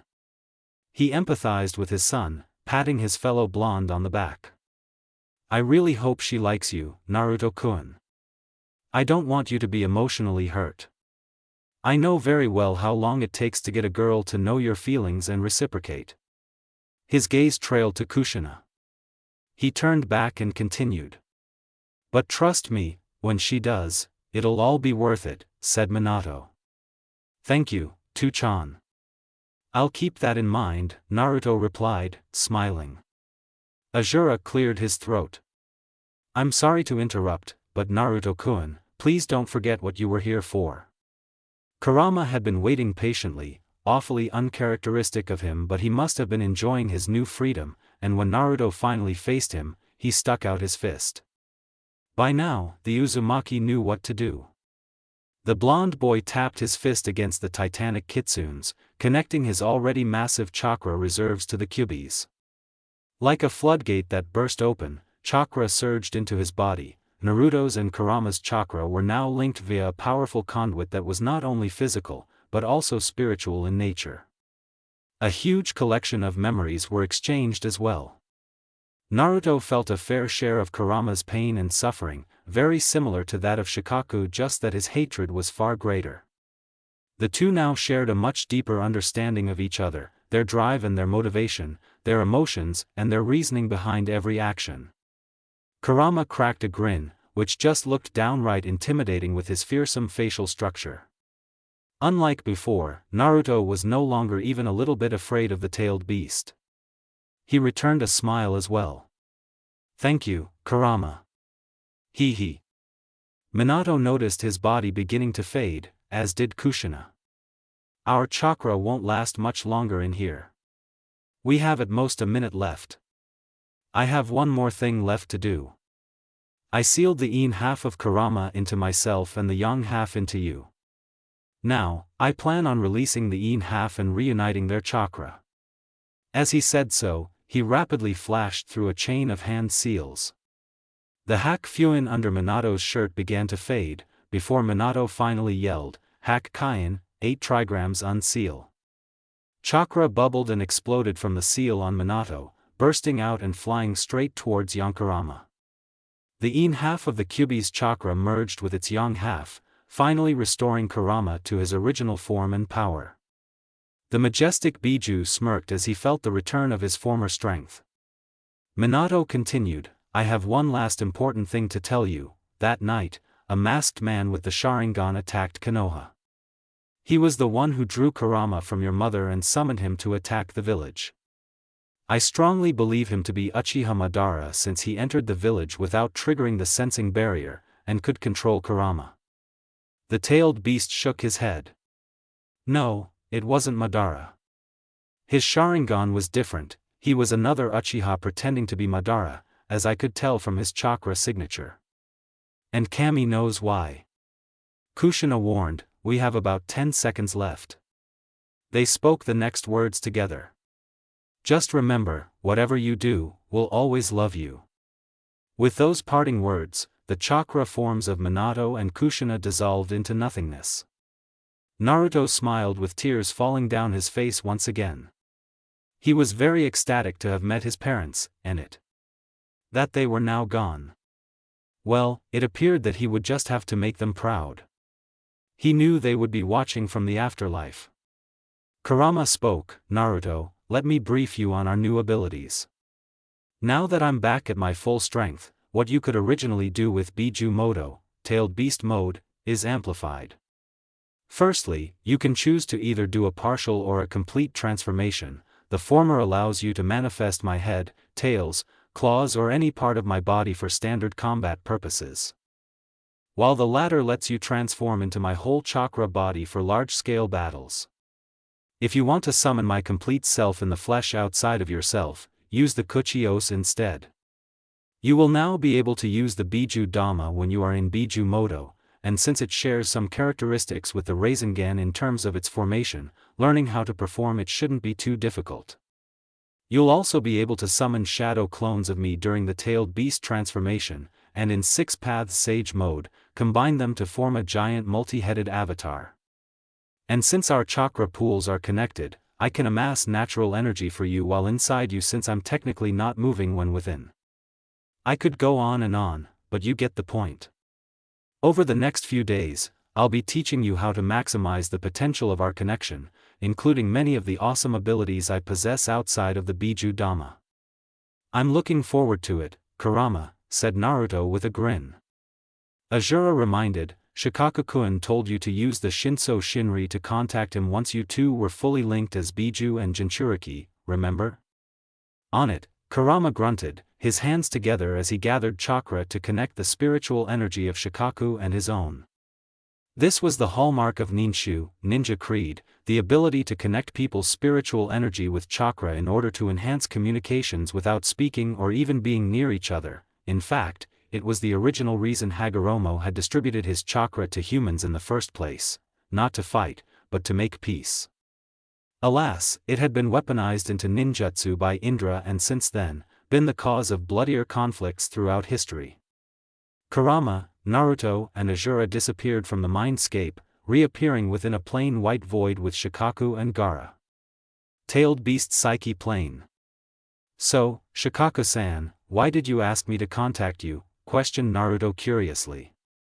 The One-Tail responded, when I shared my memories and chakra with you, I had also gifted my Jiten, magnet style, along with it. By now, my chakra should have assimilated completely into your chakra coils, imbuing it with the magnet style. Whenever you mold Futon and Doton chakra simultaneously, you will produce my signature Jiten, which allows you to bind and restrain opponents with curse marks like those on my body, Shikaku explained. Naruto's face lit up. That's an awesome ability you have, Shikaku-san. Arigato. Shikaku smirked. And congratulations for merging with my brother. He looked at Kurama. Treat him well, Nizan. TSK. I don't need you to tell me that. Naruto interrupted, but why didn't you just tell me this when you first gave it to me? Shikaku answered, simple. I sensed that my other brother's incarnate was there as well. I did not want her to know about what you would receive from me. Sayuri, Naruto thought. His expression returned to normal. Whatever the case, thank you very much, Shikaku-san. Ja-ne. The Kyuubi and his Jinchuriki disappeared once again. Reality, time continue. So, how was it? Asked Jiraiya nervously when he noticed Naruto's eyes opening. The blonde stood up and said, it was cool. I got to meet my parents and unlocked a whole new set of abilities. Jiraiya sighed in relief. At least he didn't go on a rampage and destroy Hai no Kuni. Well, looks like you'll be able to use the next few days of your journey to train. At least you'll be ready for Akatsuki when they come for you. Akatsuki? What's that? Asked Naruto. Jiraiya replied, the Akatsuki are a group of S-rank Nukenin with a sole objective, to capture and gather all the 9-tailed beasts. No one knows why, either. The group operates in 2-man teams consisting of Uchiha Itachi of the Sharingan from Konohagakure and Hoshigaki Kisame, the tailless-tailed beast from Kirigakure, Sasori of the Red Sands from Sunagakure and Deidara from Iwagakure, village hidden in the rocks, Haidun from Yugakure, village hidden in hot water, and Kakazu from Takigakure. Orochimaru was once part of this organization as well but defected. There are more members but I'm not sure of their identity. You mentioned that they want to collect the Biju, Naruto noted. I have a feeling I know why.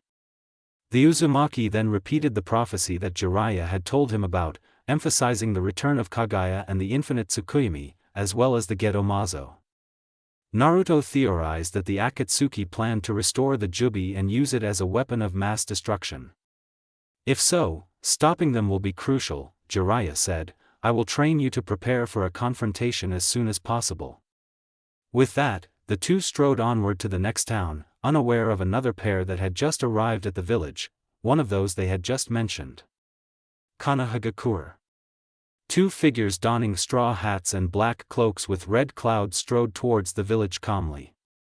One of them carried a huge popsicle-like object wrapped in white bandages. They approached the gate, unfazed by the Chunin guard who ordered them to stop. Halt! What's your business in Konohagakure? The guard asked as per protocol. The one who wasn't carrying anything raised a hand to his hat, tilting it slightly such that the powerful, hypnotizing gaze of his glowing red eyes made contact with the guards. Our business is none of yours. The duo walked in casually as the Chunin collapsed to the floor. Let's grab some dango, Kisame. The one carrying the huge popsicle nodded his head in agreement. They entered a dango stand and ordered some to eat while thinking about their mission. Loitering just outside this stand was none other than the copy ninja, Hatake Kakashi.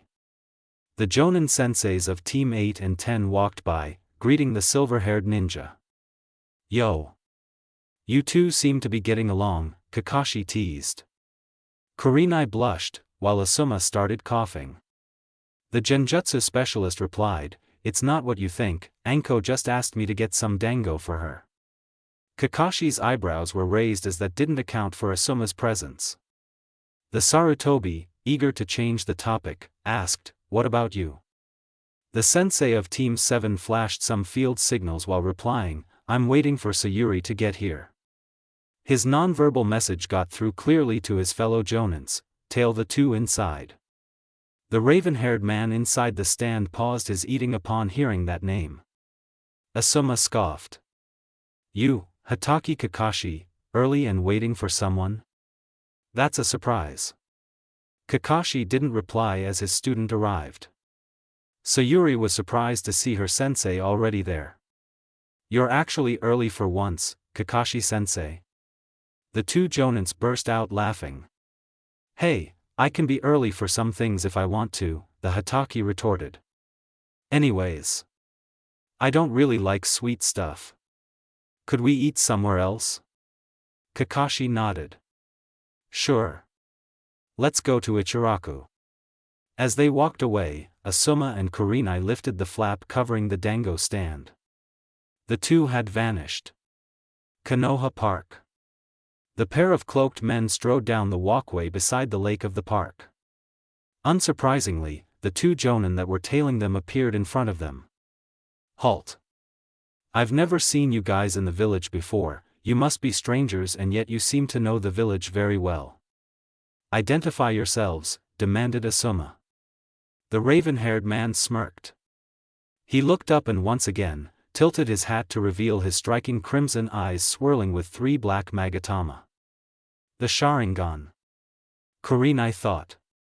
It's been a long while, said the man as he discarded his straw hat to the floor. Asuma-san, Kurenai-san. Why you're Uchiha Itachi? Kurenai exclaimed in disbelief. Kisame tossed his hat aside as well. I have yet to introduce myself. You don't have to, Asuma said, Hoshigaki Kisame of the 7 Swordsmen of the Mist. The squaline man grinned. I suppose you know my sword as well then. Samahata. The Kiri Nuke Nin lunged at Asuma and swung the popsicle-shaped package off his shoulder. Quickly, the Sandame's son raised a trench knife to block the incoming sword. Despite putting in a lot of force, the weight of Samahata was still very great and bore down on Asuma, who was just inches away from getting his shoulder torn off by the sword. Meanwhile, Kisame wasn't putting much effort at all to press his sword down on the Sarutobi. "My sword doesn't cut you, it shreds you to ribbons."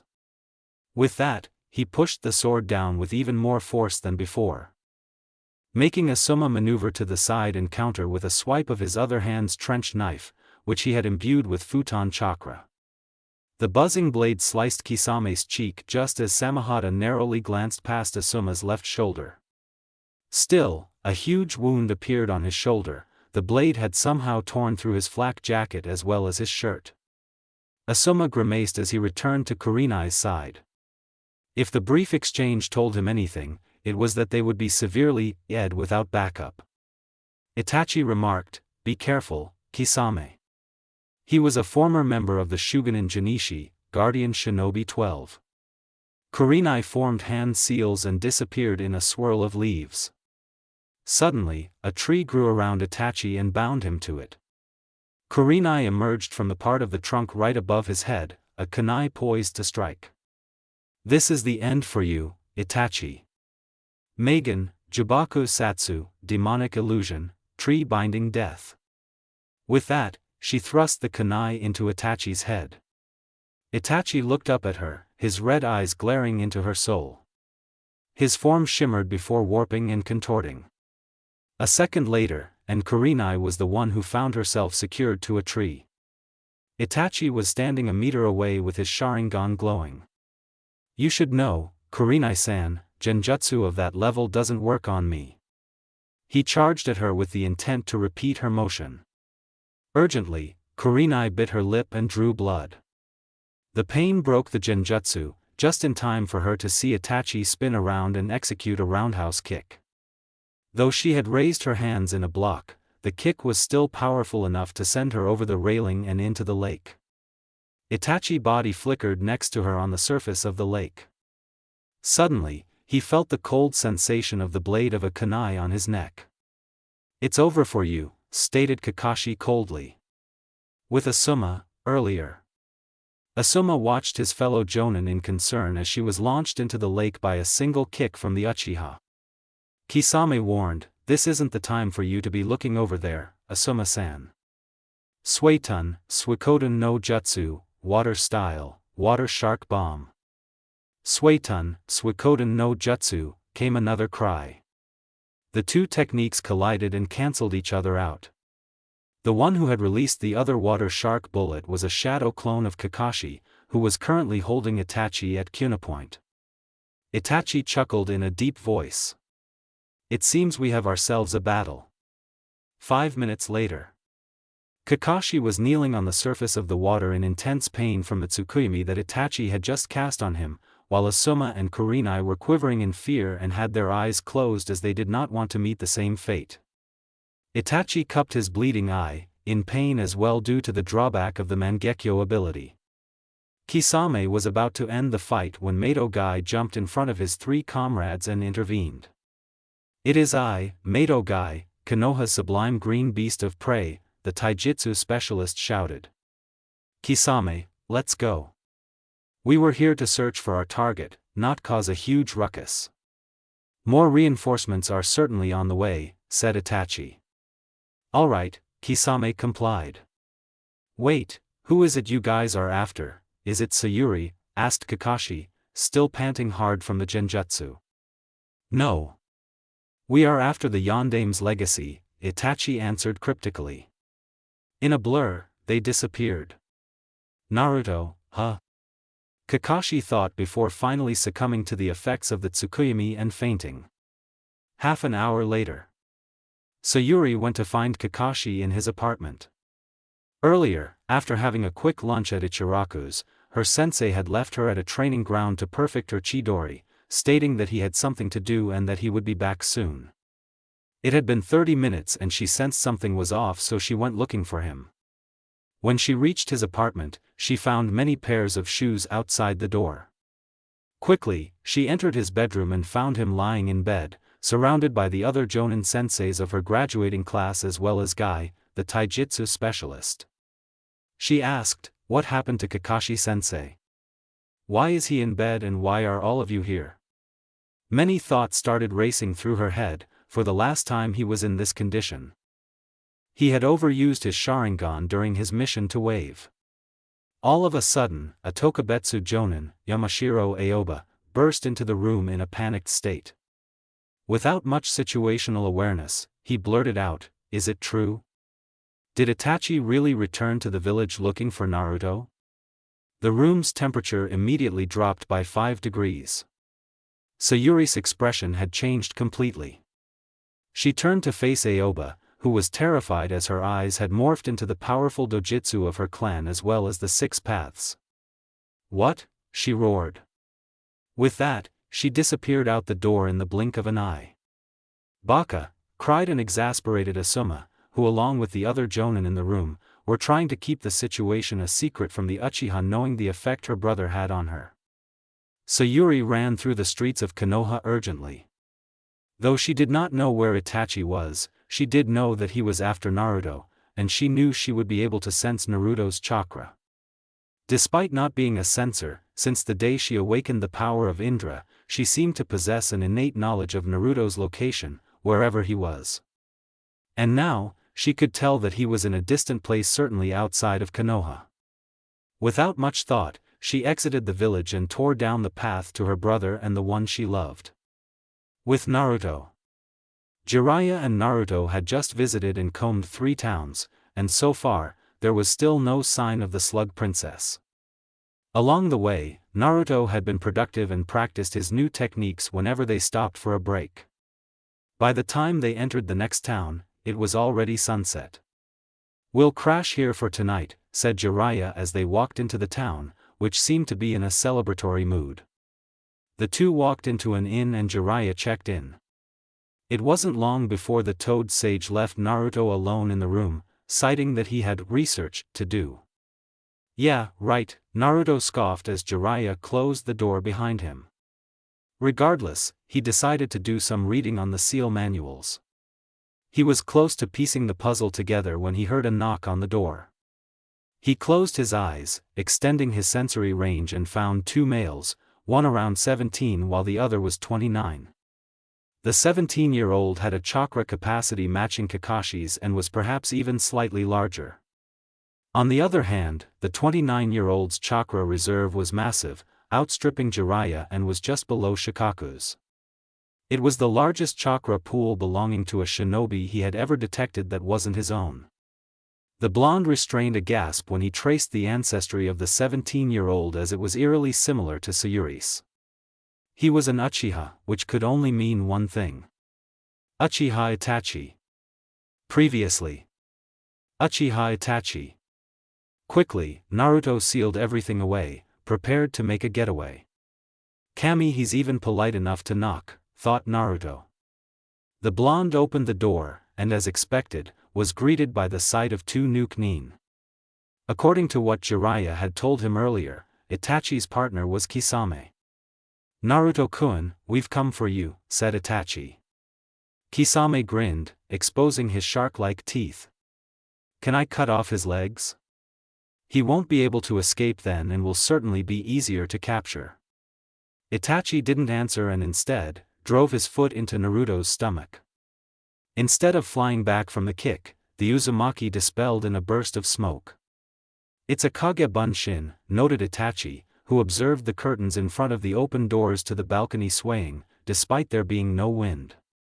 The Akatsuki pair made their way to the balcony, where they saw the original just vaulting over the wall of the inn's backyard and entering a huge clearing in the forest surrounding the town. The two gave chase. Clearing. The Uzumaki spun around, knowing that the shadow clone wouldn't have stalled the 2 S-rank shinobi for long. Of all times, his sensei was away doing research? What rotten luck. He knew that a fight would be inevitable, so he decided to bring the battle to a more suitable place that wouldn't cause as much destruction to the town property. He would have to attract Jiraiya's attention somehow. Itachi voiced, "Naruto-kun, why do you run from us? Come with us willingly and Kisame will not have to drag you away by force. Naruto retaliated. I'm not having any of your good cop bad cop bull. I know you're here for my Biju, and you're not having him. Oh. It seems that we won't be capturing you without a fight. Let's go, Kisame. The blue-faced man charged at the blonde and swung his sword. This fight will not be an easy one. Lend me your power, Kurama, Naruto thought. He received an acknowledging grunt as the kitsune got to work amassing chakra and natural energy. At the last second, Naruto's eyes flew open and he dodged the sword completely with his speed. Samahata crashed into the ground and obliterated the grass easily. You're pretty fast for a genin, Kisame remarked as he executed a kick which Naruto evaded once again. Grabbing Kisame's extended foot, Naruto lifted the nuke-nin without much effort and tossed him away. Katan, Gokakyu no Jutsu. Naruto intoned.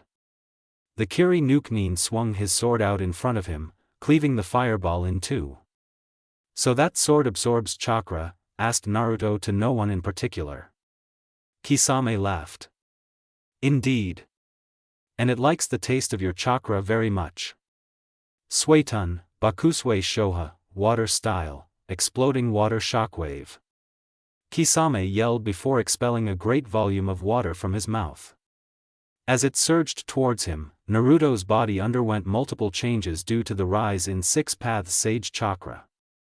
He sent his 4 truth-seeking balls into the incoming wave and caused it to disappear without a trace. What? Kisame cried as he witnessed his Suetun Jutsu being negated.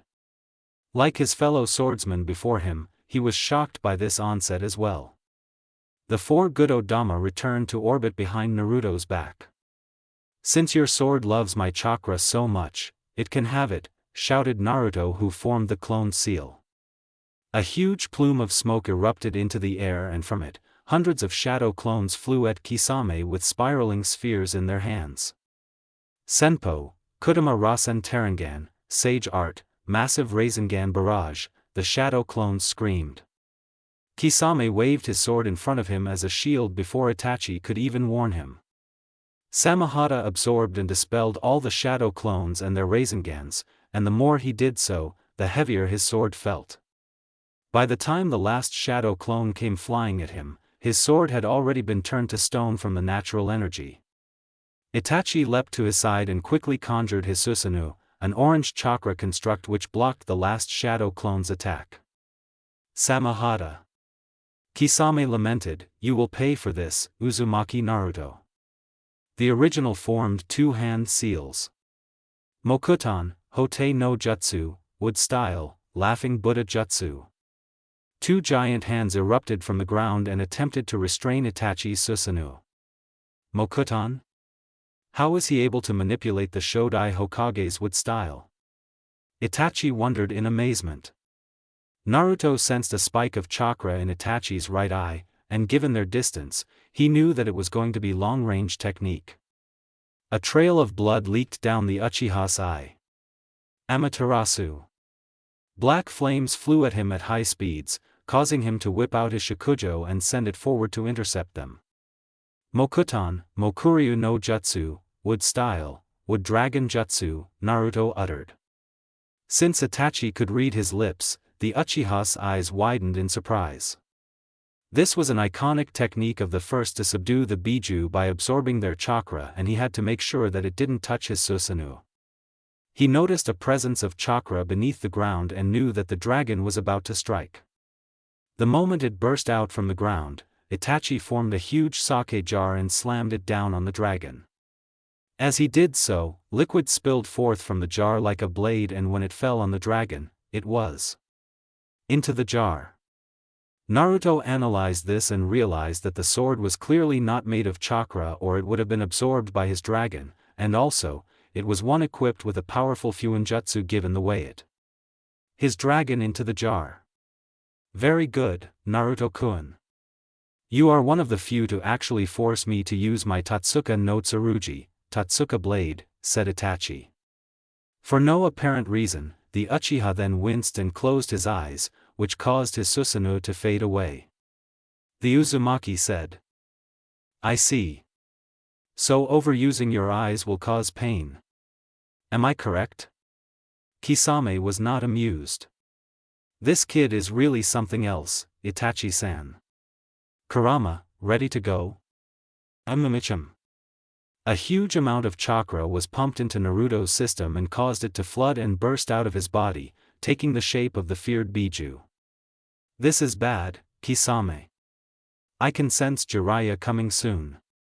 And if Naruto-kun knows the tailed beast ball dash, as if on cue, a high-pitched sound echoed across the clearing as chakra was gathered into a purple ball. Though Naruto didn't have much experience making a Biju Dama, he had let Kurama take control of his body to do so. If they were in a car, Kurama would be the metaphorical driver while Naruto was the passenger. Itachi, you deserve this after what you did to Sayuri-chan, Naruto shouted over the roar of the forming tailed beast ball. Thank you for taking care of her. I leave her to you, Naruto-kun, Itachi replied. Just as the blonde released the ball, the two scattered into water and crows. The Biju Dama sailed harmlessly away into the distance, exploding within the forests. They escaped, thought Naruto. Just then, Jiraiya arrived at the clearing. I felt the Kyuubi's chakra being released. Were you fighting someone? They are gone, Naruto deadpanned. It was Uchiha Itachi and Hoshigaki Kisame. He was then hit with a sudden sense of foreboding. Why could he sense Sayuri's chakra approaching him? Said Uchiha burst out from the forest, having detected the surge of the Kyuubi's chakra and witnessed the Biju Dama being detonated. She had assumed the worst and rushed in the direction of Naruto. She saw that the Uzumaki was safe and with his master Jiraiya, but noticed that Itachi was gone. Naruto was worried about her reaction since he knew about the trauma her brother had caused her. Itachi! Sayuri hollered. She fell to her knees on the grass and punched the floor in anger, making mounds of dirt fly. Why? Why? I was so close, she screamed in rage. She had the chance to kill her brother and avenge the clan, but she had missed it completely. And how had Naruto driven him off? Was he that strong? Naruto was obviously worried about her mental state. It didn't take his negative emotion sensing to tell him that she was clearly furious, frustrated and filled with self-loathing for her inability to slay her brother. Terrifyingly, she suddenly went quiet. The Uchiha stood up with resolve and determination smoldering in her eyes. She was about to put herself through. To become strong enough to stop her brother. Her chakra had flared due to her agitation, and the deep hatred in her soul caused the grass around her to wither and the soil to be pushed away. Her chakra presence, though not as much as Naruto's, was equally potent and was in fact 10 times more intimidating. Sayuri's mindscape. Indra smiled as he witnessed the Uchiha before him, her will crumbling away and succumbing to the darkness that had enraptured him before. Come, Uchiha Sayuri. I can give you greater strength, coaxed the Otsutsuki. The Uchiha looked at him. I don't want your strength, Indra. I want to do this on my own. The man gave a hollow laugh. You won't advance far with your dojutsu without my assistance, Sayuri. There are many things you still have to learn, especially if you wish to surpass my brother's incarnate. Fine. Show me, Indra. Gladly. The Otsutsuki narrowed his eyes. Within her mind, she still had feelings for the Uzumaki. It would be troublesome for him to eradicate those feelings so he could corrupt her completely. Well, at least she was a step closer to the darkness and would naturally be completely engulfed within it in time. Patience would be something he must have. Reality. The Uzumaki shivered in her presence and felt a chill run down his spine. He was actually afraid of this side of her, but was willing to reach out to her and comfort her. Alas, that was not to be, as she had other plans. In an instant, she took off in the direction of the leaf. Jiraiya observed the behavior, and the moment she left, he asked, "That was Uchiha Sayuri, the younger sister of Itachi, am I right?" Naruto nodded. She is. In fact, she's my teammate. The Toad Sage's perverted side returned. She's actually quite hot. I would totally bang her if she was older, he said with a lecherous grin.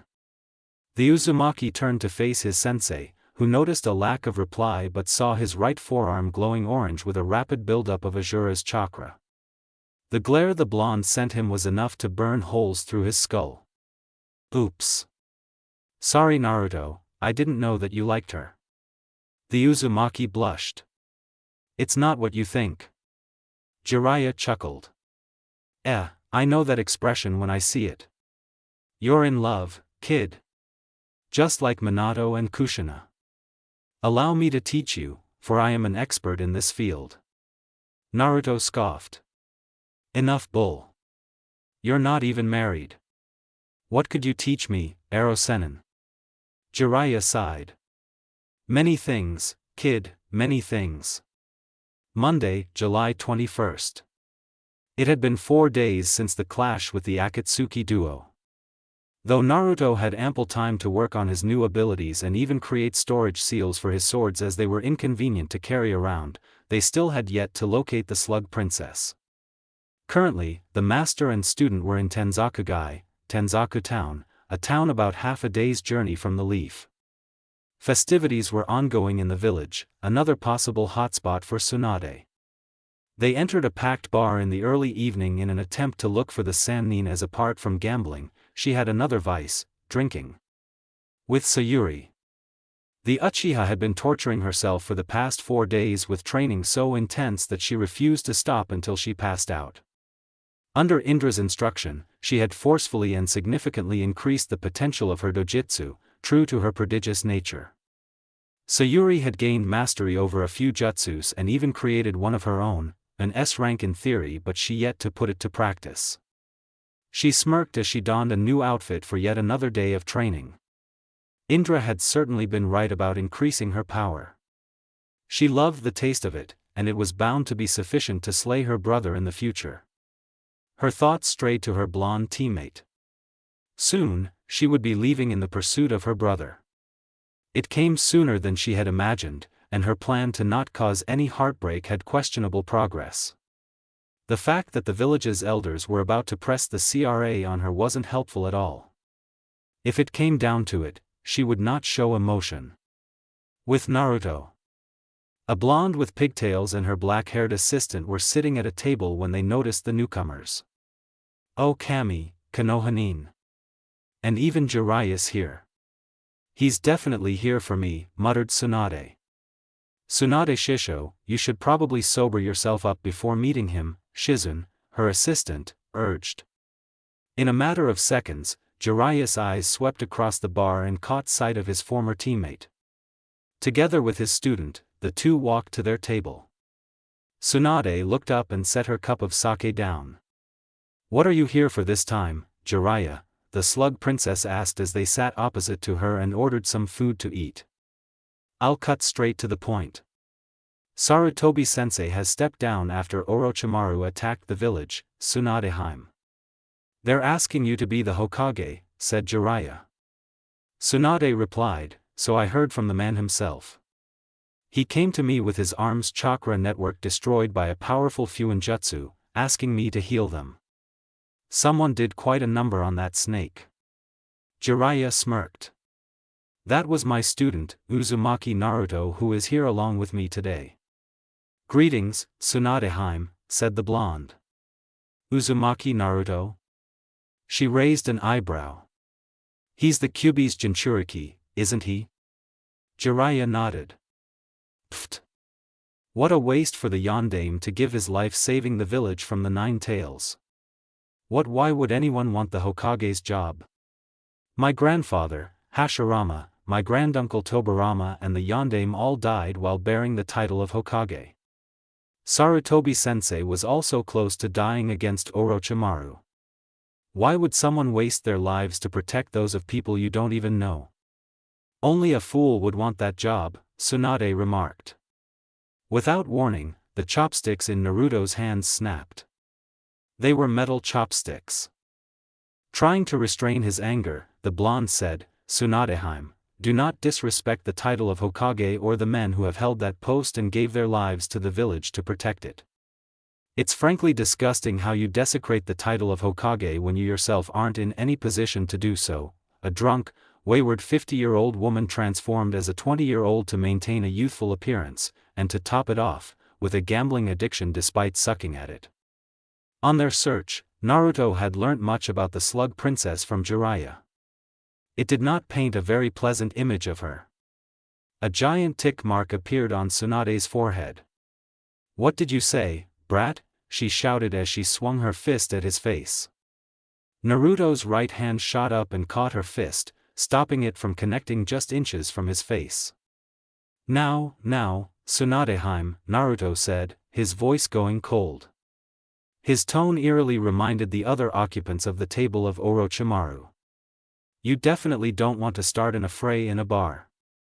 What will you do if you break the tables, chairs, and cups? With your debts, you'd hardly be able to pay for the damage," stated Naruto. The floor outside the bar burst open and out came a wood clone. "Let's take this outside, shall we?" With that, Naruto executed a seamless substitution with his clone, bringing the Sannin and him out into the warm sunset. Shizune and Jiraiya quickly rushed outside in an attempt to stop the fight, but were too late. Tsunade growled at the Uzumaki as she cracked her knuckles. How dare he insult her? "Gaki, I will wipe the floor with you for insulting me. A little petty, aren't you? To take your anger out on a genin just because he spoke the truth. No matter, you are welcome to try. Personally, I do not think that you are worthy of the position the village has chosen you for, regardless of whatever strength you possess. But even if I don't like it, I will still have to bring you back, even if I have to drag you." Tsunadeheim, Naruto spat. "How about a wager? If I lose, I will go back with you all, and you will even get this," Tsunade offered, pointing at the Shodai's necklace hung around her neck. "If I win, however, you will give me all your money and promise that no Konohanin will come after me ever again." Shizune began. "Shisho, please don't do this. You can't dash." "Shut up, Shizune. This is my fight. I can't wait to put this brat into his place. Come." Tsunade incited. Naruto took a deep breath. The moment he exhaled, he disappeared. A loud boom resounded from the point of impact where he threw a punch. The Sannin had just narrowly managed to bring up her arms in a cross guard. Tsunade took the hit and spun around, launching a low kick. Naruto jumped up and over her shoulders, handspringing and landing behind her. She spun around and threw a punch with her left hand. Naruto stepped aside and gripped her forearm with both hands before sliding one quickly across the length of her arm and towards her neck in a chop. Tsunade's right hand shot up and stopped the chop from connecting, grabbing his left hand as well. With both hands secured, she flung him around to the other side and plunged her chakra-enhanced foot into his stomach, causing him to fly 20 meters away. He tumbled across the floor before rolling to a kneel. His hand reached for his ribs to assess the damage. 6 of them were broken from the immediate trauma of her kick. However, they were already mending quickly and within seconds, he stood up normally as if nothing had happened. Tsunade noticed this and her eyes went wide. As a skilled medic, she knew that a blow like the one she caused should have completely shattered his ribcage into pieces, and he shouldn't have been able to stand after such fatal impact like that. This kid was really something else. To possess such an advanced healing factor was reminiscent of that of her late grandfather, the shinobi no Kami. The Sannin was pissed off, something Jiraiya could clearly see from the gigantic amount of chakra amassed within her right fist. She was about to unleash a technique that could end a life. Naruto's right fist was the same, glowing bright with orange chakra. "Let's end this." Tsunadeheim agreed. Simultaneously, the two rushed at each other, tearing up the street as they ran. The distance closed rapidly and within seconds, their fists collided. Orange chakra clashed with the blue of Tsunade's and fought to consume each other. Naruto roared and pumped more of Azura's chakra into his fist, causing it to overpower Tsunade's would-be fatal punch. The senju was thrown back by a powerful explosion, rocketing into the rock wall of the small town 200 meters away. The Uzumaki's hand grew dim as he panted from exhausting that much chakra. Inwardly, Jiraiya was happy that his apprentice had been victorious. Tree trunks and branches grew out of the floor near to the wall and grabbed Tsunade, gradually rolling her back to where the three were. She was still conscious, something that was unsurprising given her status as the most powerful kunoichi in the elemental nations, along with the fact that she was the best Irionin in the world. You, Tsunade-heim, I do wish for you to concede and come back with us. What the village needs right now is a strong leader to bring it from its current destruction and corruption at the hands of the council. You can be that person. I, a mere genin and 12 3/4-year-old, can understand that, so why not you, a mature, 50-year-old and powerful medic regarded as the strongest kunoichi in the world? Life may have treated you harshly by terminating the lives of those you loved or deemed precious to you, but regardless, they can still live on in your memories. Their hopes and dreams don't die just because they do, instead, they are handed down to the next generation to fulfill for them. I, for one, would like to hold that position of Hokage one day, and you can just hold it for me in the meantime, alright? Nawaki and Dan couldn't be any happier if you fulfilled their dreams for them. The blonde stretched his hand. Reluctantly, the slug princess took it and was pulled up into a standing position. When she looked at Naruto, she was reminded of her younger brother Nawaki, and her lover Dan, both who wished to become Hokage but died before they could fulfill it. Her voice became one of determination. Alright, Uzumaki Naruto. I will take the position of Godame for the people I love, Tsunade vowed. Naruto turned to Jiraiya and flashed him a smile as he let go of Tsunade's hand. Thank you for being understanding, Tsunade-heim, said Naruto.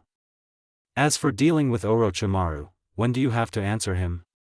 Tomorrow afternoon. He will return for my answer and does not want me to have any companions.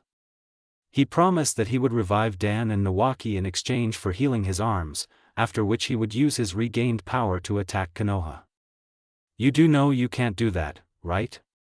Even if I didn't know Dan or Nawaki, I'm sure they wouldn't want to be brought back at the cost of Konoha's safety. Besides, the Edo Tensei really just uses a human sacrifice as a vessel for the spirit of the dead, and Orochimaru can suppress their will and control their actions. As an Irionin, I'm sure you are aware of the sanctity of life and know that it is unethical to use a human sacrifice or bring back the dead, and especially use a human sacrifice to bring back the dead, Naruto deadpanned. Yeah, Tsunade replied sadly, before she looked up. A vicious grin hung on her face as she declared, I will blow Orochimaru to bits. Naruto laughed. No doubt. Tuesday, July 22nd. The sun had found its place in the sky, signaling the passing of noon. The world's most powerful kunoichi stepped onto the field that she had agreed to meet with Orochimaru at. The snake Sannin was already there with his assistant Kabuto, smiling as they noticed the slug princess approaching without any companions. They took it as a sign of her agreement and cooperation. Now, Tsunade-heim, I assume you have agreed to our terms. Heal my arms, and I will bring back your loved ones, Orochimaru said. Tsunade nodded and walked towards him, her hands lighting up with chakra. Just as she reached him, Kabuto suddenly grabbed his master and leapt back. Orochimaru-sama, she has killing intent and does not intend to heal you at all. Kabuto warned. A frown now adorned the snake Sannin's face. Now, this is most unpleasant, Orochimaru hissed. Heh. You think I'll forgive you for wrecking the village? I will be Senju Tsunade, Godame Hokage of Konohagakure. And today, I shall execute a traitor, declared Tsunade. Kabuto jumped forth to attack the Sannin, conjuring chakra scalpels to execute a precise assault. As she ducked, the slug princess commented, so you're an Irionin too, huh? First time I've seen chakra scalpels used offensively.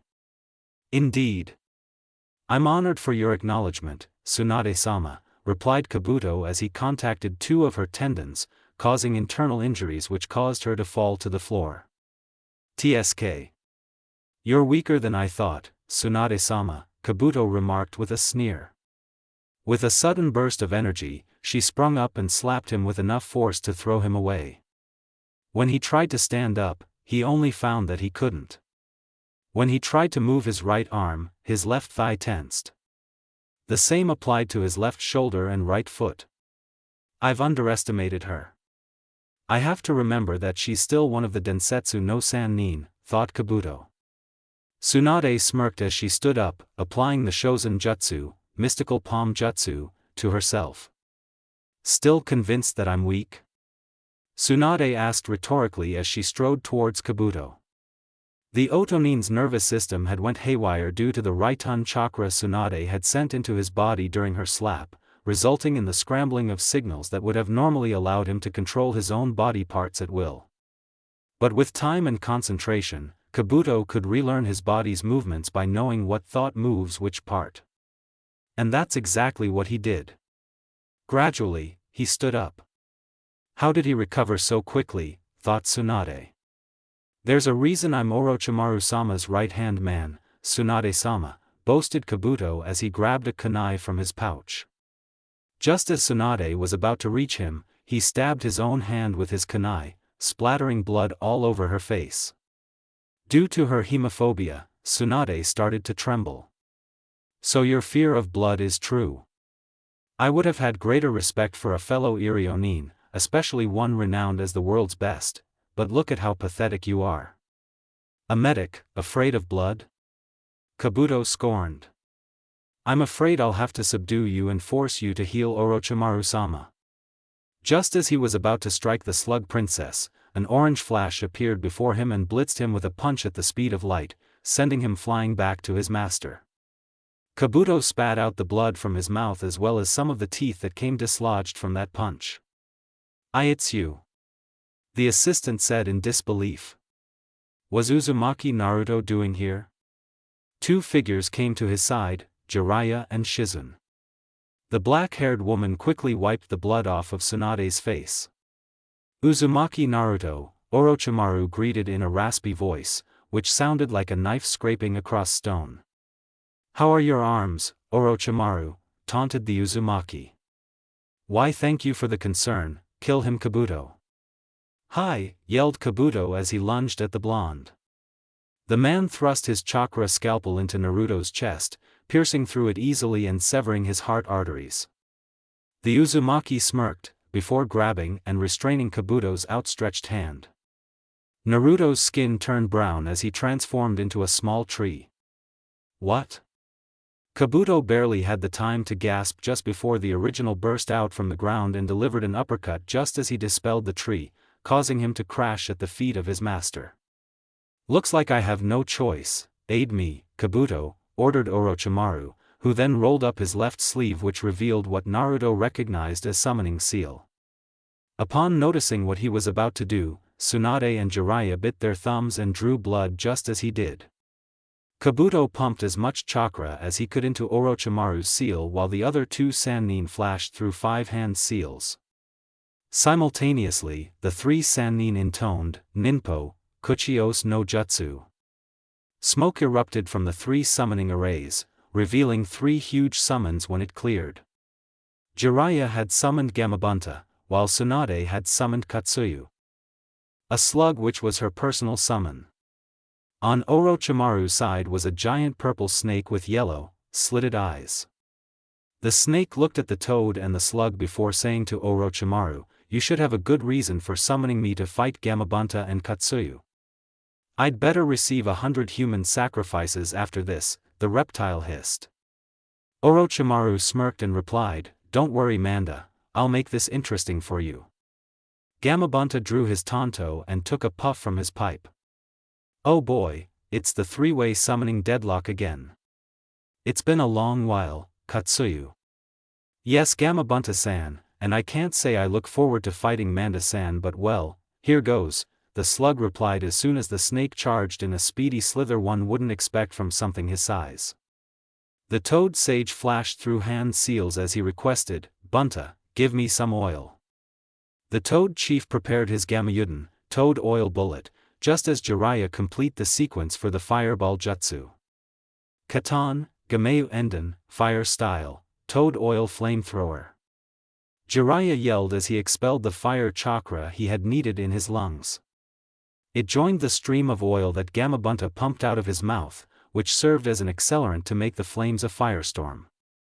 It engulfed Manda, but everybody who knew a snake knew that it wouldn't die so easily. Naruto detected the presence of the snake underground, and could sense that it was about to attack the slug. Katsuyu-sama, watch out. Naruto warned. A second later, Manda burst out from the ground and sunk its fangs into Katsuyu's neck, forgetting the fact that the slug had no neck whatsoever. With her Katsuyu Daibunretsu, Slug Great Division, Tsunade's summon divided into hundreds of smaller slugs, allowing her to escape Manda's grip. Naruto weaved some hand seals for a Mokuton Jutsu. After all, Wood Style was known as the one nature transformation that could subdue beasts of all kind, and not for no reason at all. The trees produced had the ability to sap chakra from their prisoners at the user's will. Mokuton, Hotei no Jutsu. Giant hands emerged from the ground and grabbed hold of Manda. Knowing how slippery a snake could be, Naruto decided not to take any chances and mixed some natural energy with his chakra to initiate a special sealing technique. As he placed his hands in the ram hand seal, orange pigment appeared around his eyes. Senpo, Myojinman, Sage Art, Gate of the Great God. Out of nowhere, 10 huge red tori manifested and fell from the sky, slamming down on the colossal snake and pinning him further. Manda hissed in anger. Orochimaru, you'll pay for this dash. He was interrupted when Naruto slapped a hand on his scaly purple skin and caused Jutsushiki to spread out from the point of contact. Kyaku Fuin. Naruto called, applying a contract seal which severed their summoning contract. Ugh! Orochimaru cried, wincing as he knelt on the floor. Pain shot through his left arm as the summoning seal was forcefully erased.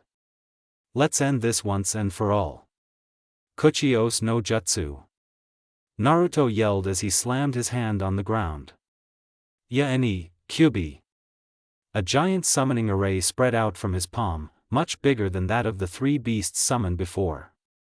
Chakra smoke of epic proportions burst from spacetime as the mightiest of the Biju was summoned outside of his seal. When it cleared, everyone except Naruto was terrified as the fox was exactly as fearsome as they expected. He had thick orange fur, claws and fangs as huge as ramen stands as well as piercing, slitted red eyes which held nothing but hatred and contempt for those who stood before him. He was a titanic being, easily towering over the other 3 summons and being 10 times their height and size.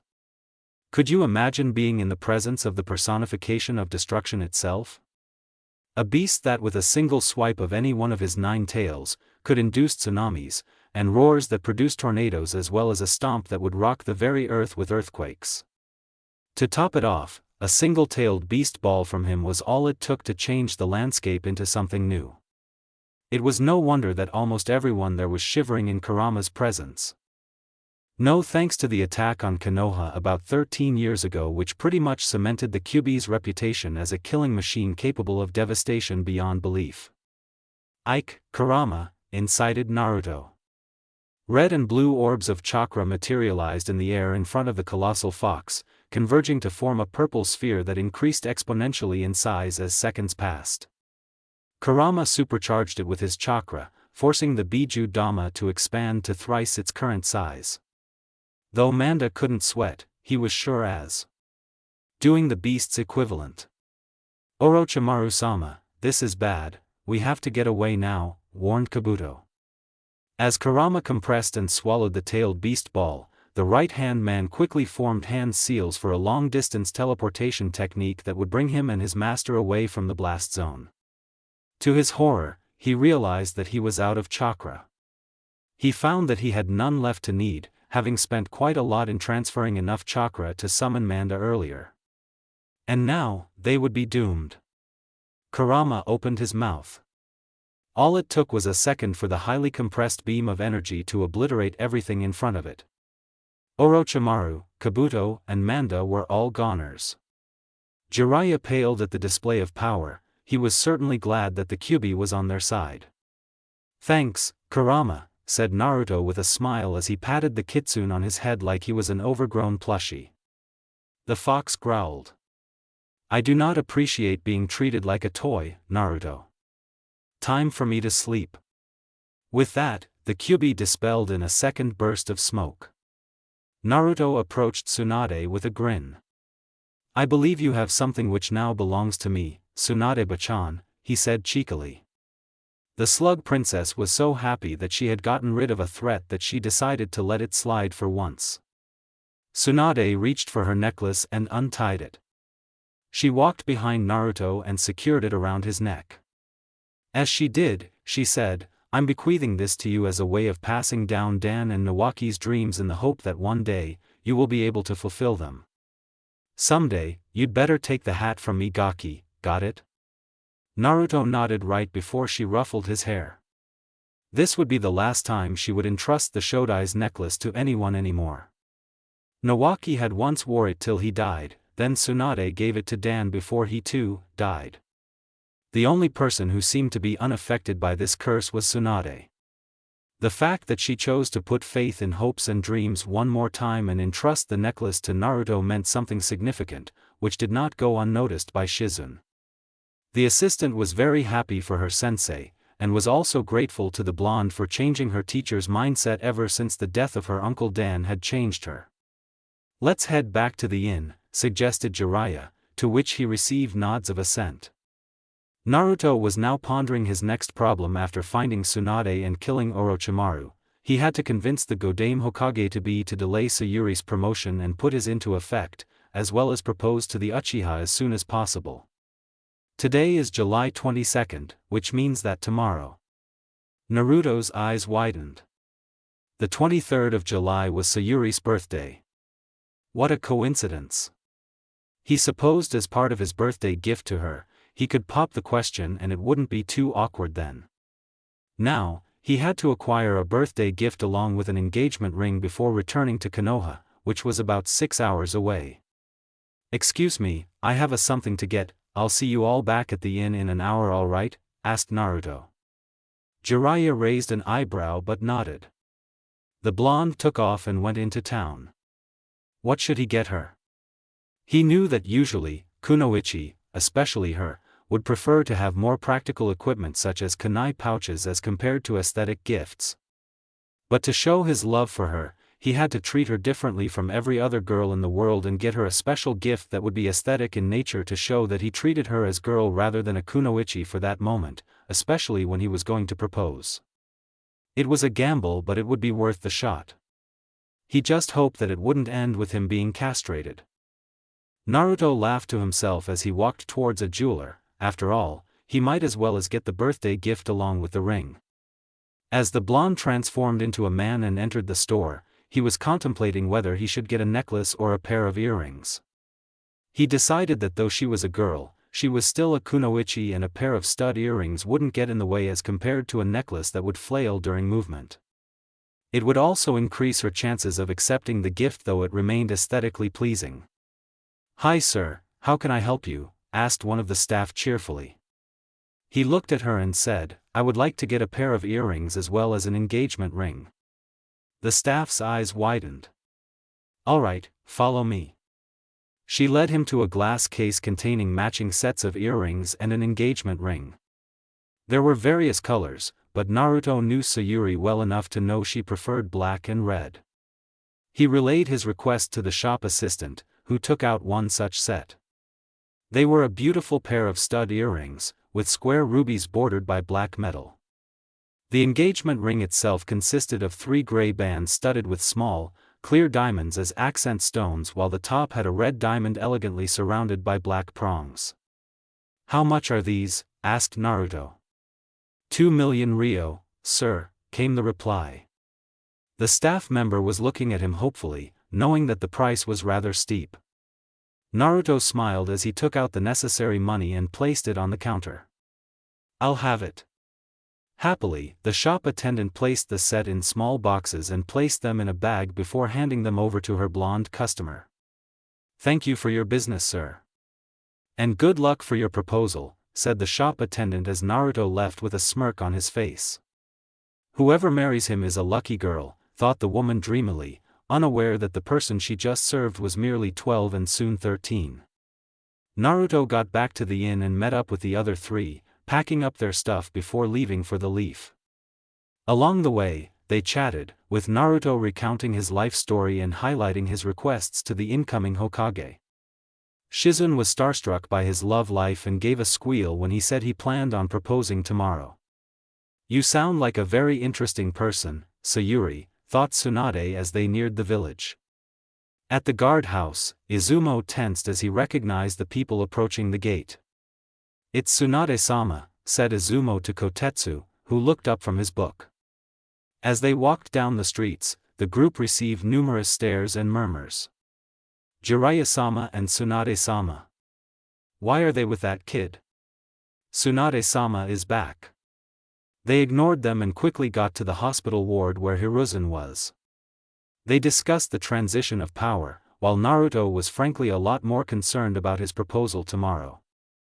Despite what he told himself earlier, proposing was easier said than done. Just thinking about it made him nervous. Finally, he returned to the Uzumaki residence, which was now spotless. Once he unpacked his things, Naruto prepared to go to sleep. Sitting on the bed, he stared at the jewelry boxes in front of him. A part of him was really afraid as a proposal was tantamount to a confession of his love.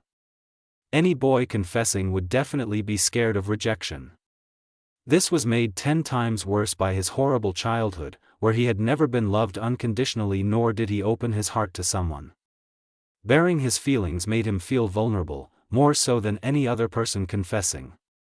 It did not require much explanation to deduce that Naruto was scared, not just of rejection but also losing a friend and a teammate. Even if she accepted because she had to in order to evade the CRA, Naruto knew that if Sayuri didn't like him, their marriage would be pointless as she wouldn't be happy at all. Kurama growled in annoyance at the horrendous number of thoughts running through his head. Azura sighed and spoke up, "Listen Naruto-kun, love is not something you can use logic and reasoning to explain or make decisions. If you like her, then that's that. Nothing else should stop you from expressing it. Now, go sleep. You need rest if you are to be engaged tomorrow." Naruto heard what Azura said, and though he was still thinking about it, he decided to give up and go to sleep. His ancestor was right, and he really needed that rest. The blonde delicately placed the jewelry boxes onto his nightstand, and with that, he hit the pillow. Before he knew it, sleep engulfed his fatigued body and he was out like a light. Wednesday, July 23rd. Naruto woke up bright and early to prepare for his undertaking. Sayuri, on the other hand, decided to sleep in for her birthday. The blonde put on a new outfit for his proposal, an orange shirt with a black jacket and black hand warmers accenting it. Navy blue pants and a red sash securing the jacket completed the outfit.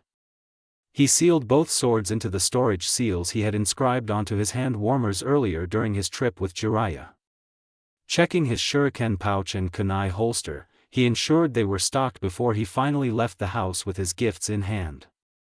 Azura mused that Naruto was merely distracting himself with the daily routine of gearing up as he didn't yet possess the courage to confess and propose. He sighed. Would Naruto really be able to do it? Uchiha Compound. After traveling all the way to the other side of the village, the blonde finally arrived at Sayuri's residence. He pushed the 2 flaps at the entrance apart and walked along the rocky path that led to the central house, the clan head and his immediate family's abode. Naruto stopped at the front door and took a deep breath before shouting, "Sayuri-chan, are you awake?" The Uzumaki could sense her chakra fluctuating as she woke up, and got out of her bedroom. "I was woken up by you, but yeah, I'll be there in a minute," deadpanned Sayuri as she quickly fixed her hair before opening the door. "Yo Whiskers-kun, why are you here?" asked Sayuri with a yawn. Naruto was just stunned by her sleeping clothes. She was dressed merely in a periwinkle romper, so that it made him blush, but he tried to suppress it. Quickly, he forced his mind to return to its train of thought. "Happy birthday, Sayuri-chan," said Naruto with a smile. "Thank you." A smirk then formed on her lips as she asked playfully, "Did you get me a gift?" The Uzumaki nodded and brought out the box holding her earrings. "That's all?" questioned Sayuri, eyeing the small black box. "Yep." His hesitation before replying did not go unnoticed. "Thanks, Whiskers-kun," she said happily, hugging the blonde. Both faces were flushed, but neither could see it as they weren't facing each other. A million thoughts a minute raced through Naruto's head. The proposal, what about it? Now was the time. He felt his mouth going dry, his throat parched. His palms started to sweat and got clammy when he drew back from the hug. The blonde's mind went blank completely. Sayuri turned back and said, "See you around then." With that, she closed the door. Inwardly, she cursed herself. What was she thinking? Why did she hug him? The Uchiha was ashamed of herself for not being to control her emotions. Meanwhile, Naruto was already walking away from the Uchiha compound, disappointed at himself for losing courage at the most important moment. Kurama was berating the Uzumaki for his cowardice, and letting his anxiety get the best of him. And while Azura had more sympathy for his incarnate, his view was essentially the same as the Kitsune's. Dejected, the blonde made his way back to the Uzumaki compound. With Sayuri. Once her embarrassment had evaporated, she decided to open her gift and see what he got her. The Uchiha smiled at seeing a pair of earrings. They reminded her of her childhood, back when her mother brought her to get her ears pierced during one of her birthdays. After the clan massacre, she had stopped wearing earrings as they reminded her of the event, but now, she was solely reminded of the good times. It brought her memory back to that day when she had first met Naruto, and she smiled fondly as she stroked the earrings. Finally, she decided to put them on after brushing her teeth and getting into her usual combat gear. Out of nowhere, she saw shadows flashing by her shoji screen. Instantly, her guard went up as she crept to the door. In one fluid movement, the girl slid open the door. A figure cloaked in yellow with a mask resembling the Anbu stabbed her in the stomach with a tanto, only for her to melt into nothingness. "Genjutsu," the operative uttered. "Taicho." "She's outside in the backyard," reported one of his subordinates, who wore black cloaks. The man nodded and all 10 intruders ran in the direction of the field. Standing there awaiting them was none other than the Uchiha scion herself, dojutsu primed and ready for a fight. She scowled. "Umbu? You better have a good reason for coming here, much less stabbing me on my birthday." The man in the yellow cloak, seemingly the leader, replied in a monotone, "Uchiha Sayuri, come with us peacefully. Danzo-sama demands your presence." No, they aren't Anbu, Sayuri thought. Anbu report only to the Hokage, not anyone else, and the Sandaime certainly wouldn't order his men to stab me. The Uchiha replied, "Stabbing me doesn't seem like a very good way to get me to come with you. Uchiha Sayuri, we have orders to neutralize and take you by force if we have to." Try me," Sayuri said. Wordlessly, the leader swung his hand forward, the universal signal to launch an attack. The 10 operatives lunged at her in midair. Time to try this technique, thought Sayuri as she slammed her hands together in the tiger hand seal. She compressed as much Katan chakra as possible and pumped it out after modifying its shape with shape transformation. Katan, Goryuka no Jutsu, Fire Style, Great Dragon Flame Jutsu. The Uchiha expelled the powerful blast of dragon head-shaped fire upwards at them, and as expected they avoided it by jumping away. She willed more to emerge and take off at them, giving them a hard time avoiding it all. Eventually, the attack ceased, but all the 10 operatives were still alive. "You have poor aim, Uchiha Sayuri," remarked the leader. The girl smirked as the sky darkened. "Isn't it a little presumptuous to think I was aiming for you all?" The heat produced by her techniques had warmed up the atmosphere, creating ascending air currents which formed cumulonimbus in the sky. Thunder rolled across the heavens, bringing rain along with it to the land. With Naruto, a sudden sense of foreboding hit him hard just as he reached the Uzumaki compound's front gates. How had the sunny weather become stormy so quickly? With Sayuri, Chidori. Her left hand sparked and crackled with Raiton chakra. The leader emotionlessly replied, "We will bring you into custody." The 10 men began to walk towards the Uchiha as a purple humanoid wrapped around her. The moment they were close to her, she announced, "The name of this jutsu is Kirin." She raised her hand to the sky as if she was making an offering. Seemingly on cue, lightning gathered from the sky and manifested into a colossal dragonoid creature. When it roared, thunderclaps boomed. Even the operatives, who were trained not to have emotions, felt fear at the terrifying sight. And now, begone with the thunderclap. Sayuri swung her hand down at the intruders and sealed their fate. The celestial beast shot out of the clouds and headed straight for the trespassers at 1/1000th of a second, and didn't even stand a chance against the S-rank jutsu. Within an instant, the natural power of the heavens obliterated all the men, vaporizing them. The surrounding parts of the Uchiha clan compound had been reduced to rubble as well. With Naruto, the Uzumaki was shocked as he saw the huge lightning beast form in the sky, and even more so when it shot down towards the Uchiha clan compound, producing a gigantic explosion. Immediately, he knew that Sayuri was in trouble and swiftly ran towards her house. Once again, he cursed the long distance between their residences. With Sayuri, Sayuri dispelled her Susanoo and quickly returned to her house. She was certain her S-rank technique had drawn the attention of many in the village, including reinforcements for the Danzo-led ANBU. The Uchiha realized that the higher-ups had finally decided to come after her for the CRA. The time to leave was now, or else she would be bound by the CRA and wouldn't be able to avenge her clan. After making sure she left nothing valuable behind, she exited her compound swiftly and made her way to the village gates. She rushed past the guards, merely giving the 2 Chunin a cursory glance. They were about to stop her when they collapsed onto their desks and fell into a deep sleep. With Naruto, he approached the Uchiha compound and noted that a large part of it had been destroyed, most probably by that creature he saw earlier. Sayuri. Naruto called repeatedly in vain, receiving no response. He ran through the houses but found no one. Closing his eyes, Naruto focused on detecting her chakra signature. He did not receive any signal at all. The Uzumaki grunted and further increased his range, extending it beyond the village. He gasped as her signature registered on his sensory range. Why was she out of the village? Naruto wasted no time and sprinted after the Uchiha.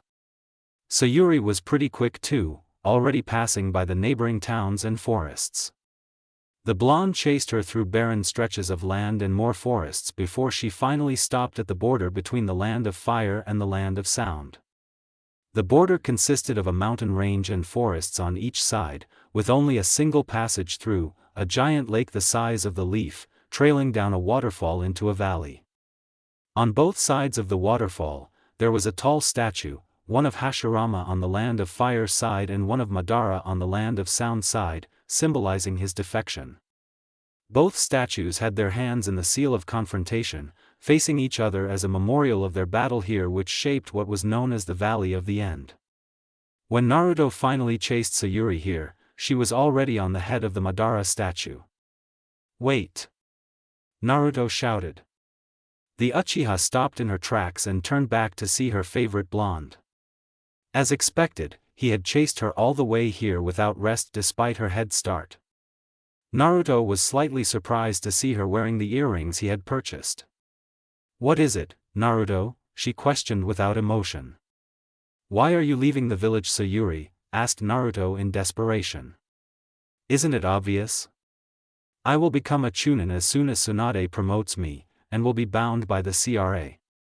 Even if I don't become Chunin, it is inevitable that I turn 18. Just now, Danzo's men attacked me and tried to bring me in. Did you expect me to just sit there and give in to them? Naruto faltered, cursing himself for not asking earlier. No, but I do have a solution. The blonde looked her in the eyes and at once, his emotions overwhelmed his body. It was now or never. Dropping to one knee, he asked, Uchiha Sayuri, will you marry me? Previously. Dropping to one knee, he asked, Uchiha Sayuri, will you marry me? Sayuri was taken aback. Internally, many emotions stirred, conflicting with each other. Eventually, her love for Naruto was overpowered by the desire for vengeance which fueled her drive, making her see what was necessary to be done. No, why would I do that? I hate you for making me weak, and to me, you're just a demon, Sayuri lied, though every word made her guilty and left a bitter taste in her mouth. She hated doing this to Naruto. The blue-eyed boy that she had come to love certainly deserved better than her, wasting his time on her was pointless and she desperately hoped to throw him off. The Uzumaki's eyes widened as he stood up slowly and kept the box with the ring. Each word she had said pierced his heart, stabbing it worse than the Chizigan ever could. Tears threatened to fall from his eyes, and they finally did. Kurama growled and spoke, she's lying through her teeth, that bloody Uchiha. See reason, Naruto. Use my negative emotion sensing and you can tell right away. Though Naruto wasn't in the mood to do so, he did it to entertain him. Perhaps, a small part of him really hoped that she was lying. And just as the kitsune had said, he sensed intense guilt and the desire to deceive present in her. There was something else, another emotion there hiding beneath all that, but it was suppressed and he was unable to recognize it with his negative emotion sensing no matter how much he probed. So much for being an empath. You idiot, that feeling is love, Kurama spelt out plainly for his container. Naruto was puzzled at first. Love? Why did she love him? Azura, sensing his confusion, decided to jog his memory. It started when you saved her from the bullies who destroyed the sandcastle the two of you built together many years ago. Remember how she saved you from getting bisected by Zabuza's sword? That wasn't a coincidence. Furthermore, that night when you went out into the forests to train because you were angered by Inari, you fell asleep from exhaustion. Who do you think brought you back into the house, afraid you would catch a cold or even worse, be vulnerable to attack? It was Sayuri. She even kissed your cheek after tucking you in bed. Later, when that girl with the ice Kekii Genkai attacked you, it was Sayuri who took your place. She may have passed it all off as a teammate's duty, but you know that's just a cover. She most certainly is in love with you, Uzumaki Naruto-kun. Horribly, the truth dawned on him. So she had loved him all along? But that left another question unanswered. Sayuri. I know you're lying. I can sense your emotions, remember, said Naruto. It may seem weird, but I know you like me. Sayuri was stunned. How did he know? She recovered quickly, and upon further thinking, decided that it was time to spill the beans. Sighing, she replied reluctantly, you're right. I do love you. Your never-ending kindness and brightness never ceased to bring a smile to my face, even after my clan's massacre. Then, why? Why did you reject me and lie to me just now? Asked Naruto sadly. The Uchiha paused to think for a moment before deciding to come clean completely. She confessed, it's because of my brother. I wished to avenge my clan by killing him and restoring the clan's honor. Because of that, I knew I had to get stronger and one day, I would leave the village to carry out my duty, and I didn't want to leave you heartbroken. So I actively avoided you in the academy. Noticed how I tried to be your enemy?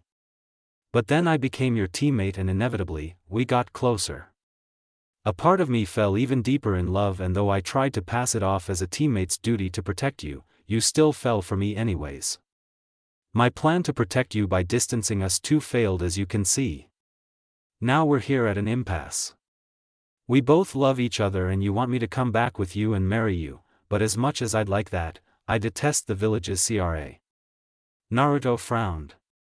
I'm under the CRA because I'm the last Uzumaki. I found a loophole where two clan heads marrying each other can bypass it, which is why I proposed to you other than just as an expression of my love. Sayuri thought, that will give me a solid plan to fall back on when I return to the village. And all the more, I should leave it to kill Itachi before they restrict me to my duties as a housewife. Even if the CRA is taken care of, I will still have to proceed and kill my brother, declared Sayuri. Then why not I come with you? Naruto offered. He wasn't really thinking things through, realistically, that couldn't happen due to his own ties to the village. But right now, he was desperate and would say whatever it took to get her back with him. Sayuri replied almost instantly, no, that will be too selfish of me. This is already bad enough and I don't want to take even more from you, especially your dream of being Hokage. Besides, I want to do this alone. Naruto pleaded, you don't understand, my dream of being Hokage is not complete without yo dash. If you want me to come back with you, I'm afraid you'll have to either knock me out and drag me back or wait till I'm finished with my business, she cut in. Revenge will not bring back your fallen clan, replied Naruto, so as much as I love you Sayuri, I'm sorry to say I'll have to go with the first option. Sayuri responded, then so be it. It's been a while since we went full out on each other.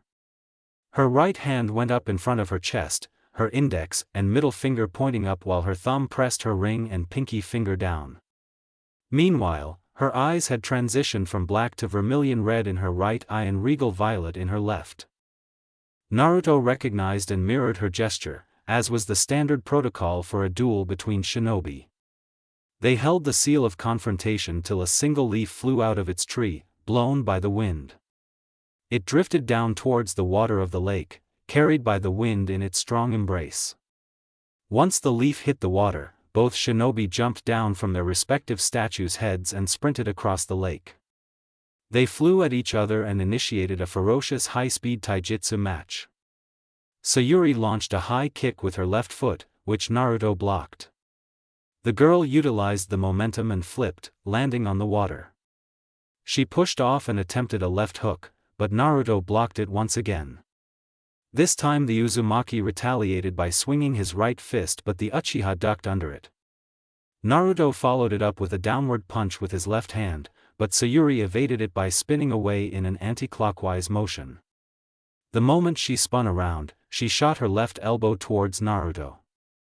Unsurprisingly, he blocked it with his right forearm. She quickly continued with a fast right punch, but that too was stopped short by the Uzumaki's left arm. Naruto bridged off from that block by leaning forward and pressing his shoulder against her right arm and chest in a temporary lock while he attempted a low punch with his right hand. Sayuri caught his fist with her left and violently pushed upwards, breaking free of his hold and getting a grip on his arm. The Uchiha whirled him around and chopped her hand down. Naruto quickly set his elbow up in another block. Sayuri bent her hand over his and slid down the length of his arm, using her fingertips to manipulate his. In this way, she forced him to form the horse hand seal with her. Naruto looked at it in worry before deciding to thrust his other fist at her. The Uchiha weaved around it and threw her first successful punch at his face, pushing him back. Before he could fall though, she caught his outstretched right arm with her left and this time, forced him to complete the tiger hand seal. Before he could comprehend what just happened, she reaped his left leg out from under him and brought him into a kneel. While still holding his right hand, she shot a kick at his face which he almost managed to block but didn't. It connected and the impact stunned him, allowing her to follow up with a second kick to his abdomen. This caused him to double over, enabling her to plant her feet onto Naruto's back and kick off explosively like a springboard, launching her away from him. While upside down mid-air, she brought a hand to her lips and expelled a giant fireball. The Uzumaki leapt back and avoided the first one, which crashed into the water and brought up smoke. She then launched 2 consecutive fireballs. Naruto evaded them by bounding backwards in a zigzag manner, before backflipping and landing on the side of the statue. The blonde was about to form the clone seal, but was interrupted by a kunai flying out of nowhere which pierced the wall right next to his stomach. Attached to its ring was shinobi wire. Like a zip line, Sayuri pulled herself up and rocketed towards Naruto. The blonde took a step back up the wall and they carried on with some more taijutsu. For unknown reasons, Sayuri was particularly fierce in her taijutsu, more so than usual, which put a lot of pressure on Naruto as he had never experienced such a tight battle before. The Uchiha interfered each time he tried to make shadow clones, which was very irritating. The girl spun down low to avoid a sweeping blow before popping up with a feint and then firing off a kick which sent Naruto off the wall in a plunge. While mid-air, the Uzumaki's fingers slid into the shadow clone seal. Smoke burst beside him to reveal shadow clones. When Naruto hit the water, he applied chakra to his feet to repel off and after grabbing his shadow clones, swung and tossed them up towards Sayuri like rogue missiles. As expected, the Uchiha managed to dodge the first one by sidestepping and kicked the second away. But while her back was turned, a third clone slammed into her. Naruto capitalized on this and quickly jumped up after his clone. Seizing her, both rolled at high speeds up the side of the statue and once they reached the top at Hashirama's shoulders. The blonde threw her with great strength at the Shodai's neck. She smashed into the wall, landing in an upright position. Sayuri looked up and saw several shadow clones with Razengans in their hands incoming and quickly extracted herself from the crash site. With her Sharingan, she was superior in combat and easily weaved in and out of the clones' attacks and defenses. A Kage Bunshin came at her in a coordinated attack with two other clones. The Uchiha performed a backflip and rolled over the first clone's back, using it like a pommel horse and snapping her feet out sideways to neutralize the other two clones. When she landed, the first clone spun around but she swiftly dispatched it with a vicious uppercut. At that moment, the original flew at her with an intent to initiate a headbutt, but she formed a cross guard and blocked it. She followed up with a roundhouse kick which threw him away. Her Rinnegan glowed as she stuck out her hands. The original and the remaining clones surrounding her were drawn in by her Bansho Tenin, unable to resist its attractive force. She channeled more chakra to her eyes as she executed a second dojutsu technique, making her right eye warp into a Mangekyo. Enten, Hanoi Kazuchi, Blaze style, Hanoi Kazuchi. Sayuri intoned. Black flames manifested around her and shaped into spikes which pierced through the clones. Only the original managed to stop it with a partial manifestation in the form of a six-path sage chakra arm. Two more manifested from his back and came together in the snake's seal before smashing down on the Uchiha, throwing up a lot of smoke. Unsurprisingly, Sayuri escaped from it unscathed. Naruto entered six-path sage mode and sent a chakra arm at her out of the smoke. With her Sharingan, she foresaw the motion and quickly dodged it. Another chakra arm branched out, forcing her to evade them in mid-air by leaping from one to another. Naruto sent his left arm in a secondary assault. Sayuri jumped and landed on his chakra arm before springing off it again while forming hand seals. When she entered an upright position, she spewed a giant fireball at the blonde. The Uzumaki withdrew one arm and placed it in front of him, expanding the palm to block the fireball. Naruto dug his heels into the ground as the force of the powerful jutsu pushed him back. All of a sudden, he sensed her chakra appearing behind him. Her left eye is dash. The moment he turned back, she smacked him with a chidori, sending him rocketing off the statue and into the water. Naruto managed to keep himself afloat, just in time to see Sayuri manifesting her Susanoo. A giant purple bow formed in its hands and so did an accompanying arrow. She knocked it along with two other projectiles and fired them off at the Uzumaki, whose hand slid into the snake's seal. Mokuton, Hobi no Jutsu, Wood Style, Wood Expulsion Jutsu. A giant dome-like defensive structure in the shape of a dragon's face burst from the lake floor and surrounded Naruto to protect him from the incoming projectiles. The three arrows collided with the powerful defense mechanism that could withstand a Biju Dama, causing a huge explosion which Sayuri used as a cover to channel more chakra to her Susanoo and bring it from a level 3 to that of a perfect Susanoo. With her advanced chakra control, Sayuri managed to stabilize the chakra of her ultimate weapon and complete the technique's pinnacle stage. Her Susanoo was the size of the Hokage rock, matching that of Kurama in terms of height.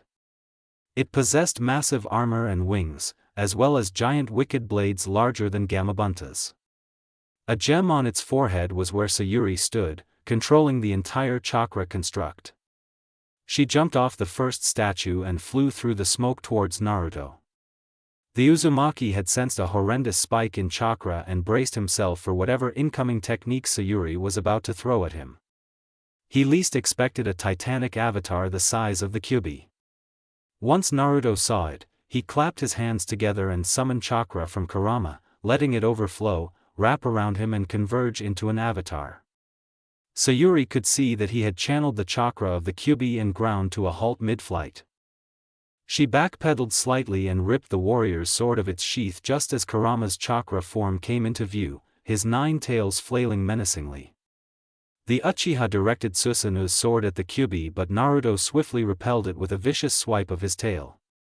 The force behind the block propelled the sword out of the avatar's hand and caused it to crash into the nearby forests, taking out many trees in the process. Sayuri cocked her fist back and swung it at Naruto, who countered similarly. Their chakra avatars' fists clashed and caused water to crest around them in waves, inadvertently exchanging memories. Sayuri was exposed to the hatred Naruto had felt as a child when he was severely mistreated by the village, more than when she had first heard of it from the Uzumaki himself. His loneliness and despite all that, his kindness were also felt by the Uchiha, touching her deeply. His love for her was bared in his memories, which began developing soon after the academy graduation. As they exchanged more blows, more emotions flooded into each other's heads, filling them with a blast from the past. Naruto experienced a sense of loss stronger than anything before, an effect of the Uchiha clan massacre which had scarred Sayuri strongly. He now understood with great clarity why she had been motivated to murder her brother, as well as why she loved him. In her eyes, Naruto's kindness to her was a balancing force against all the chaos and loss she had encountered as a child, a never-ending source of stability for her. A pillar of strength to support her. The very wind beneath her wings. Sayuri continued her barrage relentlessly, and each time, Naruto blocked it. Finally, her Susanoo executed a kick to his stomach and launched him towards shore. She sent a fireball at Kurama, but the fox avatar leapt up and towards her. The Susanoo then fired off a volley of fireballs skyward at Kurama. The manifestation of the Kyuubi dodged the first one, used his tails to slam the second one away and evaded the third one. He swerved and avoided the last one, before flipping and tackling her Susanoo. As the sky stirred with storm clouds, they continued to fight hand to sword. The Uchiha manifested a second blade and wielded both, slashing down at Kurama with a cross slash. The fox avatar brought his tails in front of his face to brace against the impact, deflecting it away to his sides. The power behind the slash was so much that the force rippled across the water quickly and slammed into the forests at shore. "What's the matter? Are you only going to play defense?" Sayuri taunted. Naruto scowled and pushed his hands out, telekinetically commanding the 9 tails of Kurama to push out with great strength and repel the Uchiha's perfect Susanoo off it. The purple titan flew back, but didn't have the chance to get far as the Uzumaki used his avatar's tails to seize it by the leg and pull it down, dragging the Susanoo into the water. Simultaneously, a purple ball formed rapidly at Kurama's mouth. The Biju Dama hovered threateningly, primed at Sayuri's Susanoo but did not fire off. The Uchiha clicked her tongue in annoyance. Naruto would not win as he did not have the intent to kill her, but she didn't either. Neither wished to kill off the other, but both wanted to knock the other out. While it was easy to kill someone, knocking someone unconscious without killing him was a delicate job and had to be done very carefully. Her left hand crackled with electricity for the 3rd time that day, invoking thunder to gather and fly down towards the Kyuubi. Her left eye amassed chakra too in order to initiate a Menota Jikara. The celestial beast crashed down on the titan in a flash of bright light, disorientating Naruto as Sayuri and her Susanoo shifted away. The impact created a shockwave which spread out and gradually ebbed. Naruto turned back and saw Sayuri amassing a great amount of chakra, which caused her perfect Susanu's armor to split open slightly, exposing the lightning-colored humanoid within. While the body of her Susanoo had been solid before, now it seemed completely solid if not for the fact that Sayuri was encased in the jewel on its forehead. "That isn't ordinary chakra," uttered Azura. Naruto nodded. "I can tell, it's Indra's chakra, isn't it?" In response, the fox avatar formed the shadow clone hand seal. 4 clones burst into existence next to him. Wordlessly, Sayuri began her onslaught. She appeared above the original and slammed a rod fashioned out of pure lightning down on him, sending him crashing into the forests. The shadow clones began to fight back, but each time, Sayuri Susanoo proved superior in strength. 2 shadow clones grabbed her avatar by its hands in an attempt to restrain it, and a third grabbed its back.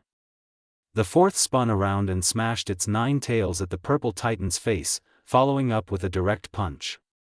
However, the clone's hand exploded when the recoil hit.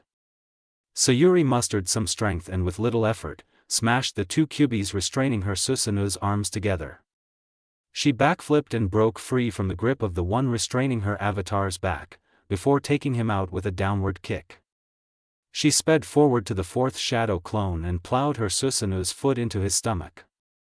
The clone was knocked out of the air and hit the forests. The original and 2 other clones continued with their attack. The 2 clones tried to strike Sayuri Susanoo, but she fended them off with the rod of lightning in her hand. The original blitzed her with a high-speed jump, forcing her up and through the clouds along with his 2 clones. The 4 combatants burst through the clouds and continued to clash within the stratosphere. The Uchiha deflected the 2 clones and slammed an armored fist into the original.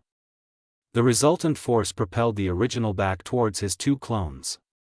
The 3 fox avatars began charging up Biju Damas, while Sayuri's rod of lightning arced to become a bow. The bow was knocked with 3 arrows materialized from Indra's chakra, an extension of her will. The foxes released their tailed beast balls just as the Uchiha fired off her arrows. Indra's chakra overcame the Biju Damas and pierced through them, triggering explosions, before heading straight for the 3 Kyubi avatars. The arrows vaporized their right sides completely and left the gaps undulating with chakra. Naruto scowled at Sayuri. The girl returned the stare and said, "You'll never win this, Naruto-kun. Give up and let me go." Naruto dispelled the shadow clone which had been knocked away by her earlier and had been gathering natural energy ever since. He felt the surge of natural energy in his body rejuvenating him, and with that, he merged his fox avatar with the 2 shadow clones next to him to form a titanic 3-headed 6-armed fox. Sayuri's eyes widened as she could see the sharp increase in natural energy because it was scarily visible in the sheer amount that Naruto had just gained. In retaliation, she channeled all of Indra's chakra she had left into an arrow of pure lightning, enhancing it with her 6-path Zen power which amplified the jutsu's power 1,000-fold. The Uzumaki growled at Sayuri as colossal Razengans the size of planetoids formed in his avatar's 6 arms, augmented by natural energy and Rikudo Senjutsu chakra.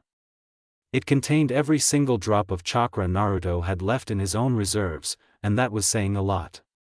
"Give up dash. Trying to make me give up," the blonde roared as he released his twin astral orbs at the girl he loved, just as she fired off her counterattack. Rikudo, Shin Taikyoku Kurama Rasengan, 6 paths, true supreme ultimate massive Rasengan. Indora Noya, Indra's arrow. The collision resulted in a fiery fulmination to an extent never experienced before. The heat was so strong that it vaporized all the water in the Konoha-sized lake, leaving only a small stream trickling down the valley of the end. It also generated a powerful lightning discharge that destroyed much of the countryside and toppled the heads of the 2 statues, as well as setting fires to the remains of the decimated forest. A dark storm cloud the size of a hurricane stirred ominously overhead, and strong winds blew outwards from the point of collision that breezed through the surrounding lands and could even be felt as far away as Kyomogakure. This gained the attention of Kakashi, who was currently on his way to track his missing students.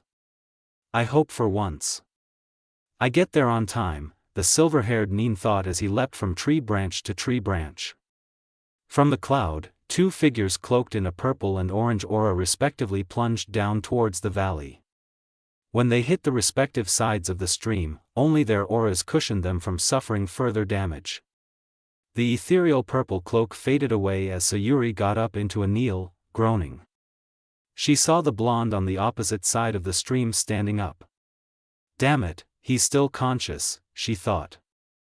Her chakra reserves were severely depleted from keeping her Susanoo up, and she only had a small amount left.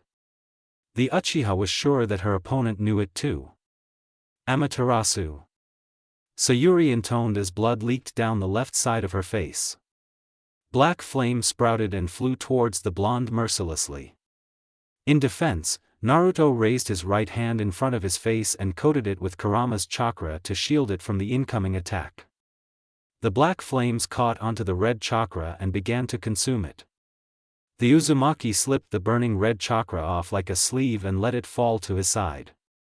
He began walking towards Sayuri. Kyuso. I can't actually win against him like this.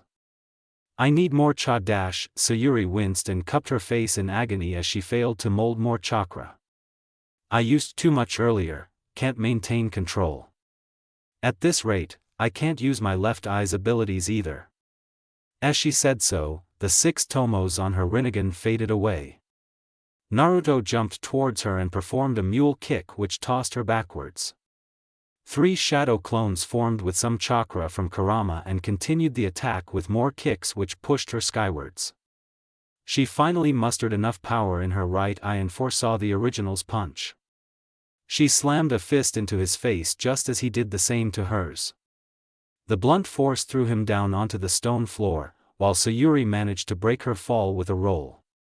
As she did so, she ripped the black hand warmer off her right forearm to reveal a summoning tattoo.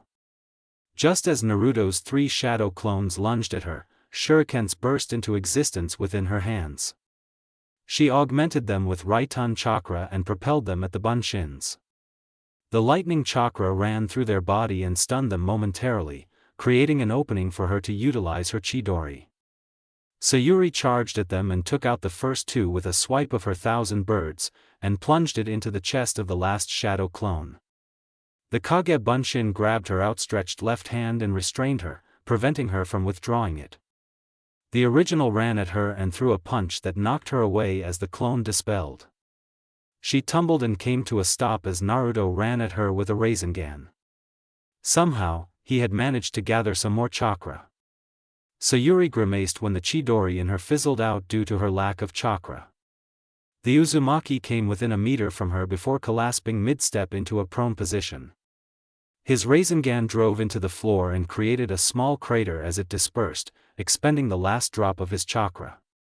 The Uchiha took the opening and kicked him with force on the shoulder, enough to flip him over to a supine position. She sat on his stomach and cocked back a fist in a knockout attempt. Sayuri launched a vicious punch aimed at his temple, but Naruto managed to stop it by catching her fist. He seized her by the collar with his other hand and pulled her close to initiate a headbutt which disorientated her temporarily. This allowed him to slip his knees past her legs and bring them up to his body, then fire off a kick at her stomach which threw her off him. Sayuri groaned as she lay flat on the floor. Why wouldn't he just let her go? Naruto was so fatigued that he could hardly stand up normally. Thus, the Uzumaki rolled onto his side and propped up his elbow, pushing off it to assist him in getting up. The Uchiha wasn't faring that well either, as using Indra's arrow, followed by Amaterasu and then a Chidori was certainly more than enough to empty her reserves and drain her both physically and mentally. She recovered into a half-squat position and glared at the blonde she loved. He just wouldn't stay down. She charged at him, and he did the same. When the two's fists finally connected, they were hardly more than just love taps. Naruto had his knuckles pressed against her forehead while Sayuri's fist was contacting his stomach. They were panting as their fists remained in contact with their respective targets, staring into each other's eyes. Neither wished to give in, but both no longer had the strength to generate enough force to mean anything in this fight. It would degenerate into nothing more than two drunkards fighting. Mindscape. Kurama said, "Hang in there, Naruto. I'm amassing chakra for you and you will soon be able to end dash." Reality. Naruto looked down and saw his chakra being siphoned off towards Sayuri where her fist met his abdomen. He slumped forward and his right hand slipped off her head as he was weakened by the absorption of his chakra. Sayuri released her hand and let him slip into a kneel. Sayuri was pleased as she felt some semblance of strength return to her. This is one of the abilities of my Rinnegan. As someone who possesses the eyes of the Uchiha, my victory is inevitable. Naruto looked up at her. Without warning, he slammed an uppercut to her chin and augmented it with some natural energy he gathered on the spot. The strike's element of surprise caught her off guard and sent her crashing 20 meters away. Sayuri got up, angrily whispering, over and over, and over, and over, and over. And over and over and over again. "Just give up and let me go." The Uchiha's left hand came alive, crackling with visible Raiton chakra. In the center of the gathering was a black orb of flames. Mindscape. As expected, she's used the chakra I infused for you and assimilated it to make it her own. Chidori as well as Kagutsuchi. Sayuri is planning to end this. I'll give you some more chakra but it'll strain even my reserves. Make it count and don't release your jutsu till the last minute to ensure she doesn't absorb any more chakra from you, Kurama warned. Naruto smiled gently, and raised his fist to Kurama. The fox smirked and tapped it with his own. Reality. Sayuri took off and sprinted towards Naruto with the threatening technique in her hand. The Uzumaki dashed at her with an outstretched hand. As he neared the Uchiha, chakra began to materialize and gather in wisps, forming an orb where chakra rotated violently within.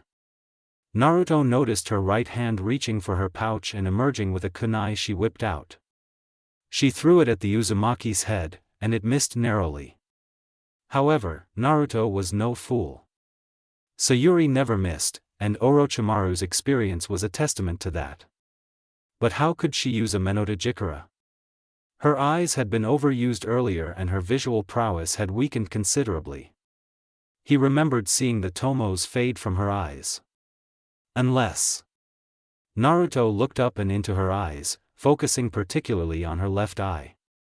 To his horror, just seconds before they clashed, 6 tomos came into existence on her Rinnegan. All along, she had been buying time.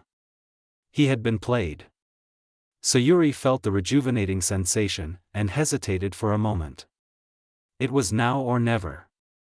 Stealing her gaze, she activated her Jikuken dojutsu.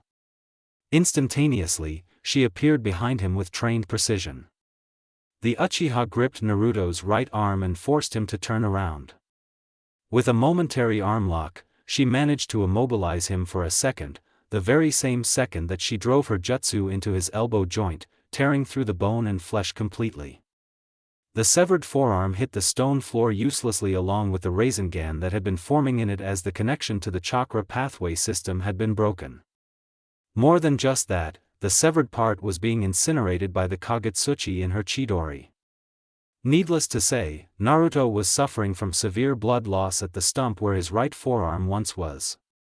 Though his healing factor was helping him, it would take at least a week to grow it back completely.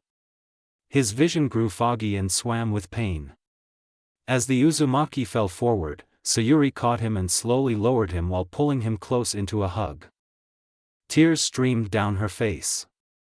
I am sorry, Naruto-kun. Forgive me, but this was the only way to stop you from coming after me. I've done way too much against you, so I do not expect you to love me anymore. But if you still do. Sayuri rested his head on the stone floor before she reached for the back of her hair and pulled the kumihimo cord securing it, letting it come undone. Her long hair cascaded down her back in its natural beauty. The Uchiha tied the red and black cord around the Uzumaki's left wrist like a wristband and she declared, "This is my promise to you, Naruto-kun. I will come back once I'm done with my brother. The girl leaned over and pressed her lips softly against Naruto's, for the first time since that incident in the classroom. Sayuri shivered slightly at the touch. What had she done? Then she reminded herself. She had chosen this path. All this was her fault, too. Forgiveness should not be expected for someone like her, who deserved none. If she turned back now, she would have done this all for nothing. Hurt the love of her life for no reason at all. The least she could do now was to carry on and finish her task like she intended. It was twisted, but she would have to make his sacrifice meaningful. With much reluctance, she drew back and broke their connection for the last time. His blue eyes stared into hers with sadness, breaking her heart for doing this to him and filling her with longing and the hope of a better future. Now, rest. Whatever you do, remember that I'll always love you, even if the feelings are no longer mutual, Sayuri uttered into his ear before bringing fingers to his eyes and sliding them shut. The Uchiha was as tired as he was, but she had no choice except to carry on. The girl stood up, feeling the weight of the world on her shoulders. She gave her beloved blonde one last look before dashing away over the horizon. Within her subconscious, Indra cackled to himself. His plan to corrupt her had somehow succeeded against all odds despite her love for the blasted Uzumaki. He should have egged her on to kill him completely, but it would have been way too obvious. Now, it was up to him to find a new purpose after Itachi to keep her within the curse of hatred. How he wished there was new material against the leaf for him to manipulate her with. And even Indra did not know that his wish would be granted, and in such great quantity. Naruto's mindscape. Azura encouraged, hang in there, Naruto-kun. I'm stabilizing your condition with as much yang chakra as I can muster. Kurama was also putting out chakra around his host, forming a protective cloak which prevented further damage to his vulnerable body. Thanks guys. Naruto wasn't in the mood, however. He had just lost a teammate, a friend, and a lover. Why was he so weak? How was he to become Hokage if he couldn't even save Sayuri from falling into darkness? Sleep, child. Rest, ordered Azura in a calming voice. He could sense his incarnate's troubling thoughts and it would not do him any good in this state. Reality. Kakashi burst through the forest line with his Ninken, Pakken. He had finally arrived at the Shimatsu no Tani. The copy ninja noticed his student lying within the valley and cursed himself for not reaching sooner. He hoped he wasn't too late. Kakashi leapt off the valley walls and dropped down to the stream where Naruto was lying next to. He wasn't an Irionin, but he could tell that his student was in a horrible condition. His right forearm was completely missing, and he was surrounded by a cloak of red chakra. The Jonin sweated profusely. Naruto, can you hear me? The blonde opened his eyes and smiled weakly. Hey, Kakashi-sensei. The copy ninja realized that this wasn't the student he once knew. Naruto had become a lot more hollow. For now, he would have to resolve the Uzumaki's physical issues. The best he could do was to bring him to Tsunade for treatment and hopefully, she would restore him to a proper condition. Kakashi knew he was losing time. Hurriedly, he picked the boy up, disregarding the red cloak which burned his hands. However, it disappeared within seconds as the man mounted the wall and quickly tore back down the path towards the leaf. Kanahagakure Hospital. Tsunade paced around anxiously while anticipating the arrival of Naruto. What had he done? The hospital doors flew open and in came Kakashi with said boy in his arms. Tsunade-sama, here's Naruto. His severed right forearm was nowhere to be found. The blonde woman frowned but nodded and urgently brought the boy into an emergency ward. When Tsunade assessed his injuries, she could see that despite losing an arm, Naruto's healing factor was already kicking in. An elbow was gradually but visibly growing at the stump. All Tsunade had to do was to give him more blood to replace that which he lost at the valley, as well as fix the severe chakra burns she could sense from an overusage of his coils. The slug princess sighed, tempted to punch Naruto for the trouble he had caused her but realized that it would make her job even more difficult as she would have to repair the ensuing damage, too. Uzumaki Naruto, she muttered, rubbing her temples in frustration. Already giving me trouble even before I become Hokage. Without further ado, she carried on with the operation. 1 week later. Naruto wriggled his fingers at Tsunade's command. Good, remarked the Sannin as she ticked a box on her checklist. You seem ready to be discharged. How do you feel? Asked the medic. I feel great, Tsunade-bachan. You should know that I'm not one to stick in hospitals for long. Tsunade snorted in reply. Yeah, your healing factor makes sure of that too. It's rather remarkable, at the level of my grandfather or even better. And by the way, that's Hokage-sama to you. She bopped the blonde on his head. As Naruto rubbed his head in pain, he replied, oh right.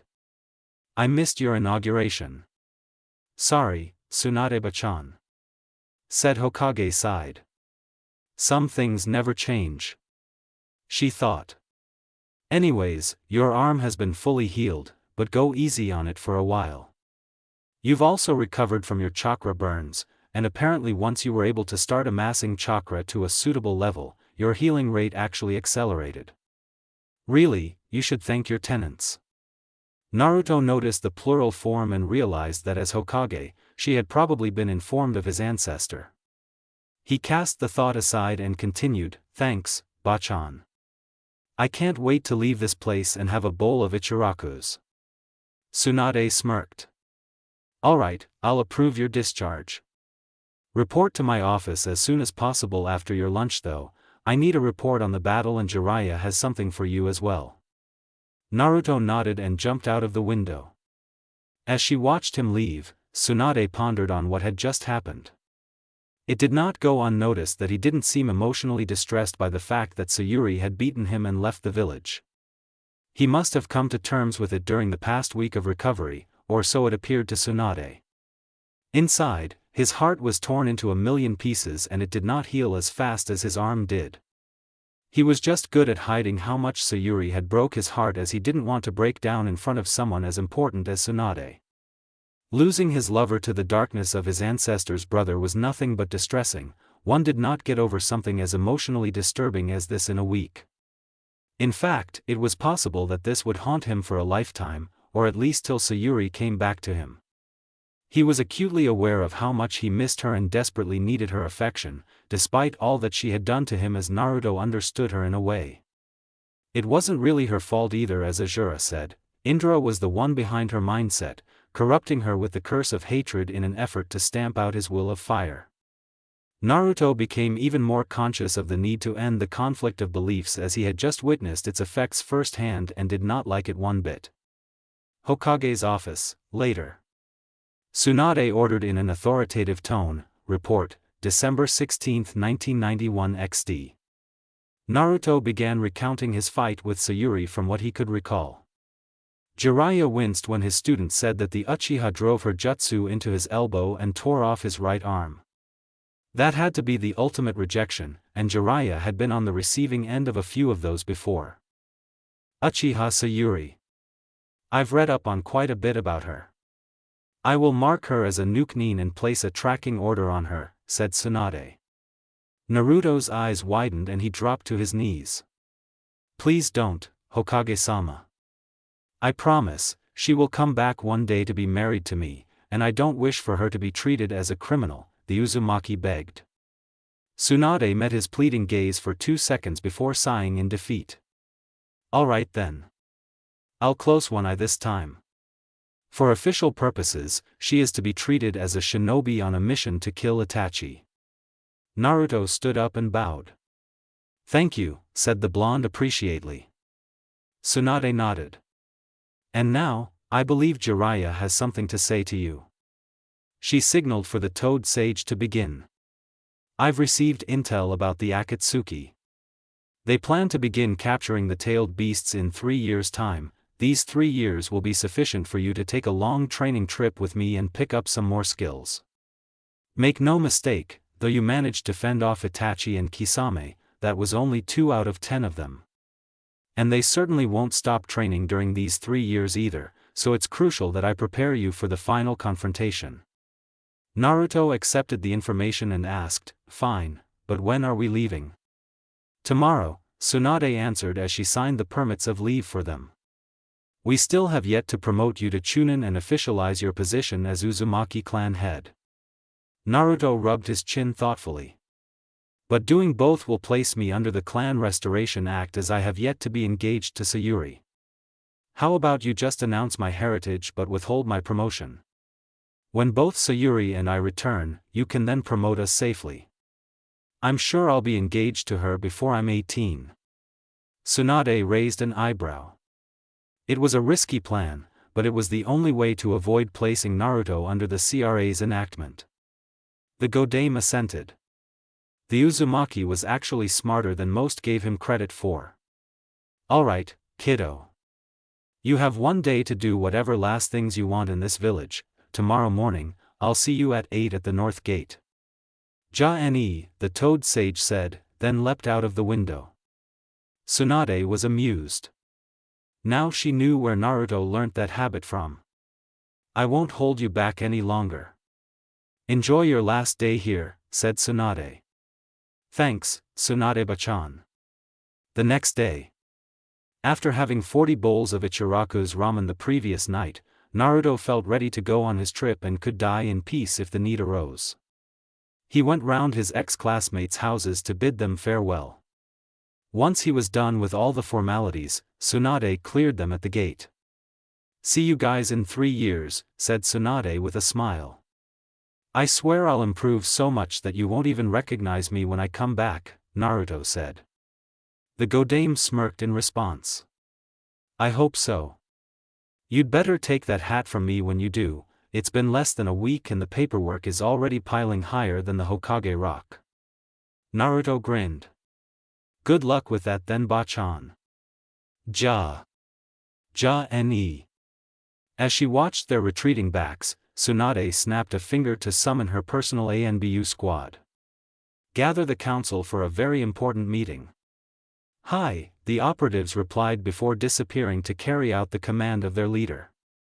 She smirked, and couldn't wait to see the counselors' faces when they realized that the very person they had been mistreating for so long had been the son of the greatest hero of the Leaf. It would certainly be an interesting meeting. Tsunade put her hat on and strode towards the council chambers, the smile never leaving her face.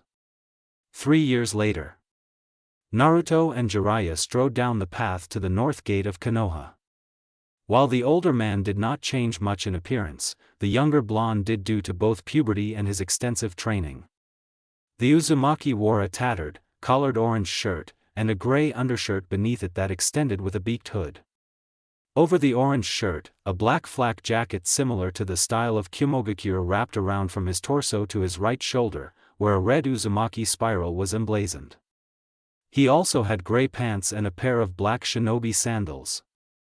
A belt with the Leaf's insignia inscribed on the buckle and a pair of bracers marked with storage ceiling formulas completed the look, not forgetting the most important of his possessions, a black and red braided cord which wrapped around his left hand like a bracelet. The blonde's muscles could be seen visibly rippling beneath his outfit, and his face looked eerily reminiscent of his father now that his face had matured and his hair had grown longer. "I wonder how everyone's doing," wondered Naruto. Jiraiya laughed and slapped him on the back. "Well, you'll know soon enough." The blonde grinned. Konoha guard post. "Oi, isn't that Jiraiya-sama and that kid Naruto?" asked Izumo. Kotetsu took a glance at the approaching figures. "Seems like it. Naruto looks a lot like the fourth now though," Kotetsu remarked. Izumo nodded in agreement. The resemblance was scary. When Naruto and Jiraiya entered the gates, the blonde turned to the guards and smiled. "Hey!" Izumo smirked. "Welcome back home." Naruto winked at him and said, "See you around." As the master and student continued to walk along the main street towards the Hokage's office, Naruto could see that not much had changed in terms of infrastructure. All of a sudden, he heard squeals of "Uzumaki-sama, it's Uzumaki-sama, and Naruto-sama is back. The blonde sweat dropped. The village may not have changed, but its people sure have. He also hated the fact that they acknowledged him just because of his heritage. It's not like he had done anything worthy of respect in their knowledge other than being the firstborn of the fourth. Naruto spoke, I can't believe that I wanted attention in the past, and now that I have it, I don't want it. Jiraiya shrugged. It's just one of the things that come with being famous, replied the Toad Sage. Naruto sighed and tugged on his gray hood, pulling it over his head. He bent his knees and pushed off with great force, leaping onto the nearest rooftop. The blonde waved at Jiraiya to follow him. The Toad Sage jumped up after his student and both ran shinobi style across rooftops of the Leaf, towards the office of the Slug Princess. Hokage's office. Come in, said Tsunade as she heard the knocks on her door. She looked up and gasped at the pair that entered. While Jiraiya was undoubtedly the same, the Godame barely recognized the blonde next to him, compared to the brat she knew from 3 years ago. Naruto pushed back his hood and smiled at Tsunade. It's been a while, Tsunade-bachan. The fifth initiated a bone-crushing hug, but Naruto managed to withstand the strength behind it and even patted her back. How's life been? Asked Naruto. Oh, you know, the usual, paperwork that never seems to end every single day, and I don't even get breaks on weekends. Shizune doesn't let me have sake while on the job either, Tsunade complained. Her assistant defended, it's for your own good, Shisho. When you're drunk, you've no idea what sort of irrational decisions you're making. Oh, shut up, anyways, enough about me. Happened to you in those 3 years? Nothing much, really. I've just invented a couple of techniques, mastered on Myoton, Mokuton, Jiton and the 5 basic elements, and also gained some muscle mass. That's about it, along with some minor dash. He really means major, Jiraiya cut in. Improvements to my taijutsu, bukujutsu and fuinjutsu. Naruto finished. Tsunade was rather impressed. To accomplish so many things in 3 years was quite remarkable. As if reading her mind, Naruto supplied, we bought quite a lot of time by training in Myobokuzen. Because a week here is a month there, we spent about. He paused to count on his fingers. 13 years on that mountain. You forgot the fact that you spammed shadow clones, Jiraiya added. Oh yeah. Naruto rubbed his chin thoughtfully. That would be exactly 6,500 years worth of training considering that I used 499 shadow clones each day, the Uzumaki calculated. Excuse my language, but what the actual, Tsunade swore. He was now definitely on a level beyond that of her comprehension. Naruto laughed. I know it's quite hard to believe, but don't worry. I'm largely still the same person, except for my power level which according to Azura, goes beyond S rank and exceeds the Shodai's at his prime, which I believe is an exaggeration but I don't really know. But hey, there's a drawback you know. 13 years of being on Myobokuzen means 13 years I didn't get to eat at Ichiraku's, Naruto whined. Tsunade snorted. Heh, glad to see your personality is intact, and so is your love for ramen. I won't stop you then, since it's been 13 years since you last had your favorite food. Go ahead and indulge yourself, I'll hold your sensei back for a more detailed report. Jiraiya groaned as Naruto grinned. Catch ya later, Arrow Sennin. Pulling on the hood, he disappeared in a flash of orange. Tsunade thought, he really is a lot like Hashirama-sama in many ways, despite the ridiculous amount of power he holds, he's still hilariously comical in speech. Ichiraku ramen. The Uzumaki pushed the flaps aside and sat down on one of the bar stools. Without looking up from his pot, Tuchi asked, what can I get you? 1 bowl of miso ramen with a slice of chashu, please, requested Naruto. The ramen chef gasped. No one had ordered that dish in 3 years. Could it be? He looked up at the stranger, who pulled his hood back to reveal his handsome face and his wild blonde hair. Scratch that, make it 40 bowls Aji-san, Naruto said with a smirk. I am cried, is that you, Naruto-kun? The Uzumaki nodded and hugged her over the bar table. It's good to be back. I haven't had ramen for a very long time, remarked Naruto as he drew back to his seat. Tsuchi chuckled. Great to see you back. I've not seen my favorite customer in a long time, and business has been going down ever since you left. 40 bowls of the usual, coming right up. While he cooked, Naruto made small talk with Ayame. While the girl learned of his exploits during the past 3 years, without fully understanding it as a civilian, the blonde caught up with all the latest news in the village. After having his fill, Naruto thanked the father and daughter before taking his leave. Next, he visited the hospital to meet Sakura. So the rumors are true, I heard a few days ago that you were coming back. I didn't expect you to look so different though, admitted the pinkette. Everyone seems to be so amazed by my new look, but frankly I don't really see how it's that different myself, replied Naruto. Anyways, I heard that you are a student of Tsunade now. Sakura nodded. Yep. I'm also a chunin now. I studied Iryo ninjutsu extensively under her for the past 3 years, and I picked up quite a lot from her, when she's somber. Naruto laughed. I see. Continue to do well. I'm sure you'll eventually develop your forte to be as good as Tsunade-bachan. Sakura was amused at the name he just called the most powerful kunoichi in the world. Just then, a medical assistant called, Sakura-san. The ER requires your help, there's a patient with 3rd-degree burns. Naruto continued, looks like you're needed. I won't disturb you further then, see you later. Sakura replied, same. She then spun on her heel and rushed to the emergency room to attend to the patient. The Uzumaki left the hospital and met more of his ex-classmates along the way, before settling back at home. Naruto was surprised that the house was in a better condition than he had expected. He sent some shadow clones to deal with the layers of dust, but other than that, it seemed pretty much the same as when he left it. As his shadow clones ran around the house, the Uzumaki looked out of the window with a wistful glance. I wonder where you are, Konoha no Raijin, thunder goddess of the leaf. Then his thoughts shifted. Perhaps, he could have a good reunion spar with Kakashi-sensei. Nami no Kuni. In a small house of wood built by the town chief, Tazuna, a young lady sat casually drinking coffee while reading the newspaper. A particular article caught her eye. That civil war in Kiri is still going on. She read further and an idea came up. It could potentially be a great place to test out her abilities. The lass finished her coffee, then dressed up in a white shirt with red trimmings and black shorts. Over it, she wore a sleeveless black robe emblazoned with a small fan, and secured it with a navy blue sash she wrapped around her waist. She then slipped into black shinobi sandals which came up to her ankle.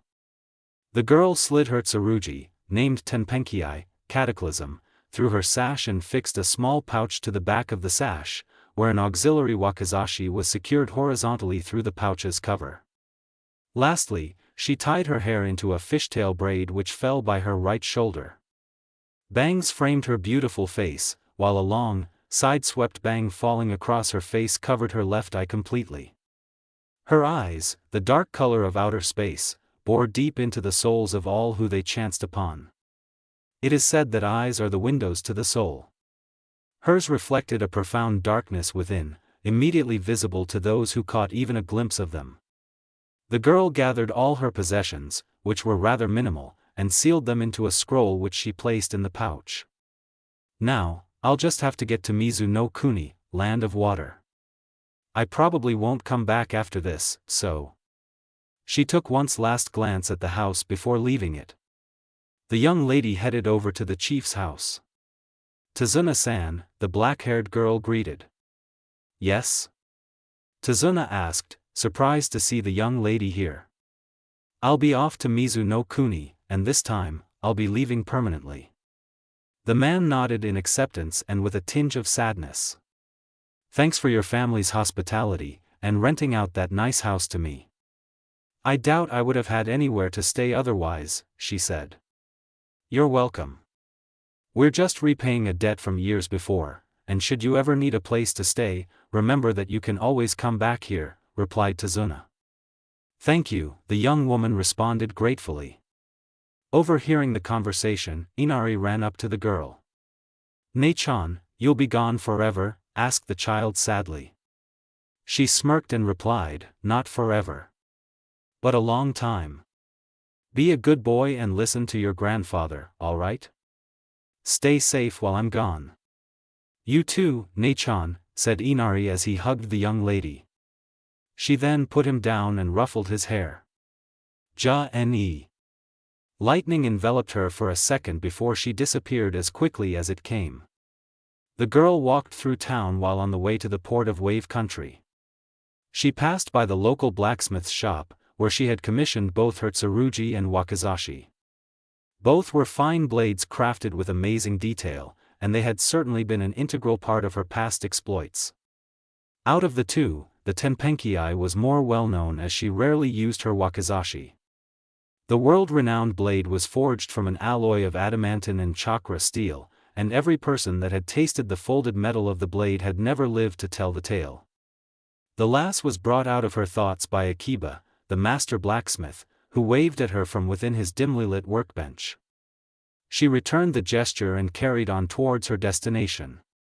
Then, she walked by the town square, the center of which was occupied by a marble statue of the country's hero. It was cut smoothly, and it was clearly modeled after a Konohanin due to the leaf headband on the statue. The statue also had 3 whiskers on each side of his face, bearing a close resemblance to the actual person. By now, the girl had already seen this statue over 1,000 times, so she was no longer fazed by the level of detail the sculptor had went to portray the hero. Their bridge was also another example of how well loved this Konohanin was. She continued walking till she reached the huge harbor where many sea vessels in all shapes and sizes were docked. This was the reason the island of Wave Country prospered. Ships came from distant lands to carry out trade at the busy port of Kull. There was a distinct bustle in the area where goods were being loaded and unloaded. Captains of ships and their crew came to shore to take a break from their voyages, having a snack or two at the local market before returning on board to resume their journey. Here, she was certain she would find a vessel on the way to Mizu no Kuni. The lass scanned the pier and spotted a vessel marked with the 4 distinct sigmoid marks on its hull, identifying the watercraft as that of Kirigakure's. Currently, the Kurikuria was being loaded with crates of supplies, the whole process of which was being monitored by what appeared to be the ship's captain. Now, the issue was to see if it was a loyalists' or rebels' ship. The rebels consisted of people with Kekii Genkai, as that was what the revolt was about. The loyalists certainly wouldn't possess bloodline limits. Fortunately, she was able to distinguish between the two, as shinobi with Kekii Genkai had special chakra coils which were adapted to producing whatever effect that was in their bloodline. One look, and she could tell that the captain was someone who possessed a Kekii Genkai. The young lady walked up the gangplank and towards the captain, a burly man dressed in a blue coat. He noticed her approach out of the corner of his eye and an annoyed look crossed his face. "Go away, lady. We don't have time to deal with whatever you want," said the man dismissively as he continued to manage the loading of goods by his crew. "I wish to help with your rebellion," she stated calmly. The captain scoffed and looked up. What could a girl dash? His voice faltered and his throat went dry when he scrutinized her more closely and recognized her features. The captain's eyes widened as he realized where he had seen her face before. The infamous black sword, the color of night by her side, with its decorative scabbard and gold trimmings, was unmistakable as well. "Why, you're the..." The young woman nodded. "So, do we have an agreement? Pardon me for my impudence. Forgive me, I did not recognize you earlier. And yes, I do hope you will join us, but that decision ultimately lies with our leader, Terumi Mei. I'll bring you to her as soon as this ship leaves Nami. We really appreciate your offer, and we could seriously use your help. In the meantime, do make yourself at home on board. We have a spare bunk if you don't mind sleeping there," offered the captain. The young lady smirked at his sudden change of attitude upon knowing her identity. Well, being famous did have its perks. The captain showed her to the bunk and said, "The journey will take about 3 days, and we could be attacked by pirates or Yagura's patrols. Thanks for the warning. If that's ever the case, just call me and I'll take care of it," said the lass. The captain bowed gratefully. "Once again, thank you for your help." Hastily, he exited the bunk. With Naruto. The blonde thrust his foot out towards Kakashi's abdomen faster than he could block. Instantly, the force snapped his ribs and sent him crashing into a tree.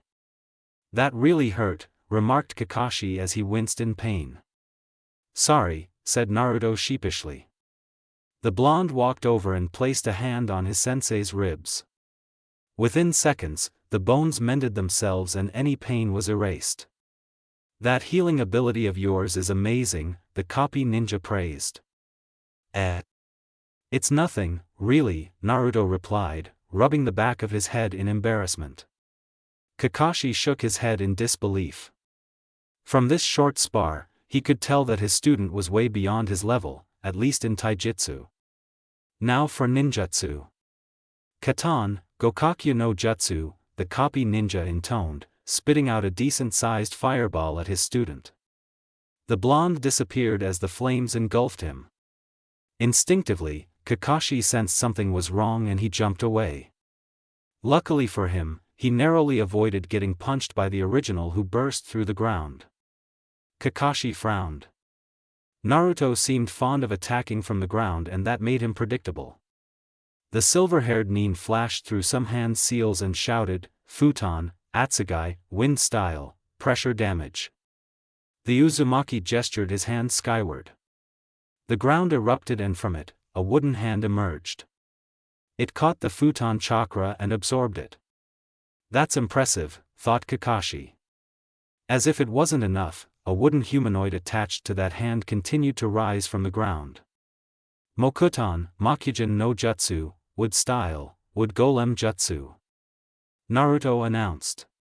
Suddenly, it ejected the futon chakra that it had gathered in its palm, essentially redirecting the attack at Kakashi.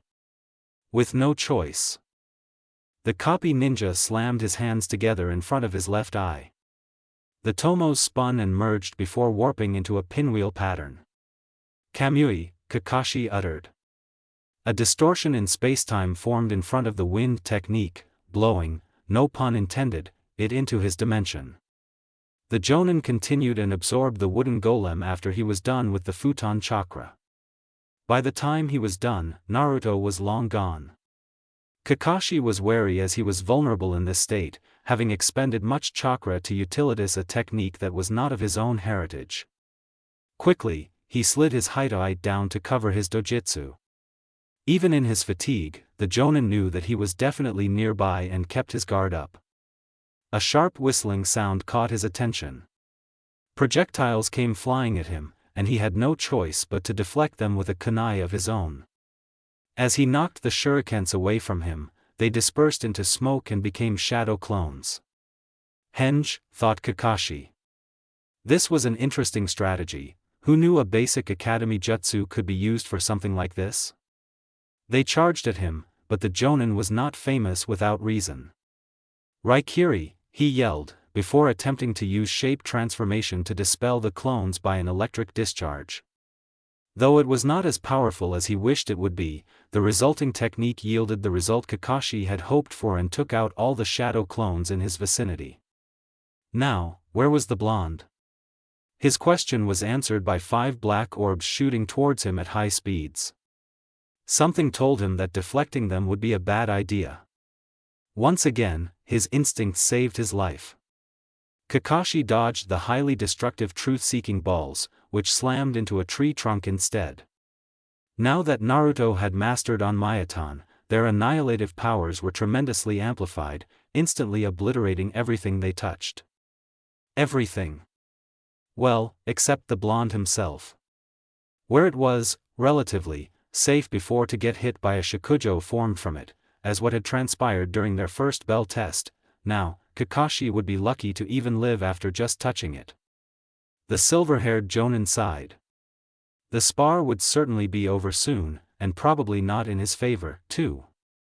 However, he was still his student's teacher. He shouldn't lose to his disciple, regardless of how powerful he was. Well, he could at least try. Reluctantly, Kakashi drew a kunai and lifted his headband. Back to battle it was. Tsunagakure. The Godame Kazekage glanced at the village he held dear to him. The young leader would never forget the lesson he learnt about love from a blonde friend of his. If need be, he would lay down his life for his village, the one that once scorned him for what he held. And tonight, it seemed like exactly the time he would uphold that promise to his whole village. Gaara was gazing at the night sky when a bird flying overhead caught his attention. It wasn't an ordinary bird, it was completely white and was about 10 times bigger than an albatross. This bird wasn't native to Suna, making Gaara narrow his eyes in suspicion. Upon closer inspection, there was a figure cloaked in black riding atop it, which explained why the Kazekage didn't notice him earlier against the background of the dark night. Dotted on that cloak were red clouds. He had heard of this before. The man was most likely a member of the Akatsuki after Shikaku. Gaara infused some chakra and prepared for battle.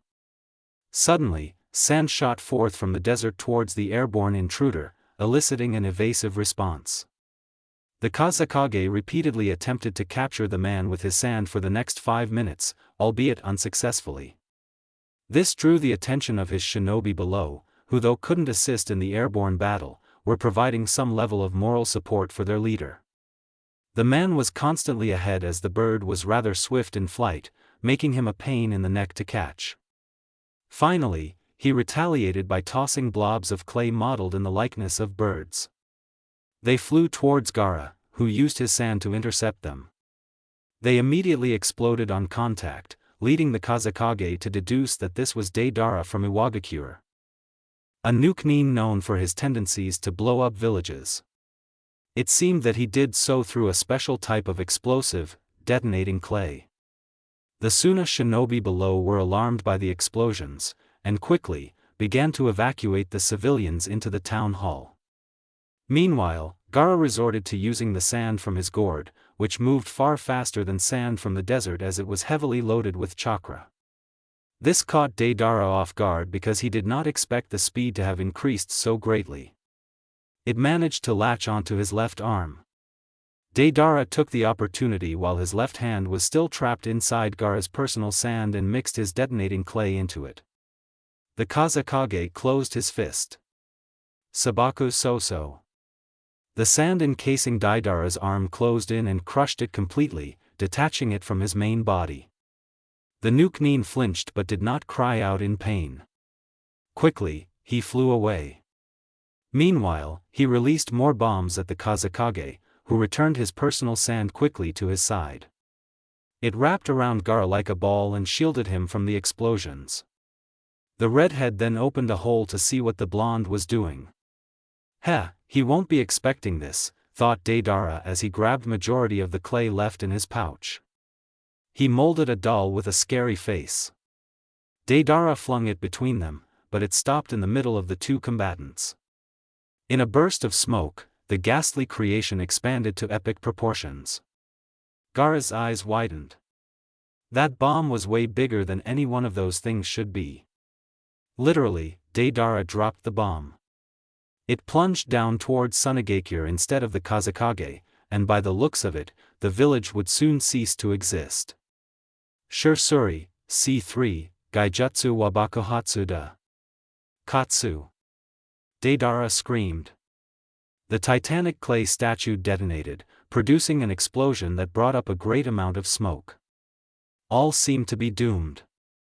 When the haze cleared, a large brown mass of sand could be seen hovering over the village. Gaara had single-handedly delivered Tsunagakure from utter destruction with his personal sand, but it had taken a lot out of him. Deidara smirked and slid his hand into his pouch, seizing the remaining clay. His nimble fingers pressed and danced quickly across it, transforming it into a bird which he chucked at Gaara. It took off straight for the Kazekage, who was still panting from exhausting that much chakra. However, he managed to will his sand to wrap around him completely and close him off from the world around. The bird bombarded harmlessly against the sand. Deidara was unfazed, as he had expected the Kazekage to do so. After all, he had planned long beforehand for this.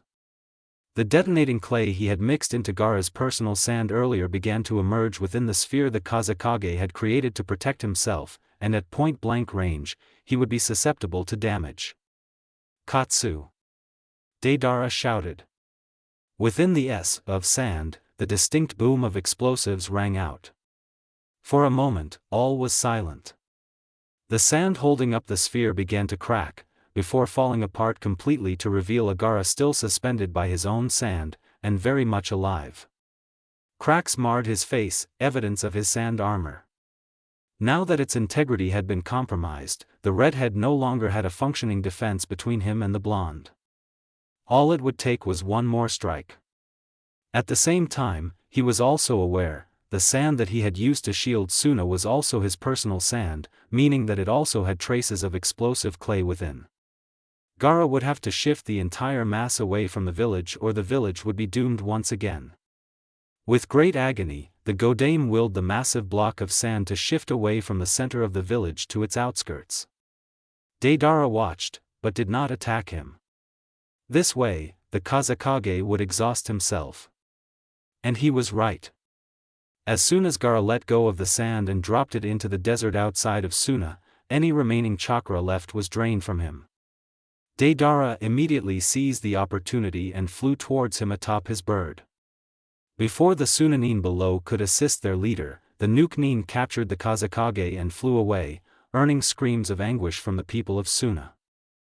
He didn't look back. Eastern Sea, 2 days later. The captain of the ship burst into the bunk. "Ma'am, we're under attack by the patrol." The young lady nodded and quickly grabbed her swords before ascending the stairs to the deck. On the deck, fights between the rebels and the loyalists were already beginning. A patrol boat was roughly 10 meters away from the Kirikuria, tethered to it by ropes. The Kiri Coast Guards, marked by Kiri headbands and an armband emblazoned with their organization's logo, had jumped onto deck to engage the rebels. She scanned the area where clashes were happening. There were 15 Coast Guards and 20 crewmen. Without a word, she took off for the nearest enemy and blitzed him with a punch. He didn't see it coming and was knocked into the water, already unconscious before he even hit the surface. She sensed an attack coming from behind, and so she spun around while drawing her tsurugi from its sheath. The razor-sharp edge of the tenpenki sliced the soft tissue of his forearm easily, disorientating him with pain and causing him to drop his weapon. The lass finished him off with a fatal blow to his skull. She found her next target just as he found her. The guard pumped water out of his mouth at her, fully expecting the young woman to be blown away. Instead, she seemingly vanished without a trace. Where dash? It was too late, as his torso was torn violently in half by the girl's sword from behind. While her back was turned, another guard took the opportunity to thrust his kunai at her. Before his kunai reached her, he was suddenly thrown overboard, by nobody.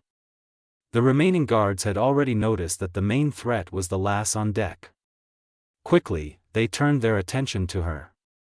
The young lady flicked her tsurugi to get rid of some of the blood on it before returning the blade to its sheath. The guard closest to her raised his sword in an obvious downward swipe. She sighed internally at the poor swordsmanship these days.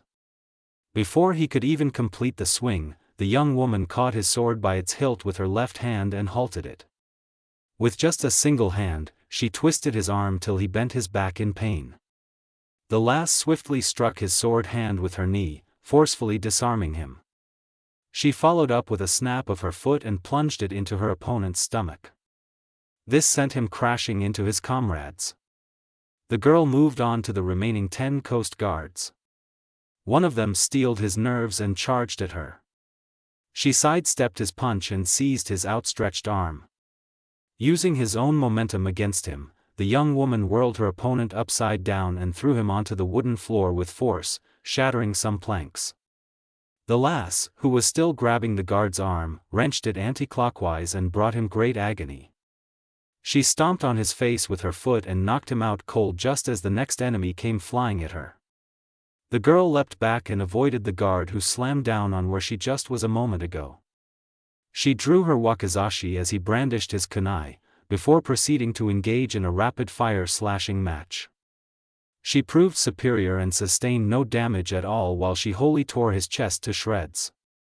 Finally, she delivered the coup de grace to his jugular, severing his windpipe as well.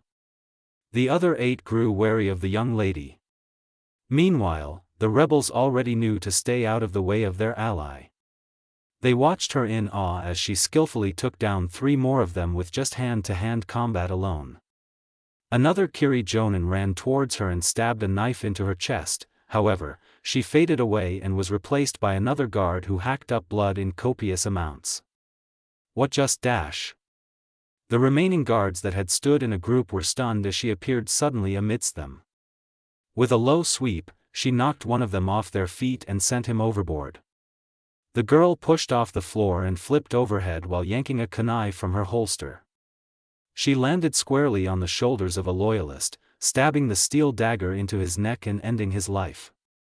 After his knees buckled and he collapsed to the floor, the young lady ripped the kunai out and redirected it at an incoming guard, who deflected the attack. She kicked the guard with enough force to knock out his teeth, only for him to explode in a shower of water. Mizu Bunshin. The real one dashed through the water which concealed him till the last moment, where he burst out and struck her in the neck with a kunai. The most unexpected thing happened next. She too, dispersed in a burst of water. The Jonin was stunned, not realizing that the water that had just made her up wrapped around him until it was too late. Suetun, Suiro no Jutsu. The water from his own Mizu Bunshin earlier rose up from the floor to become a copy of the lass, who now had a hand on the water prison which trapped the man. It was only a matter of time before asphyxiation overwhelmed him. Only 2 guards were left standing now. They shivered despite their experience. That young lady had just took down 13 of their comrades without much trouble, all of whom were Jonins. This was suicide. There were 20 rebels on that deck with them, not including the girl that had easily slayed their fellow guards. They would not get out alive if they didn't run now. Quickly, they scrambled onto the edge of the deck and leapt for their patrol boat without a thought for the unconscious friends left on board. TSK, scum. She gripped the ropes that were still tethered to their boat before they could escape. Katan, Ryuka no Jutsu. Fire burst from her throat and tore down the rope quickly, shooting across its length. The guards' eyes widened in horror as they saw the approaching threat. Just as they tried to jump from their boat, the flames engulfed their vessel and roasted them alive. The 2 screamed before tumbling into the water which extinguished their burning bodies. One was out cold from the pain, while the other was still, miraculously, conscious. He barely managed to keep both his teammate and himself afloat. The young woman dragged all the bodies on board, both unconscious and dead, to the side of the deck before dumping them into the water where the 2 guards were. "Take your friends with you," she spat. The guard was surprised at this act of mercy. Finally, realization dawned on him. He knew this girl and had seen her before in the bingo book. In the chaos of battle and the speed at which she fought, he had been unable to recognize her, but now he knew the reason why they were beaten so easily. For someone with power as vast as hers, she had chosen to mostly use taijutsu in that fight, and not any of her other signature techniques, another reason why she wasn't identified earlier. If they had known, they would have retreated at the very beginning, for they stood no chance against her. She had only been toying with them, the 15 Jonins of Kirigakure. If she had so chosen, she could have dispatched all of them within a minute or less without harming a single rebel's hair or the Kirikuria itself. Now that she had practically let him go free, he wasn't about to hesitate lest she change her mind. Quickly, he grabbed the teammates that he could and swam away with them in tow. The young lady turned back, only to find every rebel on board staring at her with reverence, awe, and some level of disbelief. "What?" she asked, earning a flinch from every single man on the deck as if they would be her next target. The captain cleared his throat. Every hand on deck, return to your duties. With some murmurs, the rebels then resumed what they were doing prior to the attack. The captain then walked closer to the girl. Thank you, ma'am. You were rather impressive back there, and I'm sure you've gained the respect of my men. Is there anything I can do for you before we arrive on shore? The young lady shook her head. I am the one who is hitching a ride here. Take it as my rent, she replied with mirth. With nothing more to say, the black-haired lass returned to her bunk. The captain watched her retreating back with a wondering gaze. She was a mysterious person, and a force to be reckoned with at that. The captain was grateful to have someone like this on their side. A trump card to turn the tides of battle in their favor. He could already taste the victory on his tongue. Getting rid of the likes of Yagura and his oppression.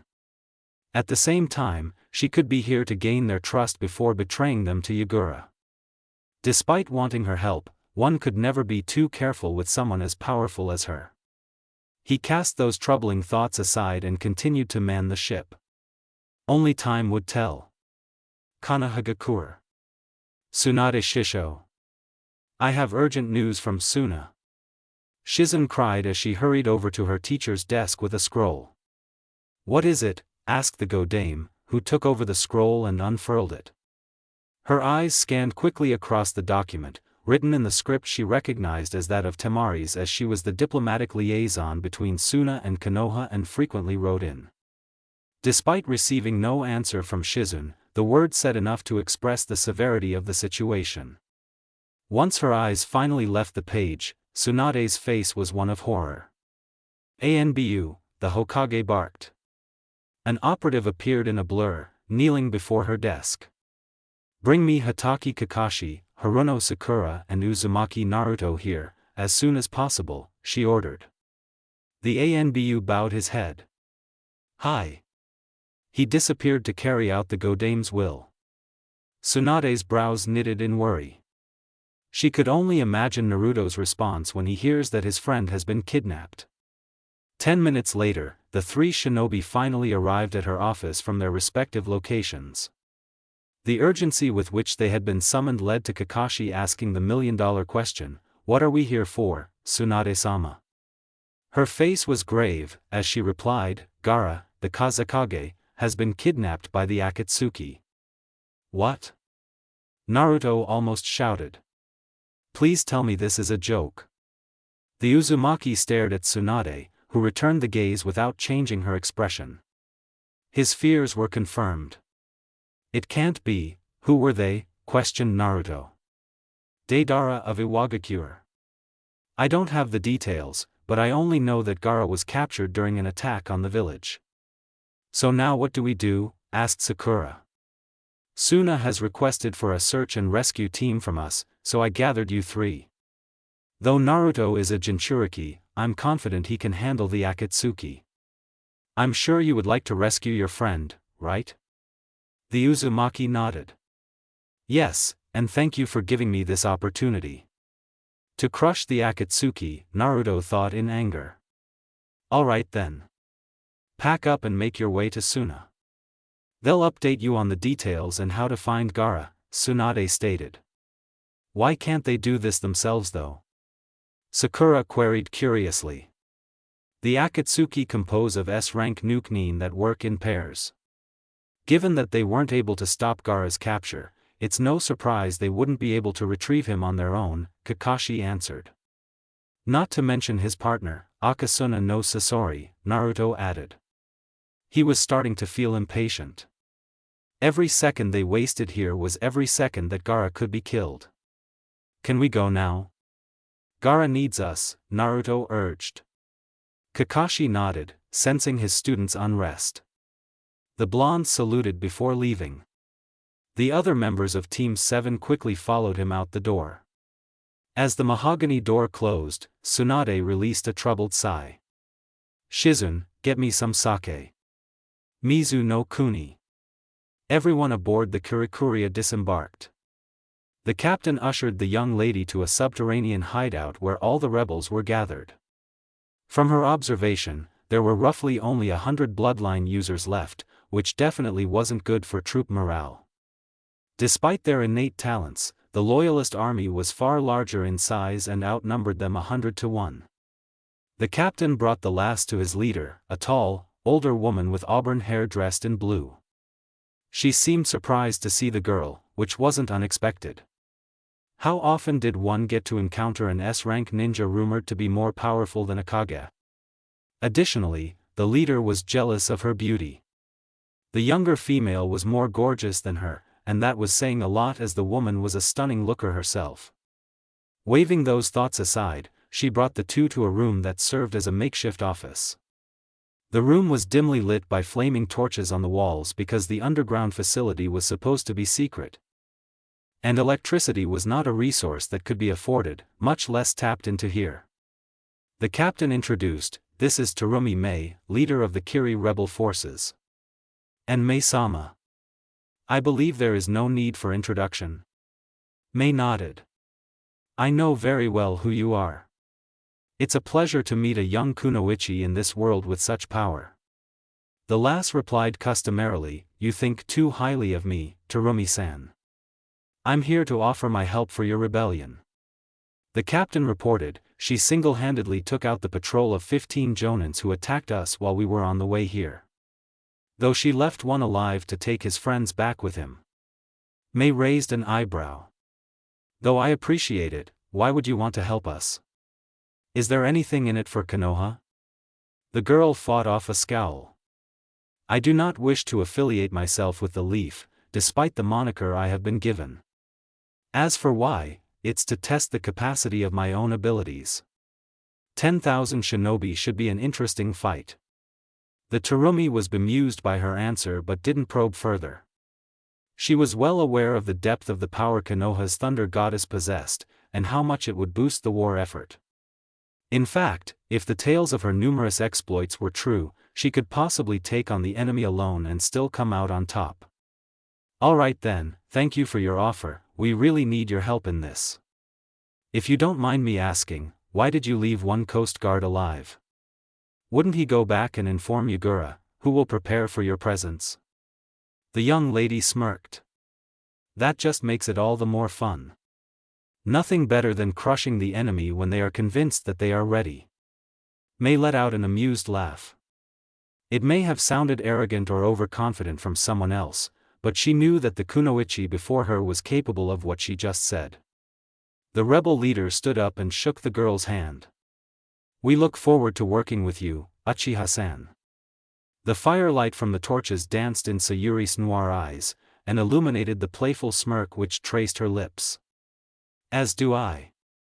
That evening, they planned the following morning's attack on Kirigakure. Sayuri would take on the whole loyalist army by herself, while Mei and her subordinates would focus on taking out Yagura.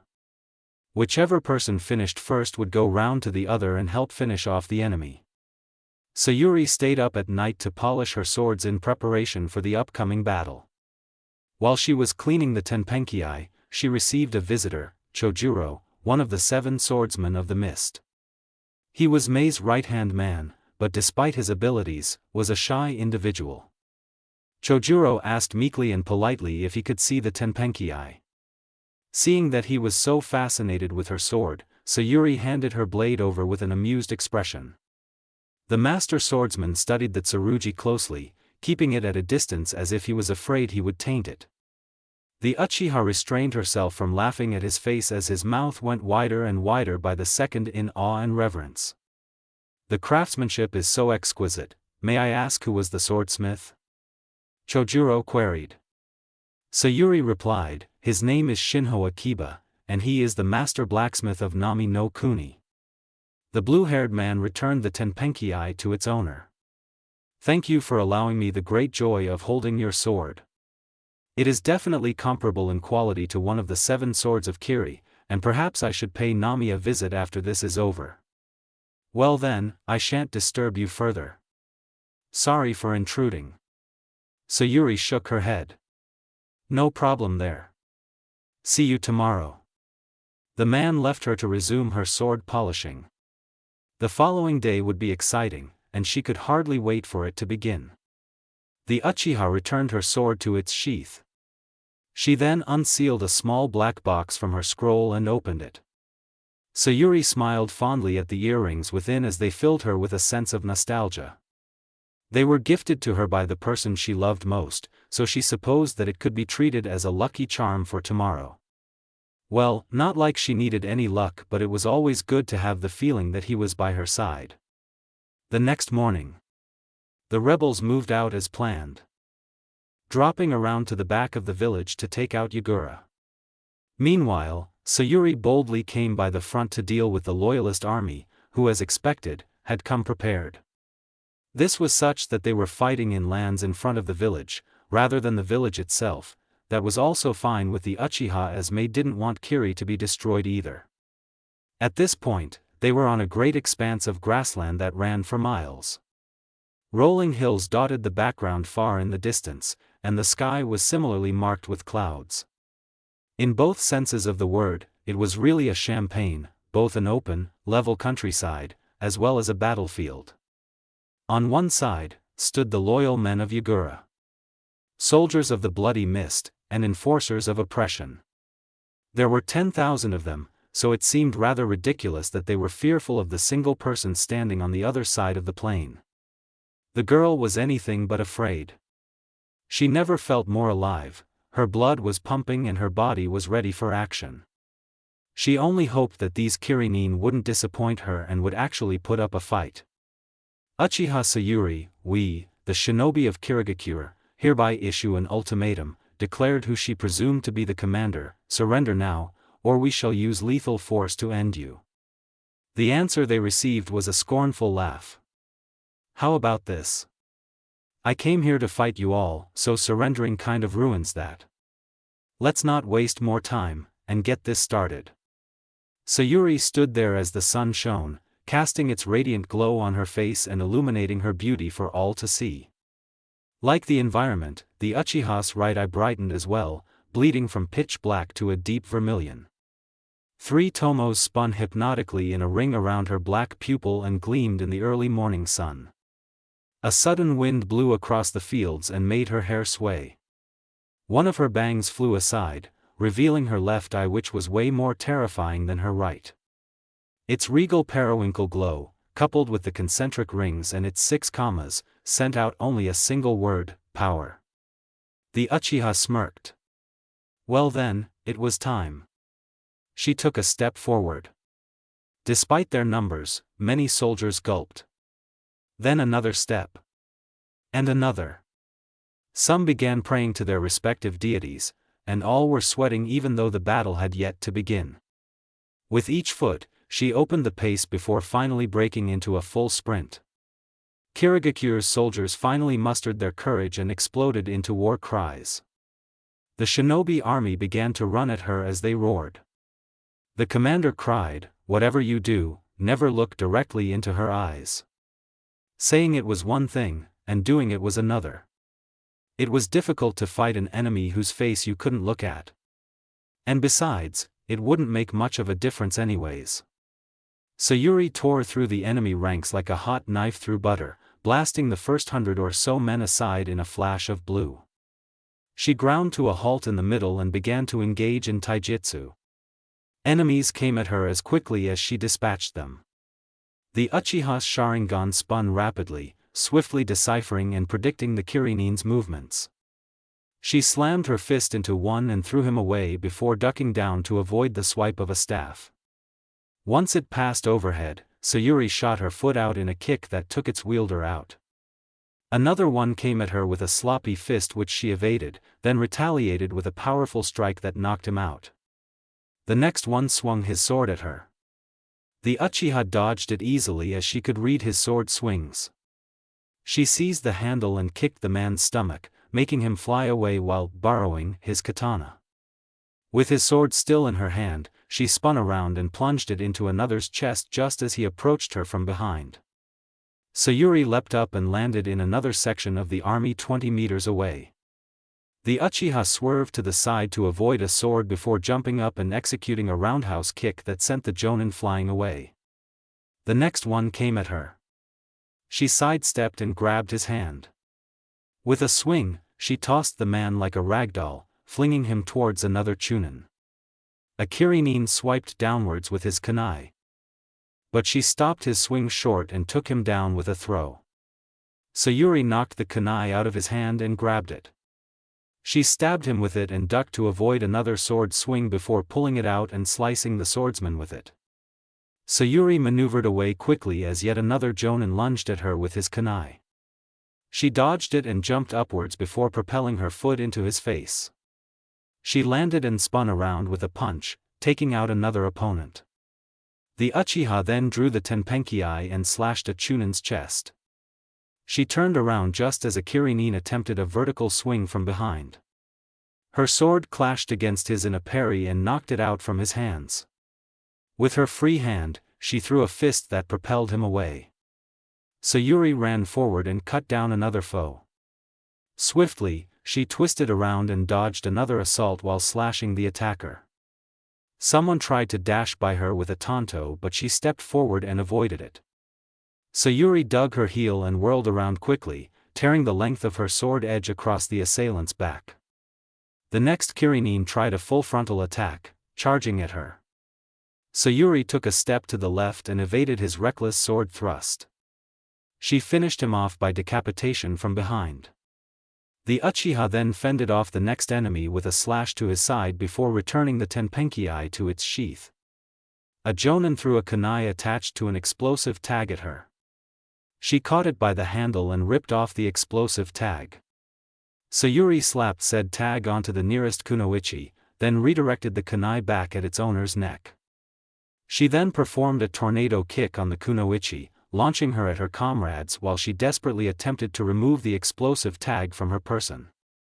It was to no avail as it exploded and took out the surrounding Kirinin as well. Meanwhile, the Uchiha continued on her rampage and took out hundreds more in similar fashion, sweeping through the loyalists in minutes. She caught the arm of one Jonin and twisted it as another came from behind with a kunai stab. Without looking back, Sayuri wrenched the first Jonin's arm backwards, bringing him excruciating pain while simultaneously evading the kunai. She jumped up just as hands burst from the floor and attempted to catch her, a Doton user. While in mid-air, she shot out both her feet at the two shinobi she was just engaging and knocked them away. Sayuri seized a kunai from her holster and plunged it into the emerging Doton user as she landed, penetrating his windpipe. The Uchiha leapt forward and engaged in a kenjutsu match. The swordsman actually put up a semblance of a fight, compared to his comrades, but alas, was overwhelmed by her speed and was taken down as well. She grabbed him by the collar as she saw incoming projectiles. Sayuri raised the body as a meat shield, then set it down and lunged at the next one just as he was about to swing his sword down in a chop. The man made the mistake of looking into her hypnotic eyes, which penetrated his mind with its powerful genjutsu. Illusionary shackles materialized around the Chunin and paralyzed him, allowing the Uchiha to dispatch him quickly. A Jonin with a special sword charged with lightning came at her next. She ducked the first swipe, and weaved around the second. Finally, she smacked it away with just her left hand alone. Her right hand flew to his neck and lifted him off the floor in a chokehold. "Do you want to dance, too?" Suddenly, a current of wind rocketed towards her from one of the shinobi nearby. Sayuri dropped the man after crushing his neck before facing the onslaught. The Uchiha willingly let herself get blasted by it, so the only thing the wind did was to carry her up and away from the army. Once it lost power, the girl backflipped and landed, perfect time for a wide-range ninjutsu as she was now facing the entire army rather than being in the midst of it.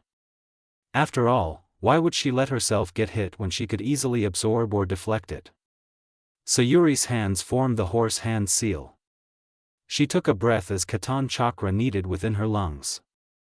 "Katan, Goka Makyaku," she intoned, expelling a powerful wave of white-hot flames which surged towards Kirigakure's shinobi. "Her jutsu is enormous," screamed one of the Kirinin in horror. Hundreds of shinobi lined up shoulder to shoulder and retaliated with a combination jutsu.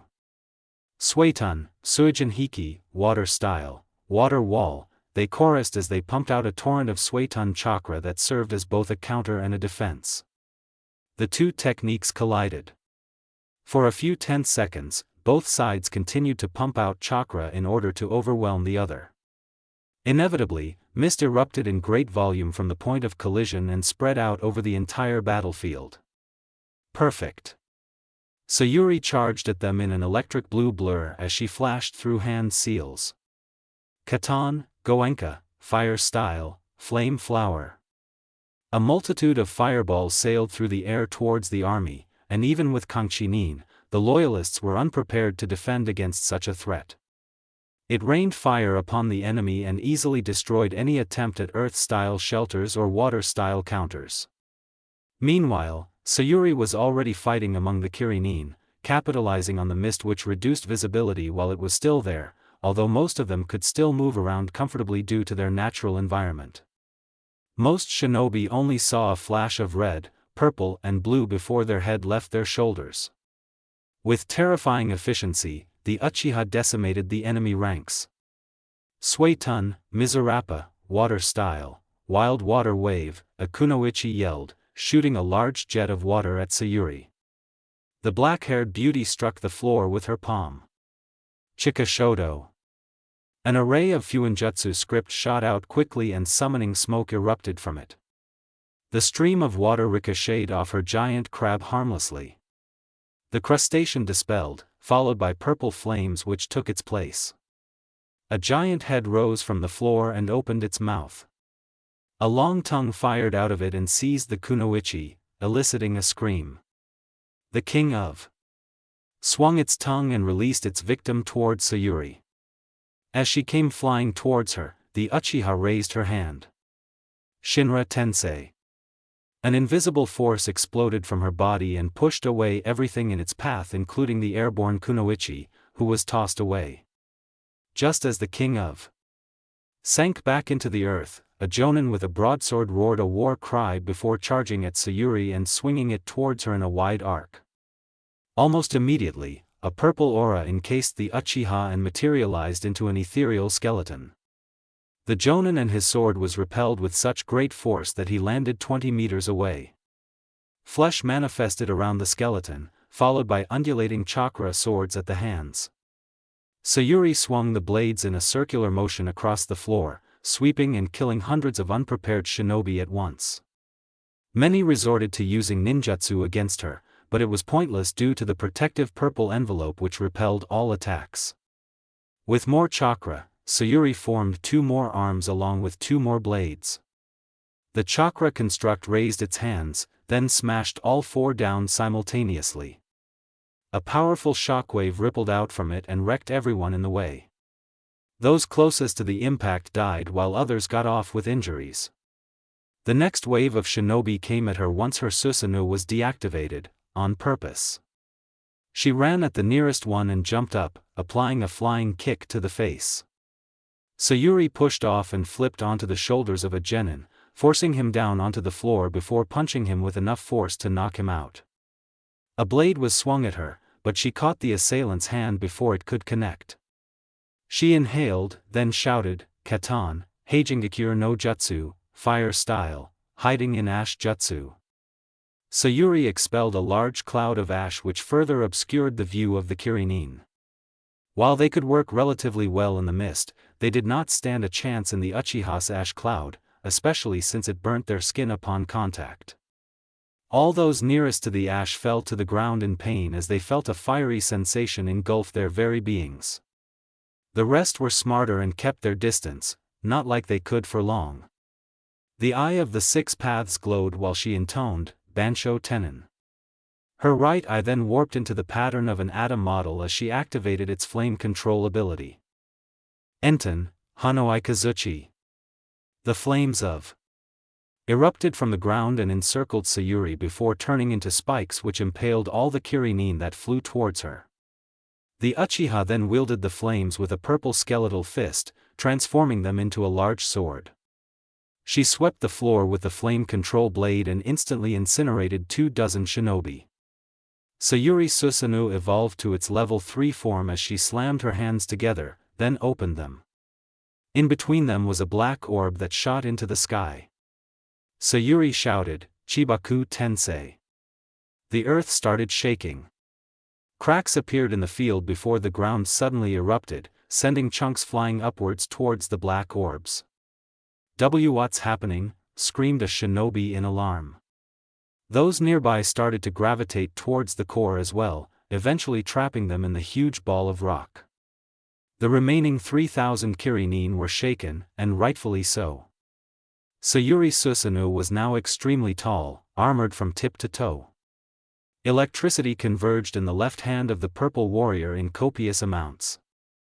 Telekinetically commanding the Chibaku Tensei satellite to drop towards her, the Uchiha thrusted the Chidori towards it and announced, "Chidori, Hashikadaki, Chidori, Planet Splitter." Raiton chakra easily tore through the rocky sphere, producing a gigantic electric explosion that was visible even from space. The shattered pieces of the satellite began to fall towards the remaining shinobi. Sayuri grinned as she formed the seal of confrontation. Tengai Ryusiai, Skyline Meteor. The smaller, but still significant pieces of rubble from the broken satellite began to pick up speed as they plunged, catching fire in the process. Many shinobi trembled in fear and dropped their weapons. A few laughed, a laugh of resignation that their fates were sealed.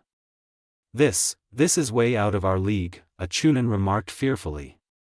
The Jonin next to him nodded in agreement, watching helplessly as thousands of meteorites fell towards them. They bombarded the ground with the force of 50-tailed beast bombs, utterly obliterating the landscape and creating an explosion that could be felt across 2/3 the length of the elemental nations, in lands as far away as Suna. What was once a vast expanse was no more. Now, it was merely a wasteland of craters the size of 30 academy buildings. All that remained was the descending purple titan, which reduced in size till all that was left was a violet shroud of chakra around Sayuri. With her legendary dojutsu, the Uchiha surveyed the environment. Not a single blade of grass was present in the rubble, which consisted mainly of rocks littered with countless cadavers. Sayuri exhaled as her multicolored eyes faded into their usual black, bringing her protective envelope with it. Now, time to deal with Yagura, thought the Uchiha. A lightning-colored shroud surged around the girl, before she took off like a burst of wind. When she got to Mei and her subordinates, she saw a swirling distortion in the air just a second before it disappeared. The rebel leader was panting hard, a scowl painted on her face. Ao and Chojuro were exhibiting a similar behavior. Many rebel corpses were strewn across the grass which they fought on, while the remaining were clearly exhausted from fighting. Well, not like Sayuri didn't expect this. Yagura was a Kage after all. But that swirling distortion. It seems that I'm too late. What happened? The Uchiha questioned. The Terumi replied, we almost had him. We were about to kill Yagura when a man with an orange mask appeared and said, he's mine, before seemingly absorbing him into his eye. Sayuri's fist tightened. A swirling distortion centered around the eye. If that wasn't Kamui, she had no other explanation. But that meant that it was an Uchiha, and she only knew of one other Uchiha roaming the elemental nations. Ni-san. Yet, she remembered that night, when her brother used Tsukuyomi on her. Kamui was an ability wielded by both eyes, so it was impossible for Itachi to have it unless he had the power of Indra like she did. Though she did not like it, her final conclusion made the most sense. That there was another Uchiha out there, one that no one knew. This was startling and distressing news, as her next questions were, who is he? How did he survive the clan massacre? Unfortunately, there was nothing that could answer her questions now. All she could deduce was that the unknown Uchiha had been there for Yagura's Biju. Which likely meant that this man was from the Akatsuki, the very same organization her brother had joined. That gave her even more reason to seek out Itachi and eradicate him, for if she did not do it, her beloved would be the next target, and she would die before she let that happen. Her next priority would be to locate Akatsuki and find her sibling, as well as understand the mystery surrounding this relative of hers. Mei-san, although I'd very much like to stay for your inauguration, I have my own duties to attend to. Thank you for giving me this chance to test myself, Sayuri spoke up, though she realized the last line sounded eerily like her brother's last words to her. Mei smiled. We should be the ones thanking you. Alright then, we shall not hold you back any further. I wish you Kami-sama's blessings in your endeavors. Once again, on behalf of my people, thank you very much. Sayuri replied as her form began to radiate a shroud of lightning, you're welcome. With that, she disappeared without a trace. With Naruto. These s will pay, the blonde swore as he rushed in the direction of Deidara and Sasori impatiently, with his team and an old lady from Suna, Chiyo, following closely behind. The grandmother of Sasori responded, Child, I understand your urgency, but it would be wise to calm down before you engage the Akatsuki. My grandson is a master of trickery and no doubt he already has something up his sleeve. Kakashi sighed, but it was understandable why his student felt this way. Gaara was a Jinchuriki just like Naruto, and the Uzumaki must have felt a personal bond with the Kazekage. To lose a friend to the same organization that would undoubtedly come for him was certainly infuriating. After losing his other friend, the Hatake was certain that Naruto did not intend to lose another person precious to him. The Uzumaki growled as he extended his sensory range. I found them. They're hiding in that rock formation, half left, 300 meters away. Sakura's hand shifted to her kunai holster. As she drew closer to the cliff hideout, her anticipation for battle heightened.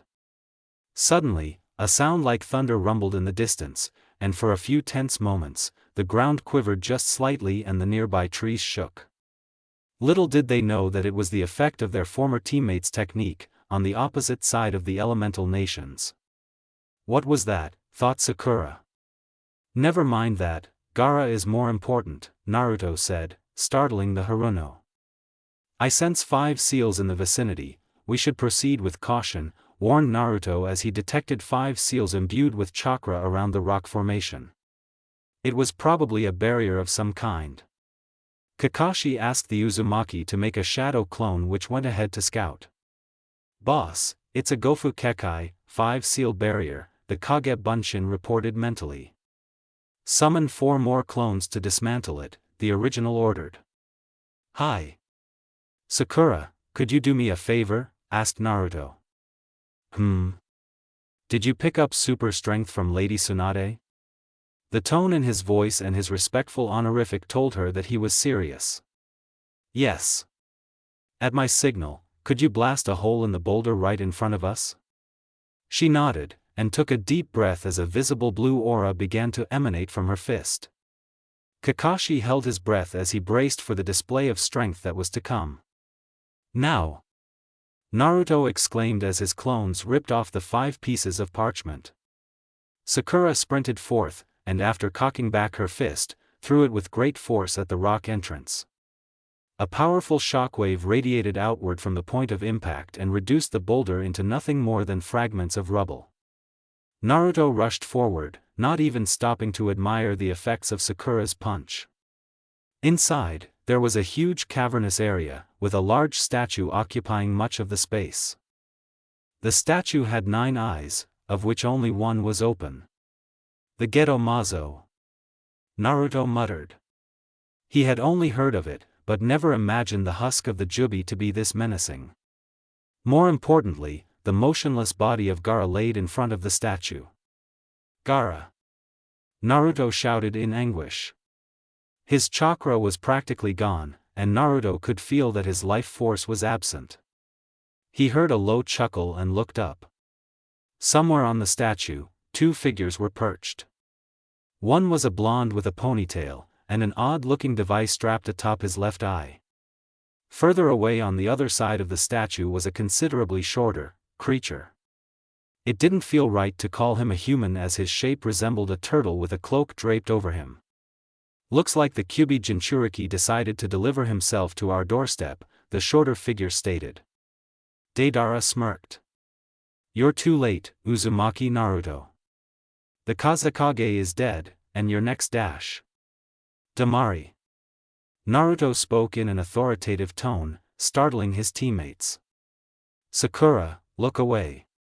She didn't understand, but did as asked as she dared not question his now scary voice. Suddenly, a large tear ripped across Deidara's cloak and a long laceration appeared on his chest in a flash of orange. The Nukanin's eyes widened in shock and pain as his eyes finally caught up with the Uzumaki's speed and registered his blurred form right in front of him. Not a second later and Naruto had already fired a kick at his core, propelling the bomber to the other end of the cave. Naruto flicked the blood off his legendary blade before sheathing and sealing it. Sakura, you can look now, Naruto said before he jumped after Deidara, who had just removed himself from the small crater he had formed. The man blew a hole in the ceiling with one of his bombs and escaped atop his clay bird. Kakashi quickly ordered, we'll let Naruto deal with Deidara while we take on Sasori. Sakura nodded and turned to face the short figure who was no doubt a puppet. With Naruto. The Uzumaki ascended to 6-path Sage mode in a fraction of a second and flew after the airborne Akatsuki member. You're not getting away, yelled Naruto. Deidara wanted so desperately to give a HN, but knew that only a wrangled scream would emerge from his mouth due to the agony from the sword strike he had received. Instead, he opted to mold a destructive fleet of explosive birds. They left his hand and homed in on Naruto. The Uzumaki flicked his fingers, causing his Gododama to manifest as thin rods that intercepted each bird. With the clench of a fist, the rods expanded into miniature spheres that destroyed the clay avians. Deidara then launched multiple bombs of every size and shape towards Naruto from every direction, forcing the blonde to surround himself with a truth-seeking ball to shield himself from the bombardment. When the Kyuubi Jinchuriki removed the protection around him, the IWA Nukenin had already disappeared from his line of sight. Though his eyes could not detect him, Naruto's sensory range proved far more useful in finding the missing man. The Nukenin was behind him and approaching fast. Deidara should have known better than to attempt outmaneuvering the Konohanin, especially since he could fly independently while the bomber was less nimble due to his reliance on his bird. Naruto dodged as the IWA Nukenin flew past. The bomber flung an explosive straight at his face, but Naruto deactivated his Rikudo Senjutsu and plunged towards the forests below. A wooden pillar burst from the ground directly below Naruto, who flipped and landed on it. He jumped off it like a springboard while weaving a sequence of hand seals. Mokuton, Sashiki no Jutsu, wood style, cutting sprigs jutsu, the Uzumaki intoned as he landed on the grassy floor. The pillar he was previously on turned into a machine gun. Its surface bristled with wooden spikes that launched themselves at the airborne Akatsuki member, and unbeknownst to him, was slowly guiding him into Naruto's line of fire by forcing him to evade them in a particular fashion. The Uzumaki's right arm glowed as orange chakra coalesced into a single point, before expanding into a giant Rasengan with 4 giant chakra blades protruding out of the center. This was a more powerful variation of his newest technique, the Rasen Shuriken, augmented with Azura's chakra, which gave it its characteristic cadmium hue. The loud screeching sound finally caught Deidara's attention amidst trying to evade the wooden projectiles. What the dash? Senpo, Rasen Shuriken, Sage Art, Rasen Shuriken. Naruto yelled as he hurled the massive chakra Fuma Shuriken at the other blonde. It sliced through the air quickly and headed straight for the Nukenin, who quickly swerved aside to avoid it. However, the Rasen Shuriken expanded rapidly at Naruto's command and detonated in mid-air, catching Deidara off guard and blowing him out of the sky. The man crashed onto the grass near Naruto, who closed the gap quickly and stabbed him with a kunai. HN, a voice from behind smirked. Katsu. The Deidara that was stabbed exploded, revealing it to be a clay clone and taking out the Uzumaki in the process. Naruto shattered into a million wooden splinters, prompting the Nukenin to realize that something was amiss. You seem to love explosions very much, try this, the real Naruto shouted. He launched an explosive shadow clone at Deidara, who quickly slammed his hands onto the floor. Doton, Doria-hiki, earth style, mud wall. From the ground, a large rampart rose to shield the Iwa Nin from the incoming ballistic missile. The ensuing blast rocked the wall harmlessly, merely causing a few fractures in the reinforced wall. The Uzumaki's hands then came together in the snake hand seal. Mokuton Hijitsu, Jukai Koten, wood-style secret jutsu, deep forest emergence. Almost immediately, the ground began to quake as hundreds of tree trunks sprouted from the forest floor. Branches grew from the main stems rapidly and expanded into humongous trunks from which more branches sprung. Some began to ensnare Deidara, who tried in vain to escape.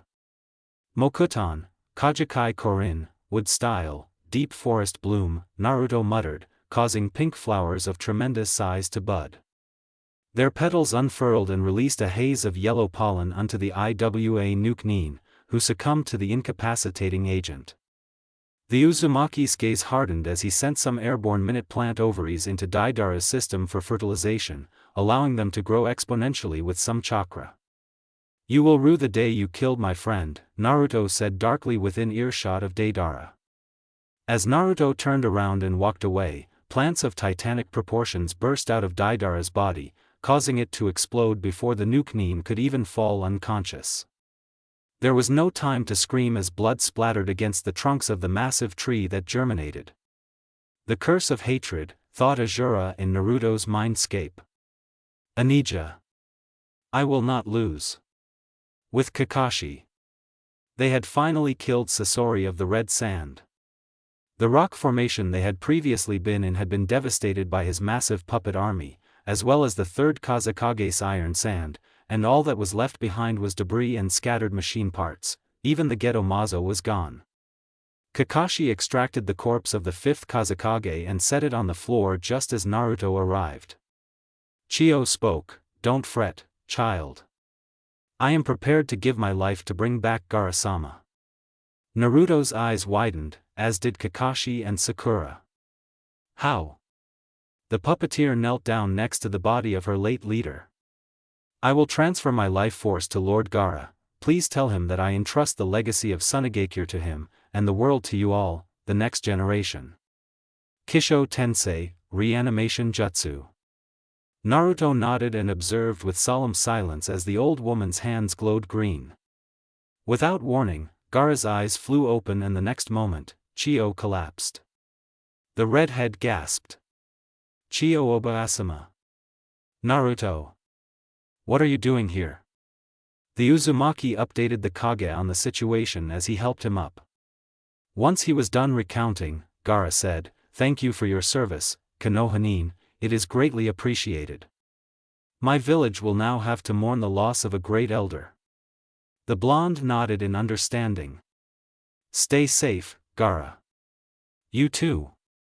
Land of Fire, 2 days later. Two figures cloaked in black and red clouds were strolling casually along the border. One of them had just cashed in the bounty for a highly wanted target, and was gleefully counting the money he had earned. His partner had a bored expression on his face.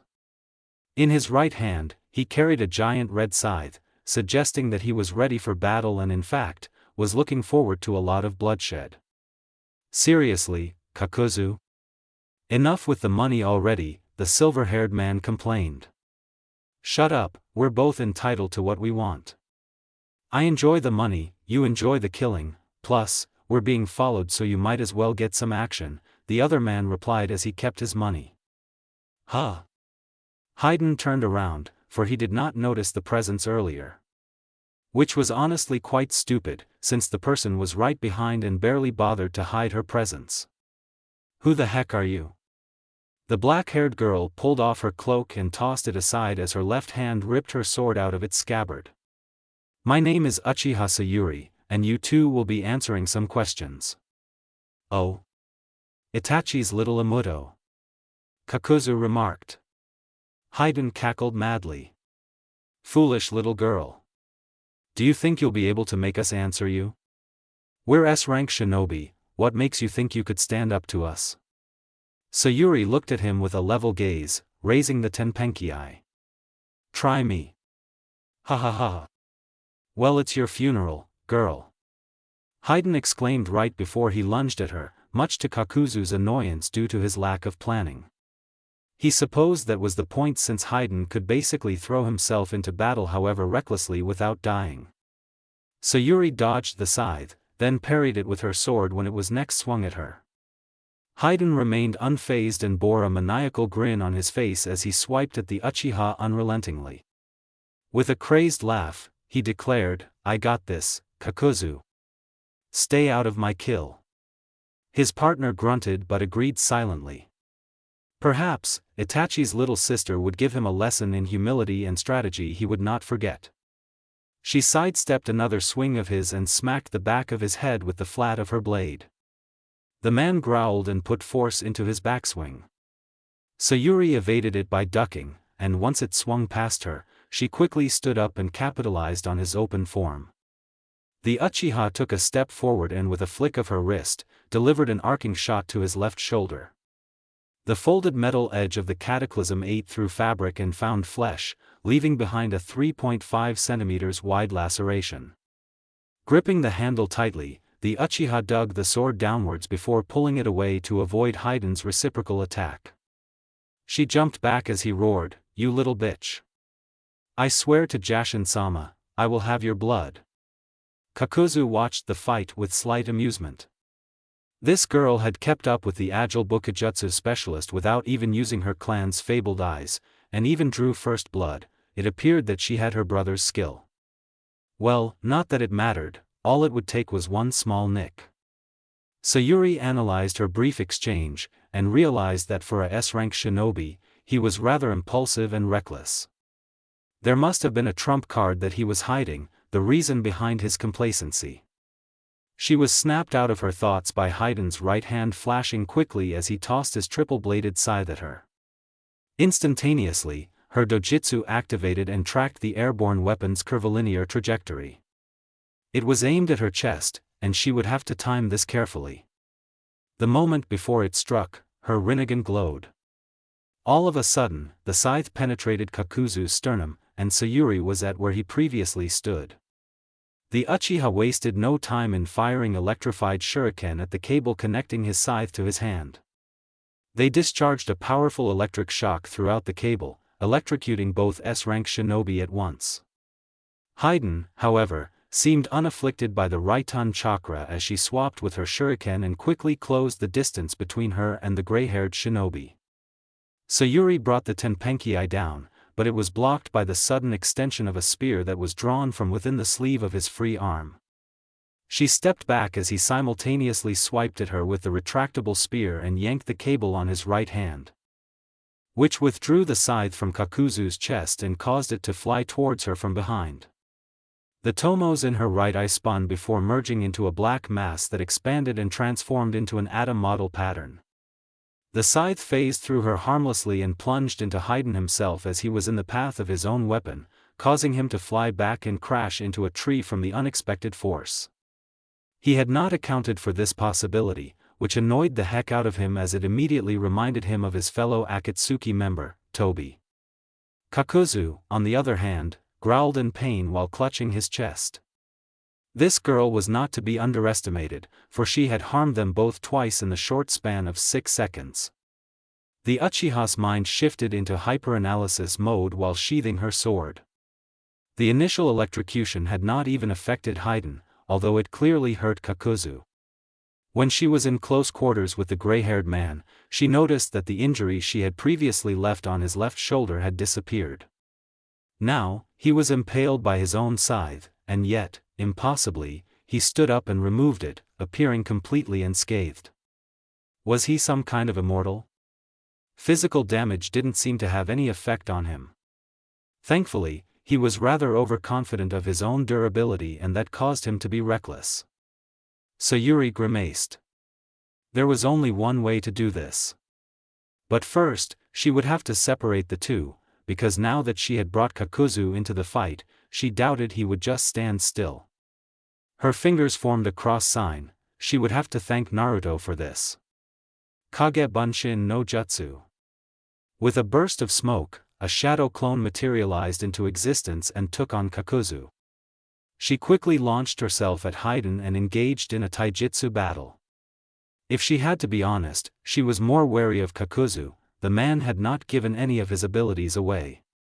Her mind returned to the immortal, deflecting his punch. He countered by bringing his weapon down. Her chakra flared as she declared, Shinra Tensei. An invisible force rippled outwards from her, blasting the immortal away. Those eyes. I see now. Jashin-sama would be pleased to have your blood. Haydn screamed in delight.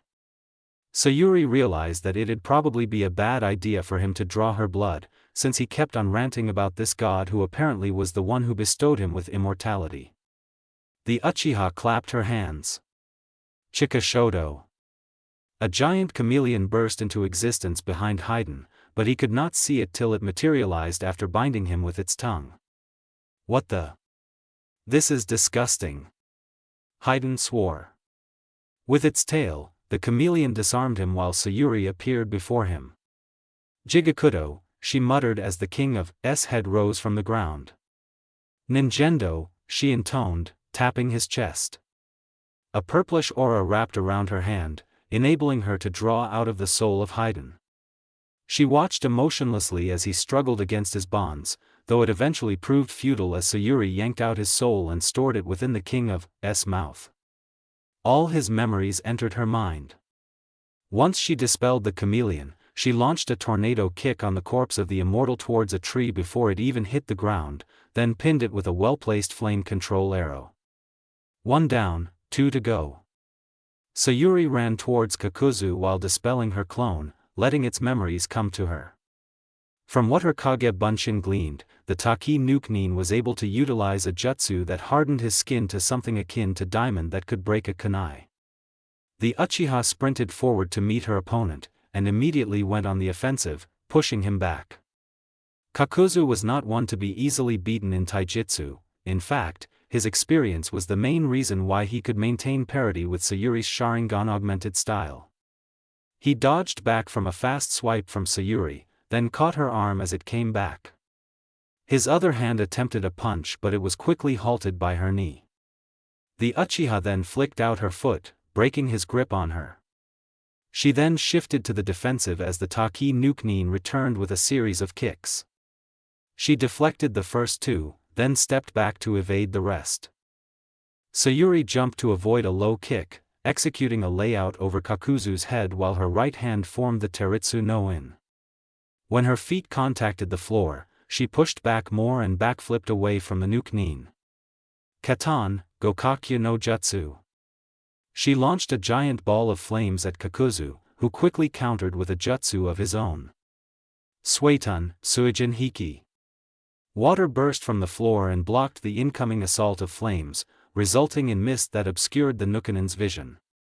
He was not fooled, however, and sensed the Uchiha zipping past him. Kakuzu spun around and formed 3 hand seals, which Sayuri's dojutsu tracked and copied.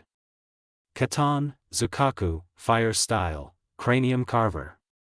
A firestorm erupted from a red mask that burst out of Kakuzu's back, and toward Sayuri's own technique. They clashed and cancelled out. Suddenly, black thread sprouted out of Kakuzu's back and formed 4 different giant masses that flanked him, each having a colored mask. Sayuri could see with her Rinnegan the different elemental affinities each creature possessed. Currently, there was a buildup of Raitun chakra in the creature with the yellow mask. Raitun, John, Lightning Style, False Darkness. Kakuzu shouted before the creature launched a powerful beam of lightning in the shape of a spear at Sayuri. The Uchiha's hand flared with Raitun chakra that manifested with the roar of 1,000 birds. Fearlessly, the girl brought her hand to meet the incoming stream of lightning. By now, her Chidori was already on par with Kakashi's Raikiri, which made it S rank and thus it easily overpowered the B rank Raitun Jutsu. She didn't stop there. Chidori Iso, Chidori Sharp Spear. Sayuri's hand crackled as shape transformation was applied to her Chidori, causing a thin but sharp line to shoot across what had once been the false darkness. With great precision and the element of surprise, it tore through the lightning mask, destroying the creature. Sayuri quickly maneuvered her hand, swiping the entire spear horizontally in an attempt to take out the rest. Of course, Kakuzu and his organisms would not make it so easy for her and jumped out of the way while launching their own jutsu. Futon, Atsugai, Katan, Zukaku. The two jutsu combined into a giant inferno that swiftly closed the distance between Sayuri and Kakuzu. At her command, ethereal purple flames wrapped around Sayuri and formed a massive ribcage that shielded her from the effects of the combination jutsu. The Uchiha poured even more chakra into the Susanoo, manifesting in the shape of a titan. The bow on its left arm was quickly knocked with 3 arrows. Taking only a second to aim, Sayuri fired all 3 arrows at once, and used a Menotejikura to speed up the one heading towards the wind mask as it would severely handicap the tactic of cooperation ninjutsu utilized by the masks. After all, what kind of technique could result from fire and water combined? As expected, the wind mask was obliterated while the fire mask's body was hit. The water mask narrowly missed the arrow. Of course, for the fire mask, the damage was only temporary as the black threads simply repaired themselves. Unexpectedly, Kakuzu's hand burst out from the ground within her Susanoo, connected to black threads which enabled Kakuzu to remotely control it. It latched onto Sayuri's ankle and quickly ripped her out of the protective envelope and straight towards a tree. She smashed into the trunk with great impact, causing splinters of wood to fly everywhere. It, Kawarimi, the Nuke-nin cursed. Katan, Zukaku. Kakuzu called once again. At the last minute, Sayuri swapped with the water mask, causing it to be overwhelmed with flames. This technique again, you're getting boring, Kakuzu, the Uchiha remarked as she initiated Amaterasu on the fire mask and took it out. Now completely disarmed, Kakuzu had no choice but to use taijutsu. The Nuke-nin threw a punch at Sayuri, who quickly dodged it and slapped it away. He spun around and struck with his other fist. The Uchiha blocked with her other hand. Seizing his left arm, she swiped a knife hand across his arm towards his head. Kakuzu deftly weaved around her strike and with ferocious speed entered her guard. Doton, Domu, Earth Style, Iron Skin. Kakuzu roared before he stabbed her chest with a diamond-edged thrust of his hand, lifting her up with his bare strength. The Uchiha gurgled as blood flowed out of her mouth from the internal injury. You have cost me much loss, Uchiha Sayuri. I confess, your title of Konoha no Raijin is well deserved. But no matter, for I have triumphed again. Your heart will be the first one to help restore my collection. Sayuri grinned, showing her bloody teeth. That was never a good sign. When you had your hand through your opponent's lung cavity, there was only one reason why he would even smile. The Uchiha before his eyes melted into nothingness.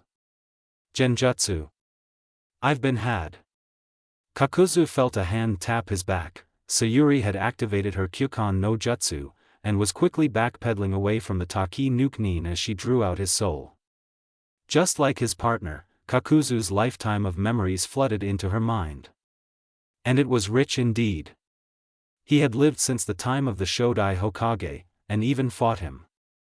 It gave her a good idea of what Naruto would be like at his prime. Of course, the information she was after was more important. Flashback. The members of the Akatsuki were in a meeting conducted over their holographic rings. Itachi, Kisame, the two of you will take charge of capturing the Yonbi Jinchuriki in IWA, and bring him back here to aim for sealing. We should be done with Yagura by then. Hi, Leader Sama, Itachi replied to the man with the Rinnegan. Haiden and Kakuzu, you two will deal with the Nanabai Jinchuriki in Taki, the man ordered. Hi. My home village Kakuzu muttered to himself. Present. She had dealt with 2 S-rank Nuke-nin, and now she knew where to go to find her brother. However, she also had to accept the fact that there was another Rinnegan user in the elemental nations. At least that explained who was the one who could conjure the Gedo Mazo, given what Naruto told her after they had defeated Gaara. Sayuri sighed. It would be a good time to cash in both corpses at the bounty office. Hokage's office, one day later. There have been reports that the bodies of Kakuzu and Haiden, two nuke from the Akatsuki, have been cashed in at a local bounty office by Sayuri, said Jiraiya. Just recently she ended Yagura's regime by single-handedly killing off the 10,000-strong loyalist army. The girl is getting extremely strong as the days pass, and I dare say she is at Naruto's level, Tsunade remarked. Jiraiya nodded. It's no coincidence that she's targeting the Akatsuki, because her brother is there. There's no doubt that she will soon find him, and fight him. We have to keep her in check, because officially she is still in Konoha's service and whatever she does will be attributed to us. To put it bluntly, she's a powerful but loose cannon, stated the Hokage. The Toad Sage agreed, but added, anything we do must be done carefully, because Naruto still has a dangerously strong attachment to her and whatever becomes of her might affect his loyalty to the village. Worse, Danzo might capitalize on the situation and sway him to his side. Tsunade sighed. It was a precarious situation, having to deal with someone outside her control while ensuring the warmongering Danzo didn't try anything funny.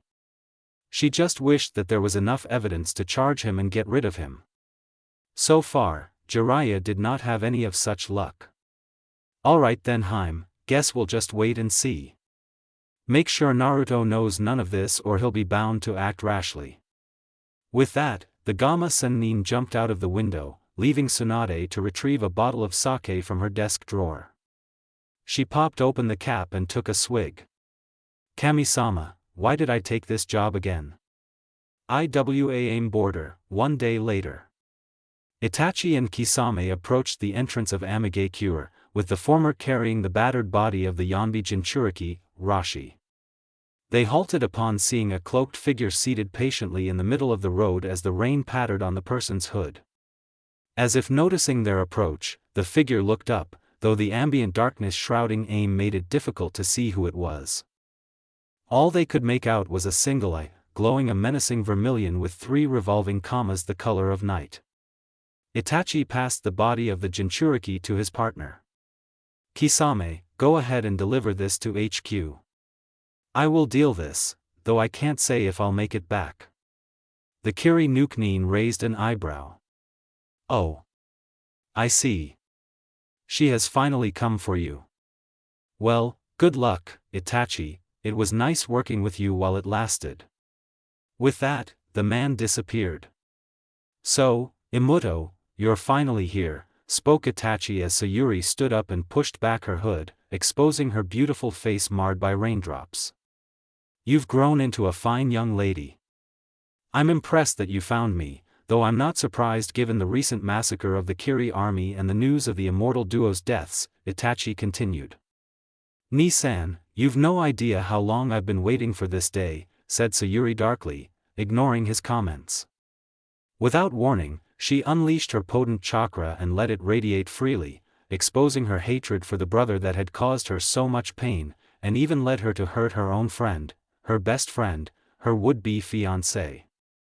The wind whipped around as her chakra continued to scar the land, creating cracks in the concrete floor beneath her. It was visible by the dark, purple aura that enshrouded her, akin to a thundercloud surrounded by flashes of lightning. It seems that you have allowed the hate within you to grow, and because of it you've achieved true strength. Suddenly, the younger Uchiha appeared in front of her brother, her sword impaling his chest. Shut up. You do not know of how I gained my power. My Sharingan was awakened from love, my hate for you merely advanced it. Because of it, I gained a power greater than the Sharingan, one most can only dream of, and this is how I know you're not showing your true self. Itachi burst into a murder of crows that regrouped further away from her. When you're ready, find me at the old Uchiha hideout in Hai no Kuni, his deep voice announced. With that, the crows took flight. Sayuri flipped her sword and deftly returned it to its scabbard as she glared at the retreating form of the crows. Uchiha hideout, later. Footsteps fell on the abandoned concrete of the Uchiha clan's outpost, echoing within the large chamber that formed the main meeting hall of the hideout. Seated on a throne of stone on a platform in the hall was Uchiha Itachi, calm and poised. Well, Nii-san, are you gonna run away again? Asked Sayuri. Itachi didn't reply. I want answers. Why did you massacre our clan? I've told you before, and I'll say it again, Sayuri. I did it to test my strength, and the clan proved to be disappointingly weak. His sister growled. You. What did they do to deserve it? What about Ka-san? Tu-san? At this point, her blood was boiling and just like before, her purple chakra flared. They were the same. Foolish Uchihas, the cursed clan that loved to flaunt their power. A clan so bound by hatred, with a history steeped in blood. Don't you understand, Sayuri? The instant you entered this world, you were destined for a life of bloodshed. But I will be the one to be free from the curse of hatred.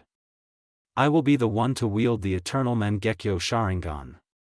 Itachi ranted in an almost maniacal craze. Sayuri exploded in a fit of unbridled rage. And you're any different?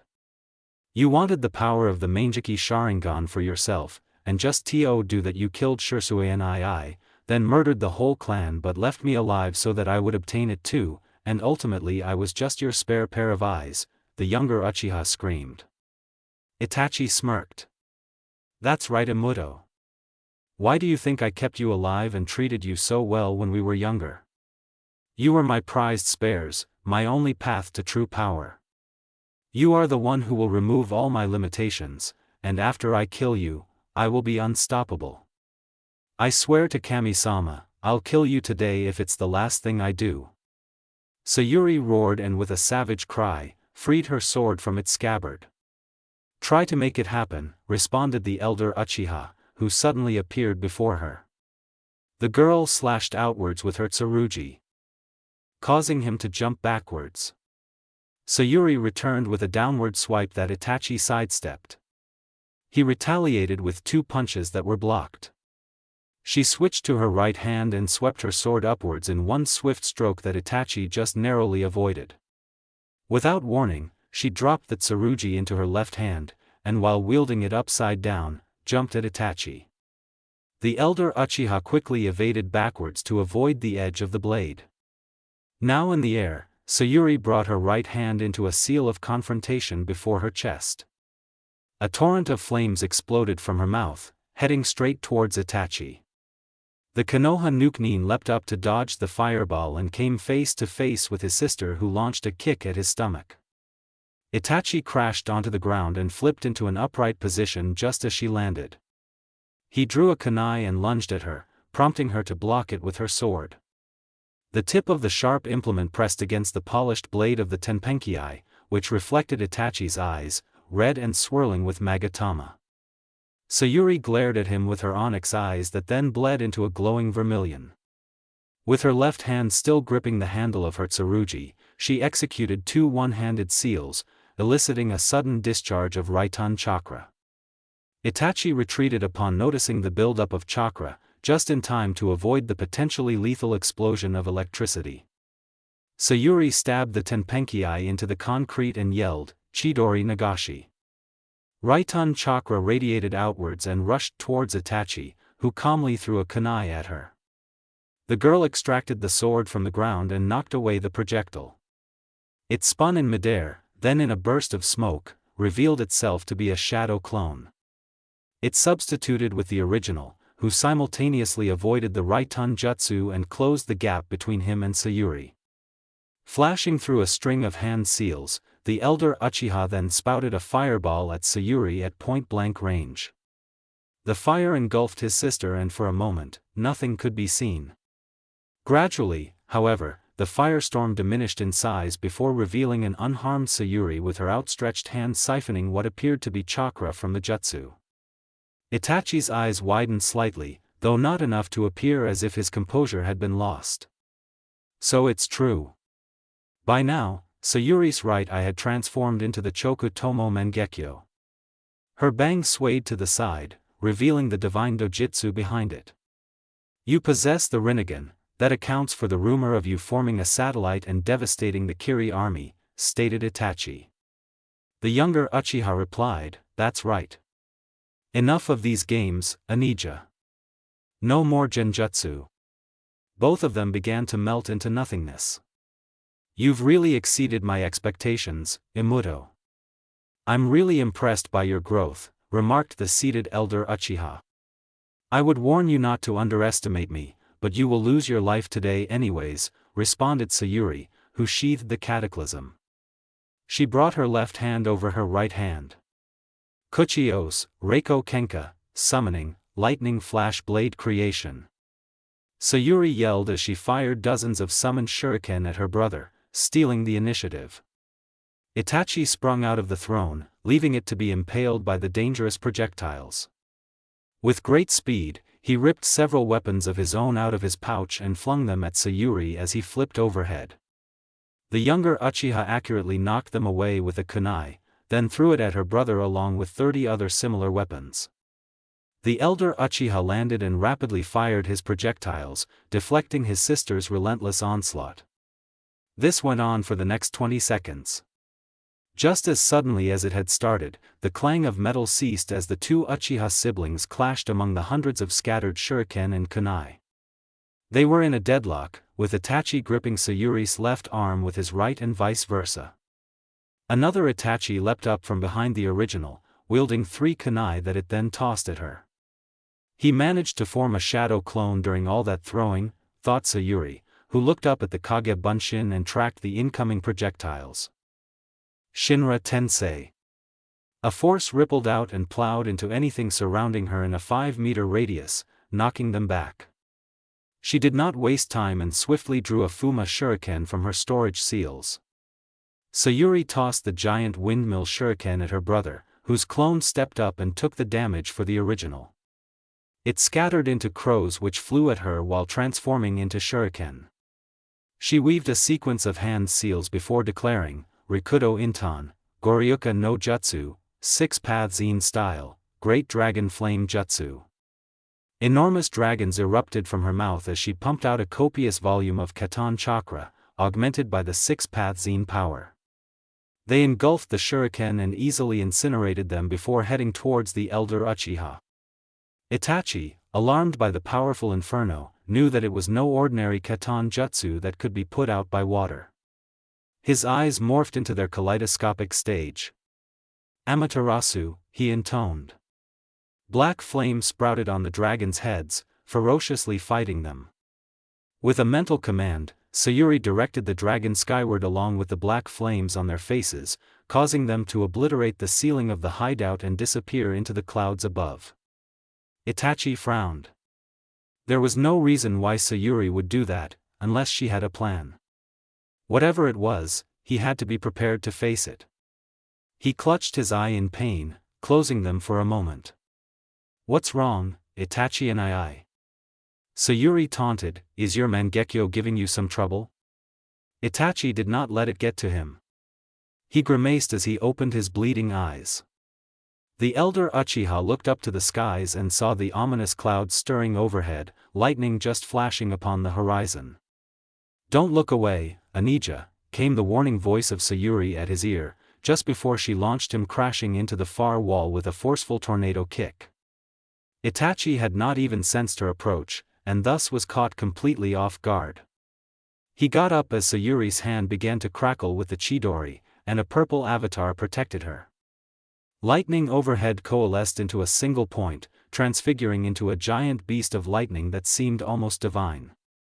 Its red eyes and intimidating face was enough to drive Itachi to action.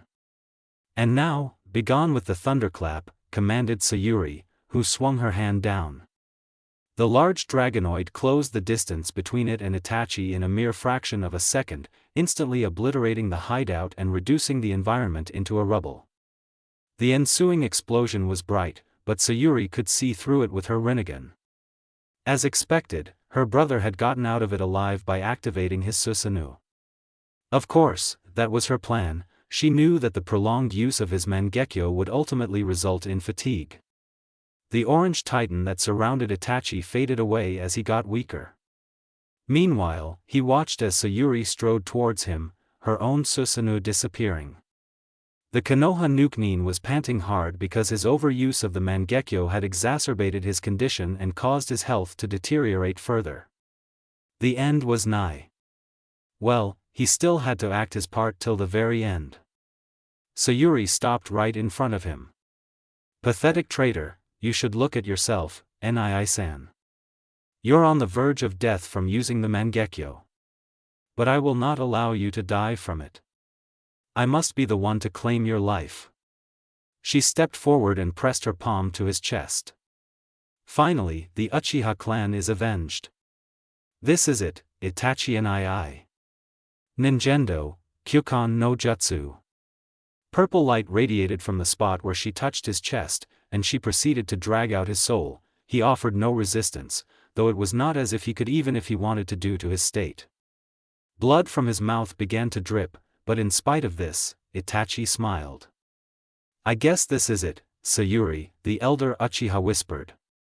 Good riddance, Sayuri spat, before she completely yanked out his soul. Itachi's corpse collapsed to the floor with a loud thud. His lifetime of memories entered her head. Flashback. What happened to you, Shursui? Asked Itachi in concern. Clutching his bleeding eye socket in agony, the other Uchiha replied as he panted heavily. That. Danzo, he got one of my eyes. Itachi growled. That man can't be trusted. He wants the power of Kotoeme Tsukumi for himself. Shursui nodded. Knowing him, he'll come for my left eye next, said Shursui, that's why I'm entrusting this to you. As he said that, the Uchiha gouged out his left eye. Itachi was shocked. But why? Maybe Danzo was right. Changing the mindset of the leaders won't change the whole clan's sentiments. But I believe you can do it, Itachi. You're my best friend and the only one I can count on. Protect the peace of the village and the Uchiha name. Free our clan from the curse of hatred. Shursui pressed his remaining eye into Itachi's hand. The younger Uchiha accepted it reluctantly. Wait then dash. This is goodbye, Itachi-kun. Don't join me too soon, said Shursui with a smile, right before he leapt off the cliff and drowned in Naka River. Itachi cried as he watched his first and only friend commit suicide before him. And it had the intended effect Shursui had planned for. Itachi's Sharingan matured into its next stage, the Mangekyo Sharingan. Present. Sayuri was shocked, just as her brother was all those years ago. Itachi had not murdered Shursui? And what was this about the clan and the peace of the village? Flashback. Itachi knelt before the honorable elder Shimura Danzo. Danzo-sama. I believe there is still a way dash. Stop Itachi. It is pointless. There is no outcome that can see the Uchiha clan's survival, declared the elder. I'll give you a choice, Itachi. Either you support the Uchiha coup d'etat and have the whole clan, including Sayuri, killed in the ensuing conflict, or you can accept the assignment to wipe out the clan before the coup starts and be allowed to spare your little Immortal. Itachi grimaced, but the choice was obvious. The Uchiha stood up. It will be done. By tomorrow morning, the Uchiha clan will cease to exist. Present. Sayuri's eyes widened. Just. Was going on?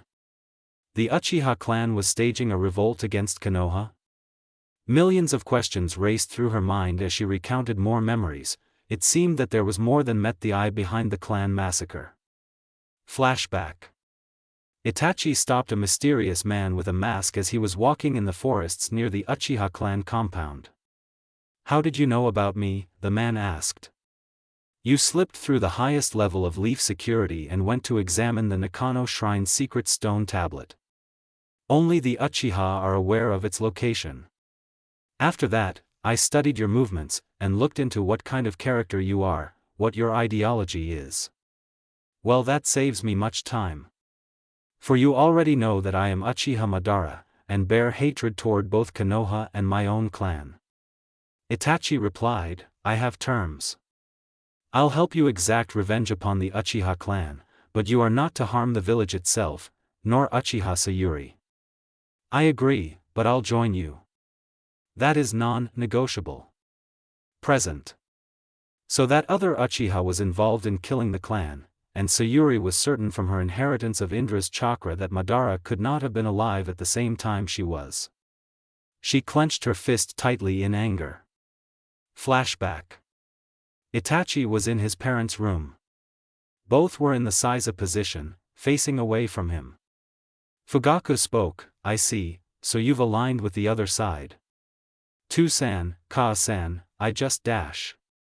We already know, Itachi, interrupted Mikoto. Fugaku continued, Itachi, just promise me this, that you'll take care of Sayuri. Tears welled up in his eyes, and his hands began to shake uncontrollably as he held the sword that was about to taste the blood of his parents. I will. Do not fear it. This is the path you have chosen. Compared to yours, our pain will be over in an instant. Our philosophies may differ, but I'm still proud of you, you're truly a kind child, said Fugaku. Itachi steeled his resolve and completed the deed. As he stood over the corpses of his parents, his little sister burst into the room. Ni-san. What terrible person could have done this, cried a young Sayuri. Painful as it might have been, Itachi gazed at her with his tearful eyes that took on the form of the Mangekyo Sharingan. Tsukuyomi. After leaving his sister behind with carefully planned parting words, Itachi sent a crow clone to Danzo to threaten him with the leaking of the leaf's secrets should Sayuri ever come under threat. Meanwhile, the original headed to the office of the Hokage. Hokage-sama, it is done, Itachi reported with a bow. Hiruzen was sad that someone so young had to take on such a huge burden, but knew it was necessary. Thank you Itachi, you have done a great service to the village, said Hiruzen. Itachi stood up. My mission is far from complete. I'll be infiltrating the Akatsuki under Jiraiya-sama's orders, so I'll be sending some information back from time to time. But above all, I beg you to take care of Sayuri for me, Hokage-sama, pleaded Itachi. Hiruzen smiled sadly. It will be done.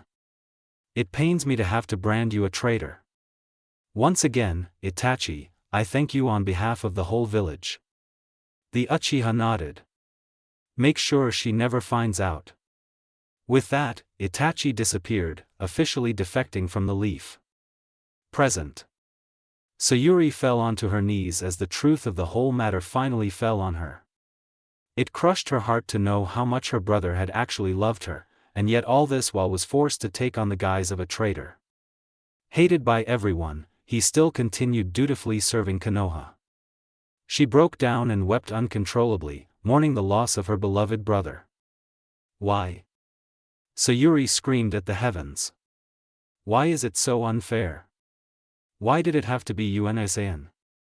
Why did you leave me alive? How was I different from the rest? I should have died along with everyone else, but you just had to shoulder this whole thing upon yourself. Sayuri wailed as she pounded the body of Itachi with her fists. She sobbed painfully into the chest of the corpse as she gripped the cloth of his shirt, her tears wetting the already soaked cotton further. The rain she had induced beat down on her, almost like the sky was mocking her, reminding her that everything that had transpired was of her own doing. Raindrops rolled down her face, coalescing with her tears. At some point, she could no longer tell the difference, nor did she care. Sayuri suddenly had a horrid vision of the past, a memory that had returned to haunt her. Flashback. Are you fighting for your own sake? Or to protect others? Haku asked. Sayuri's gaze softened. I don't really know. I guess I fight to avenge my clansmen, but at the same time I also protect the people I love from being harmed by what I do. The girl nodded sympathetically. That's something I understand. It's a different kind of love, and it must kill you inside to be hated by the one you love, because to protect them you must be the villain, huh? Well, you're still fighting to protect someone precious to you, and that's something I respect even greater because you sacrifice more than anybody to protect everybody. Present. At this moment, she just felt very empty. She had lost all sense of purpose. That was when Sayuri realized the flaw in her revenge. She had been so focused on killing her brother that she had lost sight of the bigger picture. Everything else had been scrapped, given up in pursuit of the perceived ultimate goal of revenge. So much so that she had even hurt Naruto, and now she truly knew that it was for naught.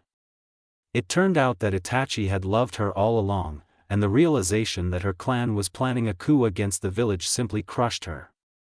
Her heart ached, for she had hurt the person whom she loved, just to kill the other person who loved her. Why? Her voice softened now, as she collapsed onto the floor weakly. Sayuri's mindscape. Indra was concerned. After exacting revenge, the curse of hatred was running weakly through her veins. However, he realized just what it would take to get her back on track. Sayuri, this is all the village's fault.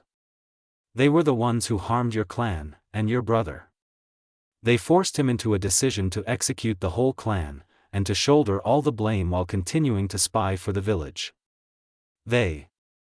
All the benefits from the Uchiha clan.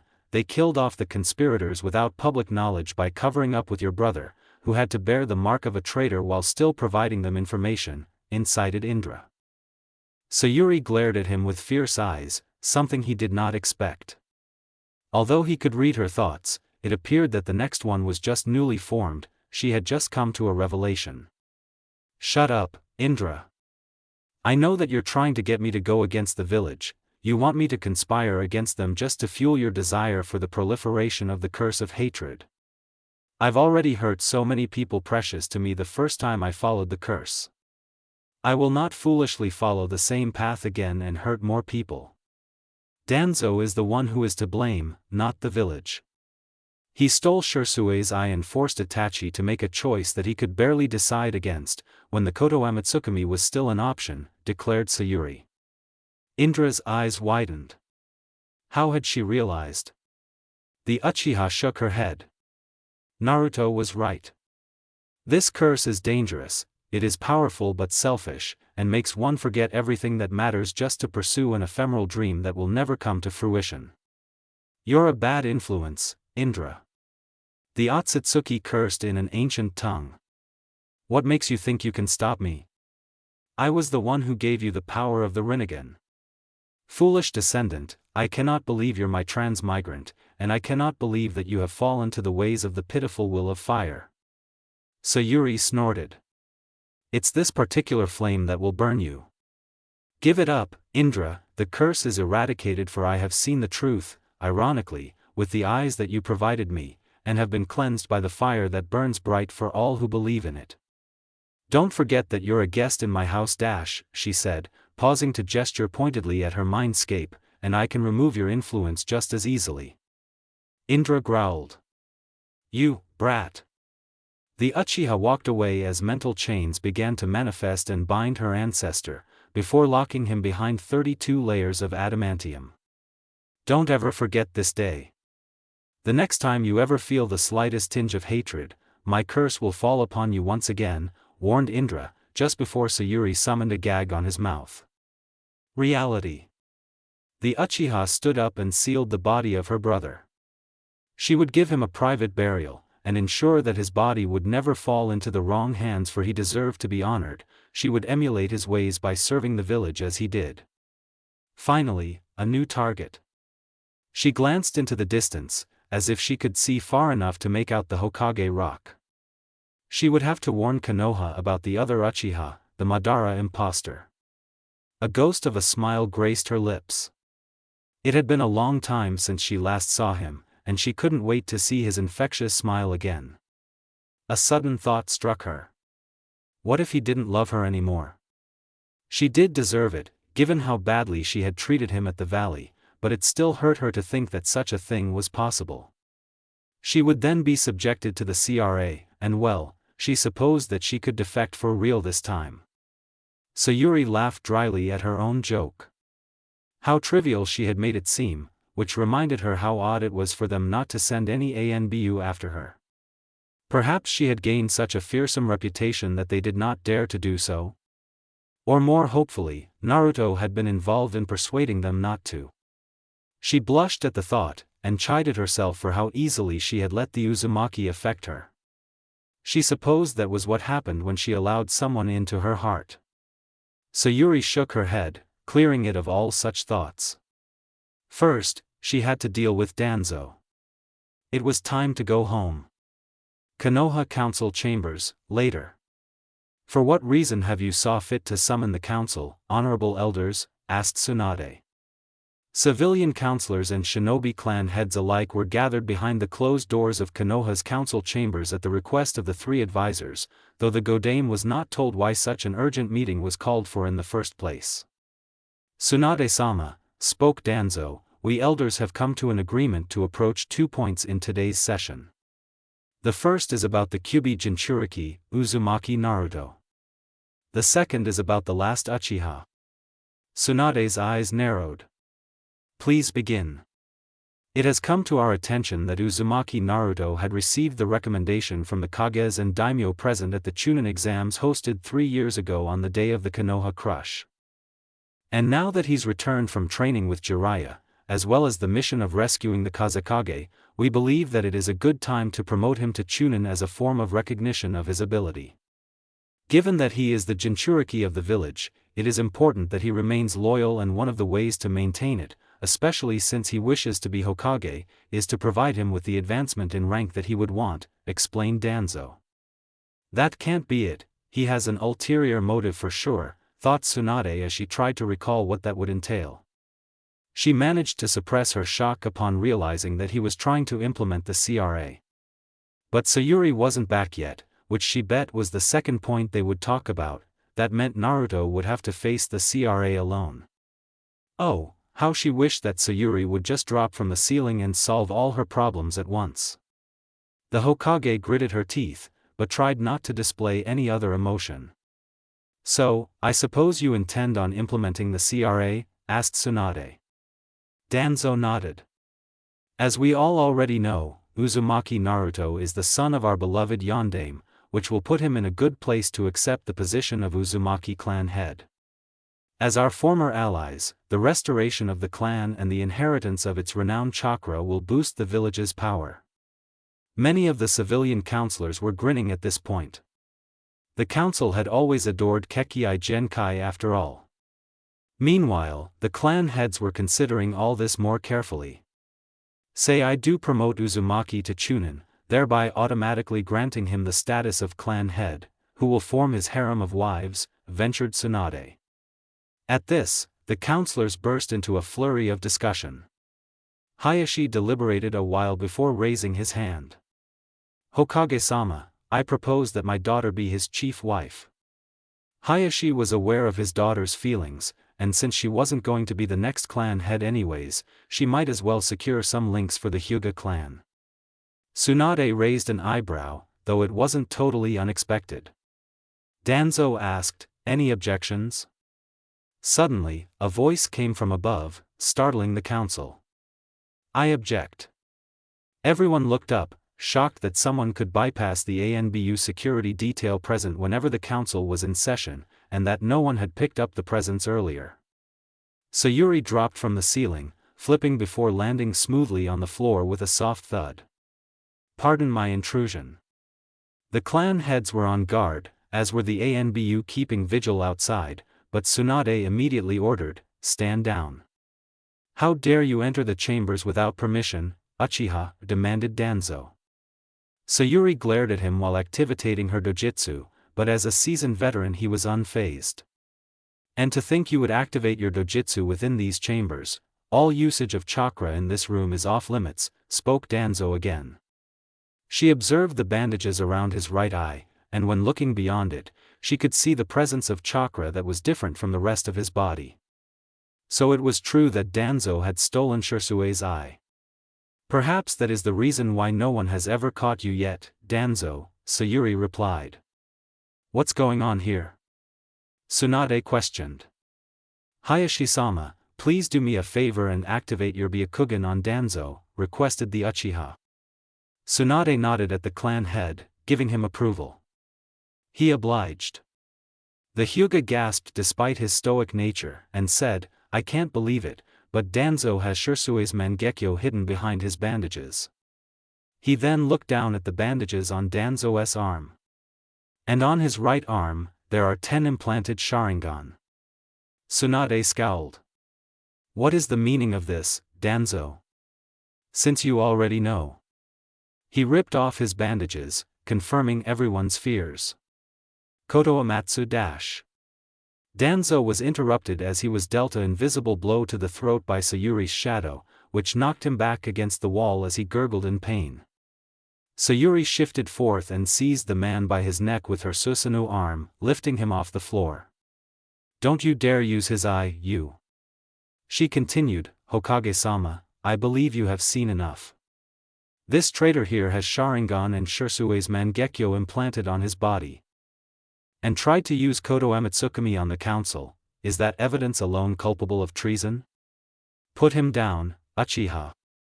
What do you think you are doing? Said Hamura harshly. Don't get me started. Danzo manipulated my brother into killing the Uchiha clan by stealing Shirsue's eye, and forced him into the decision by removing the option of using Koto Amatsukami as well as threatening him with my life. Well, you made a mistake, Danzo. You left me alive. Sayuri roared, her killing intent flooding the room.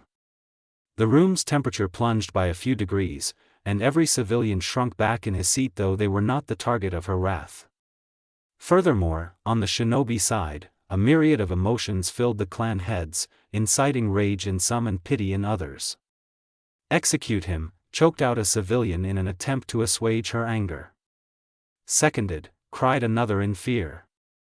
What are you talking about? Stop making baseless allegations, shouted Koharu. Silence. Tsunade ordered.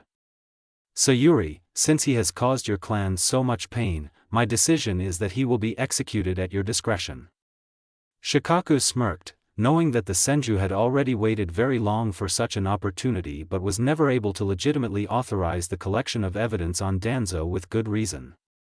It appeared that Sayuri was just the right person needed. Thank you, Hokage-sama, responded Sayuri.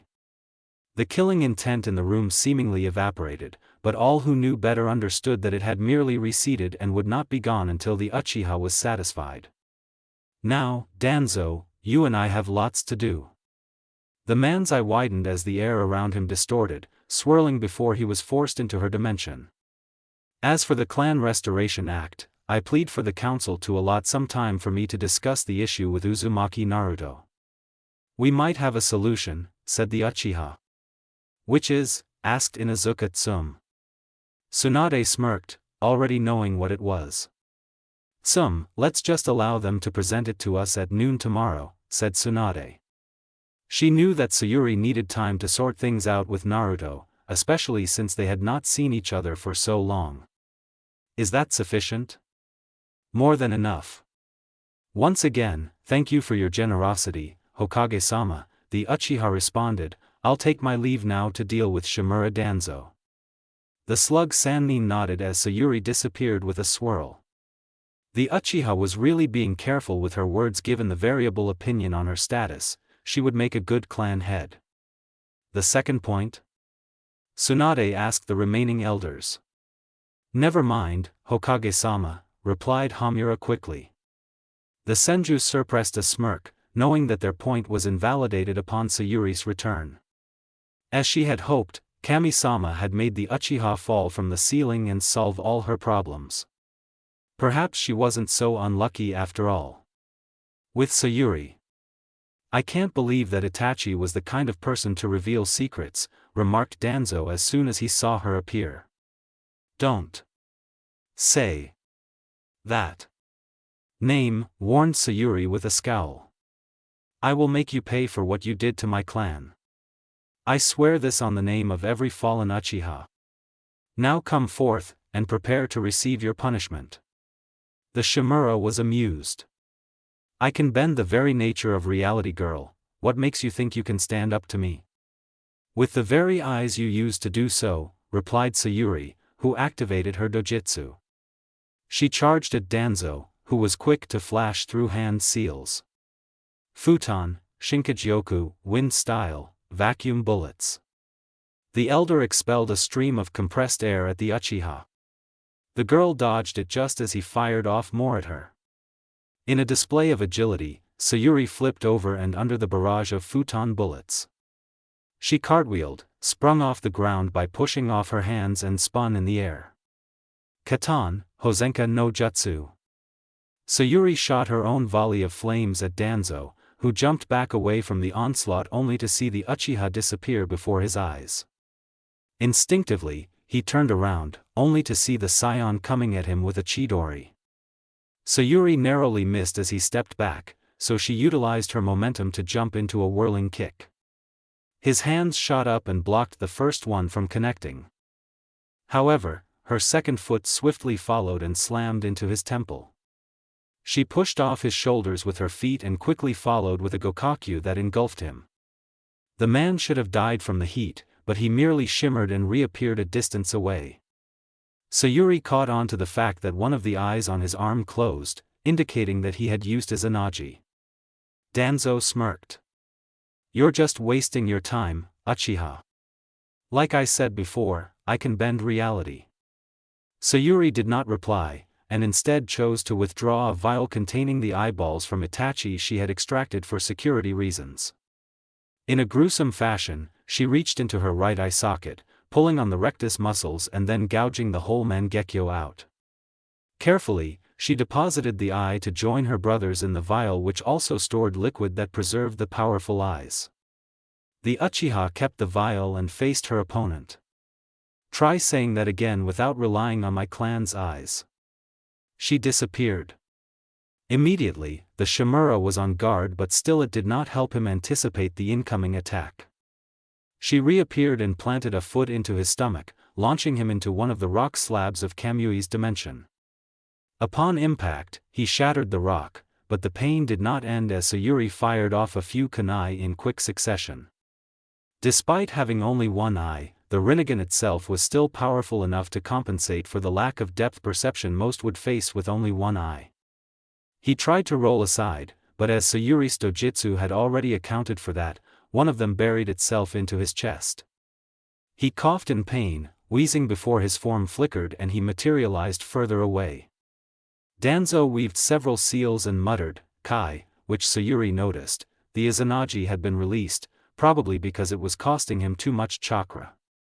He then grabbed a shuriken and pumped futon chakra through it, transforming it into a giant, razor buzzsaw.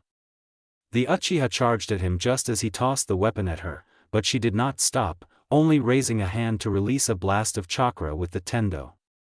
The shuriken reflected back along its original path, heading towards Danzo. The man flipped over it, but that was a terrible error as Sayuri closed the gap between them in that time and threw a fast punch to his head.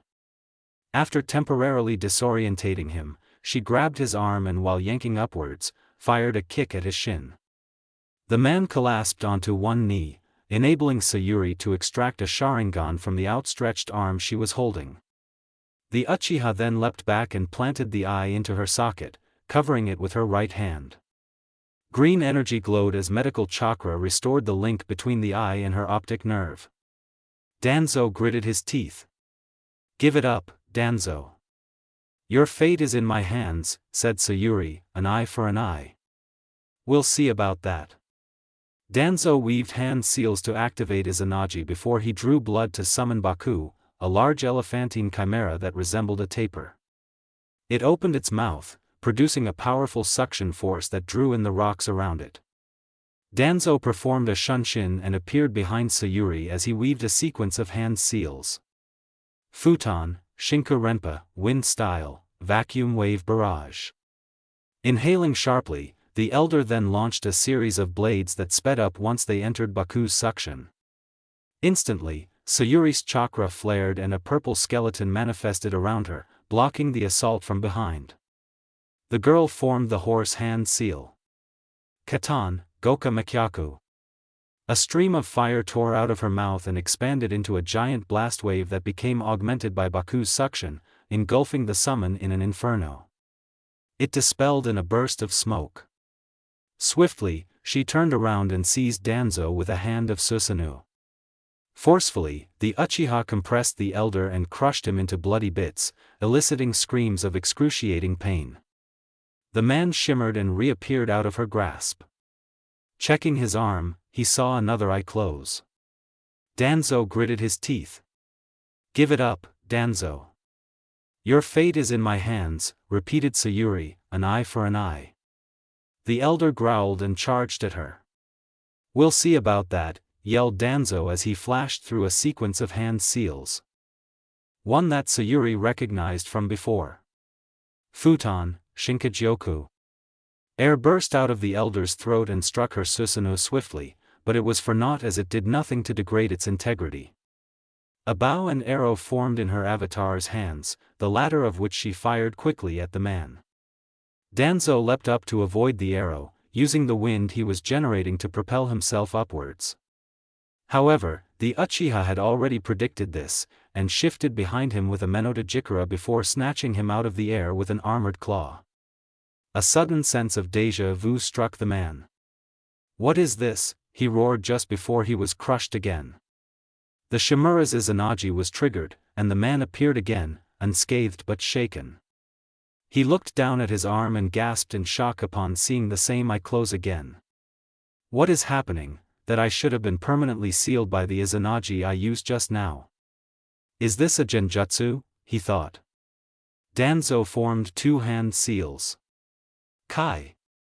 It's meaningless. Give it up, Danzo. Your fate is in my hands," Sayuri stated.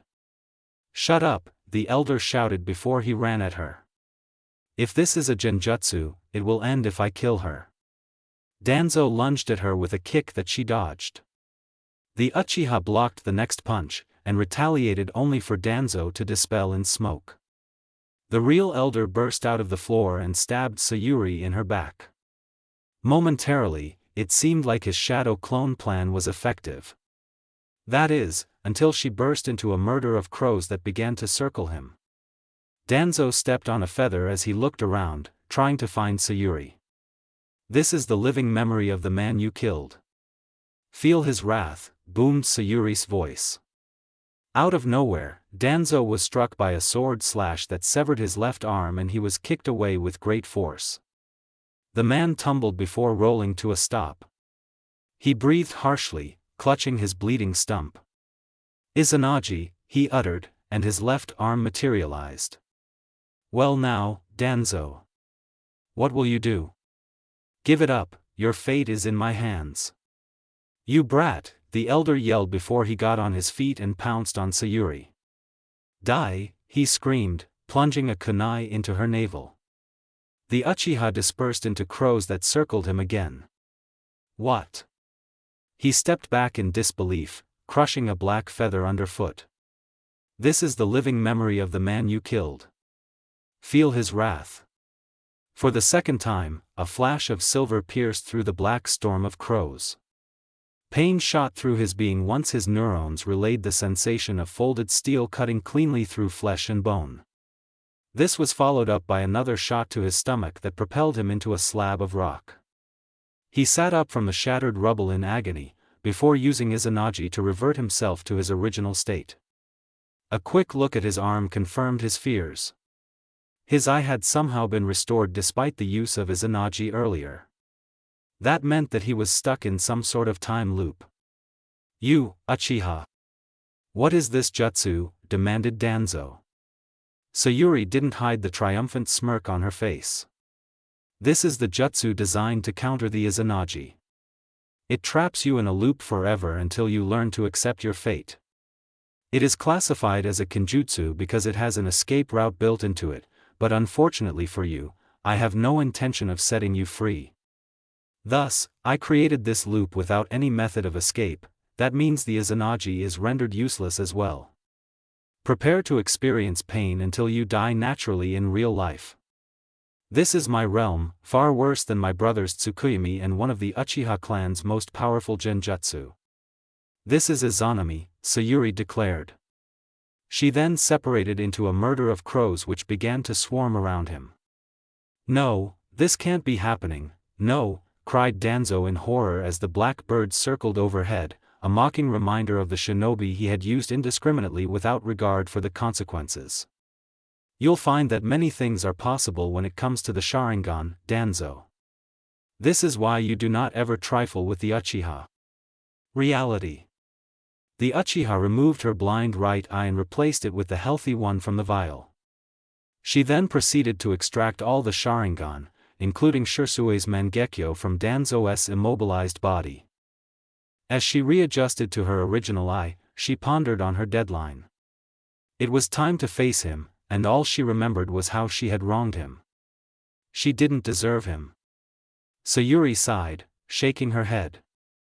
Only time would tell, she would only worry herself like this. Now, she could only hope for the best. Hokage Rock, Yandame's head. A lone figure sat atop the fourth Hokage's head in the windy night. Compared to the bustling nightlife below, it was peacefully quiet up here, precisely why it was his favorite spot. The Uzumaki looked to the moon. That feeling he felt earlier, it was something that he had not felt in 3 years. He doubted himself, but at the same time, he truly wished that he had not been mistaken. It was the other half of the Rikudo Sennin's power. It was improbable, yet unmistakable. His breath hitched as her chakra suddenly registered on his sensory range, approaching him quickly. A shadow fell on the surface of the rock and grew bigger by the second, just before Sayuri landed next to him. Naruto got to his feet. Sayu dash. The Uchiha threw her arms around him, cutting him off abruptly. He fell silent once he sensed the negative emotions dwelling in her being, fear and uncertainty. Even without his power, he could tell from the wetness on his shoulder. She was crying. Tadadaima, Sayuri managed to choke out between sobs. Naruto smiled gently. Okiri, he whispered as he wrapped his arms around her, reciprocating the embrace. I really missed you. The Uchiha was surprised that he had not broken the hug yet, given what she had done to him. Like how fresh cookies on a baking tray warmed oven mitts, his warmth enveloped her, inducing an inexplicable sense of comfort. What's wrong, Sayuri-chan? The Uzumaki asked as he rubbed her back soothingly. I'm so sorry. I'm sorry for everything I did. I'm sorry for hurting you. I was wrong. My revenge led to nothing, except the death of the brother who loved me. I was so foolish. I don't even deserve this. I don't deserve dash. Naruto suddenly gripped her shoulders and made him face her. He placed his right finger on her soft lips, startling her. Sayuri-chan, the only thing you never deserved was the burden placed on you. No one should have to take such a huge load on their shoulders alone. I'm here to help you, to be with you every step of the way. And rest assured, I know why you did what you did. It wasn't your fault, but Indra's. What matters is that you're here with me now, and I'll always be here for you. With those words, he sensed her anxiety ebbing away. She smiled gratefully as her cheeks flushed with blood into a rosy red. And I'm here to stay. Thank you, Naruto-kun. I don't know what I did to deserve your love, but know that I love you too with every fiber of my being. Thank you for always being there for me, for accepting me even after everything I did. Naruto brought his hand to her beautiful face and wiped off a tear with his thumb. Please don't cry, Sayuri-chan, you look better with a smile on your face. Sayuri's lips turned up in spite of her tears, before it transformed into a full-blown laugh. Only for you. Then she paused, and took a step back. I suppose it's now my turn to ask. I want to spend the rest of my life with you, and for you to be the first and last thing I see each day. Will you marry me? Proposed Sayuri, the hopeful tone in her voice evident. The Uzumaki laughed aloud, causing her to falter. Then her expression turned to one of annoyance. What's so fun dash? He grabbed her arm and pulled the girl he loved towards him. Naruto leaned in, and captured her lips with his own in nothing but pure affection. Sayuri was caught off guard and blushed even harder than before, but eventually pressed back with as much fiery passion as Naruto. He pulled away. I believe you have your answer, Uchiha Sayuri. Uzumaki Sayuri, she corrected playfully. Naruto chuckled. When will the wedding be? As soon as possible, the girl replied. We'll have to inform the council tomorrow morning for them to lift the CRA. The blonde waved his hand dismissively. Let's worry about that tomorrow. For now, do you want me to show you around the Uzumaki compound? Sayuri nodded eagerly. Follow me, said Naruto, who proceeded to leap off the rock face and land on the nearest rooftop. The air shifted as Sayuri entered the space next to him with her dojutsu. The Uzumaki pouted. I forgot you could do that nifty little trick. Sayuri shrugged, then followed him as he weaved through the winding streets of Konohagakure. Uzumaki compound. Here we are, announced Naruto, gesturing his hands at the comfy-looking residence. Do me a favor, and press your finger on this seal, requested Naruto as he flashed through a sequence of hand seals. She did as asked, guessing that the Uzumaki was adding her fingerprint to the seal so that she would be able to enter the compound at will. The gate unlocked with a whir of mechanisms, and swung open. Come. Naruto ushered her onto the stony path that led to the front door of his house. The two-story residence was unassuming, and was smaller than the Uchiha compound. However, upon entry, it was admittedly more cozy and had a warm vibe to it. The Uzumaki gave her a tour of the house, which was well equipped with many facilities. Naruto then brought her back to the living room and sat her down on the large sofa. Would you like tea? Asked the blonde. Sayuri nodded, and watched patiently as her fiancé went to prepare it in the kitchenette. Things were progressing well so far, and it was far better than she had expected. Far better than she deserved, she thought with a slight tinge of guilt. It faded away as soon as she remembered what Naruto had said earlier, but she doubted she could ever get rid of it totally. Sayuri. Started Naruto, gaining her attention as he set the teacups down. How were the past 3 years? I've heard many things about you, but I think it'd be more interesting to hear it straight from you. The Uchiha took a sip from her cup, and replied, well, as I'm sure you heard, I became famous as Konoha no Raijin soon after I left. I journeyed to Nami and rented a house from Tazuna. Naruto's interest was piqued. To think that she actually returned there. The house became somewhat of a base, and I carried out my training around there. Every week or so, I would take one or more assignments to hunt down Nukenin and earn some money to sustain myself. I became renowned for my lightning techniques, and my reputation kept the bandits away from Nami, so the people were happy about it too. I even taught Inari some basic taijutsu, and I was sort of like an adoptive sister, I suppose. Anyways, Shinho Akiba heard of my exploits and saw that my sword was getting worn, so he offered to replace it with the Tenpenkiai, recounted Sayuri as she grasped the sword fondly. Recently, I fought in the bloodline rebellion of Kiri and tested myself against 10,000 loyalists. At the end, I was about to assist in the fight against the Yondaime Mizukage when an Uchiha used Kamui to absorb him into his dimension, and based on what you said before, I concluded that he was from the Akatsuki. Naruto nodded. What happened next?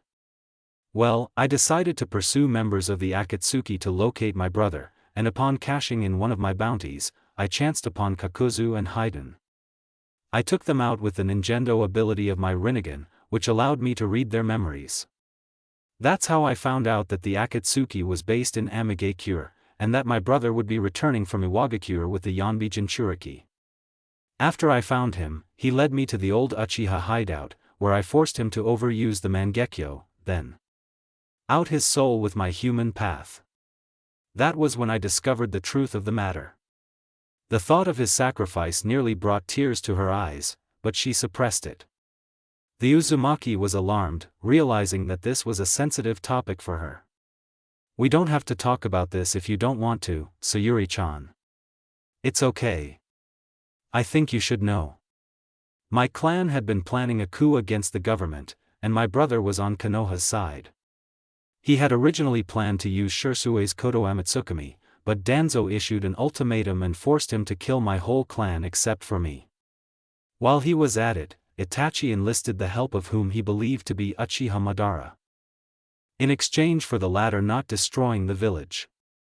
Of course, I know that he couldn't possibly have been the real Madara, as Indra's chakra could not exist in two incarnates at once. Naruto's eyes widened, recalling his parents' words to him years ago. I met my parents during the unsealing of the Hakufuin. They told me that a masked man with the Sharingan had attacked the village, and Kurama confirmed that the Uchiha in question was not Madara but was impersonating him. I think we're talking about the same person here. I see, he's certainly a dangerous man. We should warn the Hokage tomorrow, said Sayuri. Agreed. So, how about you? What did you do in the last 3 years? The Uchiha questioned. Nothing much really. I just used the time difference between Myobokuzen and the human realm to extend my training to 13 years, and focused quite a bit on mastering ninjutsu, taijutsu and fuinjutsu. Until now I still haven't been very adept at genjutsu, admitted Naruto sheepishly. 13 years? I look forward to a spar, Sayuri said. Naruto laughed. Alright then, deal. He yawned, and continued, it's getting late, let's go to sleep Sayuri-chan. But before I forget. He brought her to the study, where he retrieved the engagement ring he had gotten her years ago. I was hoping to be able to give it to you one day, and it seems like today is the day, said Naruto with a smile as he lifted her hand and slipped the ring on his fiancée's finger. Sayuri beamed at the beautiful annulus on her ring finger. He had clearly put a lot of thought into selecting its design, given the elaborate arrangement of the diamonds and tasteful color scheme. Then he began to unravel the black and red braided cord on his wrist, before she stopped him. I'd like you to keep it, as a sign that I'll always be with you. The Uchiha pecked Naruto's cheek. Thank you, Whiskers-kun. The Uzumaki blushed, and momentarily lost track of his thoughts. For the sleeping arrangements. I hope you don't mind. Naruto trailed off with an embarrassed look on his face. Sayuri smirked. Sleeping with you? It's alright, we're bound to do that anyways as future husband and wife. Naruto's already red cheeks turned scarlet and his tips of his ears became hot at the insinuation. Sleeping together in the same bed, the Uchiha corrected in amusement. Though not that I mind the former, she continued with a wink, before leaving the study and the stunned blonde for the comfort of the master bedroom. Mindscape. Ha ha ha. Kurama roared, sharing in the hearty laughter of Azura at his incarnate situation. Azura was happy that Naruto had finally found love, and it seemed that his commitment had turned the girl around successfully to conquer the influence of his brother. For now, the will of fire had triumphed. Master bedroom. Sayuri undressed and took a bath in the connected bathroom, allowing herself some time to relax in the heat of the water which served to reduce the fatigue in her muscles. As her mind became more relaxed, her thoughts drifted to the comfort of the environment. It was the first time in quite a while that she felt at home, and not just a physical house, but also the concept of belonging attached to it. She smiled as the steam rose around her. The Uchiha girl believed she would really enjoy family life, being Naruto's wife and tending to their children. At the same time, her love for battle would probably never dull. She was still a kunoichi through and through. For now, she would have to be content with what she had before her, and really, there was no reason not to be grateful for what she had. After all, it was everything she had ever wanted. A family. If she had to renounce the Uchiha name, then so be it. Her clan was as good as dead anyways, though their blood would still flow through her offspring. Sayuri stepped out of the bathtub and dried her hair, before slipping into a slightly revealing kimono which she normally wore to sleep. The girl left the bathroom and headed towards the bed, where Naruto was already seated reading a manual on fuinjutsu. His shirt was off, so this time it was her turn to blush at his well-developed body. The Uzumaki noticed her approach and set the book aside on his nightstand. Did I ever tell you this, Sayuri-chan? You look beautiful with your hair down. Really?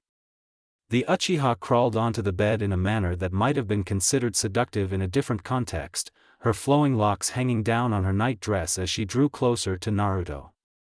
Well. She placed a finger on the midline of his abdominals, then slowly traced upwards past his navel and pectorals, before sliding up past his neck and poking him in the forehead. "You are handsome too, darling," Sayuri teased with a wink. With an amused smile, she turned on her side and pulled the sheets up to her chest, closing her eyes. Naruto's head was about to explode. A primal instinct had surged through him in those moments, and he was certain that he knew what it was. Oh Kami-sama, how was he to survive for long with this teasing wife-to-be of his? Then, a sudden thought entered his mind, manifesting as a smirk because he had just found a way to retaliate. The Uzumaki slid under the covers and snaked his hands around her stomach, which she responded to similarly, mutually sharing their warmth in the cool air of the night. "Oyasumi, Whiskers-kun. Oyasumi, Tofu-chan dash." Sayuri almost yelped as the blonde gave her soft cheek a gentle squeeze. If she had been affected by his new affectionate name for her, she dared not show it. The next morning, Naruto's eyelids lifted as the warmth of dawn enveloped him. With sudden alarm, he sat up, realizing that the bed was empty except him. Yesterday had seemed so surreal. Had it all been a dream? He calmed down as soon as he caught the scent of breakfast. The Uzumaki grabbed the blanket and quickly folded it, eager for the meal awaiting him. Naruto descended the stairs. In the kitchen, Sayuri was making onigiri. Noticing his approach, the Uchiha turned and smiled cheerfully at him. "Ohayo," she greeted. "Ohayo, Sayuri-chan." Naruto brushed his teeth and sat himself at the table. Sayuri proceeded to deliver the platter carrying the rice balls. "It's been a long while since I last tasted your food. I could never find onigiri as good as yours anywhere else," remarked Naruto as he dug in. "Well, that's what I hope to achieve by making this today," replied Sayuri as she picked up her own pair of chopsticks. Naruto sighed in happiness. "Thank you for the food." "You're welcome," Sayuri responded courteously, causing Naruto to start laughing. "What is it?" "Nothing, it's just how we're being so formal for no reason at all," replied the Uzumaki. Sayuri smiled in nostalgia. This was how it was like back in her childhood. The Uchiha clan adhered strongly to traditions much like the Hyuga clan, and everything followed formality to the letter. "And how you're so different from before," Naruto continued. The Uchiha knew what he meant. "I'm sorry, Naruto-kun. All those times I called you a loser in the academy days.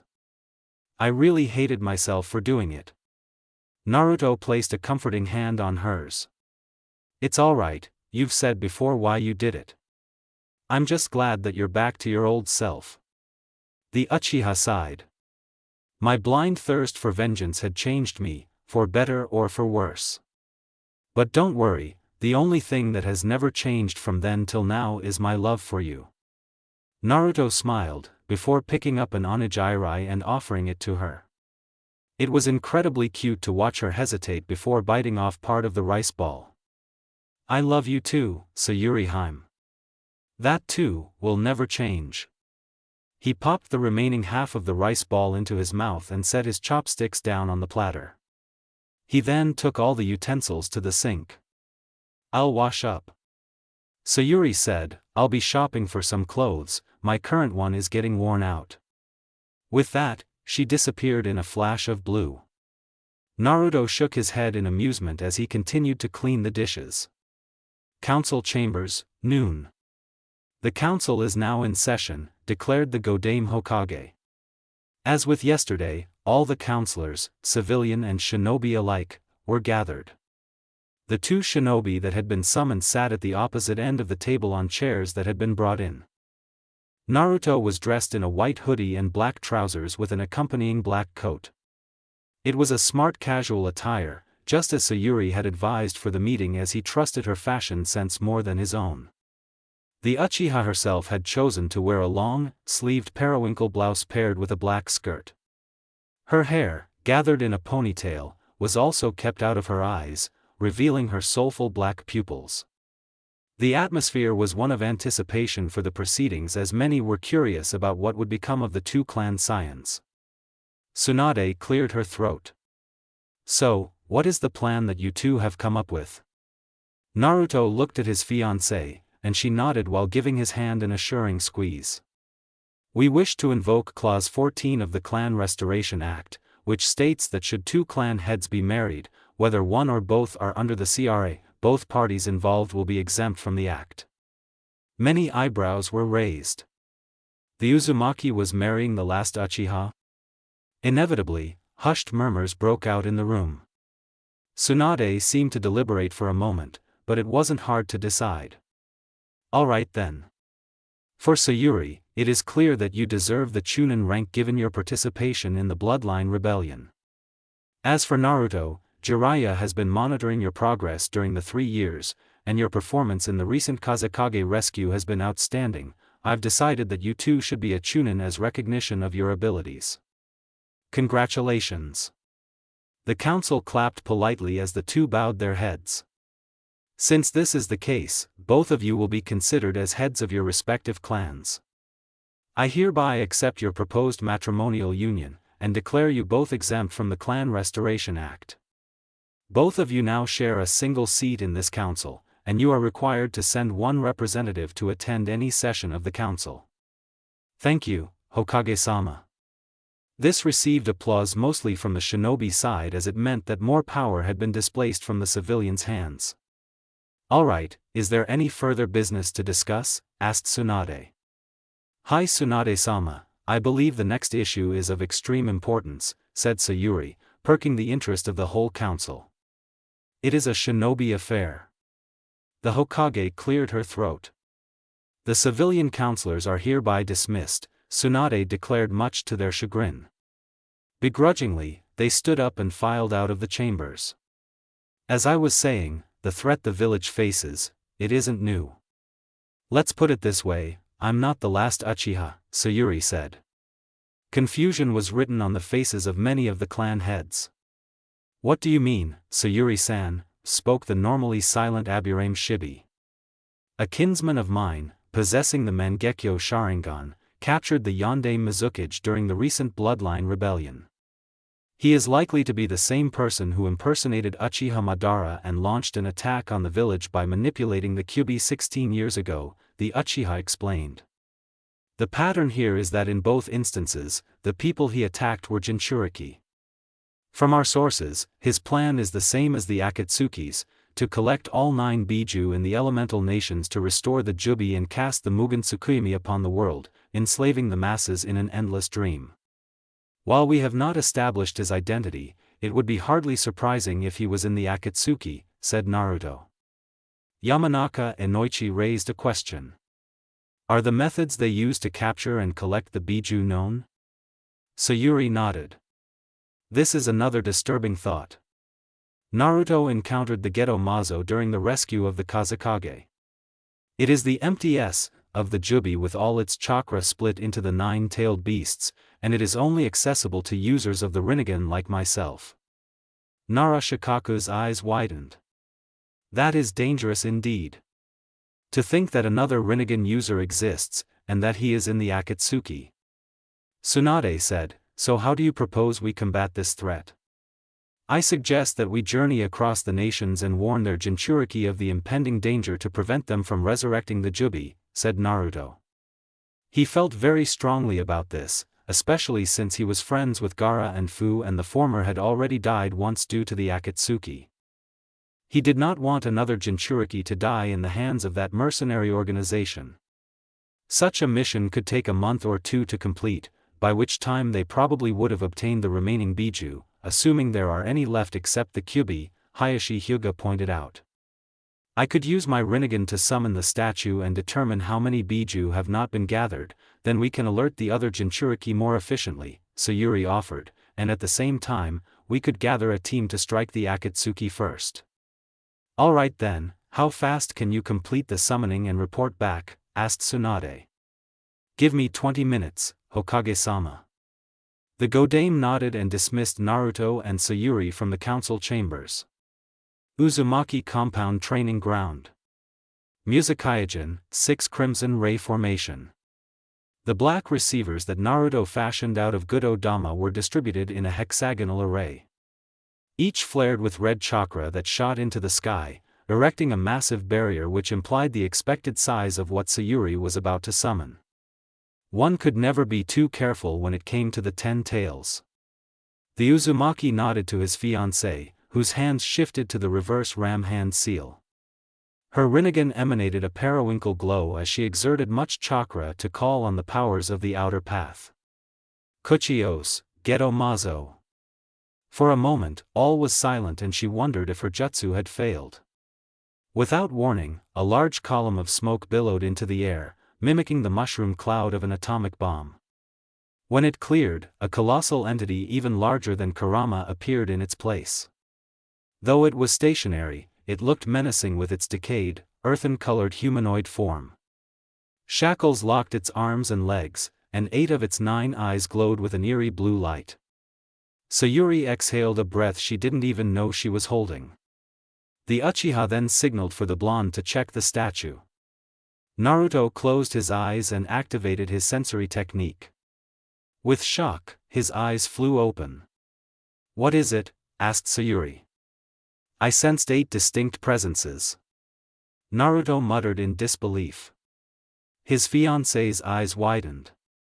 "That means dash."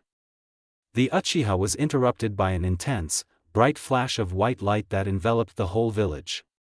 Suddenly, a high-pitched sound that she was all too familiar with rung out, followed by the distinct rumbling of infrastructure getting torn down and thrown into disarray in the distance, though the sound grew louder by the second.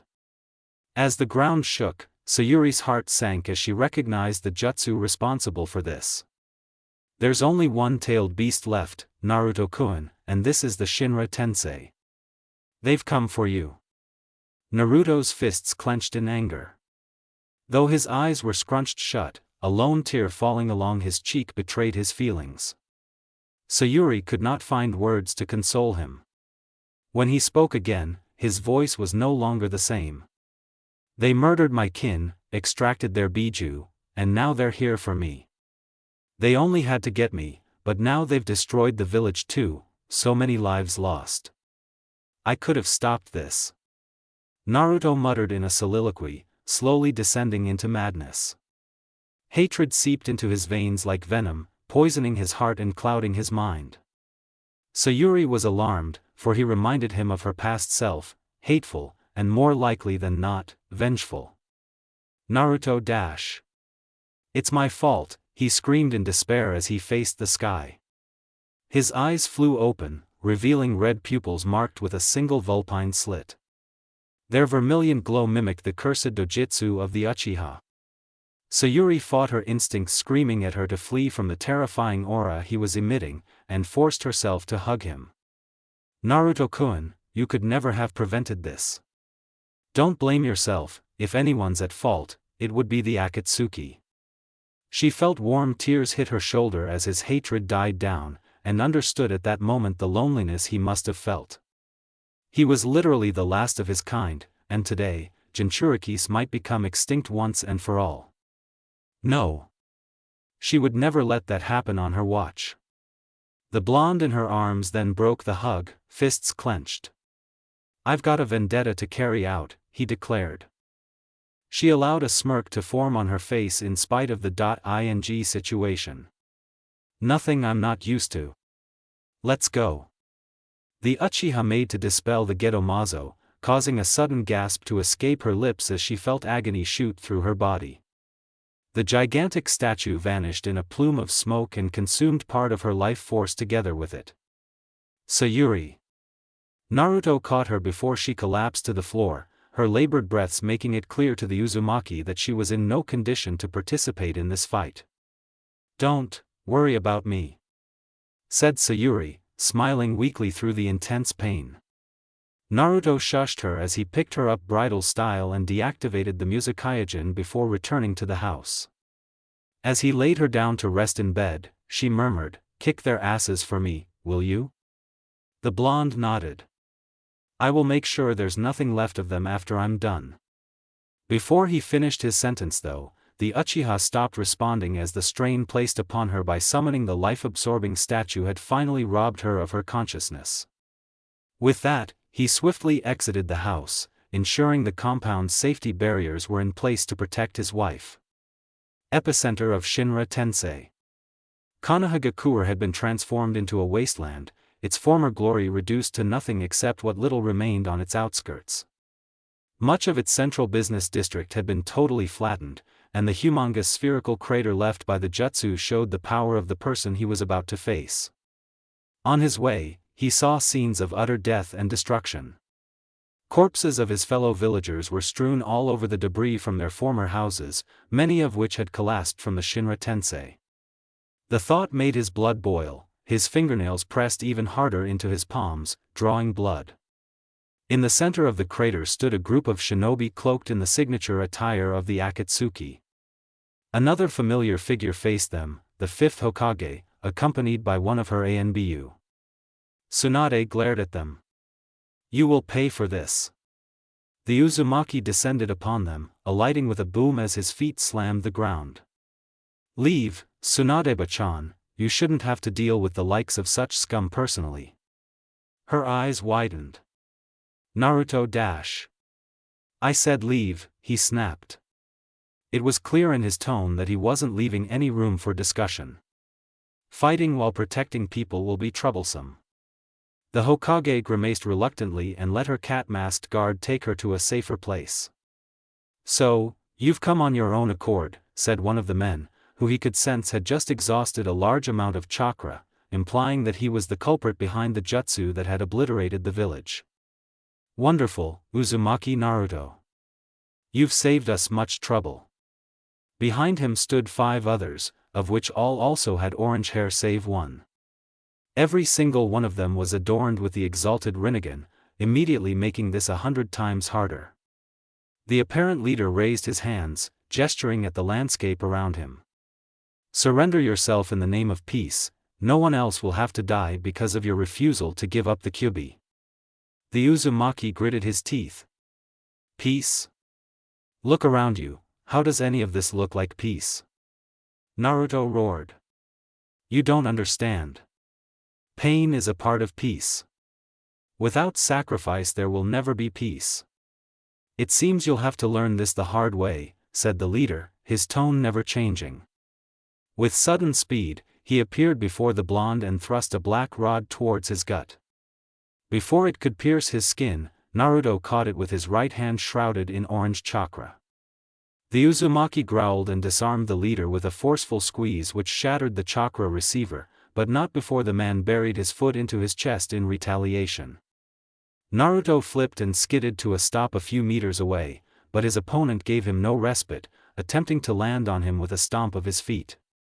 He quickly rolled away and recovered with a push-off from a handstand, narrowly avoiding his enemy's low sweep.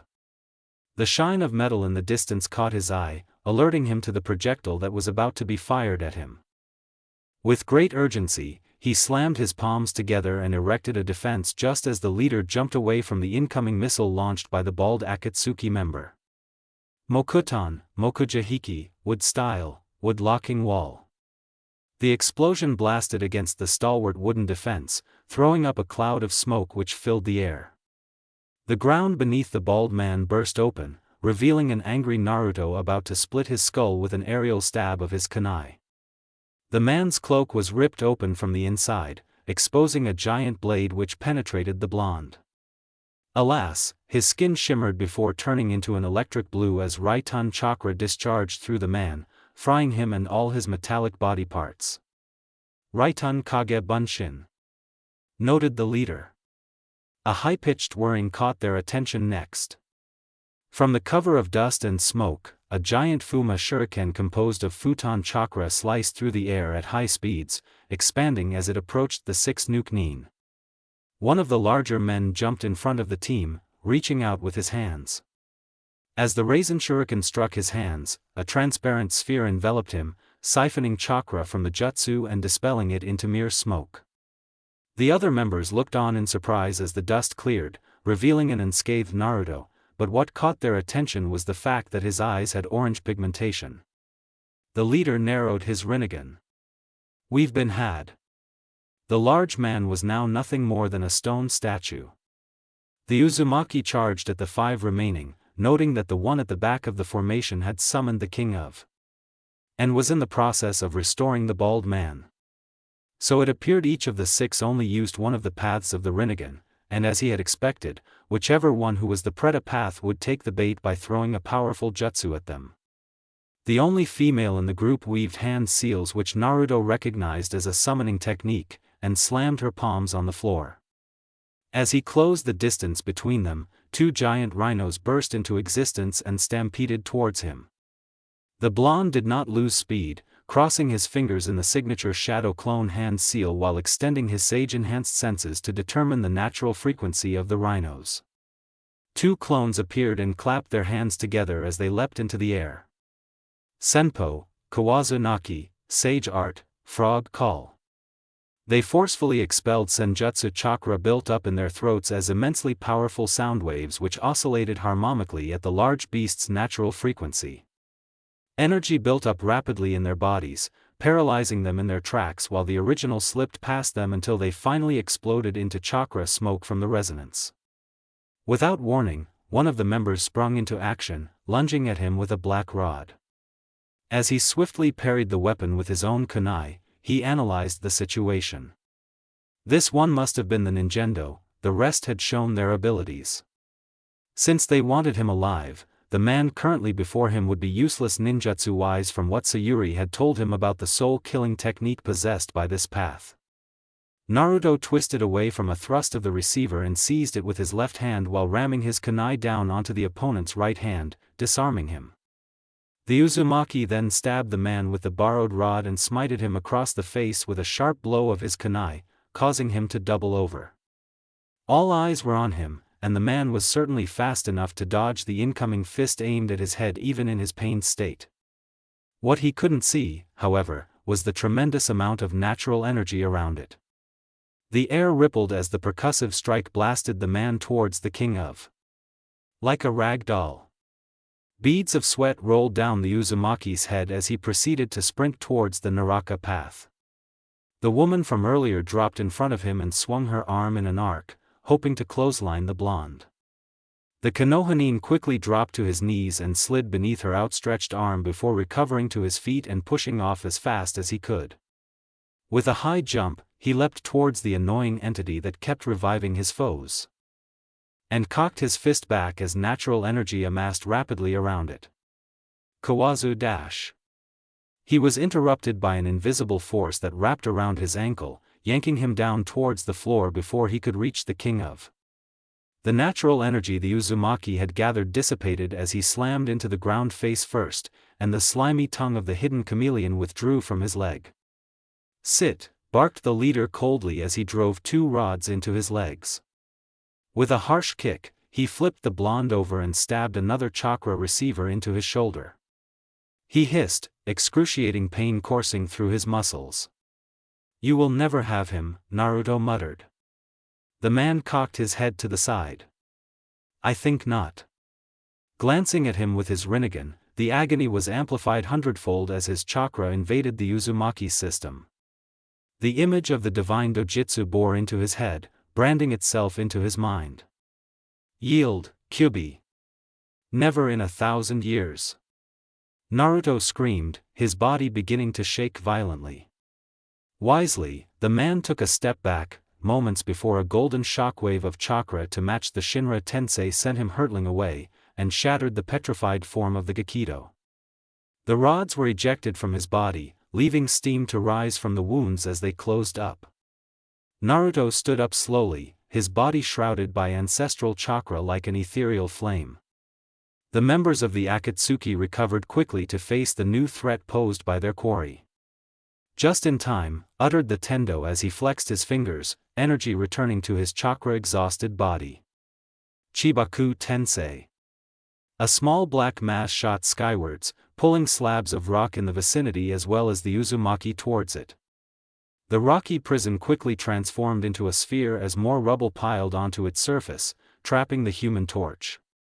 Got him. The surface of the satellite rippled before exploding, its constituent debris falling back to the earth like a mini meteor shower which pelted the flattened village. I stand corrected, said the Tendo, observing the expanding black orb which emerged from what was formerly his satellite. Just as suddenly as it had come, the jet-black sphere retracted into smaller and denser orbs which formed an arc behind Naruto's back. The levitating Konohanin rocketed towards the Jigakudo and his summon, a large spike manifesting threateningly from his Gudo-dama while airborne. The leader quickly extended his hand towards the Jinchuriki and exerted a gravitational pull on him.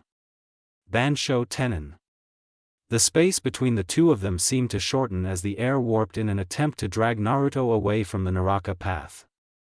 The man's purple eyes widened when the Uzumaki exceeded escape velocity and shot out of his gravitational field. With a wave of his hand, the blonde fired a volley of truth-seeking balls at the king of.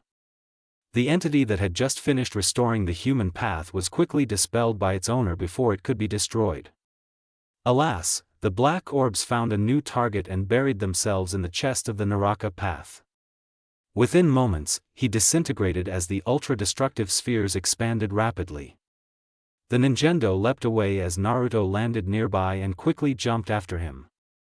He extended a chakra claw, seizing the path in mid-air. The Uzumaki closed the distance and slammed his right hand into his chest, sending the human path crashing into a crater on the ground. Without warning, the spot Naruto had contacted earlier with his palm turned dark as 4 trigrams appeared on the Ninjendo's chest. From it, black lines spurted out with a consistency like ink, forming a sphere around them. The 4 trigrams appeared momentarily on the sphere's surface before it rapidly expanded to the size of one of the faces on the Hokage rock. Without hesitation, the 3 remaining Akatsuki members got out of range of the sphere just in time to avoid everything inside it collapsing and being into the chest of the human path. As he skidded to a stop, the leader raised one of his eyebrows.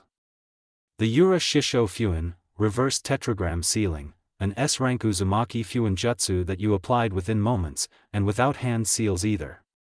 You truly are a formidable opponent. Uzumaki Naruto. The blonde was even more surprised. The seal was set to activate upon death. How the? Had it activated straight away while he was alive? Unless.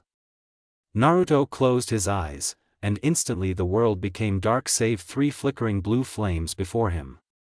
Their chakra signature was exactly the same. How had he not noticed this before? In his rage, had he been blinded? If their chakra were to be likened to rivers, the 3 Akatsuki members were tributaries. The source of this river was somewhere else. If he was right, the puppets before him were mere corpses controlled by a greater power. A high-pitched whirring tore him out of his thoughts, and when his eyes flew open, he was greeted by the sight of a large chakra-charged S on the bore of the Shirato's arm cannon. The supercharged projectile sliced through the air quickly towards him. As swiftly as his will would allow it, Naruto drew all his truth-seeking balls into a shield in front of him. A bright flash of blue filled the air, followed by a deafening boom. 7 more rockets bombarded the Gudo-dama barricade, forcing the Uzumaki to continue taking cover. Last warning, Uzumaki Naruto. Or more of this said the Shirato, pausing to fire a missile at the Hokage rock, will happen. Chakra blasted through the monument easily, wiping out all of the faces in an instant and triggering a landslide. The rocks tumbled off the side of the cliff face and crushed the buildings directly below it. No! How dare they destroy his last piece of tangible memory of his father and his adoptive grandfather? How dare they destroy his home? Naruto jumped out from his cover, avoiding the artillery S.S which now flew in an arc towards him. The black shield hummed for a moment before reappearing suddenly as separate rods which penetrated and detonated the munitions before they could hit him. Corpses should stay dead, roared the blonde, just as he disappeared. Immediately, the 3 were on guard, scanning the ruined land around them for signs of their quarry. They weren't prepared for the angered Jinchuriki to materialize suddenly before the Azura path, his right hand glowing with tremendous golden fire that was even brighter than the cloak which adorned him. It took only a second for Naruto to thrust his fist into the path's body, which immediately disintegrated upon impact. All matter that was previously behind the Shirato was displaced for kilometers and formed a humongous vacuum. The surrounding air rushed in at breakneck speeds, seeking to fill the void. Consequently, the resulting gale. The two paths towards Naruto. Kuchi-Ose no Jutsu, intoned the animal path, summoning an avian beast which they jumped on to escape the violent windstorm. The Uzumaki's eyes narrowed, his hands crossing into a hand seal. Tajukage Bunshin no Jutsu. Numerous shadow clones flooded the sky, surrounding the pair mounted on the giant bird. With a mental command, all 2,000 of said clones converged on them, massive Rasengan in their hands. Only two words boomed loudly as the assailants flew towards the paths. Shinra Tensei. The air rippled with such force that all the clones were pushed back and dispelled at once, even the animal path and her summon were no exception. It seemed like this jutsu was on the same scale as the one that had first torn Konohagakure asunder, for whatever remained in the village save the Uzumaki compound was leveled. Amazingly, one person withstood all this, and overcame it, one Uzumaki Naruto, who zipped through the air and reached the epicenter of the Deva path technique faster than it pushed outwards. The furious Jinchuriki's hands found purchase on the body of the Tendo, where black markings started to crawl all over and paralyze the corpse. Naruto stared into the purple eyes which adorned the man. Make no mistake, Uzumaki. I already have your chakra signature and will hunt you down. I will show you that you don't have to be dead to be in. Seconds later, the powerful jutsu ceased, its caster, now robbed of his connection to his puppeteer, plunged through the sky. Out of nowhere, dozens of sheets of paper enveloped the body before it could hit the ground. The fatigued blonde had no time to rest with this new threat presented to him, and quickly traced the source of the chakra which controlled the paper. He found the kunoichi in question somewhere in the distance, a middle-aged woman with blue hair and piercing amber eyes. Most striking of all were the two massive wings of paper sprouting from her back which dwarfed her petite frame. With a wave of her hand, a fleet of 1,000 paper cranes soared towards him, each one marked with enough explosive tags to destroy a house. Give up, Uzumaki-san. Your sacrifice is necessary to stop all bloodshed in this world for good, came the voice of the woman. You say this, yet you and 7 of your terrorist crew just wiped my entire village off the map. How can I yield the very entity which holds the balance, spat Naruto as he weaved hand seals. This ends now. With great concentration, the blonde released an extensive pulse of chakra through the air, casting a Fuinjutsu field which disabled all chakra within its spherical perimeter. Every piece of explosive tag in the vicinity was rendered useless, and all of the woman's paper constructs separated into loose sheets with no chakra to hold them together. The Uzumaki quickly flew towards the forests where he had located the mastermind behind the corpses, not even bothering to watch as the woman plummeted to her death without the ability to mold chakra for her wings. Western forests. Arg! Naruto screamed as he plowed his fist into a giant tree, felling it. As the bark crashed away, it was revealed to be hollow. Seated on a throne of wood inside was a man who looked like he had not eaten for days. Though his body appeared weary, his powerful eyes led Naruto to keep his guard up as he lunged at him. The man leapt out of his seat at the last moment, right before the blonde clasped it. The younger Uzumaki gave chase, pouncing on the man with a quick punch. Narrowly evading it, the older Uzumaki caught his fist and siphoned chakra from him at a rapid pace. With the revitalizing chakra of Azura, the man's hair regained its former red hue. Naruto growled as his chakra cloak disappeared, and retaliated by ripping his hand out of his forceful grip. A second arm grew out from the older Uzumaki's right side and threw a punch. The blonde deflected this second arm to the side before seizing it along with the first right arm. Stepping back quickly, Naruto dropped his body into a kneel suddenly and yanked down on his hands, wheeling the redhead through the air before slamming him to the floor. Almost immediately, the older Uzumaki's second right arm transformed into a cannon, forcing Naruto to swiftly push his arm aside as he attempted to blast him with chakra. The stray projectile flew at an adjacent tree and demolished it into smithereens. The blonde stood up and dragged his kinsman into a standing position before reaping his leg out from under him with a kick. Naruto swung him through the air briefly before letting go and delivering a harsh kick to the abdomen which propelled him in the direction of the village. The blonde rocketed through the air after him, engaging in a brief grappling match. Naruto snaked his hand past the defenses of the older man before thrusting a palm at his face. The blow flipped him over, enabling the younger Uzumaki to initiate a variant of the Kagebuyo. Naruto grabbed the leader of the Akatsuki by his ankles and wrapped his legs around his waist. With a quick spin, the two were locked in a fatal drop towards the village, with the redhead plunging headfirst. Hayabusa Otoshi, Peregrine Falcon drop. The blonde disengaged just before the older Uzumaki slammed into the rock, springing away. The latter dislodged himself from the ground while hacking from a persistent cough. The Akatsuki leader drew a long, hard breath. "Naruto, you think that you know true peace?" he uttered, his labored voice evident as he got up to a kneel.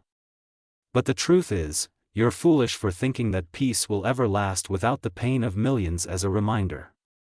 He punctuated this with a series of coughs. Naruto's eyes narrowed in fury. "Don't you dare preach about peace. After what you've done, you have no right to speak about peace." The red-haired man gave a bitter laugh. "You say this, because you are ignorant of the true nature of peace. You would not have learned about the importance of peace had you not experienced this pain today, and yet you still refuse to do what is necessary for the greater good. This is peace? The massacre of innocents in the pursuit of your deluded ideals? You'll pay for it, for every single life you took. The longevity granted by our lineage will be your curse," Naruto swore right as he placed his hands together in the snake seal. Mokuton, Jujika, wood style, crucifix. A large cross fashioned out of rough timber rose from the floor. "Do it, then. It's merely another life taken in the name of peace," said the man, a smirk on his lips in spite of what was to come. "Shut up," Naruto demanded, amassing Mokuton chakra in his right hand. A long whip of interwoven branches materialized in his hand, strewn across it were shards of bone and metal. The blonde began to scourge the older Uzumaki, administering dozens of lashes which shredded the flesh of his back and reduced it to an unrecognizable mess of blood and ribbons of tissue. Throughout it, the man let out howls of agony, so loud that they could be heard by all throughout the village who were still alive.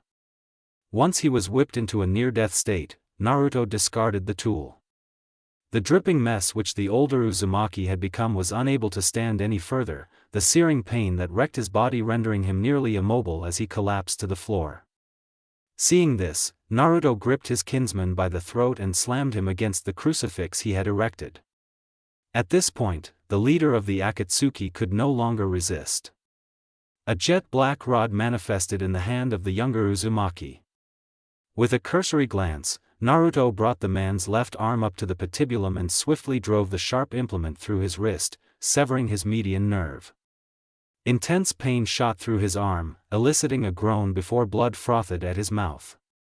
A second rod was buried through his right wrist and into the hard wood, securing the older Uzumaki to the crossbar. Blood spilled out of his mouth in gory fashion, but even so, the man gazed at the blonde defiantly with his rinnegan.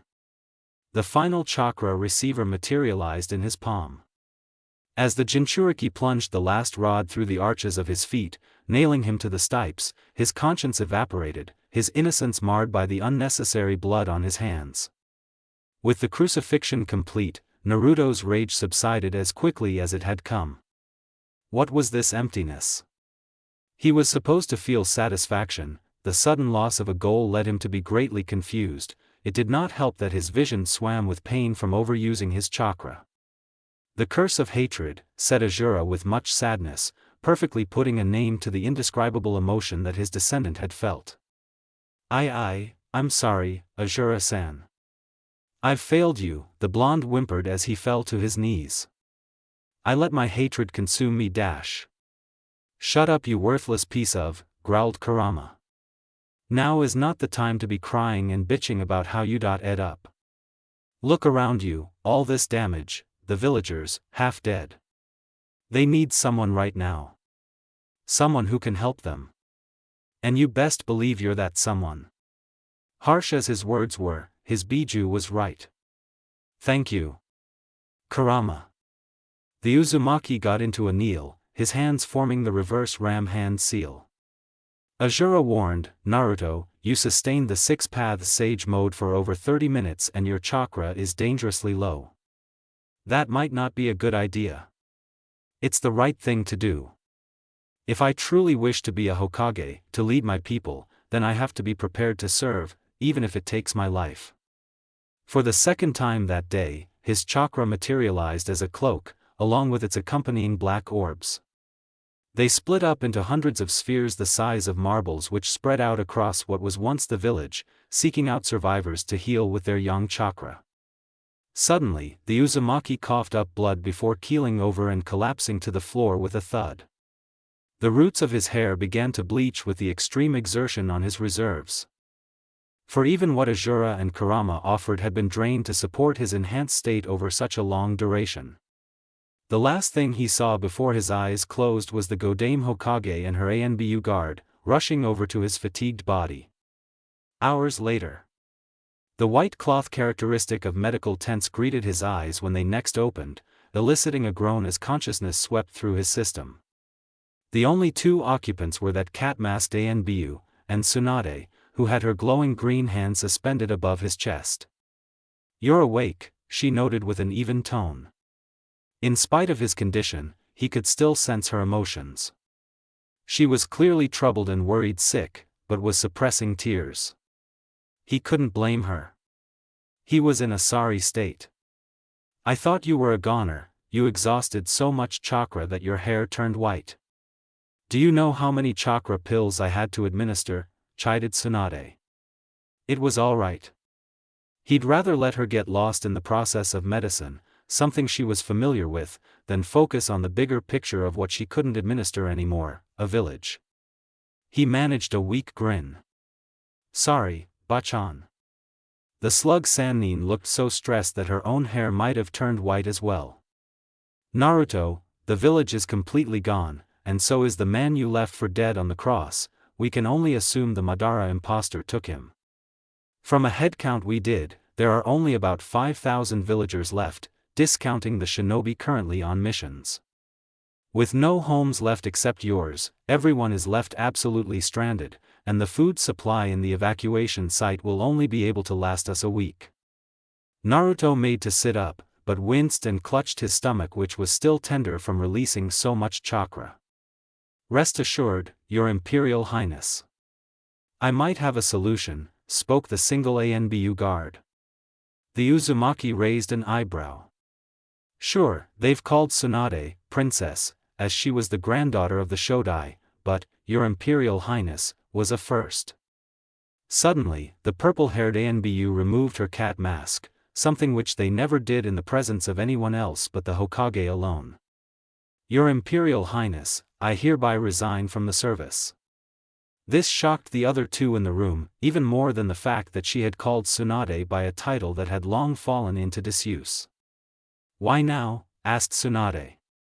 With all due respect, my lady, I have a higher lord to serve now, the woman replied. Who? The blonde's voice trailed off as it dawned on her. You can't be serious, she muttered, I should have known. What? Asked a confused Naruto. This lowly servant, Yuzuki Yugao, pledges her undying allegiance to Your Imperial Highness the Crown Prince, the former aide said with her head down as she knelt at a respectful distance away from him. After a moment of hesitation, Tsunade followed suit. The cerulean blue eyes of the prince widened. Was going on? What kind of prince was he, and of which domain for that matter? How in the world did he not know about any of this? A million questions raced through his mind, but he forced himself to calm down. A prince was to behave in a stately manner, right? He took a deep breath. Please rise. Explain what is going on. As you wish, Your Imperial Highness. The Uzumaki clan is descended from the younger son of the Rikudo Sennin, Otsutsuki Azura. With their formidable power and reputation for producing great leaders, many willingly became subjects of the clan over the years, including other tributary and vassal clans like my own, the Uzuki, a clan of imperial retainers. Eventually, the Empire of Whirlpool with the imperial house of Uzumaki at its center encompassed all of the elemental nations, and the world was at peace under the Emperor of all under the heavens. However, during the Warring States period, strife tore the empire apart, with clans taking sides and breaking out of their tributary status to the empire to form their own nations and ninja villages, with the daimyo and kage leading them. Though they were all nominally subordinate to the Tenno, emperor, this weakened the power of the empire considerably, reducing their real sphere of influence to the village of Uzushio-gakure. The long-standing alliance of the Senju and Uzumaki clans, and the marriage of the Shodai Hokage to the Princess Mito did little to stop this. Some villages decided to band together to destroy the empire at its core, but what they only did was to fragment it. Many of its members escaped the chaos, including the young crown princess, Uzumaki Kushina. My clan was tasked by the court to follow the imperial family into Konoha to keep watch, and when the time was right, to launch an imperial restoration. We were given strict orders not to speak of or reveal your heritage until you came of age or completed the customary 3 deeds, feats of bravery and courage that have benefited the community. Why is Tsunade not the heir apparent? Naruto asked. She too was of Uzumaki descent through Uzumaki Mito after all. That is because the Uzushio Empire practiced absolute primogeniture, meaning the eldest child of the reigning dynasty would be the first in line to the throne. The first common ancestor between Your Imperial Highness and Tsunadeheim is the late Tenno Heisei, father of Mitoheim. He had an elder child, another emperor of whom Your Imperial Highness is a descendant, rendering Mitoheim's progeny a cadet branch of the imperial family. Tsunadeheim is thus formally titled Princess Tsunade of Mito, a Jew, princess of the outer court, a second-rank princess by birth based on her proximity to the legitimate line. As mentioned, by tradition, there exists 3 deeds that one must complete to prove themselves before one can be considered for enthronement, which you had just completed.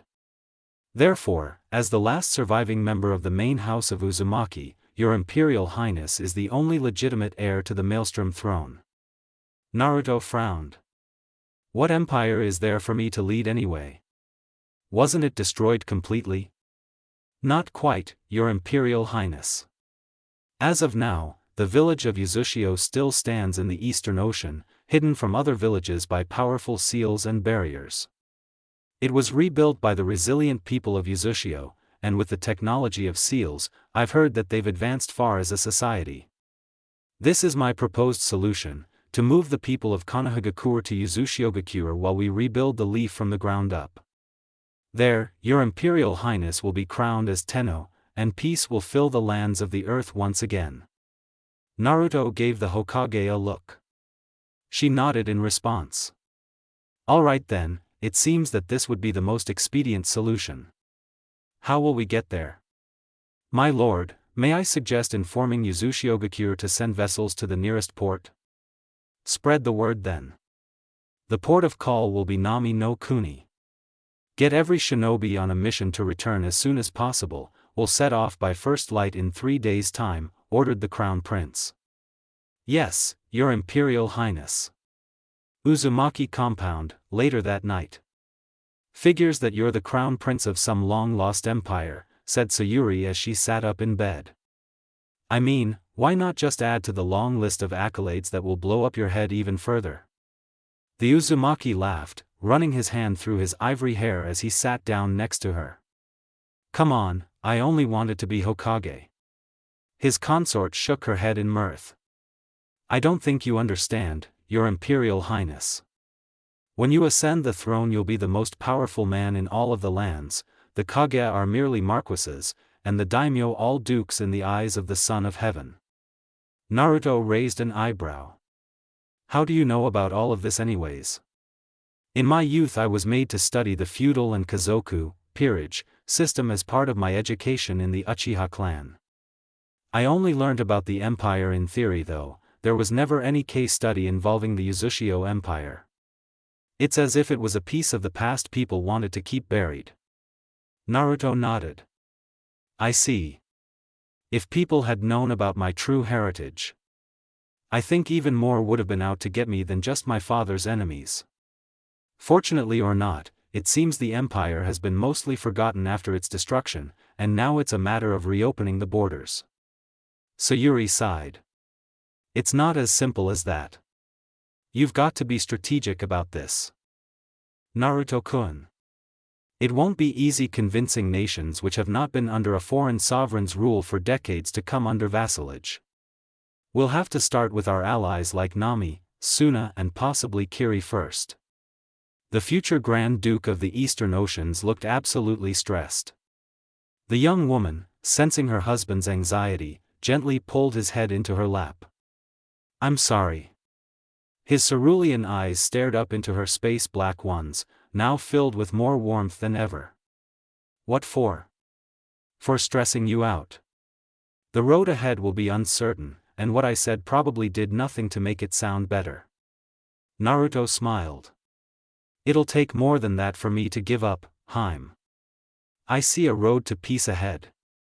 I'll be ed if I don't lead everyone towards it. If it helps, I'll be there for you. Every step of the way. As she said those words, she lowered her lips and gave him a kiss on the forehead. She made to pull back, but Naruto's hands shot up and grabbed the back of her head, capturing her lips with his. Instantly, the Uchiha's face flushed a bright red at his unexpected affection. Thank you, Sayuri. 3 days later, Nami no Kuni. The past 2 days had been a blur. People were struggling to return to their daily lives and reorganize themselves, and it didn't help that they had no more houses, so they were all holed up in small tents in a temporary campsite on what was once the land of the village. Those who had families in the capital, mainly civilians, were free to leave and seek shelter. However, many shinobi clans were stuck in the situation as most of them had already been rooted to the village since its foundation. The announcement of the Crown Prince's edict of migration did not go down well with some, but for most they were simply glad that there was a place to go as the food supply was getting scarce. It was not like they had much of a choice anyways. Under the Hokage's aegis, no one dared to question his authority. Nonetheless, many were happy to hail him as their prince and hero as he had dealt with the invader, and did his best to provide relief by giving out all the possessions in his compound. This would probably not have lasted if they knew that the attacker was after the Uzumaki himself. In a sense, he had been indirectly responsible for the attack. The news of his heritage came as a shock to most of the people he knew.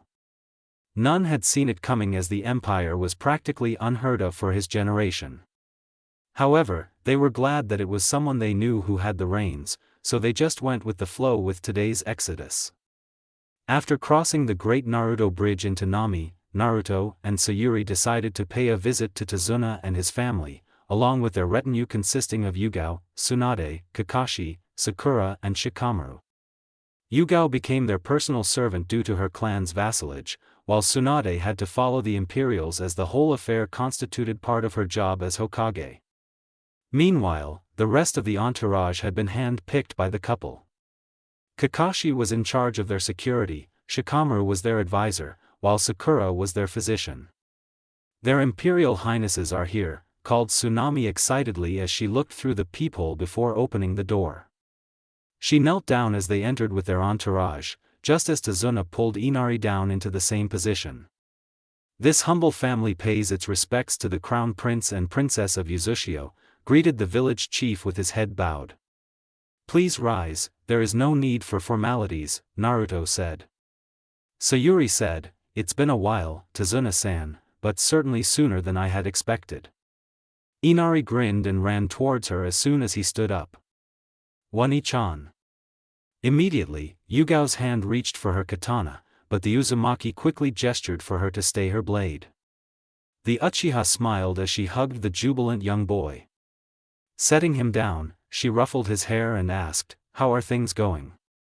The boy pouted. There haven't been any bandits around lately for me to kick their asses. Tsunami's eyes widened at Inari's less than savory word choice. Please forgive my son's crude words, my lady. The crown princess waved her hand dismissively. That's good to hear, Inari-kun. There shouldn't be anyone causing trouble here and at this point her voice dropped to a whisper that only the boy could hear, or I'll kick their asses too. The boy broke into peals of laughter before shutting up when Sayuri placed a finger to her upturned lips. Meanwhile, Naruto sat down on the sofa as Tazuna served 2 cups of tea. I prepared the port upon receiving your Imperial Highness letter 2 days ago. It's closed to all ships save yours, so the boarding should not be a problem, said the chief. Naruto glared in mock anger. What did I say about formalities, Tazuna-san? Please just address me by name. I wouldn't dare do that to the future son of heaven, came Tazuna's swift reply. The Uzumaki sighed.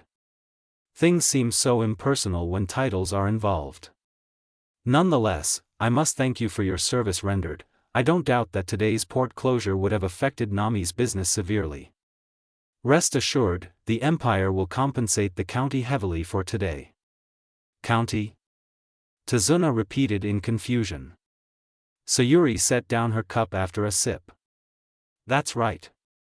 The Crown Prince intends to ennoble and enfeoff your family as a reward for helping the people of Konohagakure. As soon as His Imperial Highness ascends the Maelstrom throne, you will be elevated to the rank of Hakushaku, Count.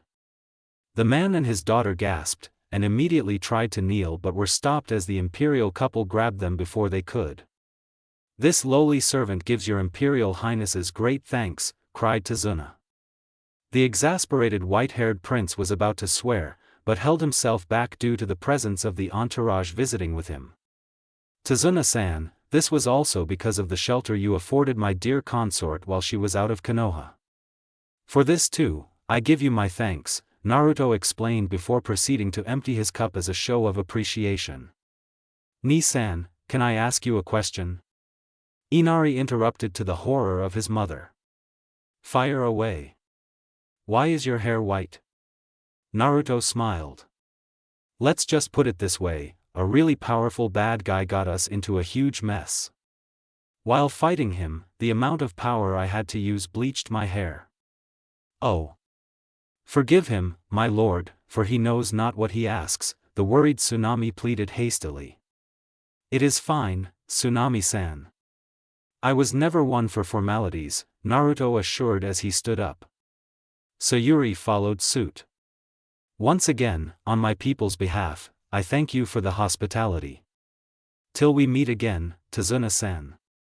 The man bowed, as did his daughter as the imperial couple left their house. This humble family sends off their Imperial Highnesses. Port of Nami. The town was flooded with Konoha emigrants, so much so that Naruto's entourage could only pass through the town square after much difficulty. In the process, his retinue had come across the marble statue of the prince. Quite frankly, Naruto was surprised at how much it resembled his old self. It did not, however, do justice to all his training. He sighed internally. When he ascended the throne, he would have to send a missive to get it replaced. Denka. Yes? There's a small fleet on the horizon, Yugao pointed out. The white-haired prince squinted at the dots in the distance, which was obscured by the bright sunlight of the afternoon sky sparkling on the waters. You're right. I see it. But, it seems a little small, don't you think? It was true. For vessels meant to transport the whole population of Konoha, Naruto had expected ships the size of the academy building at the very least.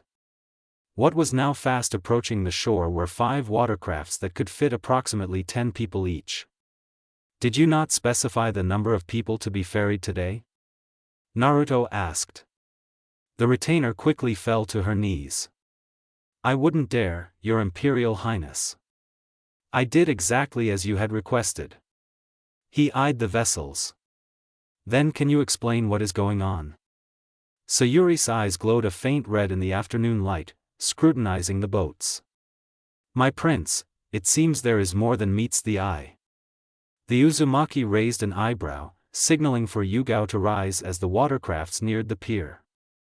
A muscular man in his 40s disembarked from the flagship, marked by a prominent white flag with the red spiral of the imperial clan in the center and an anchor behind it.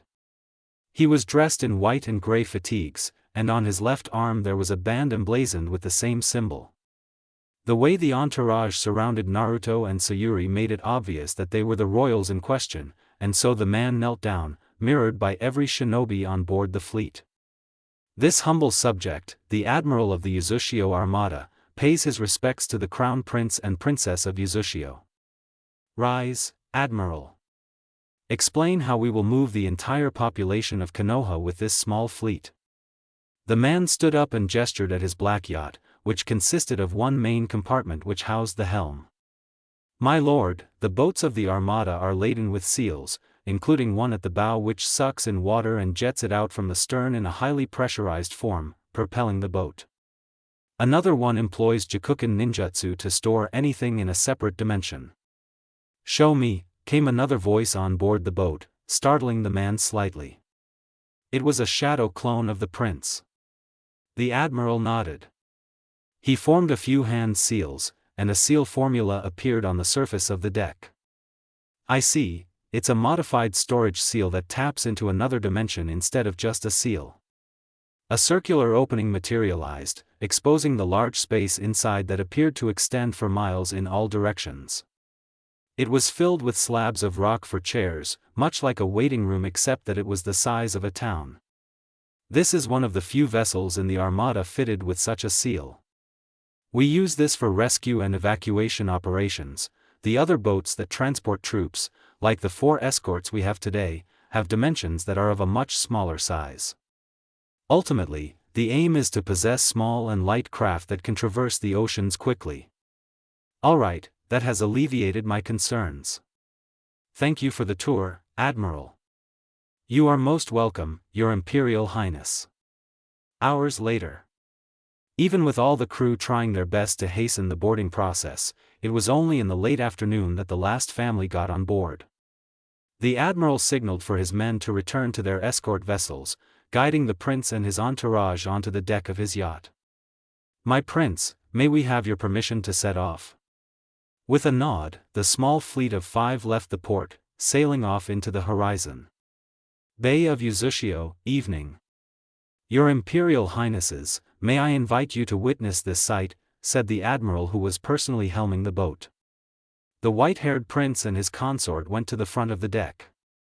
Just up ahead was a cliff face that jutted out from the waters, and near its foot there were several jagged rocks that looked like they were meant to penetrate the hulls of ships, and it seemed the fleet was heading straight for them. Do not be alarmed, Your Imperial Highnesses. This is merely an illusory barrier to keep any foreign vessels away. While it is solid enough to do just that, a pulse emitted from the seals on board our fleet will enable us to pass through harmlessly. The entry is always a grand thing to witness. Sayuri resisted the urge to use her Sharingan, and was not disappointed as the magnificent sight that greeted her was well worth it. The wall of the cliff seemed to shimmer like a curtain as the fleet phased right through it. Behind it was a majestic fjord, surrounded on both sides by steep hills. The water was crystal clear and one could see various fishes swimming in it. This is the Chijukawa, Longevity River, the main water body running through Uzushio, said the captain, the pride evident in his voice. Its source is at the summit of Hakyutozen, Mount Polaris, and both are sacred to the village and the imperial clan. The resplendent rays of the evening sun bathed the island in a golden glow, illuminating a massive torii grounded in the river that towered over the entrance to the village. Its redwood bore the marks of the kanji Uzushio-gakure on one pillar and Village of Longevity on the other. Immediately behind the gate, the water body widened into a large lake-sized port. The cliffs that had originally enclosed the river opened up into a semicircular ridge that enveloped the front of the village before petering out into smaller hills. In the distance, one could clearly see the mountain the admiral was speaking of, with its snow-capped peak and its crown of clouds. More impressively, modernity seemed to overlap with tradition as skyscraping buildings of metal, concrete, and glass were mixed in the same town as structures of wood that were so commonplace back in Konoha. Through the middle of the town, the waters of the Chijukawa continued to run, and it was not uncommon to see bridges span across its length throughout the bustling village, no, metropolis. The architecture and scenery was simply breathtaking to behold, and it was no doubt in part due to the heavy application of fuinjutsu which powered Uzushio society.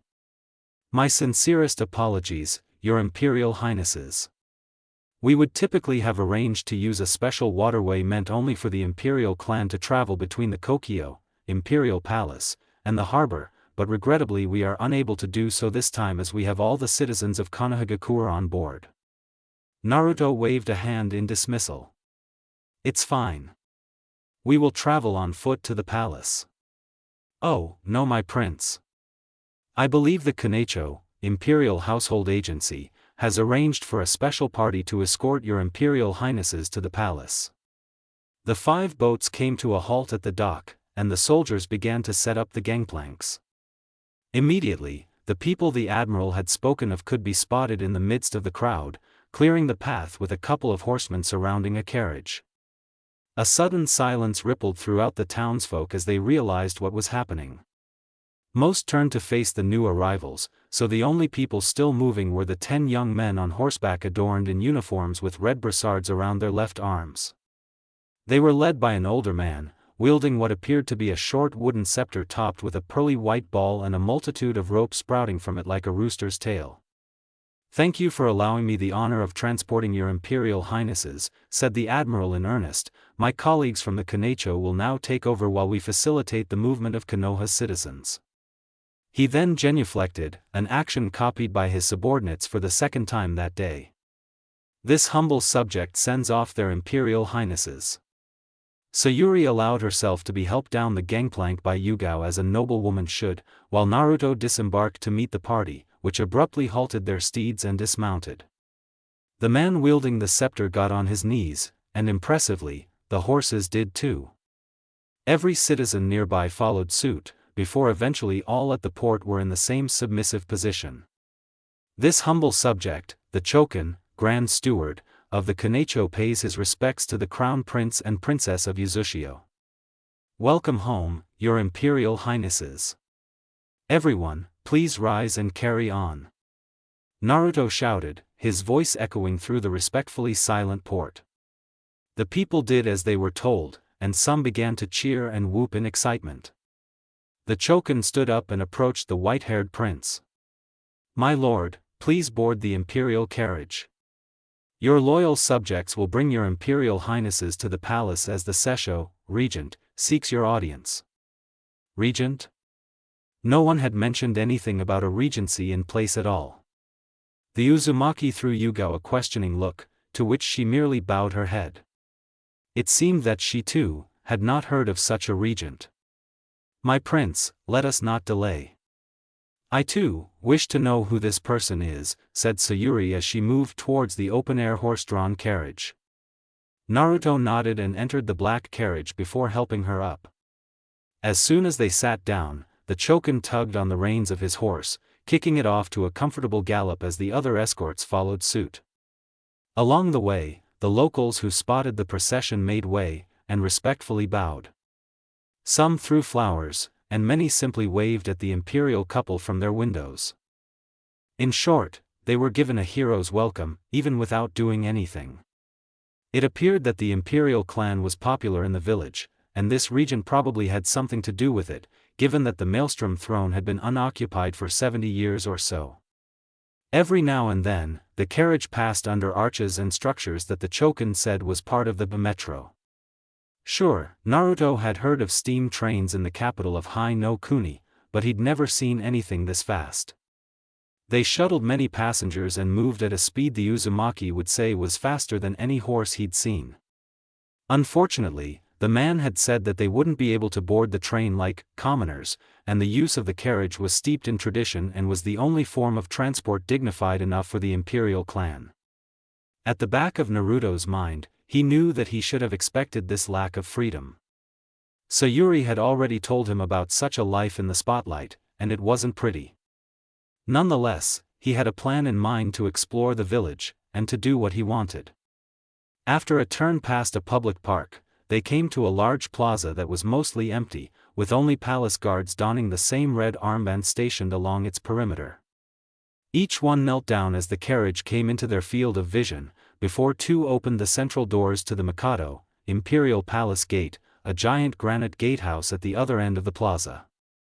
The three sets of doors themselves were red just like the border marker, but these had elaborate gold trimmings and the top of the gate bore all the hallmarks of traditional architecture. A prominent signboard above the larger central gateway was engraved with the kanji, Gate of Empyrean Light, marking this to be the southern and main gate of the palace. The Mikado possessed a veranda that seemed to be meant for the imperial family to address the public. Extending from it were white stone walls on either side, which Naruto posited were surely marked by invisible seal barriers. The perimeter of the castle walls and the plaza were separated by a moat of water diverted from the Chijukawa. Finally, the carriage pulled into the main palace grounds, coming to a stop right before the Seiden, State Function Hall. Their Imperial Highnesses, the Crown Prince and Princess of Uzushio have arrived, declared the Chokin as he approached the open doors of the hall. The figure inside stood up, walking forward to meet them with a party of her own retainers. Instantly, Naruto was struck by a sense of familiarity. "Your Imperial Highness, this is the Princess Regent of Uzushio," the Chokin introduced. Her Imperial Highness was formerly Princess of the Outer Court Dash. "Grand Steward, you are dismissed," said the red-haired regent, cutting him off with a raise of her hand. "As you wish, Your Imperial Highness. Your humble subject will take his leave." She pushed up her glasses to size him up, reaching out with her chakra sensory technique, only to find that he too had been inspecting her chakra with a pulse of his own. "Karen?" "Previously." "Karen?" The regent curtsied. "This humble subject pays her respects to your highnesses. You've changed quite a bit since the last time I saw you, Kotaishidano, Lord Crown Prince," the Sessho replied. The air became palpably tense as silence dragged on for 5 seconds, Sayuri's inspective gaze never leaving her face.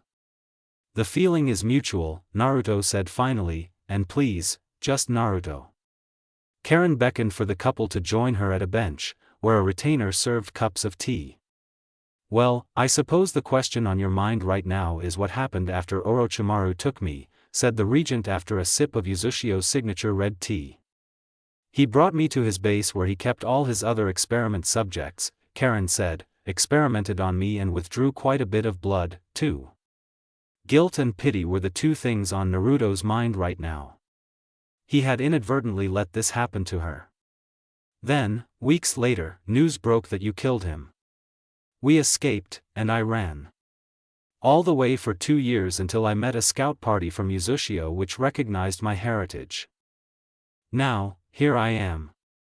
I'm sorry about that. For not being able to save you." "What for?" "You saved my life and offered me shelter, and though I was taken by Orochimaru, you still killed him in the end, indirectly freeing me. I should be thanking you, my prince." "My feelings of guilt still remain," replied the white-haired prince. The princess regent waved her hand dismissively. "Anyways, let us discuss more pressing matters. Your accession to the Maelstrom throne, provided all goes well, has been scheduled for next month by the imperial court to give you time to learn about Uzushio-gakure and its customs." Naruto raised an eyebrow. Karen continued, "The empire really is different from the outside world. We have the potential to change it if we open our borders.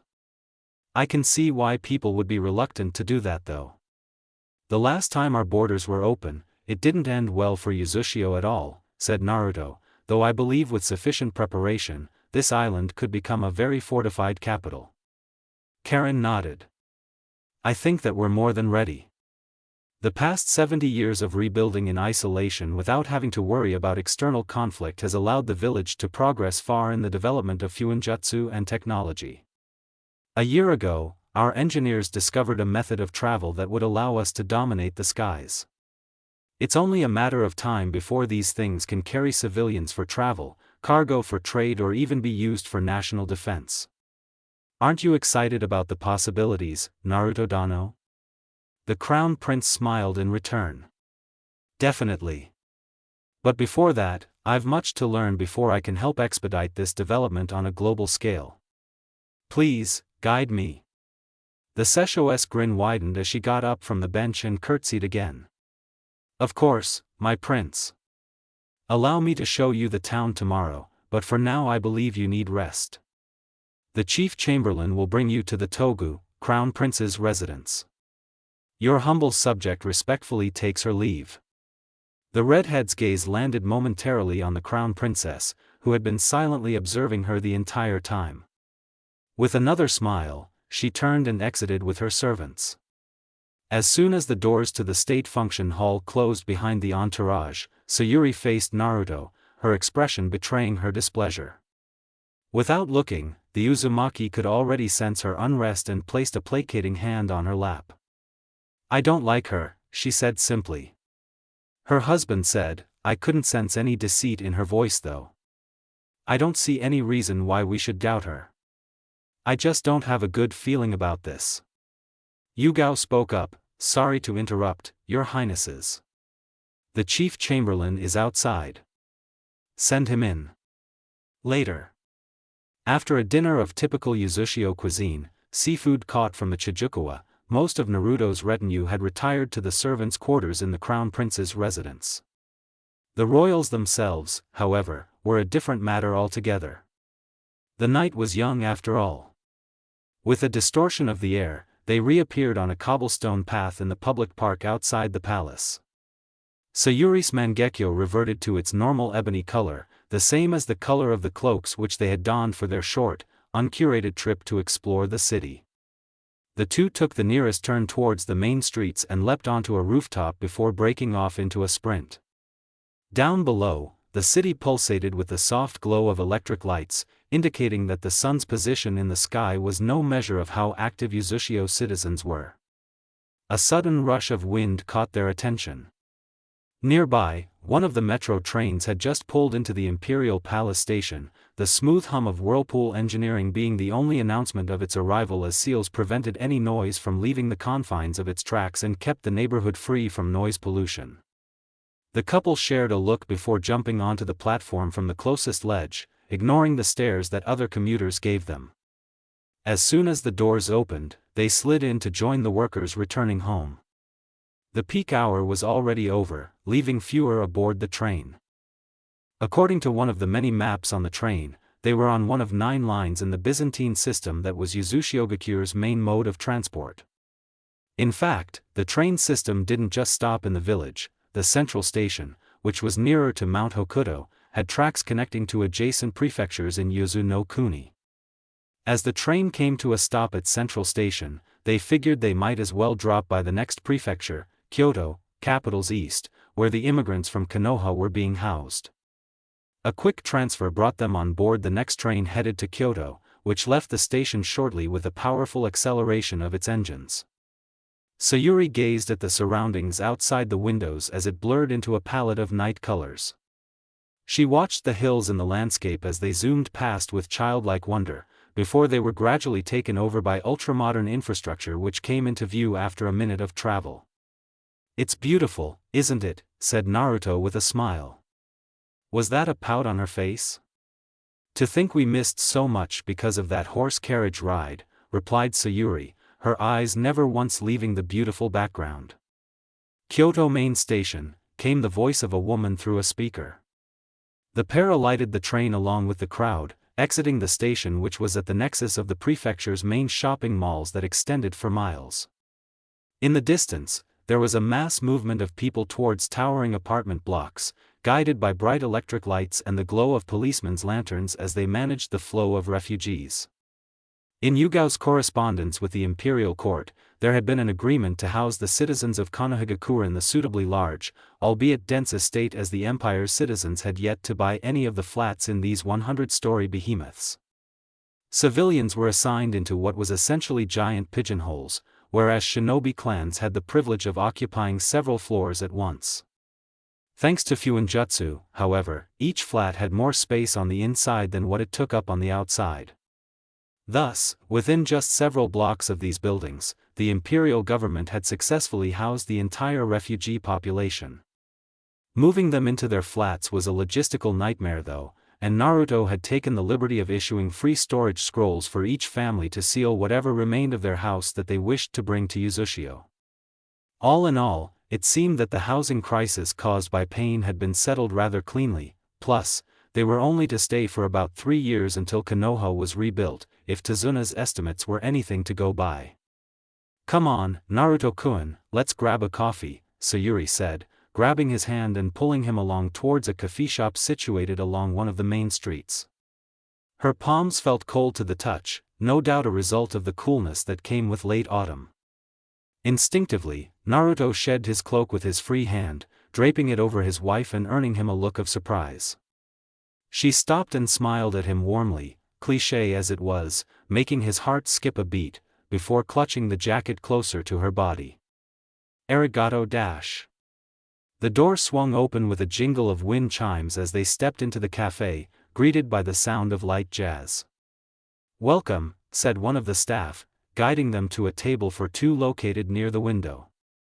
There weren't many guests around at this time, but those who were there were mostly working couples having a small drink, and what appeared to be students, as Naruto inferred from the frantic reading of books sprawled across their tables accompanied by several cups of espresso. Sayuri smirked in amusement. "That'll be you soon enough." The crown prince raised an eyebrow. "Me?" She nodded, before her voice dropped to a whisper. "We will have to begin some level of formal education to properly govern the empire, you know, economics, statistics, war, infrastructure, history, geography, the like." Naruto held up a hand to interrupt her, already feeling the migraine coming on. Though Azura's powers allowed him to grasp the nature of chakra and comprehend all universal things, studying was still a pain in the neck for him. And this time he had no choice, with the lives of millions in his hands. "Can we please talk about this later and order our drinks first?" He paused to look up at the menu he expected to see on the wall behind the cashier, only to find nothing. "Huh. Everyone else seems to be pressing on that device in their hands," Sayuri pointed out as she observed the other tables. "Right," said Naruto as he fished for the tablet-looking electronic device, satisfied when its display turned on when he put it on the table. Lo and behold, the menu. Minutes later. "You don't sound very keen about this whole empire thing." Naruto shook his head. It's a really huge responsibility. The hopes of millions are riding on me." Sayuri corrected, "Don't forget that I'll always be beside you." "Thanks, but, you know, it'll still be a pain getting everything in order." "Since when did you become Shikamaru?" said Sayuri, suppressing a smile. The Uzumaki sighed sadly. "Something else is on your mind," Sayuri guessed, having watched his expression closely.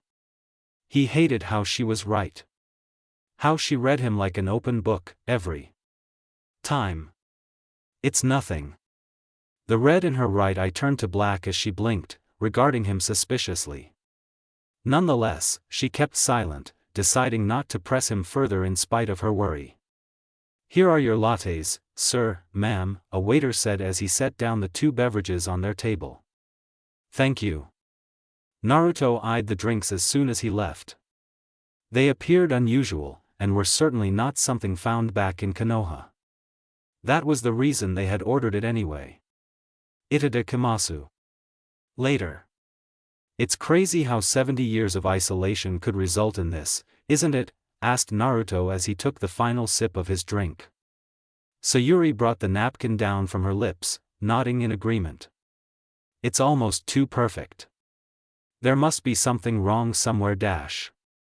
Where the are my drinks?" a burly man in his 50s yelled suddenly, startling the other customers in the cafe. He was dressed in green fatigues, a red armband around his left arm, a soldier. Accompanying him was another similarly dressed shinobi who was trying to calm him down. "Sit down, Ishikawa, you're making a fool of yourself," urged his companion, who tried to pull him back into his chair but was merely shrugged off. The distressed waiter ran over as quickly as he could to the irate customer. "Sorry sir, we're doing our best dash. Don't give me excuses. You know who I am, don't you? I'm the chief of the army," he bellowed, his chest nearly exploding from his ego. "You best hurry up if you know what's good for you, or I'll wreck this store." Naruto gave him a glance, before looking back at Sayuri. "Well, there you have it. Let's go." His consort nodded, standing up. "Guess I shouldn't have said anything." On their way out, the couple passed by the experienced Jonin who led the nation's troops, and Naruto paused mid-step. "What are you looking at, you white-haired, blue-eyed prick?" snapped the general angrily. "Wow, someone really needed their coffee." The Uzumaki shook his head, and walked away. Sayuri followed suit, but not before giving him a look with her dojutsu primed at full power. The man sat down docilely, a glazed look over his face. "Thank you for the meal," said Naruto, tapping the credit card he had been issued in the name of the palace on the reader at the cashier's counter. The cashier's face changed to one of shock when the name of the imperial clan appeared on his display. He looked up to thank the royal couple for their patronage, only to hear the sound of wind chimes at the door announcing that they had already left. Naruto exhaled, watching as his breath visibly condensed in the air into small clouds of mist. "It's getting really cold around here, Sayuri. Shall we head back?" She rubbed her hands together thoughtfully. "It's still kinda early, isn't it? Let's shop around here, the buildings probably have some kind of heating system." He hated how she was right again. Crown Prince's residence, Imperial bedchamber. "The military is too powerful," Naruto said simply, as he set down the bags from their impromptu spree. "Look at how easily he bullied civilians. We've to curb their power somehow then. Let's examine the laws in the library tomorrow," said Sayuri. "I'll crash first," said Naruto as walked to the bed. He was kicked violently away from it by a disgusted crown princess. "You're not sleeping in the same bed as me if you're gonna remain dirty." Sighing, he resigned himself to taking a bath. What a tsundere. After a nice scrub, the two finally got into bed, replacing their shadow clones. Naruto pulled up the silk blanket to his neck, making sure Sayuri was well covered for the freezing night. "Good night. Good night." Drip. Drip. Drip. Splatter. Red, red, a sea of blood stretching out to infinity. Where in the world was he? What's wrong? He spun around to face the voice behind him, only to take a step back, aghast at the sight of a corpse pinned to a cross. Sunken eyes, and ribs that poked through the little skin he had. Wisps of red hair identified this man as the one he had brutally murdered just days ago. "What are you waiting for?" the man taunted, his raspy voice like the sound of a knife scraping across stone. Naruto looked down. In his hand, a rod the color of night. No, no. Shaking hands, his hands, he realized, dropped the bloodied weapon, where it disappeared below the murky, crimson surface. "What's the matter? Can't do it," said the elder Uzumaki. "Stop it!" Naruto screamed, bringing his hands to his ears to drown out the voice. The voice that was a reminder of his failure to live up to his own philosophy. "TCH, you're weak." This time, the man spoke with a different voice, one so familiar it caused his head to snap upwards. On the crucifix was a blonde Uzumaki Naruto, his pupils as red as Kurama's and his sclerae black. "I could do it, but you cannot. Some hero you are. You, a child of the prophecy? I've never heard worser jokes about a coward. They were right about you. You're a demon that deserves to die. You are a hypocrite that touts liberty but murders people and enslaves the population," spat the Naruto before him in a tirade. "How are you going to fight the enemy, the strongest you'll ever face, when you can't even enter sage mode? What a pathetic mess." The nightmarish figure pulled himself off the cross, wielding the rods he removed from his wrists while Naruto was shocked by his accusation. "I'll save you the trouble and just end you," said the blonde as he stabbed the sharp implements into his sides, penetrating his ribcage. Naruto wheezed, collapsing onto his knees before his alternate self grabbed hold of his throat and slammed him into the bloody waters. Die, die, die, muttered the blonde as he began to crush his larynx with his fingers. Air was rapidly forced out his lungs as he began to asphyxiate, his muscles desperate for the oxygen that he had long been accustomed to. But no matter how much he kicked, he felt no strength in his body, and could not resist at all. The life was being squeezed out of him, and could only be likened to a million shards of superheated glass stabbing his lungs as he choked. The light faded from his eyes as he trashed in vain, before finally, everything turned to dark. The white-haired prince sat up in cold sweat. He instinctively reached for his neck to pry the phantom hands of his double away, only to find perspiration. Panting, he drew deep breaths, relieved to find that he could breathe again. What was that? Next to him, Sayuri stirred, and for a moment he was afraid he had roused her. Spawning a shadow clone which substituted him, he stepped out to the patio as silently as the nightingale floors allowed him to. Sitting down on the smooth, wooden planks outside, he decided to try meditating. It was just a nightmare, but it felt so real. Naruto. Keep your head clear, he thought. There was a proper way to meditate, and he wasn't going anywhere with this. Yet every time he closed his eyes, images of blood, the crucifix, and his blonde self lunging at him filled his mind. He opened his eyes with a sigh, giving up on any meditation. Standing up, he gazed at the half-moon, in awe at the bright moonlight it afforded on this cloudy night. Its surface was littered with dark spots, ancient basaltic plains called Lunar Maria, and it reminded him that within one of them, Otsutsuki Kagaya was imprisoned, waiting to be resurrected. Naruto's gaze hardened as he thought of his main goal.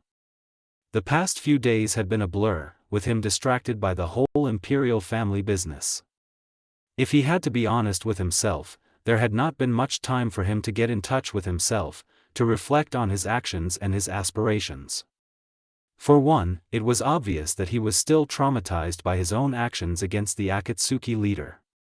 It was painful to relive the moment when he had come unhinged and went berserk, committing such a brutal act that was so deeply against his own ideology of accepting the people around him and believing against all odds that people are worthy of salvation and redemption.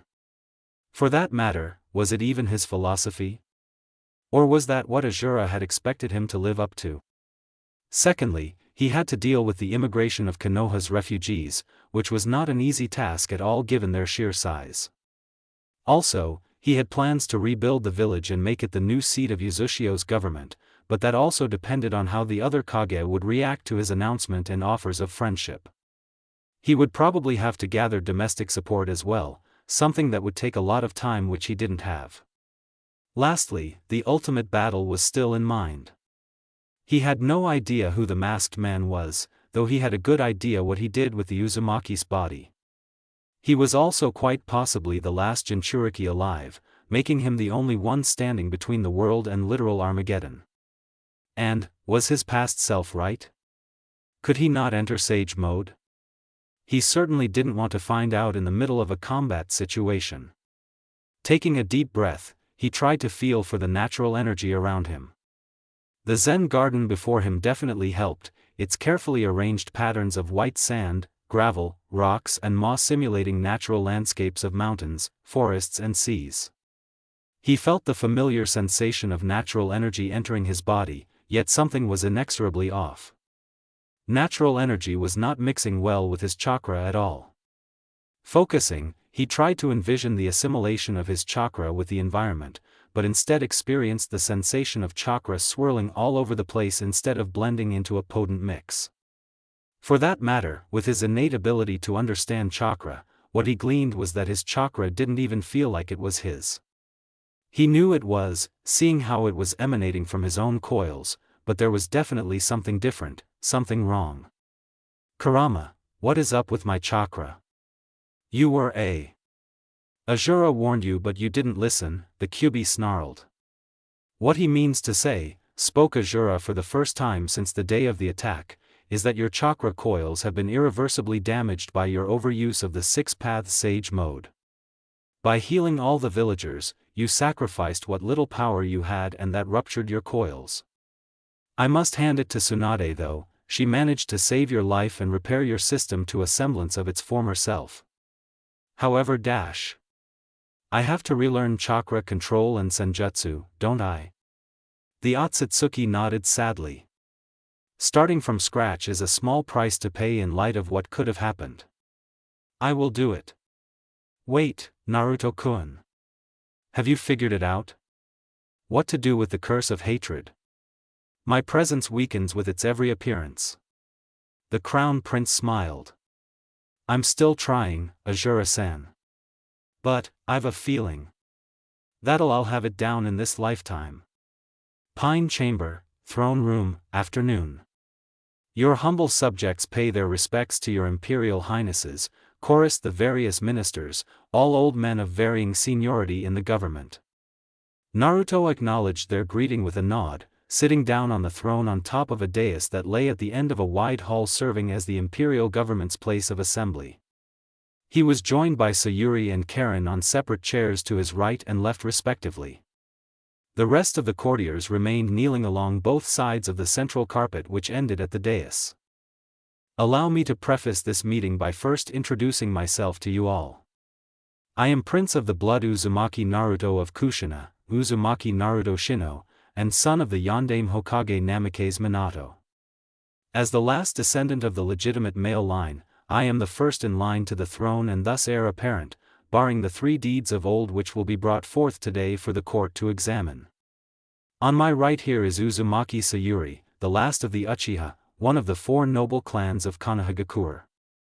Through morganatic matrimony, she has gained the title of Shinohi, princess consort, making her formal appellation Sayuri, Princess Naruto, Uzumaki Naruto Shinohi Sayuri. Is there any opposition to this marriage? Asked Naruto, but his tone made it clear that there was no room for argument.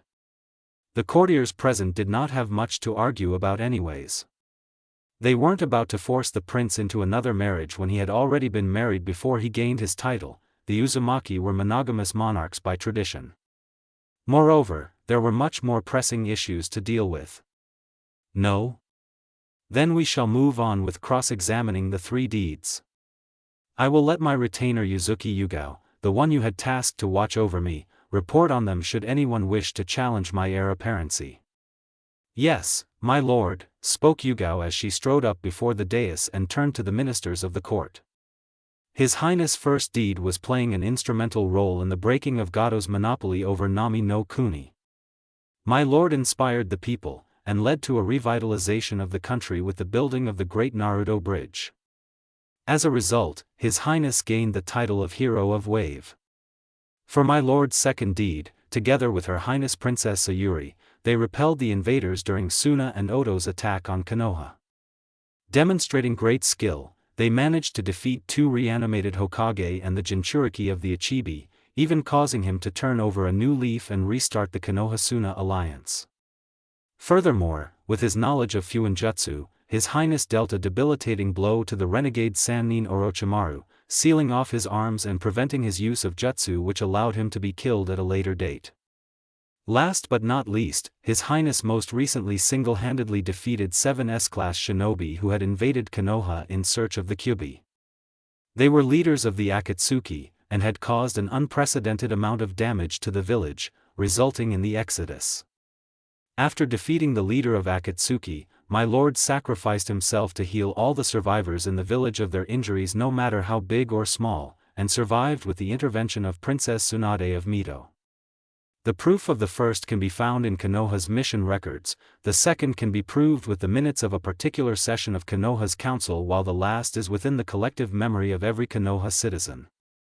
This concludes my report. Yugao looked at each and every one of their faces, almost daring them to disagree with her that Naruto was undeserving of enthronement. This turned out to be unnecessary, however, as the three deeds were mainly customary and a rite of passage for the children of the reigning monarch. They were established as a promise by the first emperor to have the people's needs in mind, but ultimately, it had declined into mere tradition that was more often than not easily passed by the court.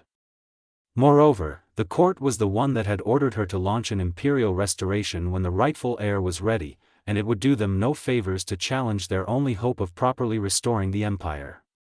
"We do not have any objections to your highness heir apparency," declared the premier, a wizened octogenarian with a long beard. "Let us formally greet you with the title of Crown Prince, my lord, and may Princess Sayuri be invested with the associated title." Hail, their Imperial Highnesses Naruto and Sayuri, Crown Prince and Princess of Uzushio. Banzai, banzai, banzai, the ministers echoed in unison. As is customary, their Imperial Highnesses will now receive personal emblems as part of the Imperial family, announced the Grand Steward. His Imperial Highness the Crown Prince shall possess the Kikuka, chrysanthemum, while Her Imperial Highness the Crown Princess shall be endowed with the Toka, Polonia. I propose that your Highness' accession be scheduled for next month. We will find the most auspicious day for enthronement, and your Highness will have time to learn about Uzushio and also complete the pilgrimage to Mount Hokuto summit before that day arrives, said the premier. Naruto was puzzled but did nothing to show it. No one had mentioned anything about a pilgrimage, so he took it in stride under the assumption that it was another rite of passage to complete before his accession. Did anyone become emperor in those days? It must have been taxing to all his ancestors. All right, that'll do, replied Naruto. You will report to me on the date in the next session of the court in 2 weeks' time. Also, explore the possibility of holding a wedding ceremony for my consort and I concurrently with the accession. We may have been legally married but we are not wedded yet. The premier bowed his head. As you command, my lord. Also, I have taken the liberty of summoning the chief of the army into the court. Send him in, the Crown Prince ordered. Looks of confusion filled the room as they looked back to see the soldier walking into the room with his head down. Kneeling, he greeted, "This humble subject, the chief of the army, pays his respects to your Imperial Highnesses." "You summoned me, my lord?" Ishikawa, Naruto spoke, sending chills down the general's spine with his voice as it sounded awfully hostile in spite of its even tone. "Look up and tell me what you think of this white-haired, blue-eyed prick.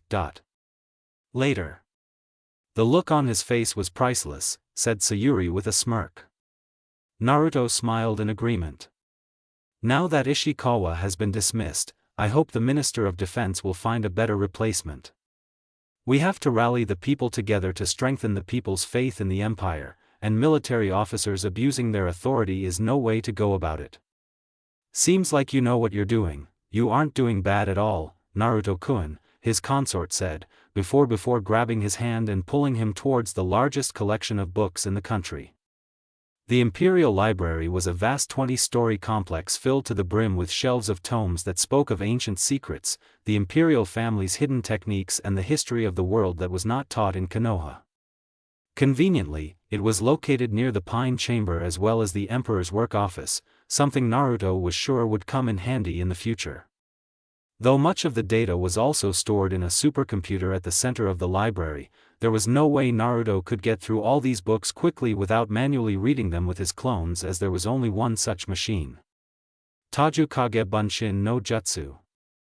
As smoke floated aloft in the archives of Uzushio with clones grabbing books to read for the rest of the day, Sayuri proceeded to use one shadow clone to run through books at an immeasurable pace, burning walls of text, maps and pictures of every field imaginable into her memory with her Sharingan.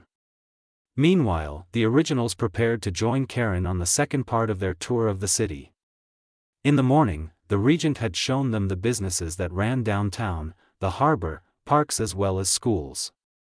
Now, they were on the campus of the University of Uzushio, the sole institution of higher education in the country.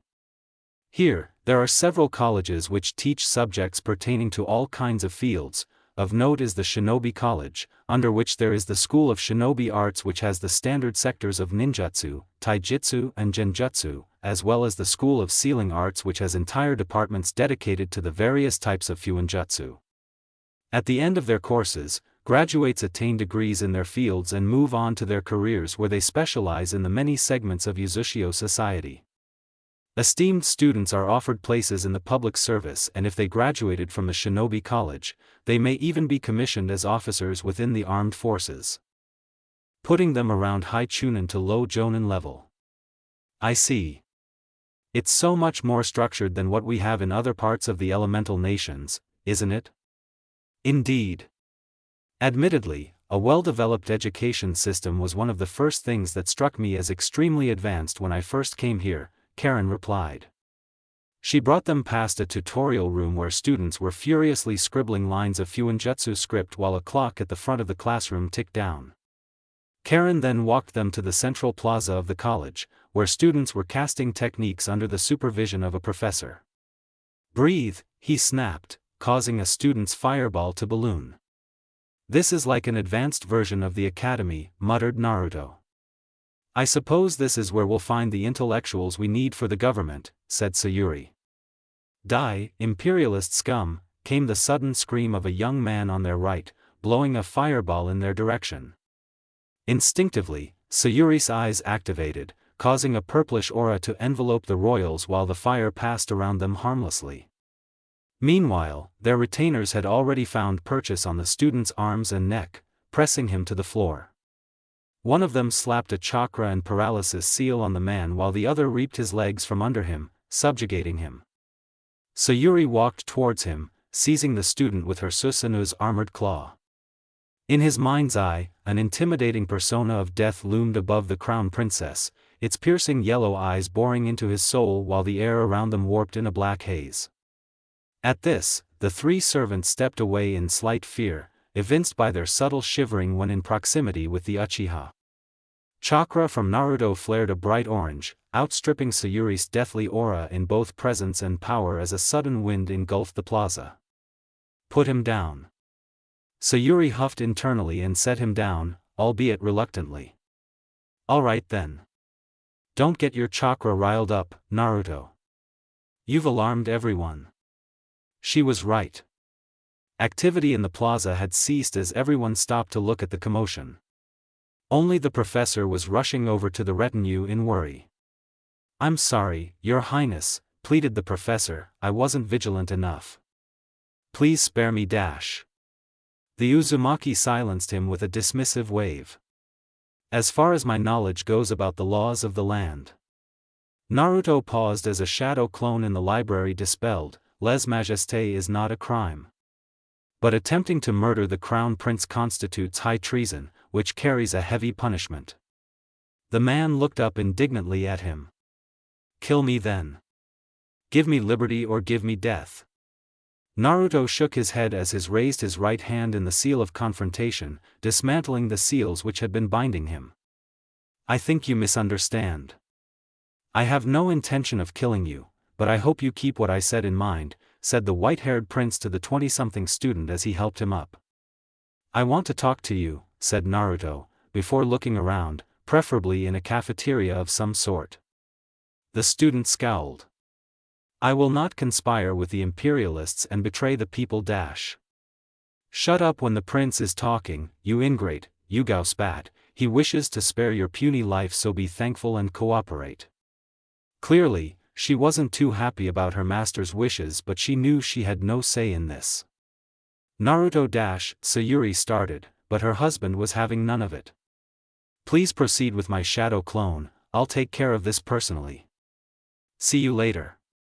But this is an order, he snapped in response to his retinue's protests.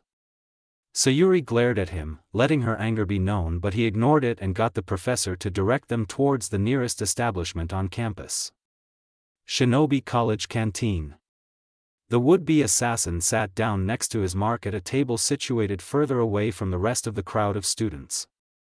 The crown prince had gotten them both pastries and toast for high tea. So what can I do for you? Your Highness, the student gritted out. Naruto frowned and in one swift move, parried the butter knife aimed suddenly at his face with his own knife. With minimal force. He brought the arm of the student down to the table and with his other hand, reactivated the paralysis seal while confiscating the knife. You see, I don't quite understand you. Nor what you aim to achieve from all this. Glory to your name that you've slain the crown prince of Uzushio? Because as of now, 2 of your attempts on my life have been foiled, and that means 2 charges of high treason, not that it matters since one is enough to entail capital punishment. Don't you have any worry about the consequences for you? Or your family when they lose you to the hangman's noose? Asked Naruto calmly, applying butter to the man's toast on his behalf now that he lacked a knife. In return, he got a seething mad expression on the student's face. I have no family. My father died shortly after I was born. My brother joined the military and passed away on a mission abroad in some unknown land. My mother, heartbroken, joined soon after, leaving me an orphan at age 10. An orphan just like him. What is your name? And why are you so against the government? Seconds of silence ensued, before he deactivated the paralysis seal. Look, let me give you a proposition. I'm sure you're curious why I didn't just throw you in jail right away. I too, was orphaned at birth, my fate changed by the action of single evil man who took control of the Kyuubi and attacked Konoha. It's a long story but let's just put it this way.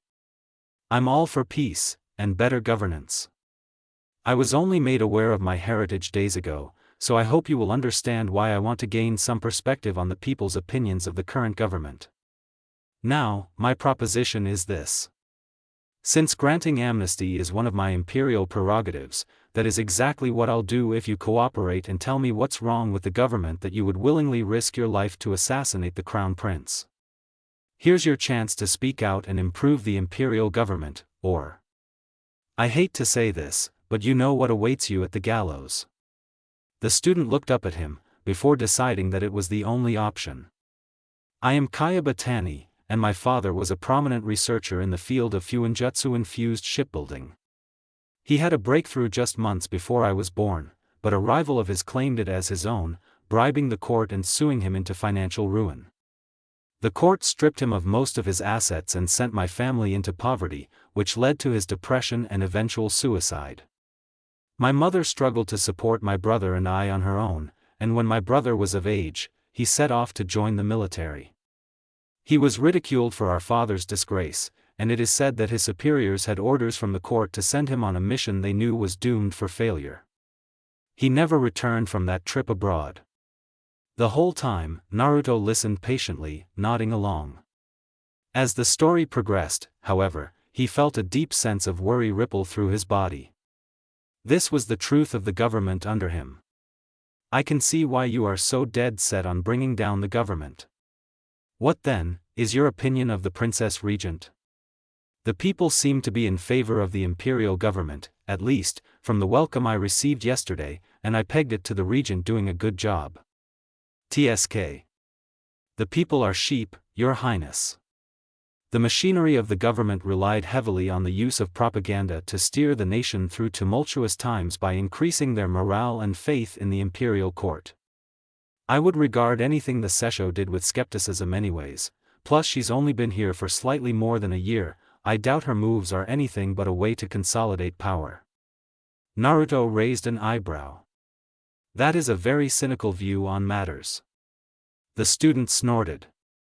You would be, too, if your whole life had been ruined by the government and their lies. Instead of retorting, Naruto let that sink in. Anyways, more likely than not, the people view you as a symbol of hope. I, too, now think so. I have seen your sincerity and I wish, for Uzushio's sake, that you would wrest the power back from the court and set things right.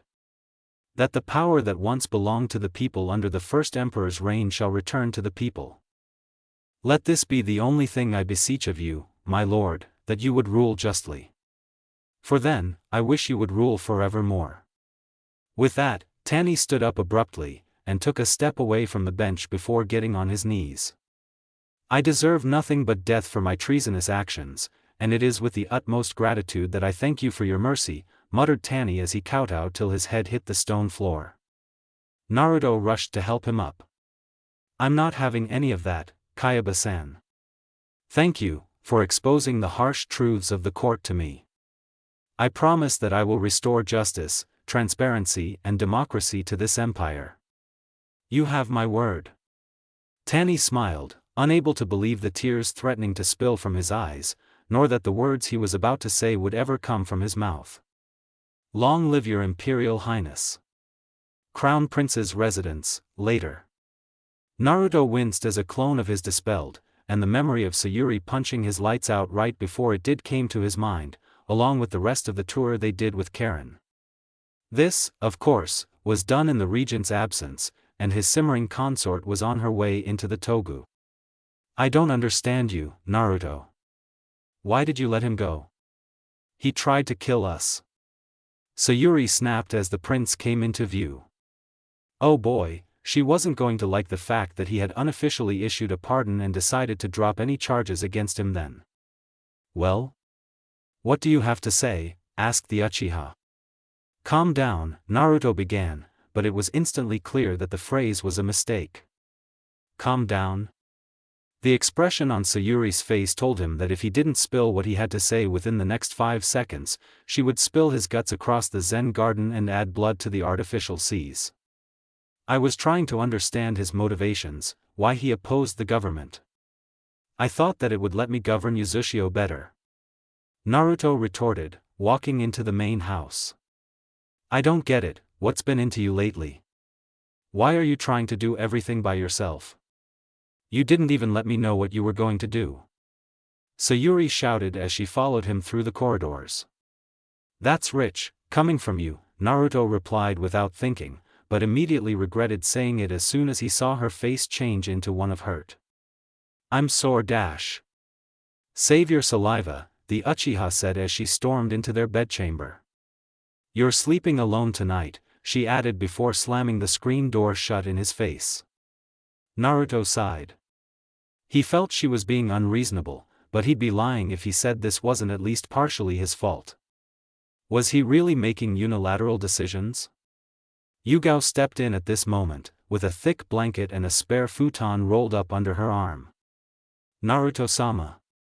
She had seen and heard all that had transpired, and was not without sympathy for her master even though she shared similar views with the crown princess. Thank you, Yugao-san, but I don't intend on sleeping tonight, said the Uzumaki. But my lord, please. Your health is of importance to the running of the empire, the Uzuki protested. I have some reflection to do tonight, Naruto replied, don't worry, I'll be fine. One all-nighter won't do much damage to my health. I'll be out on the patio if you need to find me. In the meantime, help me with this, won't you?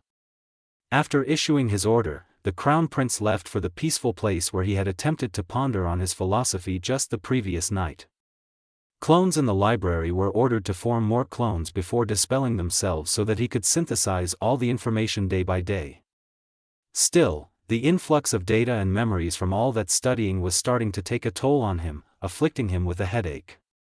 Coupled with the fact that he had lost sleep last night due to his nightmare, he felt rather drained from the day and started to slouch in his chair. He must have been more tired than he realized. This wouldn't have been the case if not for his new coils, which had probably messed with his stamina and chakra control. He barely had time to lament as the drowsiness of fatigue tempted his eyes to close, and slowly but surely, his body relaxed. Sprawled over the table outside in the cold autumn night. Drip, drip. It's you again, said Naruto, looking at his blonde self standing in the same knee-height infinite pool of blood. This time, he was no longer afraid of his doppelganger, and was in fact, opting to pummel him into oblivion. Why are you back here again? To get your ass beat a second time, taunted the dark-eyed Naruto. Didn't you learn from the last time? Nobody likes you and nobody will ever want you to rule. How the? Did you mess up with Sayuri? Naruto's eyes narrowed. I've had it with your nonsense, he said, hand stretching out to form a raisin shuriken, and I won't lose this time. With a single swing, the prince flung the S-rank technique at his alter ego at point-blank range. His blonde self was simply too fast, however, the orange pigment marking the sides of his eyes indicating that he had long felt it coming. Moving at an inhumane speed for someone drenched to the knee in thick, viscous blood, the dark Naruto propelled himself from the crimson sea in a fraction of a second and leapt right over the raisin shuriken before it could hit him. Using his momentum, the blonde flipped and quickly launched a kick augmented with natural energy that sent the crown prince crashing into the suffocating, vile ocean. His alter ego landed smoothly on the surface, demonstrating the chakra control which he no longer possessed. Pathetic, Uzumaki Naruto, spat the blonde, for a chunin you sure act like an academy student, what a peace-blinded fool. TCH. The prince wiped the blood from his mouth. He understood now.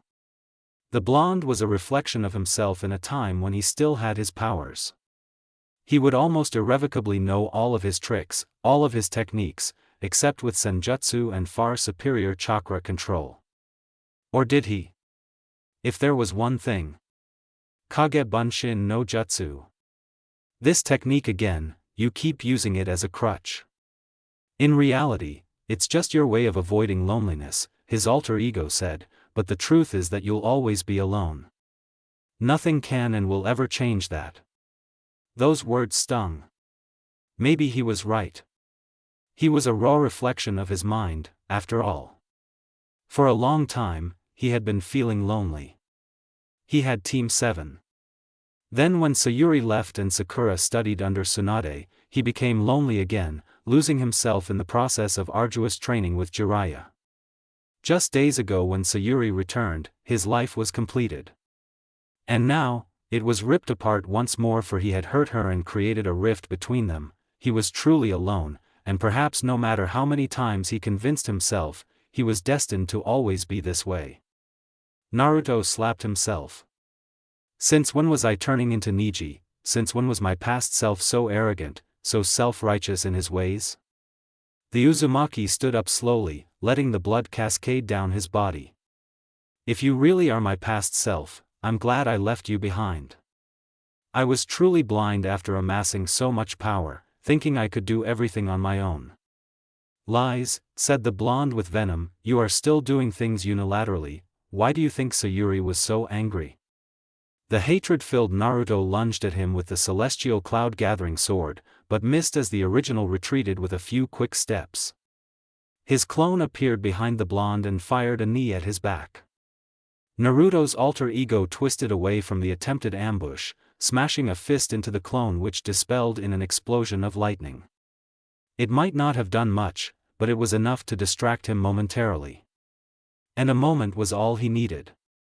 Growling, his past self deflected the incoming shuriken, which transformed into another Naruto.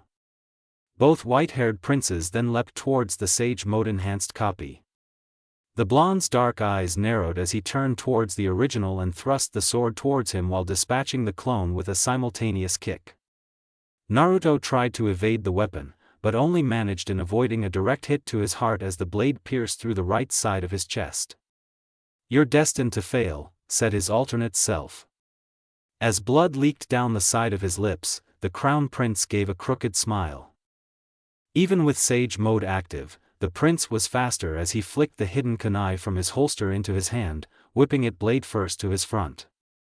With a roar, he impaled himself further on the sword to close the distance between them, jamming the wicked implement into the blonde's heart before he could even release the sword from his grip.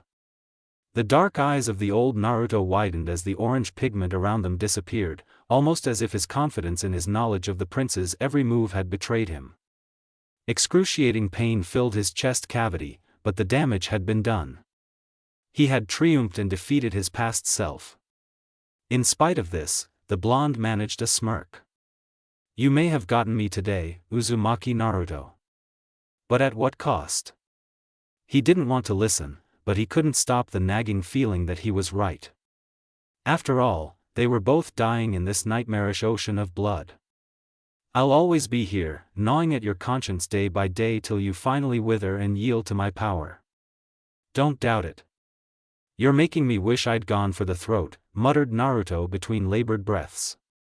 As if in a final act of spite, the blonde twisted the sword while it was hilt deep in Naruto's flesh, its blade rending tender muscles, his right lung and severing thousands of nerves simultaneously. Needless to say, this made him extremely uncomfortable to say the least, and jolted him right from dreamland. Sitting up, he realized that he was, in fact, not cold. Someone had covered him with a fur blanket while he was asleep. Pushing it away, he looked up at the moon and gave a yawn. It was already deep into the night as the Earth's natural satellite shone overhead. He was still deeply troubled by the day's events, as well as the recurring nightmare of his past transgression. Corruption, it seemed, was firmly rooted in the government, and it definitely eroded the trust of the people no matter how much propaganda was pushed out. Though they probably attempted to disadvantage anti-imperialist newspapers, there were simply too many, and it was still largely a free press in spite of their price controls. The governance of Uzushio would then be ineffective as soon as the public became disillusioned with the system. A plan was already forming in his head for how to deal with it, but first he would have to fix his relationship with Sayuri. Admittedly, he had been in the wrong no matter his intentions, and he had taken it out on his consort. Knowing her pride, this wouldn't be easily repaired unless he said something first. And what was he to make of his unrelenting nightmares? Did it have anything to do with his philosophy? Why did he keep losing to himself, his dark self, his superior self? Wasn't the will of fire good, and didn't good always triumph over evil? He doubted this was a trial where he was some kind of hero facing a struggle with evil, and if that was so, why was it so difficult? Was the will of fire not the correct path? Was it not right? Was he too naive for believing in this dichotomy, for believing that the will of fire would always trounce the curse of hatred? Questions. Came a sudden voice. Naruto's head immediately snapped to look for its source, but there appeared to be no one in the vicinity. In fact, the voice seemed to come from everywhere and nowhere at once, and it was layered such that it sounded both like a man and a woman speaking simultaneously. Questions beget answers, and they will guide thy path, my child. Who's there? Who are you? Asked Naruto into the silent night. Of course, he received no response. A quick flare of his chakra brought up no signals on his sensory range either. Was he going insane from all his nightmares? Our paths will cross again, declared the voice. Until then, may questions be thy cynosure. Wait. Naruto's voice faltered as he realized that the tone of finality in the last statement likely marked the end of the conversation. What in the world was going on? The encounter had left him with more questions than answers, though given its nature, that was likely the intention of whatever entity was speaking to him. There was someone speaking to him, right? He couldn't have been hearing things. He could not afford to go crazy, not when his people needed him. Shaking his head, he gripped his cranium in desperation. It was not sleep he needed. It was knowledge. As if a cloud of madness descended upon him, he shot up from his chair and walked to the cloakroom. A watchman stationed outside was slightly taken aback by his master's presence at this ungodly hour of the night, and only barely managed to open the doors in time as the prince was practically sprinting into the room in a frenzy. My lord. Give me the time, please, said the Uzumaki as he located his red silk robes and put them on. It's nearly 3 a.m., replied the servant. He pulled the prince's white overcoat from the shelf and handed it to him. There's still time. Naruto muttered, buttoning up the third layer of his outfit hurriedly. But please, my lord, where are you going? Imperial Library, 7 a.m. Is going on. Sayuri uttered under her breath. She had come here after her clone in the library had dispelled, which came with the knowledge that for some reason, her spouse had entered late in the night and started reading like a maniac with dozens of his shadow clones as company. She was still angry at the prince, but less so than yesterday. A small part of her felt guilty for practically throwing him out of his own house and letting him sleep out in the cold, even if he had offended her. For that matter, she doubted that he had even slept a wink in the past night if her clone's memories were anything to go by. But her Uchiha pride prevented her from showing any of it to him as she walked in. The Uchiha felt like she had just entered the command room of a belligerent nation. She found Naruto poring over several maps and inspecting the diagrams inside 3 books at once on tables located near the supercomputer. Stacks of other tomes sat disorganized in various piles both on and off the table. The mess reflected his current state of his mind, chaotic, frantic and disorganized. On a piece of paper he had in front of him, he had drawn 7 dots, with one directly above what looked like a mountain he had drawn. "Were you up to that? You came here at 3 in the morning?" Naruto's eye bags evinced his sleeplessness as he turned to look at her. He had neither the will nor the energy to tell her that a voice had spoken to him in the middle of the night. Plus, there was a high chance she'd think he was insane. Instead, he pointed to the sketch in front of him. "It's a little hard to explain," he admitted as he drew a line connecting the 7 dots. Then his tone got serious. "I want to apologize for what I said yesterday.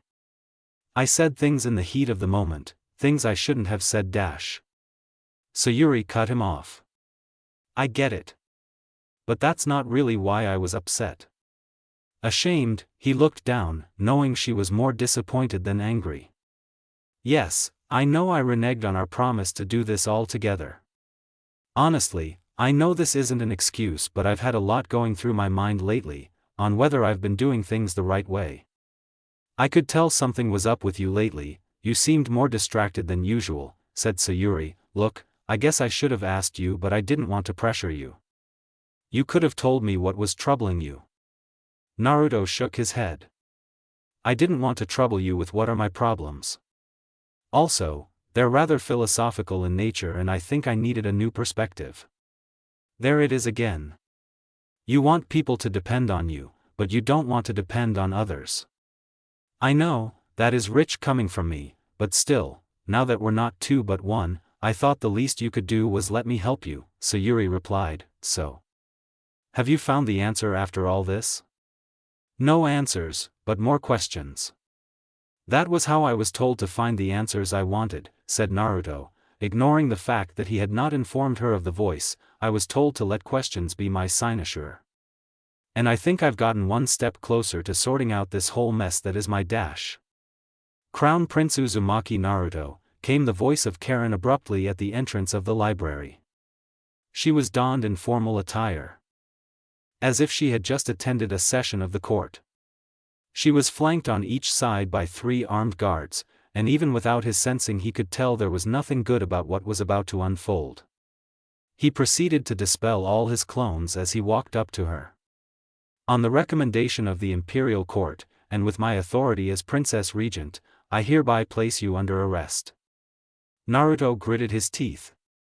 "On the charge of high treason for colluding with the enemy against the court." Sayuri scowled intimidatingly with her Sharingan triggered. "What is the meaning of this? You were strangely merciful on the traitor yesterday, and even wanted to talk to him in private instead of putting him under arrest right away for high treason. Furthermore, you removed his bindings in spite of his previous attempt at murdering all of us, and I don't think it would be unreasonable to believe that you let him go after your talk." "Am I wrong?" said Karen with satisfaction, grinning maliciously at Naruto. "Hatred, so much hatred," the Crown Prince murmured, after turning his negative emotion sensing on her for the first time. He must have been too filled with guilt to not do it before, or Karen must have been extremely cautious with her deep acting. Or perhaps his ability might have been dulled by his weak chakra control. Either way, Sayuri was right again. Get him," the Sessho snarled, prompting the 6 guards to enter a formation around them swiftly. A hexagonal suppression barrier formed almost instantly, and they closed in on them. Sayuri.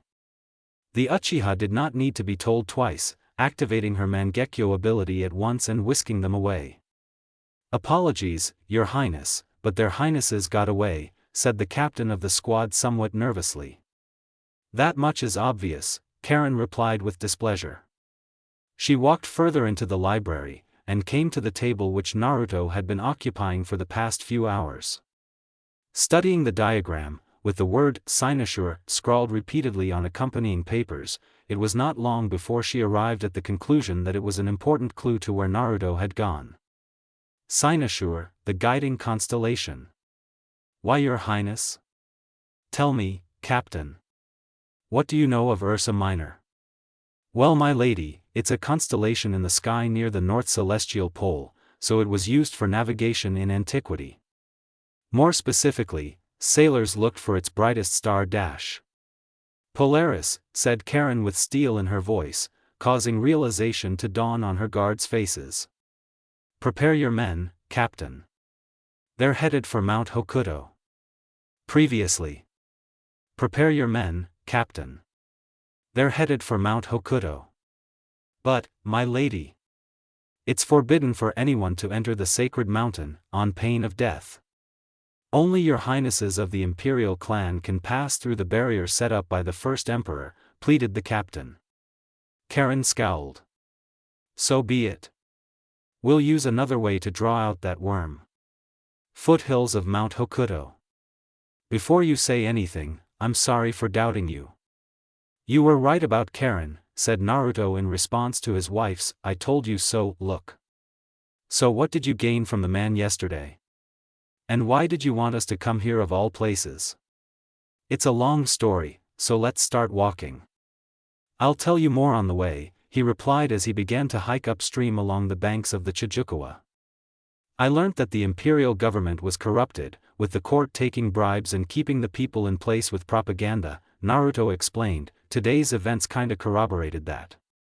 There was no audi alterum partem at all, and they sought to arrest me before I even got to explain my side of the story, not like they'd want to hear it anyways.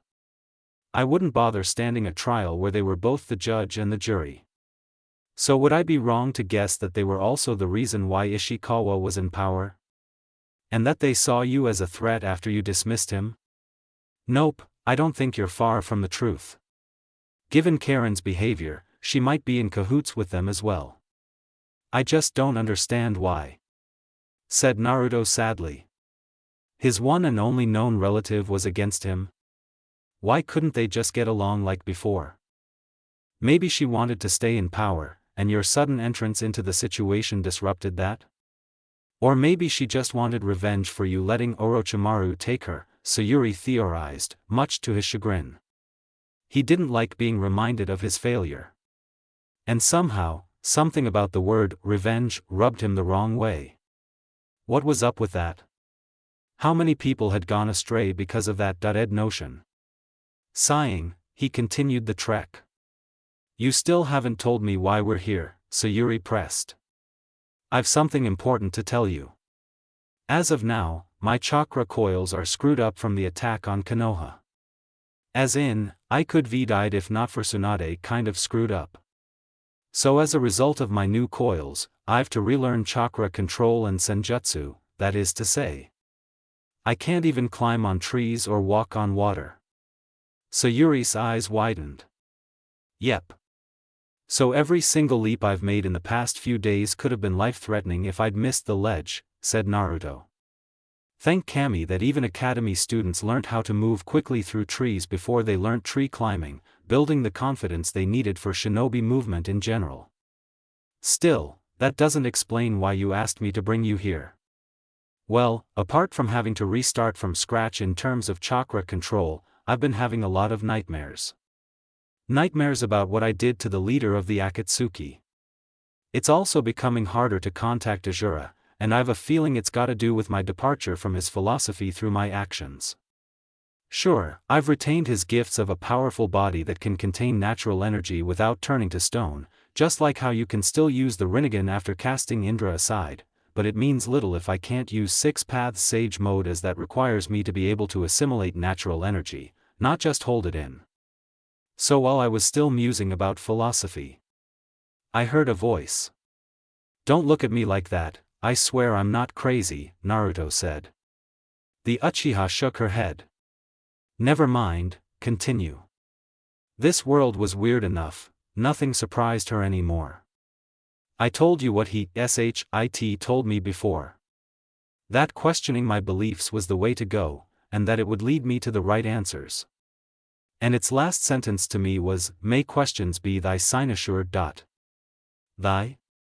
Sayuri suppressed a snicker. From the way you described this voice, it sounds like an old-fashioned person. Yeah, well, first of all, I had to understand, cynosure even meant. It means something serving for guidance or direction. I mean, if that was all, I might have just stopped there. But below its entry in a lexicon I found in the library, I found its etymology, cynosure came from words that meant dog's tail, referring to the constellation Ursa Minor, or more specifically, the pole star it contained. Hakutozen, Sayuri filled in, though her voice had a tinge of doubt in it. Yeah, maybe it's a little far-fetched. But seeing as how the emperors were required to come to this so-called sacred mountain before their accession, I figured that it must have been of some importance. Plus, there are ancient barriers that prevent anyone outside of the imperial clan from entering, which certainly makes me very curious about what up here is so closely guarded, even if it's not really what I should be after. His wife shrugged. Being curious is still questioning things, right? You'll have to come up here anyways. Exactly. Naruto could already tell that she too was intrigued. Wait, did you hear that? Sayuri said, hushing him. Hear what? This low, moaning sound? Naruto shook his head, confused as he looked at the trees around him. Bringing his hands together, he intoned, Kagura no Shingon. No one, reported Naruto. Sayuri, hey. Where are you going? His wife was walking in the opposite direction, almost as if in a trance. Without warning, she drew her sword and started slashing at the trees. Shut up, shut up, shut up. With a kick, Sayuri brought down an entire tree, but it seemed futile as she continued to shout at the unseen foe, punctuating every sentence with a chop of her blade. Sayuri. Stop dash. Just as suddenly, the ugliest sound he had ever heard reverberated through the woods. It was like someone was deliberately dragging a rake across a chalkboard. Ominous, dissonant screeching accompanied by a cacophony of phantom voices screamed, throwing doubt and fear into his mind's eye. Why are you here? Why do you live, just to suffer? Why do you lead, just to glorify your own name? Why do you run, just to face your destiny once more? He clutched his head. No, no, no. He had dealt with this before, in his nightmare. What they needed was an anchor, they needed each other. I've no time to play your games, he snapped, I am needed. Oh, is that right, Kotaishi Naruto Shino? You will bend to our will, just like every one of your forefathers, threatened the phantoms. And just like every one of them, I'll pick myself up again. A strong will indeed, Uzumaki. But will your wife leave this forest unscathed? Narrowing his eyes, he ran in the direction of her shouts, following the trail of destroyed trees. Her silhouette appeared before him, but when he grabbed her shoulder, she turned to him with wide eyes before turning black and melting into the shadows of the forest floor. Genjutsu. He cursed his incompetence at the illusionary arts as he brought up his hand in the seal of confrontation. Kai. Nothing seemed to change. Instead, he tried to locate her chakra, but something about this place was off. It seemingly scrambled his senses, leaving him unable to pinpoint her chakra signature. Taking a breath, he tried sensing her again, this time using Kurama's ability. Instantly, he was overwhelmed by the sheer density of negative emotions in the forest, and nearly suffocated from it. All around him, there was hatred, fury, misery and despair, rolled into one in each and every tree, permeating thick into the putrid air. Mustering as much concentration as he could through his training with the toads, he focused on seeking what he assumed would be the largest concentration of such negative emotions, the last Uchiha herself.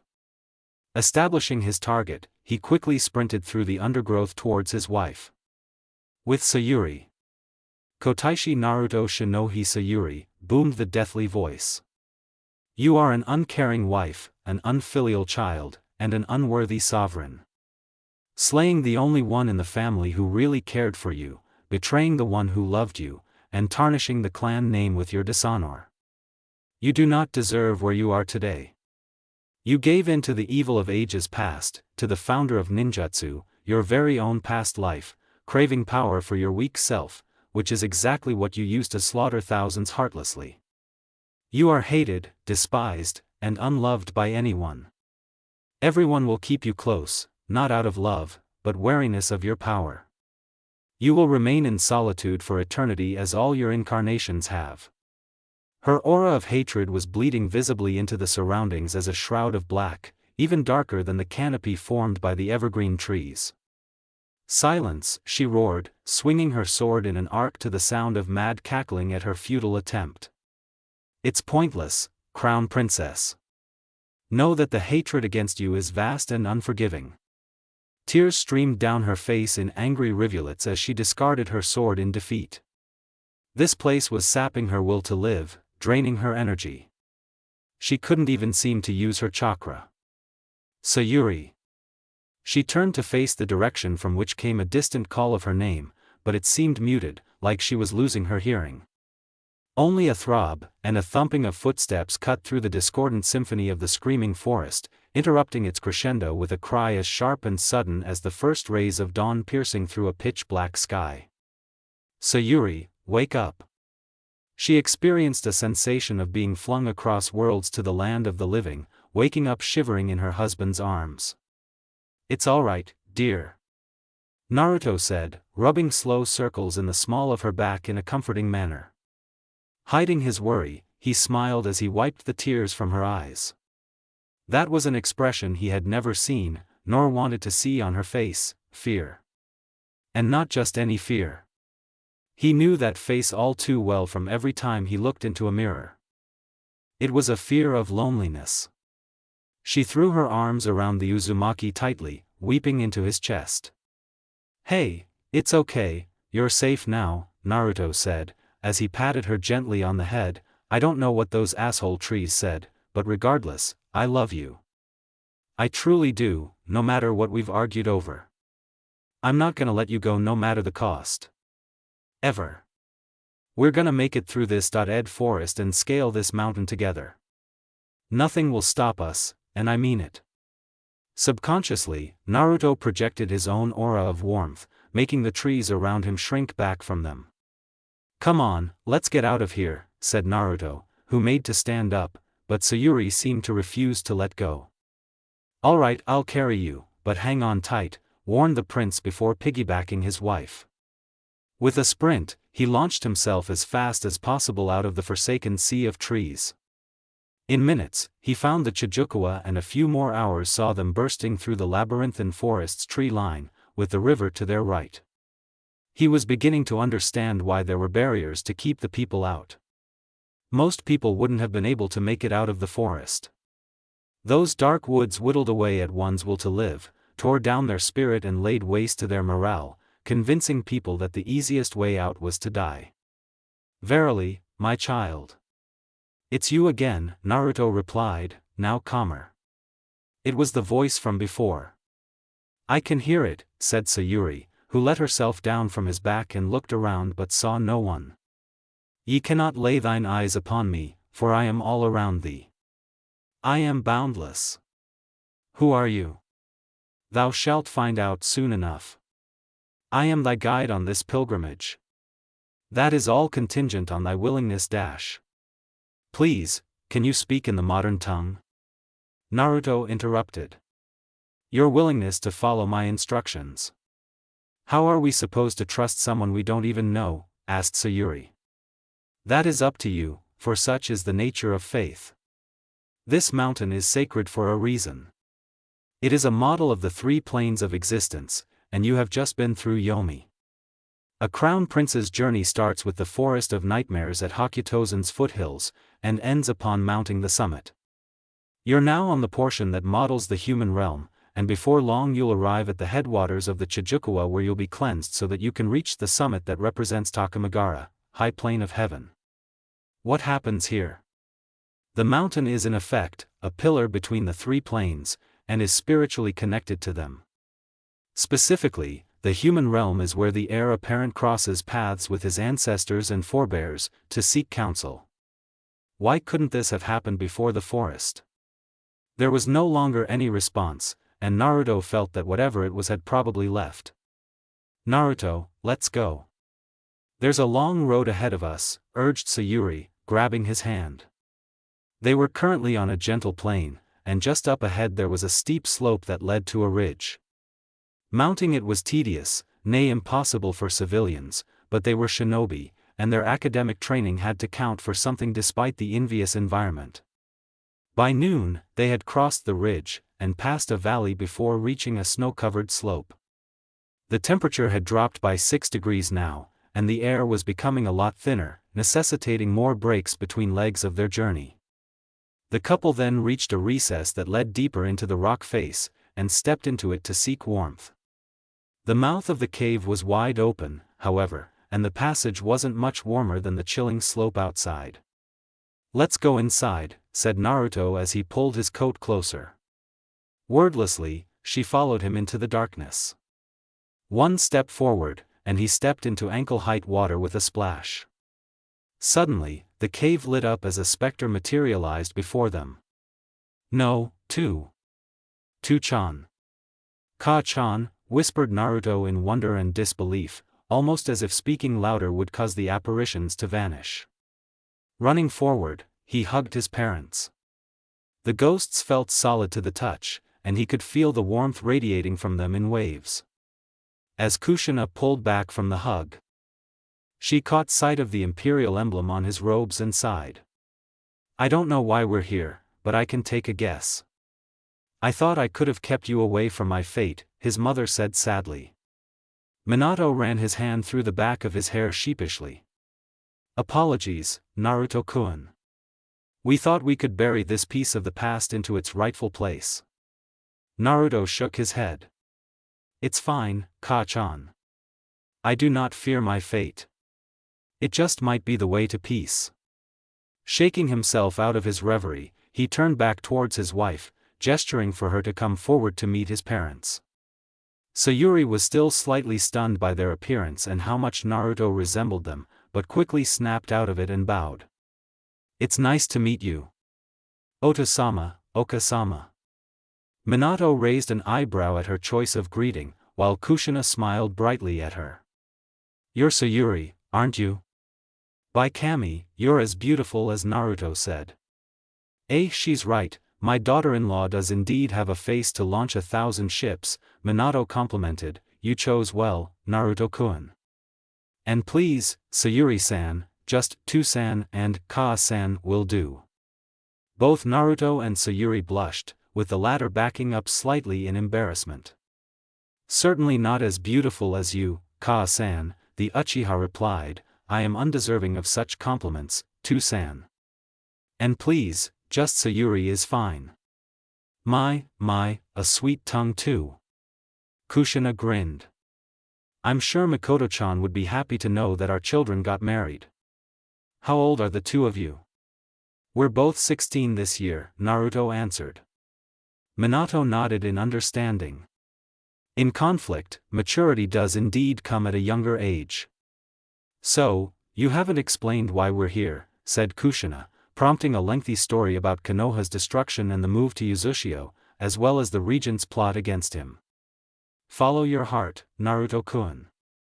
Don't be stressed out about the path people want you to follow, even if they were your past lives. This is your life, not theirs. Walk down your own path, and live a life you'll be proud of. Your mom is right. There isn't a point in following the destiny prescribed to you if you won't be happy with your decisions. Do not spend a single second chasing stars that aren't yours, and do not fight for a cause untrue to your soul," said Minato. "Thank you, Tu-chan, Ka-chan. I'll take your advice to heart." Feeling themselves starting to dissolve, Kushina said, "Don't join us anytime soon, Naruto-kun, Sayuri-chan. You better stay alive for the world. We'll be watching from above, alright?" Sayuri bowed.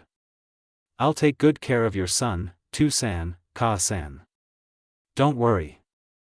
Naruto wiped the tears from his eyes with a sad smile. "I love you. We'll always love you too. Don't give us grandkids too soon," said Minato with a wink, before the two disappeared. Sayuri turned to hug Naruto. She had never seen him this sad, this vulnerable. I'm fine," he insisted through his tears. Her eyes widened when another trick of light seemed to manifest in the form of another couple. She pulled back, warning Naruto that new specters had appeared. It's the Shodai Hokage and the Princess Mito, said Sayuri as she prepared to get on her knees before Mito stopped her. Please, it would be improper for the crown princess of Uzushio to kowtow to a mere Nashino, princess of the blood, and her husband, said the redhead after studying Sayuri's white robes emblazoned with imperial crests. Then at least allow me to give you a bow, for I am in the presence of the people I respect the most in shinobi history, replied Sayuri, who did so and received an even deeper bow in return. I never thought I'd be called back to the land of the living for a matter involving my wife's side of the family, remarked Hashirama jovially. Mito gave him a light smack on the shoulder.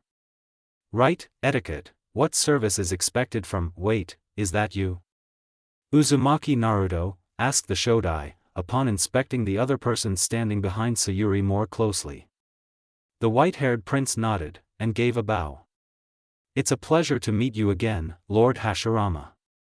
And of course, Mito Haim. Kotaishi Naruto Shino. It would seem, and Jinchuriki of the Kyubi. Why are we here, Crown Prince? And how did you meet Hashirama before? Asked Mito. Naruto wasn't surprised given her famed sensory abilities, and decided to tell them everything they had told his parents. I see, so what guidance can I provide you? Asked Hashirama. Please tell me, how did you come to defeat Madara? How did the will of fire defeat the curse of hatred? Well, our friendship went beyond what our clans allowed for in a period of strife, and it was only after much back and forth before Madara finally yielded and decided to establish Konoha together with me. Friendship, and mutual understanding, that was how the will of fire triumphed. But even then, the seed of evil had not been eradicated, merely laying dormant until my appointment as Hokage triggered my old friend's curse once again. So, it never really won, did it? Said Naruto, furrowing his brows. Hashirama rubbed his chin thoughtfully before he shook his head. No, I guess not. Sayuri tried to suppress the feeling of worry that was starting to build up in her body from Hashirama's words that were so reminiscent of what Indra last told her. How do I control it? The curse I mean, said Sayuri before she could stop herself. The Senju replied, just keep in mind. The anger in your heart warms you now, but it will leave you cold in your grave. Then he chuckled. Sorry, that got a little too dark. But you know what I mean. The curse is an unsustainable way to live. It'll destroy you inside more than you'll destroy anything else. That reply left her with more questions than answers, but she now had an even greater reason to rein in any urges to smash things to bits in the name of hatred.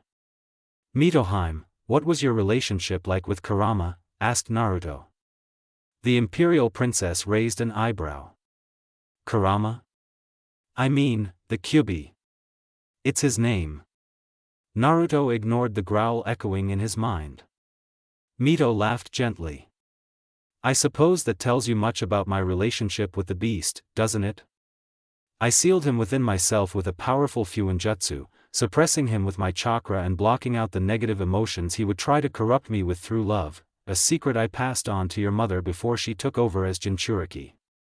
Naruto felt partially lucky being Azura's transmigrant, not having to deal with any of Kurama's issues.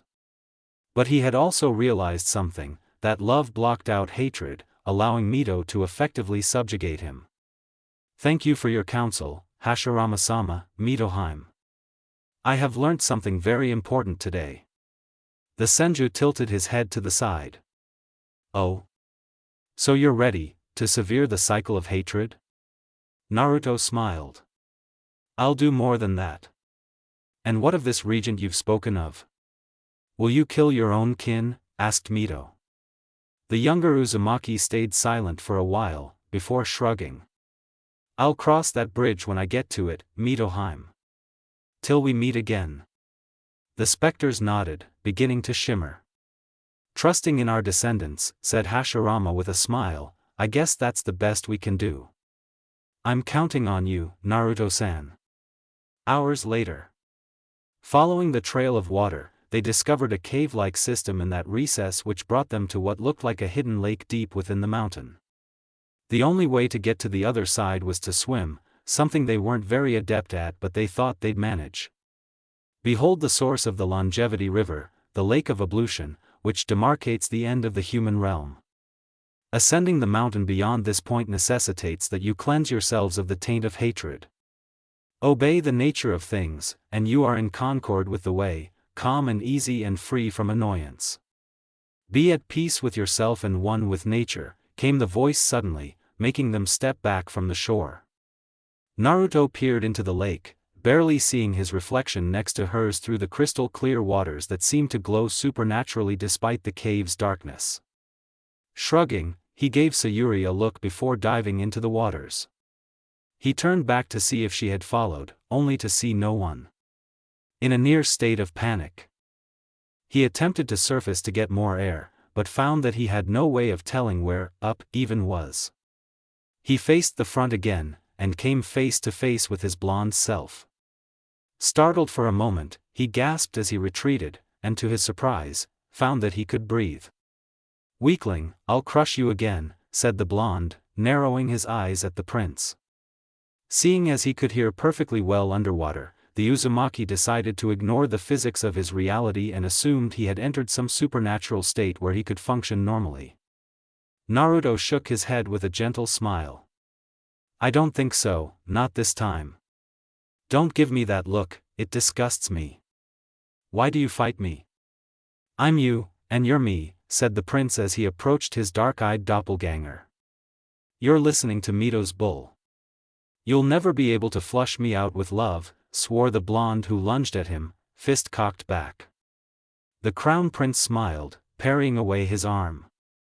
"No, you're right, I won't be able to block you out with love. For that is a mistake, as you'll continue to exist regardless, banished as you may be, and grow in resentment. Just like Kurama." "Shut up. You know nothing," roared the blonde, trying to kick the original who sidestepped away and closed the distance. Seizing the blonde's arm, Naruto pulled him into a hug. "That's enough. I will not diminish your existence, or pretend you don't exist any longer. I'm not perfect and I know that. I accept you, alright?" Naruto said, sensing the blonde's emotions going through a rapid state of flux before they subsided in intensity. "After all, you are a part of me, just like every other emotion. There's no reason for me to have ignored you for so long, and for that I'm sorry.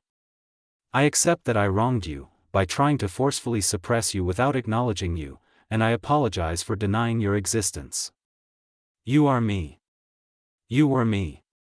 But things are different now, and I can no longer let you define me, or hold me back. Yes, I might doubt myself, and yes, I might hate the villagers for what they did to me as a child. But, that's all in the past. I think it's time I moved past that, and looked to the future at who I should be." Slowly but surely, Naruto felt the blonde he was embracing dissolve, and he experienced an inexplicable feeling of tranquility. The weight formerly on his heart was now gone, and just as suddenly, the world around him turned into a bright flash of white.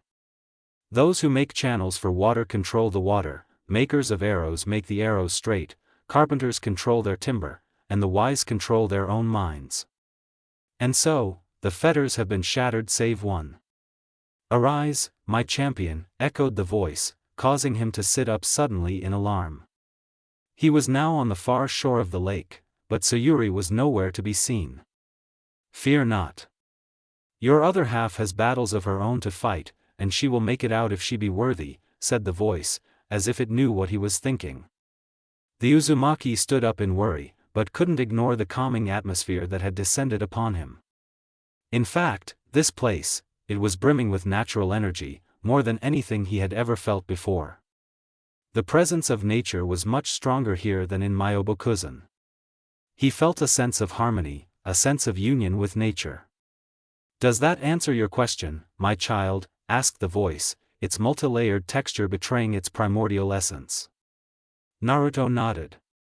"You are nature. And I was meant to set foot here. To realize that the curse of hatred and the will of fire form the dichotomy of human nature, but are merely two sides of the same coin. And that the true path is not either, but both, the middle way. Indeed. For there is no darkness without light, no good without evil.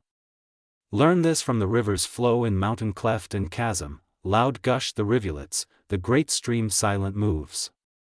Loud booms the empty thing.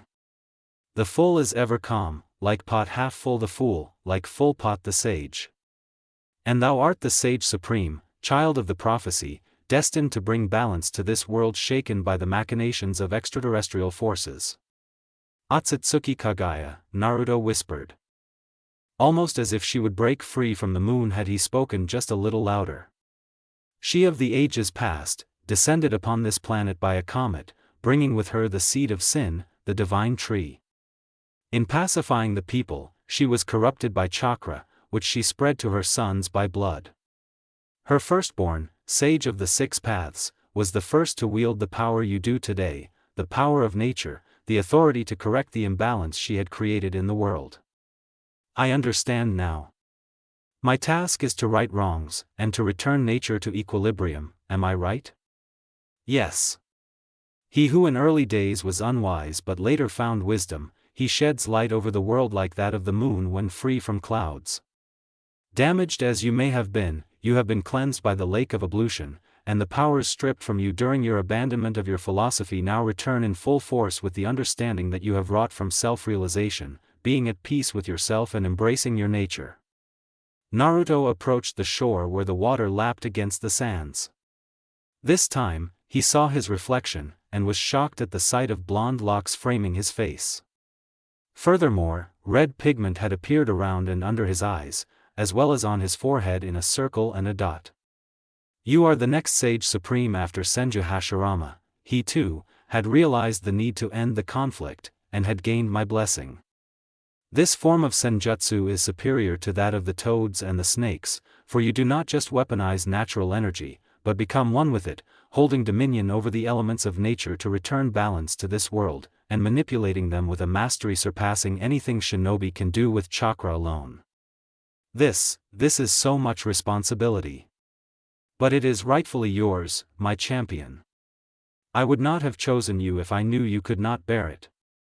And now, your last fetter awakes. Naruto heard a gasping sound to his right, and quickly turned to help his wife up. Sayuri. Are you alright? The Uchiha nodded, but she didn't look like she wanted to talk about what had happened and instead observed her surroundings in an attempt to orientate herself. Where are we? When Naruto grabbed her hand, everything that had transpired seemed to run through her brain, for a glint of understanding appeared in her eyes. Steps away from the summit. Follow the light of dusk, said nature. Naruto spied slivers of light coming from distant rocks, so he brought his wife in that direction. They came to another tunnel, which bore an exit that shone with the radiance of the evening sun. Summit, Hakyutozen. Look! Sayuri pointed to the sky, and in the distance, they could make out a shining star along with others that glowed in the constellation of Ursa Minor. It's beautiful, said Naruto, before the Uchiha pecked him on the cheek. We made it. I'm so glad, Naruto-kun. The Crown Prince smiled. I couldn't have done it without you. There's a reason for the name of this mountain, my children, nature said. In Takamagara, there is Polaris and its enclosure, said to be the heavenly emperor and the celestial palace. On earth, we have his counterpart, the emperor of all under the heavens, you, my child, sage supreme. And Empress Sayuri, second to one. Together, you will unite the world and restore equilibrium. Now, return to thy empire, for thy people are in need, and this will be the first of many tests as a sovereign. Palaces built of earth and stone and wood, wealthy men endowed with food and dress and finery, legions of retainers who throng round the mighty, these are like castles in the air, like rainbows in the sky, and how deluded those who think of this as truth, warned nature, an emperor is only as worthy as his people make him out to be. Though thou art crowned by nature, beware, so impermanent are the constructions, so transient, so unreliable. Naruto understood. He had to earn his keep. No, you do not understand, said nature, almost disapprovingly. It was clear that it had something against Sayuri, the way it had called her his last fetter. Who passion for all pleasure ends, helped by the state of man of naught. Rid of all else, is yondermost release of all sense released, he would stay poised untrammeled in that state. Nature spoke, awaken ye to the doctrine, exert skill, lead the Brahma faring, for there is no immortality of anything born. Naruto shook his head. I'm sorry, I don't know what you're talking about. Perhaps it is too early. You shall learn along the way. Now go. The populace awaits their rightful lord. Sayuri frowned, looking at the distance. Naruto, do you see that? She had pointed at the distant prefecture which they had visited, where a large cloud of fire had erupted overhead. It was certainly not fireworks, no, it was a warning. One that promised the destruction of Konoha's citizens. Hurry. Plaza, Imperial Palace Gate. I'm surprised you've returned, Naruto Dano.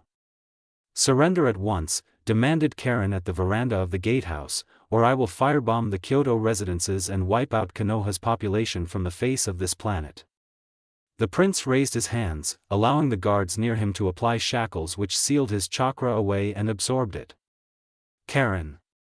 I'd just like to ask you one question. Why did you do this? Asked Naruto. The regent's face scrunched into an unrecognizable expression, and in fact, her entire person was different. She was no longer the clanswoman Naruto had rescued from the bear.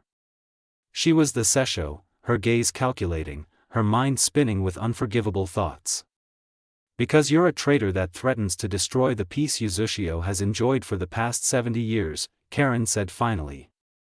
Her answer was understandable, for people had begun to gather at the plaza, and a politically correct answer was the only one acceptable. Come, people of Uzushio, behold, the execution of the treasonous man you call Crown Prince, Uzumaki Naruto. Karen announced. The people stood silent, almost as if they were waiting expectantly. Or perhaps they dared not defy the will of the institution. Within minutes, the guards had erected stocks and a pole. Apologies, Your Highness, whispered one as he bound the blonde to it. I forgive you, for you know not what you do, muttered Naruto, watching as the public began to fill the square that was about to become his execution ground. Karen gestured for a guard armed with a whip to take his place in front of the stocks. Kotaishi Naruto Shino, on the advice of the imperial court, is hereby sentenced to death for high treason, as well as resisting arrest. He colluded with an enemy that had attempted to assassinate the imperial entourage, letting him off after speaking with him in private. For conspiring against the court, he faces the capital punishment of scourging to a state of near death, after which he will be brought to a cross where he will hang until he is dead, declared the Minister of Justice. Kotaishi Naruto Shinohi Sayuri is still at large for abetting his escape, and will face equal punishment. Do you have any last words before we commence the execution? Asked the Princess Regent. The fool who does evil to a man who is good, to a man who is pure and free from sin, the evil returns to him like dust thrown against the wind, spoke Naruto with a voice not his own, his blue eyes glowing momentarily. With that, he fell silent, but the crowd could not help but be shaken. Hajime. Karen snapped, and the first of 100 lashings fell upon the Uzumaki, striking him across the face. Ichi. Enai. The second tore a chunk of flesh from his chest, but the wound merely steamed as it regenerated in moments. This inadvertently excited the executioner, increasing the fervor with which he delivered his next strokes to see if he could outpace Naruto's regeneration. San. Yan. Go. Roku. Nana.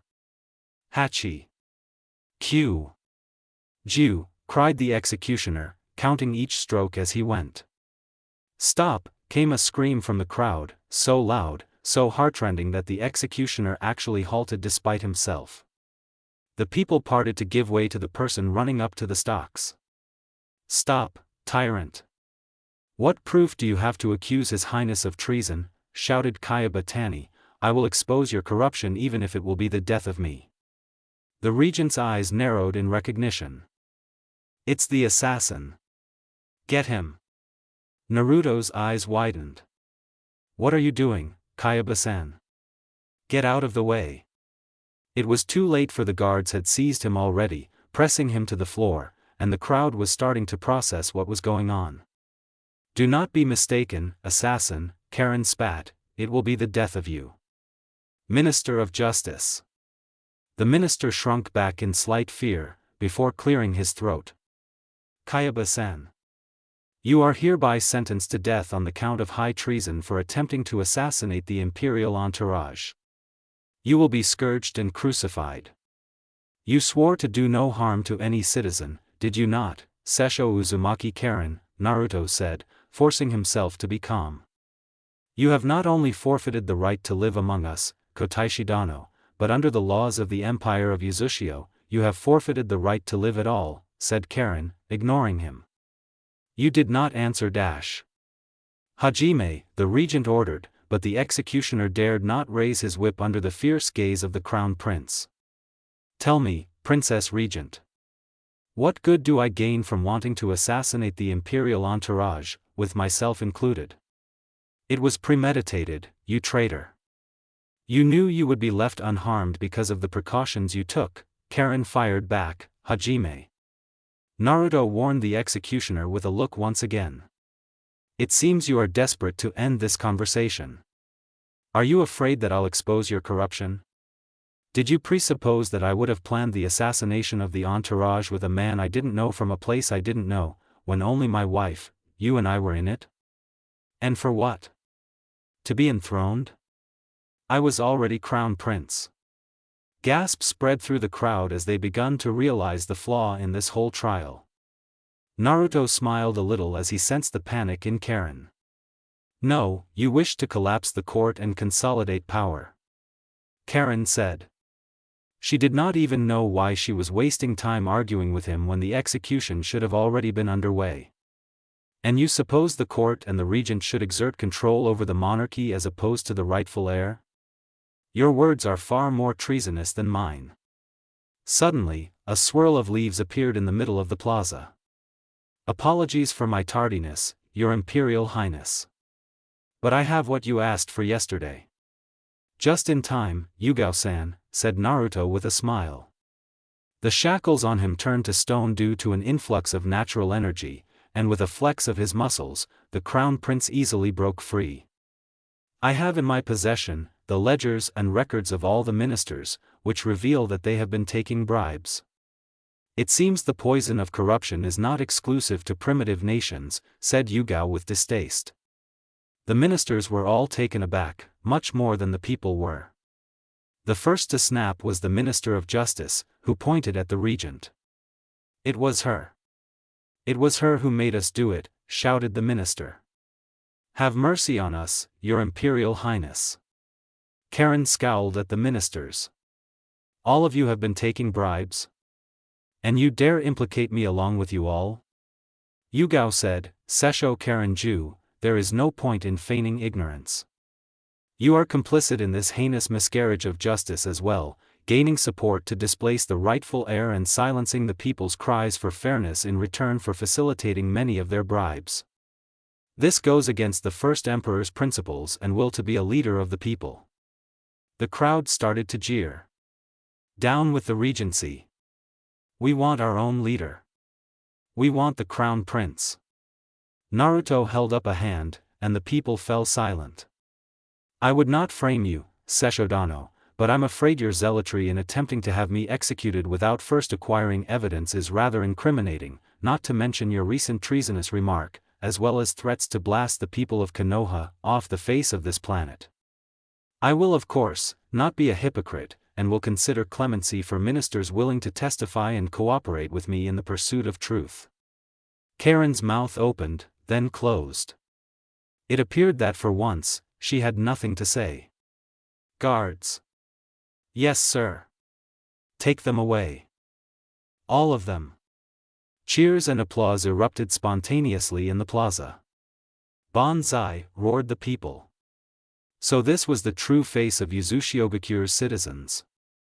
In my capacity as Crown Prince, I hereby formally pardon Kayaba-san of his treason, because he was not anti-imperialist, but anti-corruption.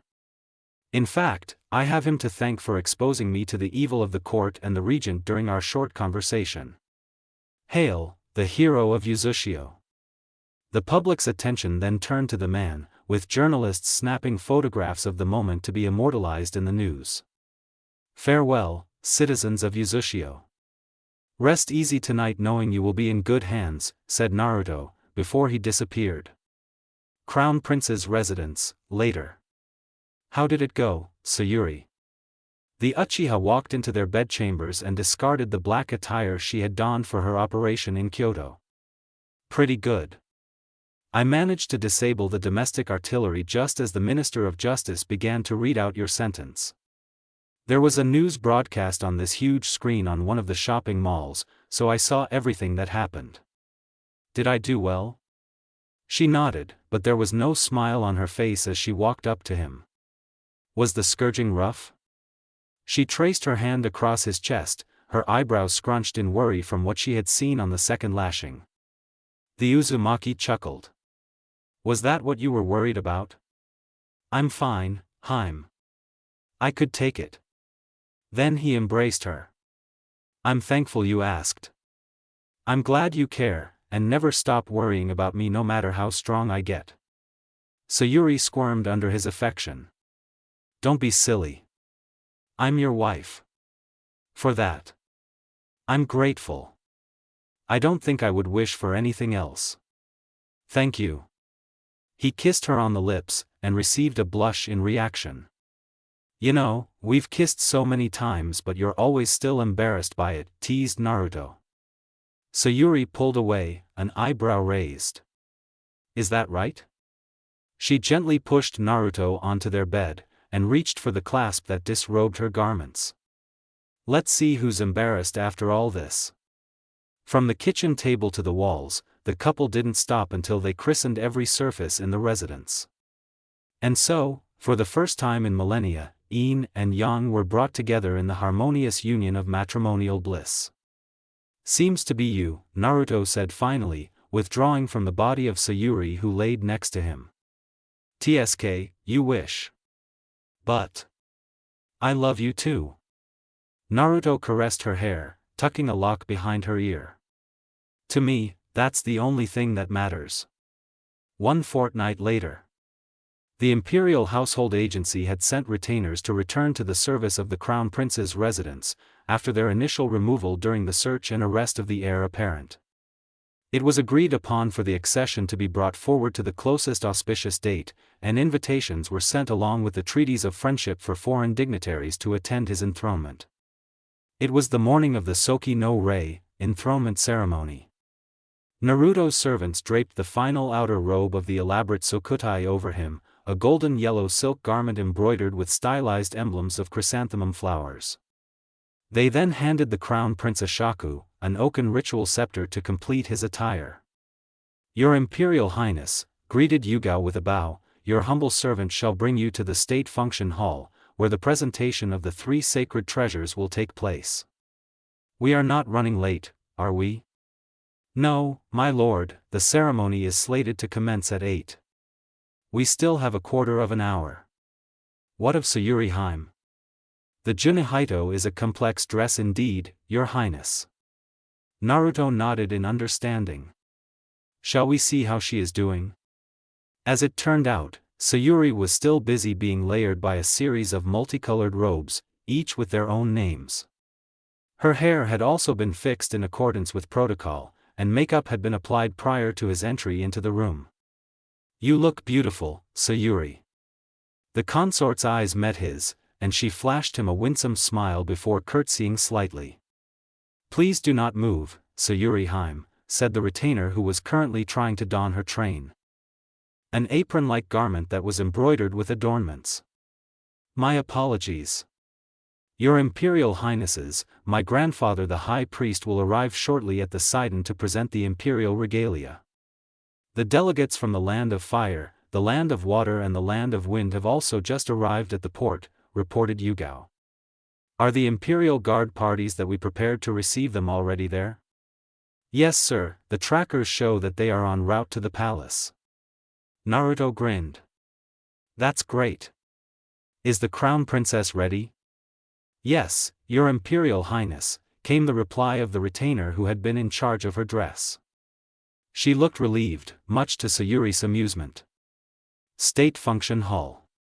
This humble subject, the High Priest of the Empire, pays respects to your Imperial Highnesses the Crown Prince and Princess of Uzushio, greeted Yugao's grandfather. Naruto acknowledged his greeting with a nod, and was a little guilty about the old man kneeling due to his frail appearance. The old man gestured for his two apprentices to move forward, where they knelt before the seated prince and raised two chests. It is my honor, my humble privilege to present to your Imperial Highness, the imperial regalia of Uzushio, said the high priest. Naruto could tell. He had been waiting for decades for the rightful heir to ascend the throne. The heavenly sword of gathering clouds, the Kusanagi no Tsurugi from Atsuta Shrine, representing valor, announced the high priest as one of his apprentices opened the lid of a 1.5-meter-long wooden box. Inside, nested in stone and the log of a camphor tree lined with red clay and gold, sat a metallic white sword with a middle resembling a fish spine and a blade the shape of a calamus leaf. Secondly, the Yasukani no Magatama from the three palace sanctuaries, representing benevolence. The smaller box was opened, revealing three curved jade beads on a black leather string sitting on a cushion of velvet. Each was the size of a plum, and shaped like a comma with intricate carvings on them depicting the pacification of the elemental nations. The third treasure, the Yata no Kagami, represents wisdom. It is housed in the ISE Grand Shrine and embodies Amaterasu Amikami, and thus will not be presented. With this, the presentation of the three sacred treasures are complete, said the high priest. Naruto put on the necklace of Magatama and instructed the priests to return the Kusanagi to its box where it would be placed on a stand for the second part of the ceremony. Send forth the imperial messengers to ISE Grand Shrine and the mausoleums of Emperors Showa, Heisei, Taisho, and Komeei. Inform them of the new emperor's accession, cried the high priest. Yes, sir. Your Imperial Highnesses, let us proceed to the Takamikura for the enthronement. The people of Uzushio await your arrival. Chouden Reception Hall. On a curtained, octagonal pavilion, there sat a simple chair atop three octagonal pedestals on a larger square pedestal in a pyramidal array. Each pillar held up a portion of the elaborate black and gold enclosure, which was surmounted by a large phoenix sculpted of pure gold. Below the veranda of the hall, thousands of citizens squeezed onto the Kyuden Totei Plaza to observe the enthronement, which was admittedly making Naruto a little nervous. Out of sight, Sayuri squeezed his hand reassuringly. Naruto inhaled deeply, reminding himself that if he had become Hokage, he would have received the same amount of attention. Looking up, he caught the eye of Gaara and his siblings, standing further away within the hall together with the Wind Daimyo. The Kazekage offered him a reassuring nod. Naruto exhaled and began to walk up the steps to the pavilion, followed closely behind by Sayuri who stood on a separate pedestal after he sat down on the chair. In the distance, members of the Imperial Guard began to beat massive traditional drums, heralding the start of the ceremony. The high priest brought in the stand on which the chest containing the Kusanagi rested, as well as another box containing the privy seal of Uzushio, Naruto's imperial signet. Hark, ye citizens of the Empire of Uzushio! With reverence and respect, proclaimed Yugao's grandfather, causing silence to fall upon the plaza. On this first day of the Meiji era, let it be known throughout the lands of Uzushio.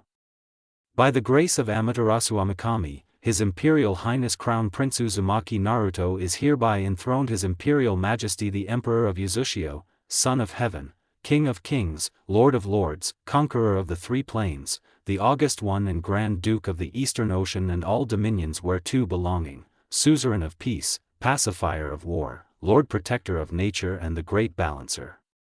By the grace of Amaterasu Amikami, Her Imperial Highness, Crown Princess Uzumaki Sayuri is hereby enthroned Her Imperial Majesty the Empress of Uzushio, Holy Mother of the Lands, Queen of Queens, Lady of Ladies, Sovereign of the Silk, Second to One and Grand Duchess of the Eastern Ocean and all dominions whereto belonging, Palladium of Liberty, Monarch of Justice, Liege of Lanterns and Lady of the Polonia Flowers. Hail, their Imperial Majesties, Emperor and Empress of Uzushio. Banzai! Banzai! Banzai! Chanted the masses.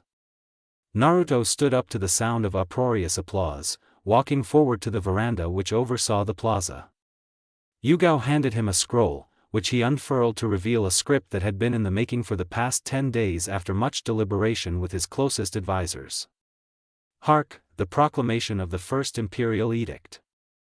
Whereas, by this oath, hereafter the Charter Oath, we, Emperor of all under the heavens, set up as our aim the establishment of the national wealth on a broad basis and the framing of a constitution and laws, began Naruto. 1. Deliberative assemblies shall be widely established and all matters decided by open discussion. 2. All classes, high and low, shall be united in vigorously carrying out the administration of affairs of state. 3. The common people, no less than the civil and military officials, shall all be allowed to pursue their own calling so that there may be no discontent. 4. Evil customs of the past shall be broken off and everything based upon the just laws of nature. 5. Knowledge shall be sought throughout the world so as to strengthen the foundation of imperial rule. Now, therefore, we do hereby promulgate the Constitution of Uzushio, which will establish the Emperor in Council, Emperor on the Bench and Emperor in Diet. The following will be established in accordance with the Constitution: a bicameral imperial diet with an upper house of councillors and a lower house of representatives elected by the people, a privy council of advisors, a cabinet of ministers of state headed by a prime minister, inducted through the candidature of the imperial examinations, a judiciary, headed by the chief justice, functioning independently of the legislative and executive organs of Uzushio. Finally, the censorate, our eyes and ears, will eradicate corruption in this sacred empire. We adjure ye, people of Uzushio, to single-mindedly assist us in attaining all of our aspirations for the empire of Uzushio. Naruto then reached for the privy seal, dipping it in the cinnabar seal ink next to it, before ceremoniously pressing it on the bottom of the scroll before millions through the nationwide broadcast. Given under our imperial hand and seal at the imperial palace, Uzushio-gakure, this first day of the Meiji era. From a battery of soldiers stationed in another plaza, 21 consecutive shots of gunfire sounded in the air, signaling the end of the enthronement ceremony. Returning the scroll to Yugao, he helped Sayuri down from the Takamikura enclosure and strolled towards the foreign delegates with his entourage behind him. Seeing his approach, Gaara flicked the front of his robe before coming to a kneel. This humble subject, Kage of the Land of Wind, pledges his undying allegiance to your Majesty the Emperor. His siblings followed suit, and so did the Wind Daimyo. May cast a glance at the dignitaries from the Land of Wind, before deciding to do the same. She did owe the Empress a favor, and had decided earlier that the technology promised by Naruto was of great use to Kirigakure. The Fire Daimyo was the last to do so, feeling rather awkward kneeling at the feet of his own former shinobi. Please, we're glad you've agreed to our terms. Let us proceed to breakfast, Naruto invited. Homeidan State Banquet Hall. Your Majesty, the technological advancement of Uzushio-gakure is simply amazing, said Mei. Fuinjutsu is a wonderful art indeed, but above that, perhaps education was Uzushio's most important tool. With more people educated, more citizens could engineer the innovation that brought rapid development to the prefectures. Peace, Your Majesty. Was that not what allowed Uzushio-gakure to continue uninterrupted? Asked Gaara. Of course. Which is why it is important for us to rally shinobi from all over the world together to fight the threat that the masked Uchiha and Mugen Tsukuyomi represent to the elemental nations. But first, in the process of furnishing your lands with the technology in Uzushio, we must convene with the Kage of the lands of Earth and Lightning, to convince them to combine forces in order to repel the self-proclaimed Madara. Coincidentally, Your Majesty, the Raikage had recently sent letters asking for such a summit. He cited concern about Akatsuki's activities. That is good to hear. When and where does he propose to hold the summit? In 2 weeks, Your Majesty, at the Land of Iron. Good. Naruto gestured for an imperial scribe to approach the table. Receive the imperial edict. In reward for their allegiance to the empire, the daimyo and kage of the lands of wind, fire and water shall receive the technology of Uzushigakure. The provision of experts to assist the lands in their upgrading shall come from the top graduates of the School of Fuinjutsu. Land of Iron, 2 weeks later. The powerful gallop of 3 thoroughbred horses filled the air as they thundered through a snow-blanketed forest on the way to the stronghold of the samurai. Naruto pulled the purple cloak above his coat closer to his body, his other hand on the reins. The Land of Iron was still freezing even by Konoha's winter standards, and that was even with 5 layers on. "We're almost there, Your Majesty," said Shikamaru as he caught sight of the complex peeking out from the hills ahead. Naruto dug his feet into the stirrups, triggering the horse to break into a sprint towards their destination, followed closely by its siblings. Outside the building, 2 samurai armed to the teeth kept vigil, and raised torches in their direction when the horses came in sight. "Your Imperial Majesty. Lord Mifune extends his welcome to our humble country. The other Kage have arrived." Naruto nodded, dismounting and handing the reins and his snow-peltered cloak to Yugao. One of the samurai guided them into the stronghold, weaving through complex corridors to reach a room carved from blue stone. 5 banners bearing the insignia of the various lands hung from the ceiling, ending right behind the seats of the various Kage. Each seat, save Tsunade's as Naruto was attending on her behalf, was occupied by its respective hidden village leader with 2 aides standing behind them, watching the rest in unmasked tension. Where the horseshoe-shaped table ended, a senior samurai one could only assume to be Mifune sat at a separate table, establishing him to be the speaker at the summit. With his entrance, the 5 leaders rose. The Kazekage, Mizukage and their bodyguards then knelt with their heads bowed. At this, the Raikage's eyes narrowed, while Inoki's face took on an unreadable expression. The news of the ancient empire's revival had only broken recently, after all. "These humble subjects, Kage of the lands of wind and water, pay their respects to your Imperial Majesty the Emperor," spoke Gaara with a low voice. "Your Majesty," greeted Mifune with an acknowledging nod and a slight bow which Naruto returned. The samurai had remained neutral to the announcement, for so long as their land remained untouched by shinobi. Naruto gestured for the 2 subordinate Kage to rise. "You've finally arrived," said A. His lack of courtesy did not go unnoticed, but was to be expected from the leader of a breakaway state that had played a part in Uzushiogakure's destruction. "Our apologies," Naruto replied, "but we believe we are not late." The Raikage grunted in return. The best he could offer for the Uzumaki was right about the time. Mifune concealed a sigh, before asking the leaders to take their places round the table. "Raikage Dano, please begin with the agenda," said the samurai leader. "I'll cut to the chase. We need to stop the Akatsuki. As you may know, my village's Jinchuriki have been captured and killed. If my intelligence is right, the same is the case for the other 7, save 1. A paused, looking up at Naruto who returned a level gaze. The Emperor replied, "You are right. We are the last Jinchuriki, and we have managed to exterminate who we suspect to be the puppet leader of the Akatsuki.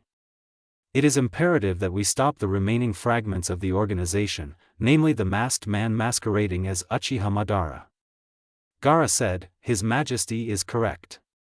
As a Jinchuriki myself, I've been through their extraction and was lucky to have lived. Their objective behind gathering the Biju is to revive the Jubi. And that monster spells doom for all of humanity if we do nothing to stop it." "How am I supposed to believe that?" asked Inoki. "Do you have any proof?" "You are, after all, his subject," accused the aged Tsuchikage with a pointed look at the blonde. Naruto sighed. "We hope this is not because of who our father is. There is no ulterior motive for us to speak against the Akatsuki. What do we stand to gain? The Biju, perhaps?" Inoki pressed. "Maybe you hope to reclaim the tailed beasts from the Akatsuki's clutches." The blonde fought down the anger he was starting to feel in his body. You wouldn't have come all the way here just to throw a spanner into any constructive discussion, would you, Tsuchikage Dano? Mei reasoned, you may disagree with whatever plan we come up with to combat Akatsuki, but surely not disagree with the need to fight them at all? See reason, Tsuchikage Dano, interrupted A, forcing out the honorific. It only benefits us all if we destroy this evil organization that has taken the lives of our own. Don't you feel anything from losing your own Jinchuriki? Are you still too consumed by hatred for the Yondaime Hokage to even consider fighting against someone that threatens all of humanity? That was a low blow, Naruto noted, but it might just have been what was needed to convince Inoki. He looked at the Tsuchikage, whose face took on one of contemplation. The blonde then got an uneasy feeling, and leapt out of his chair just as the Tsuchikage's bodyguard suddenly lunged at him. Die. Unfortunately, the author ended the story here. 3 years ago, they said they would return, but nothing new has been released since. The site now marks the story as fully completed. So, that's it, everyone. Thank you for staying until the end. Good luck to you all.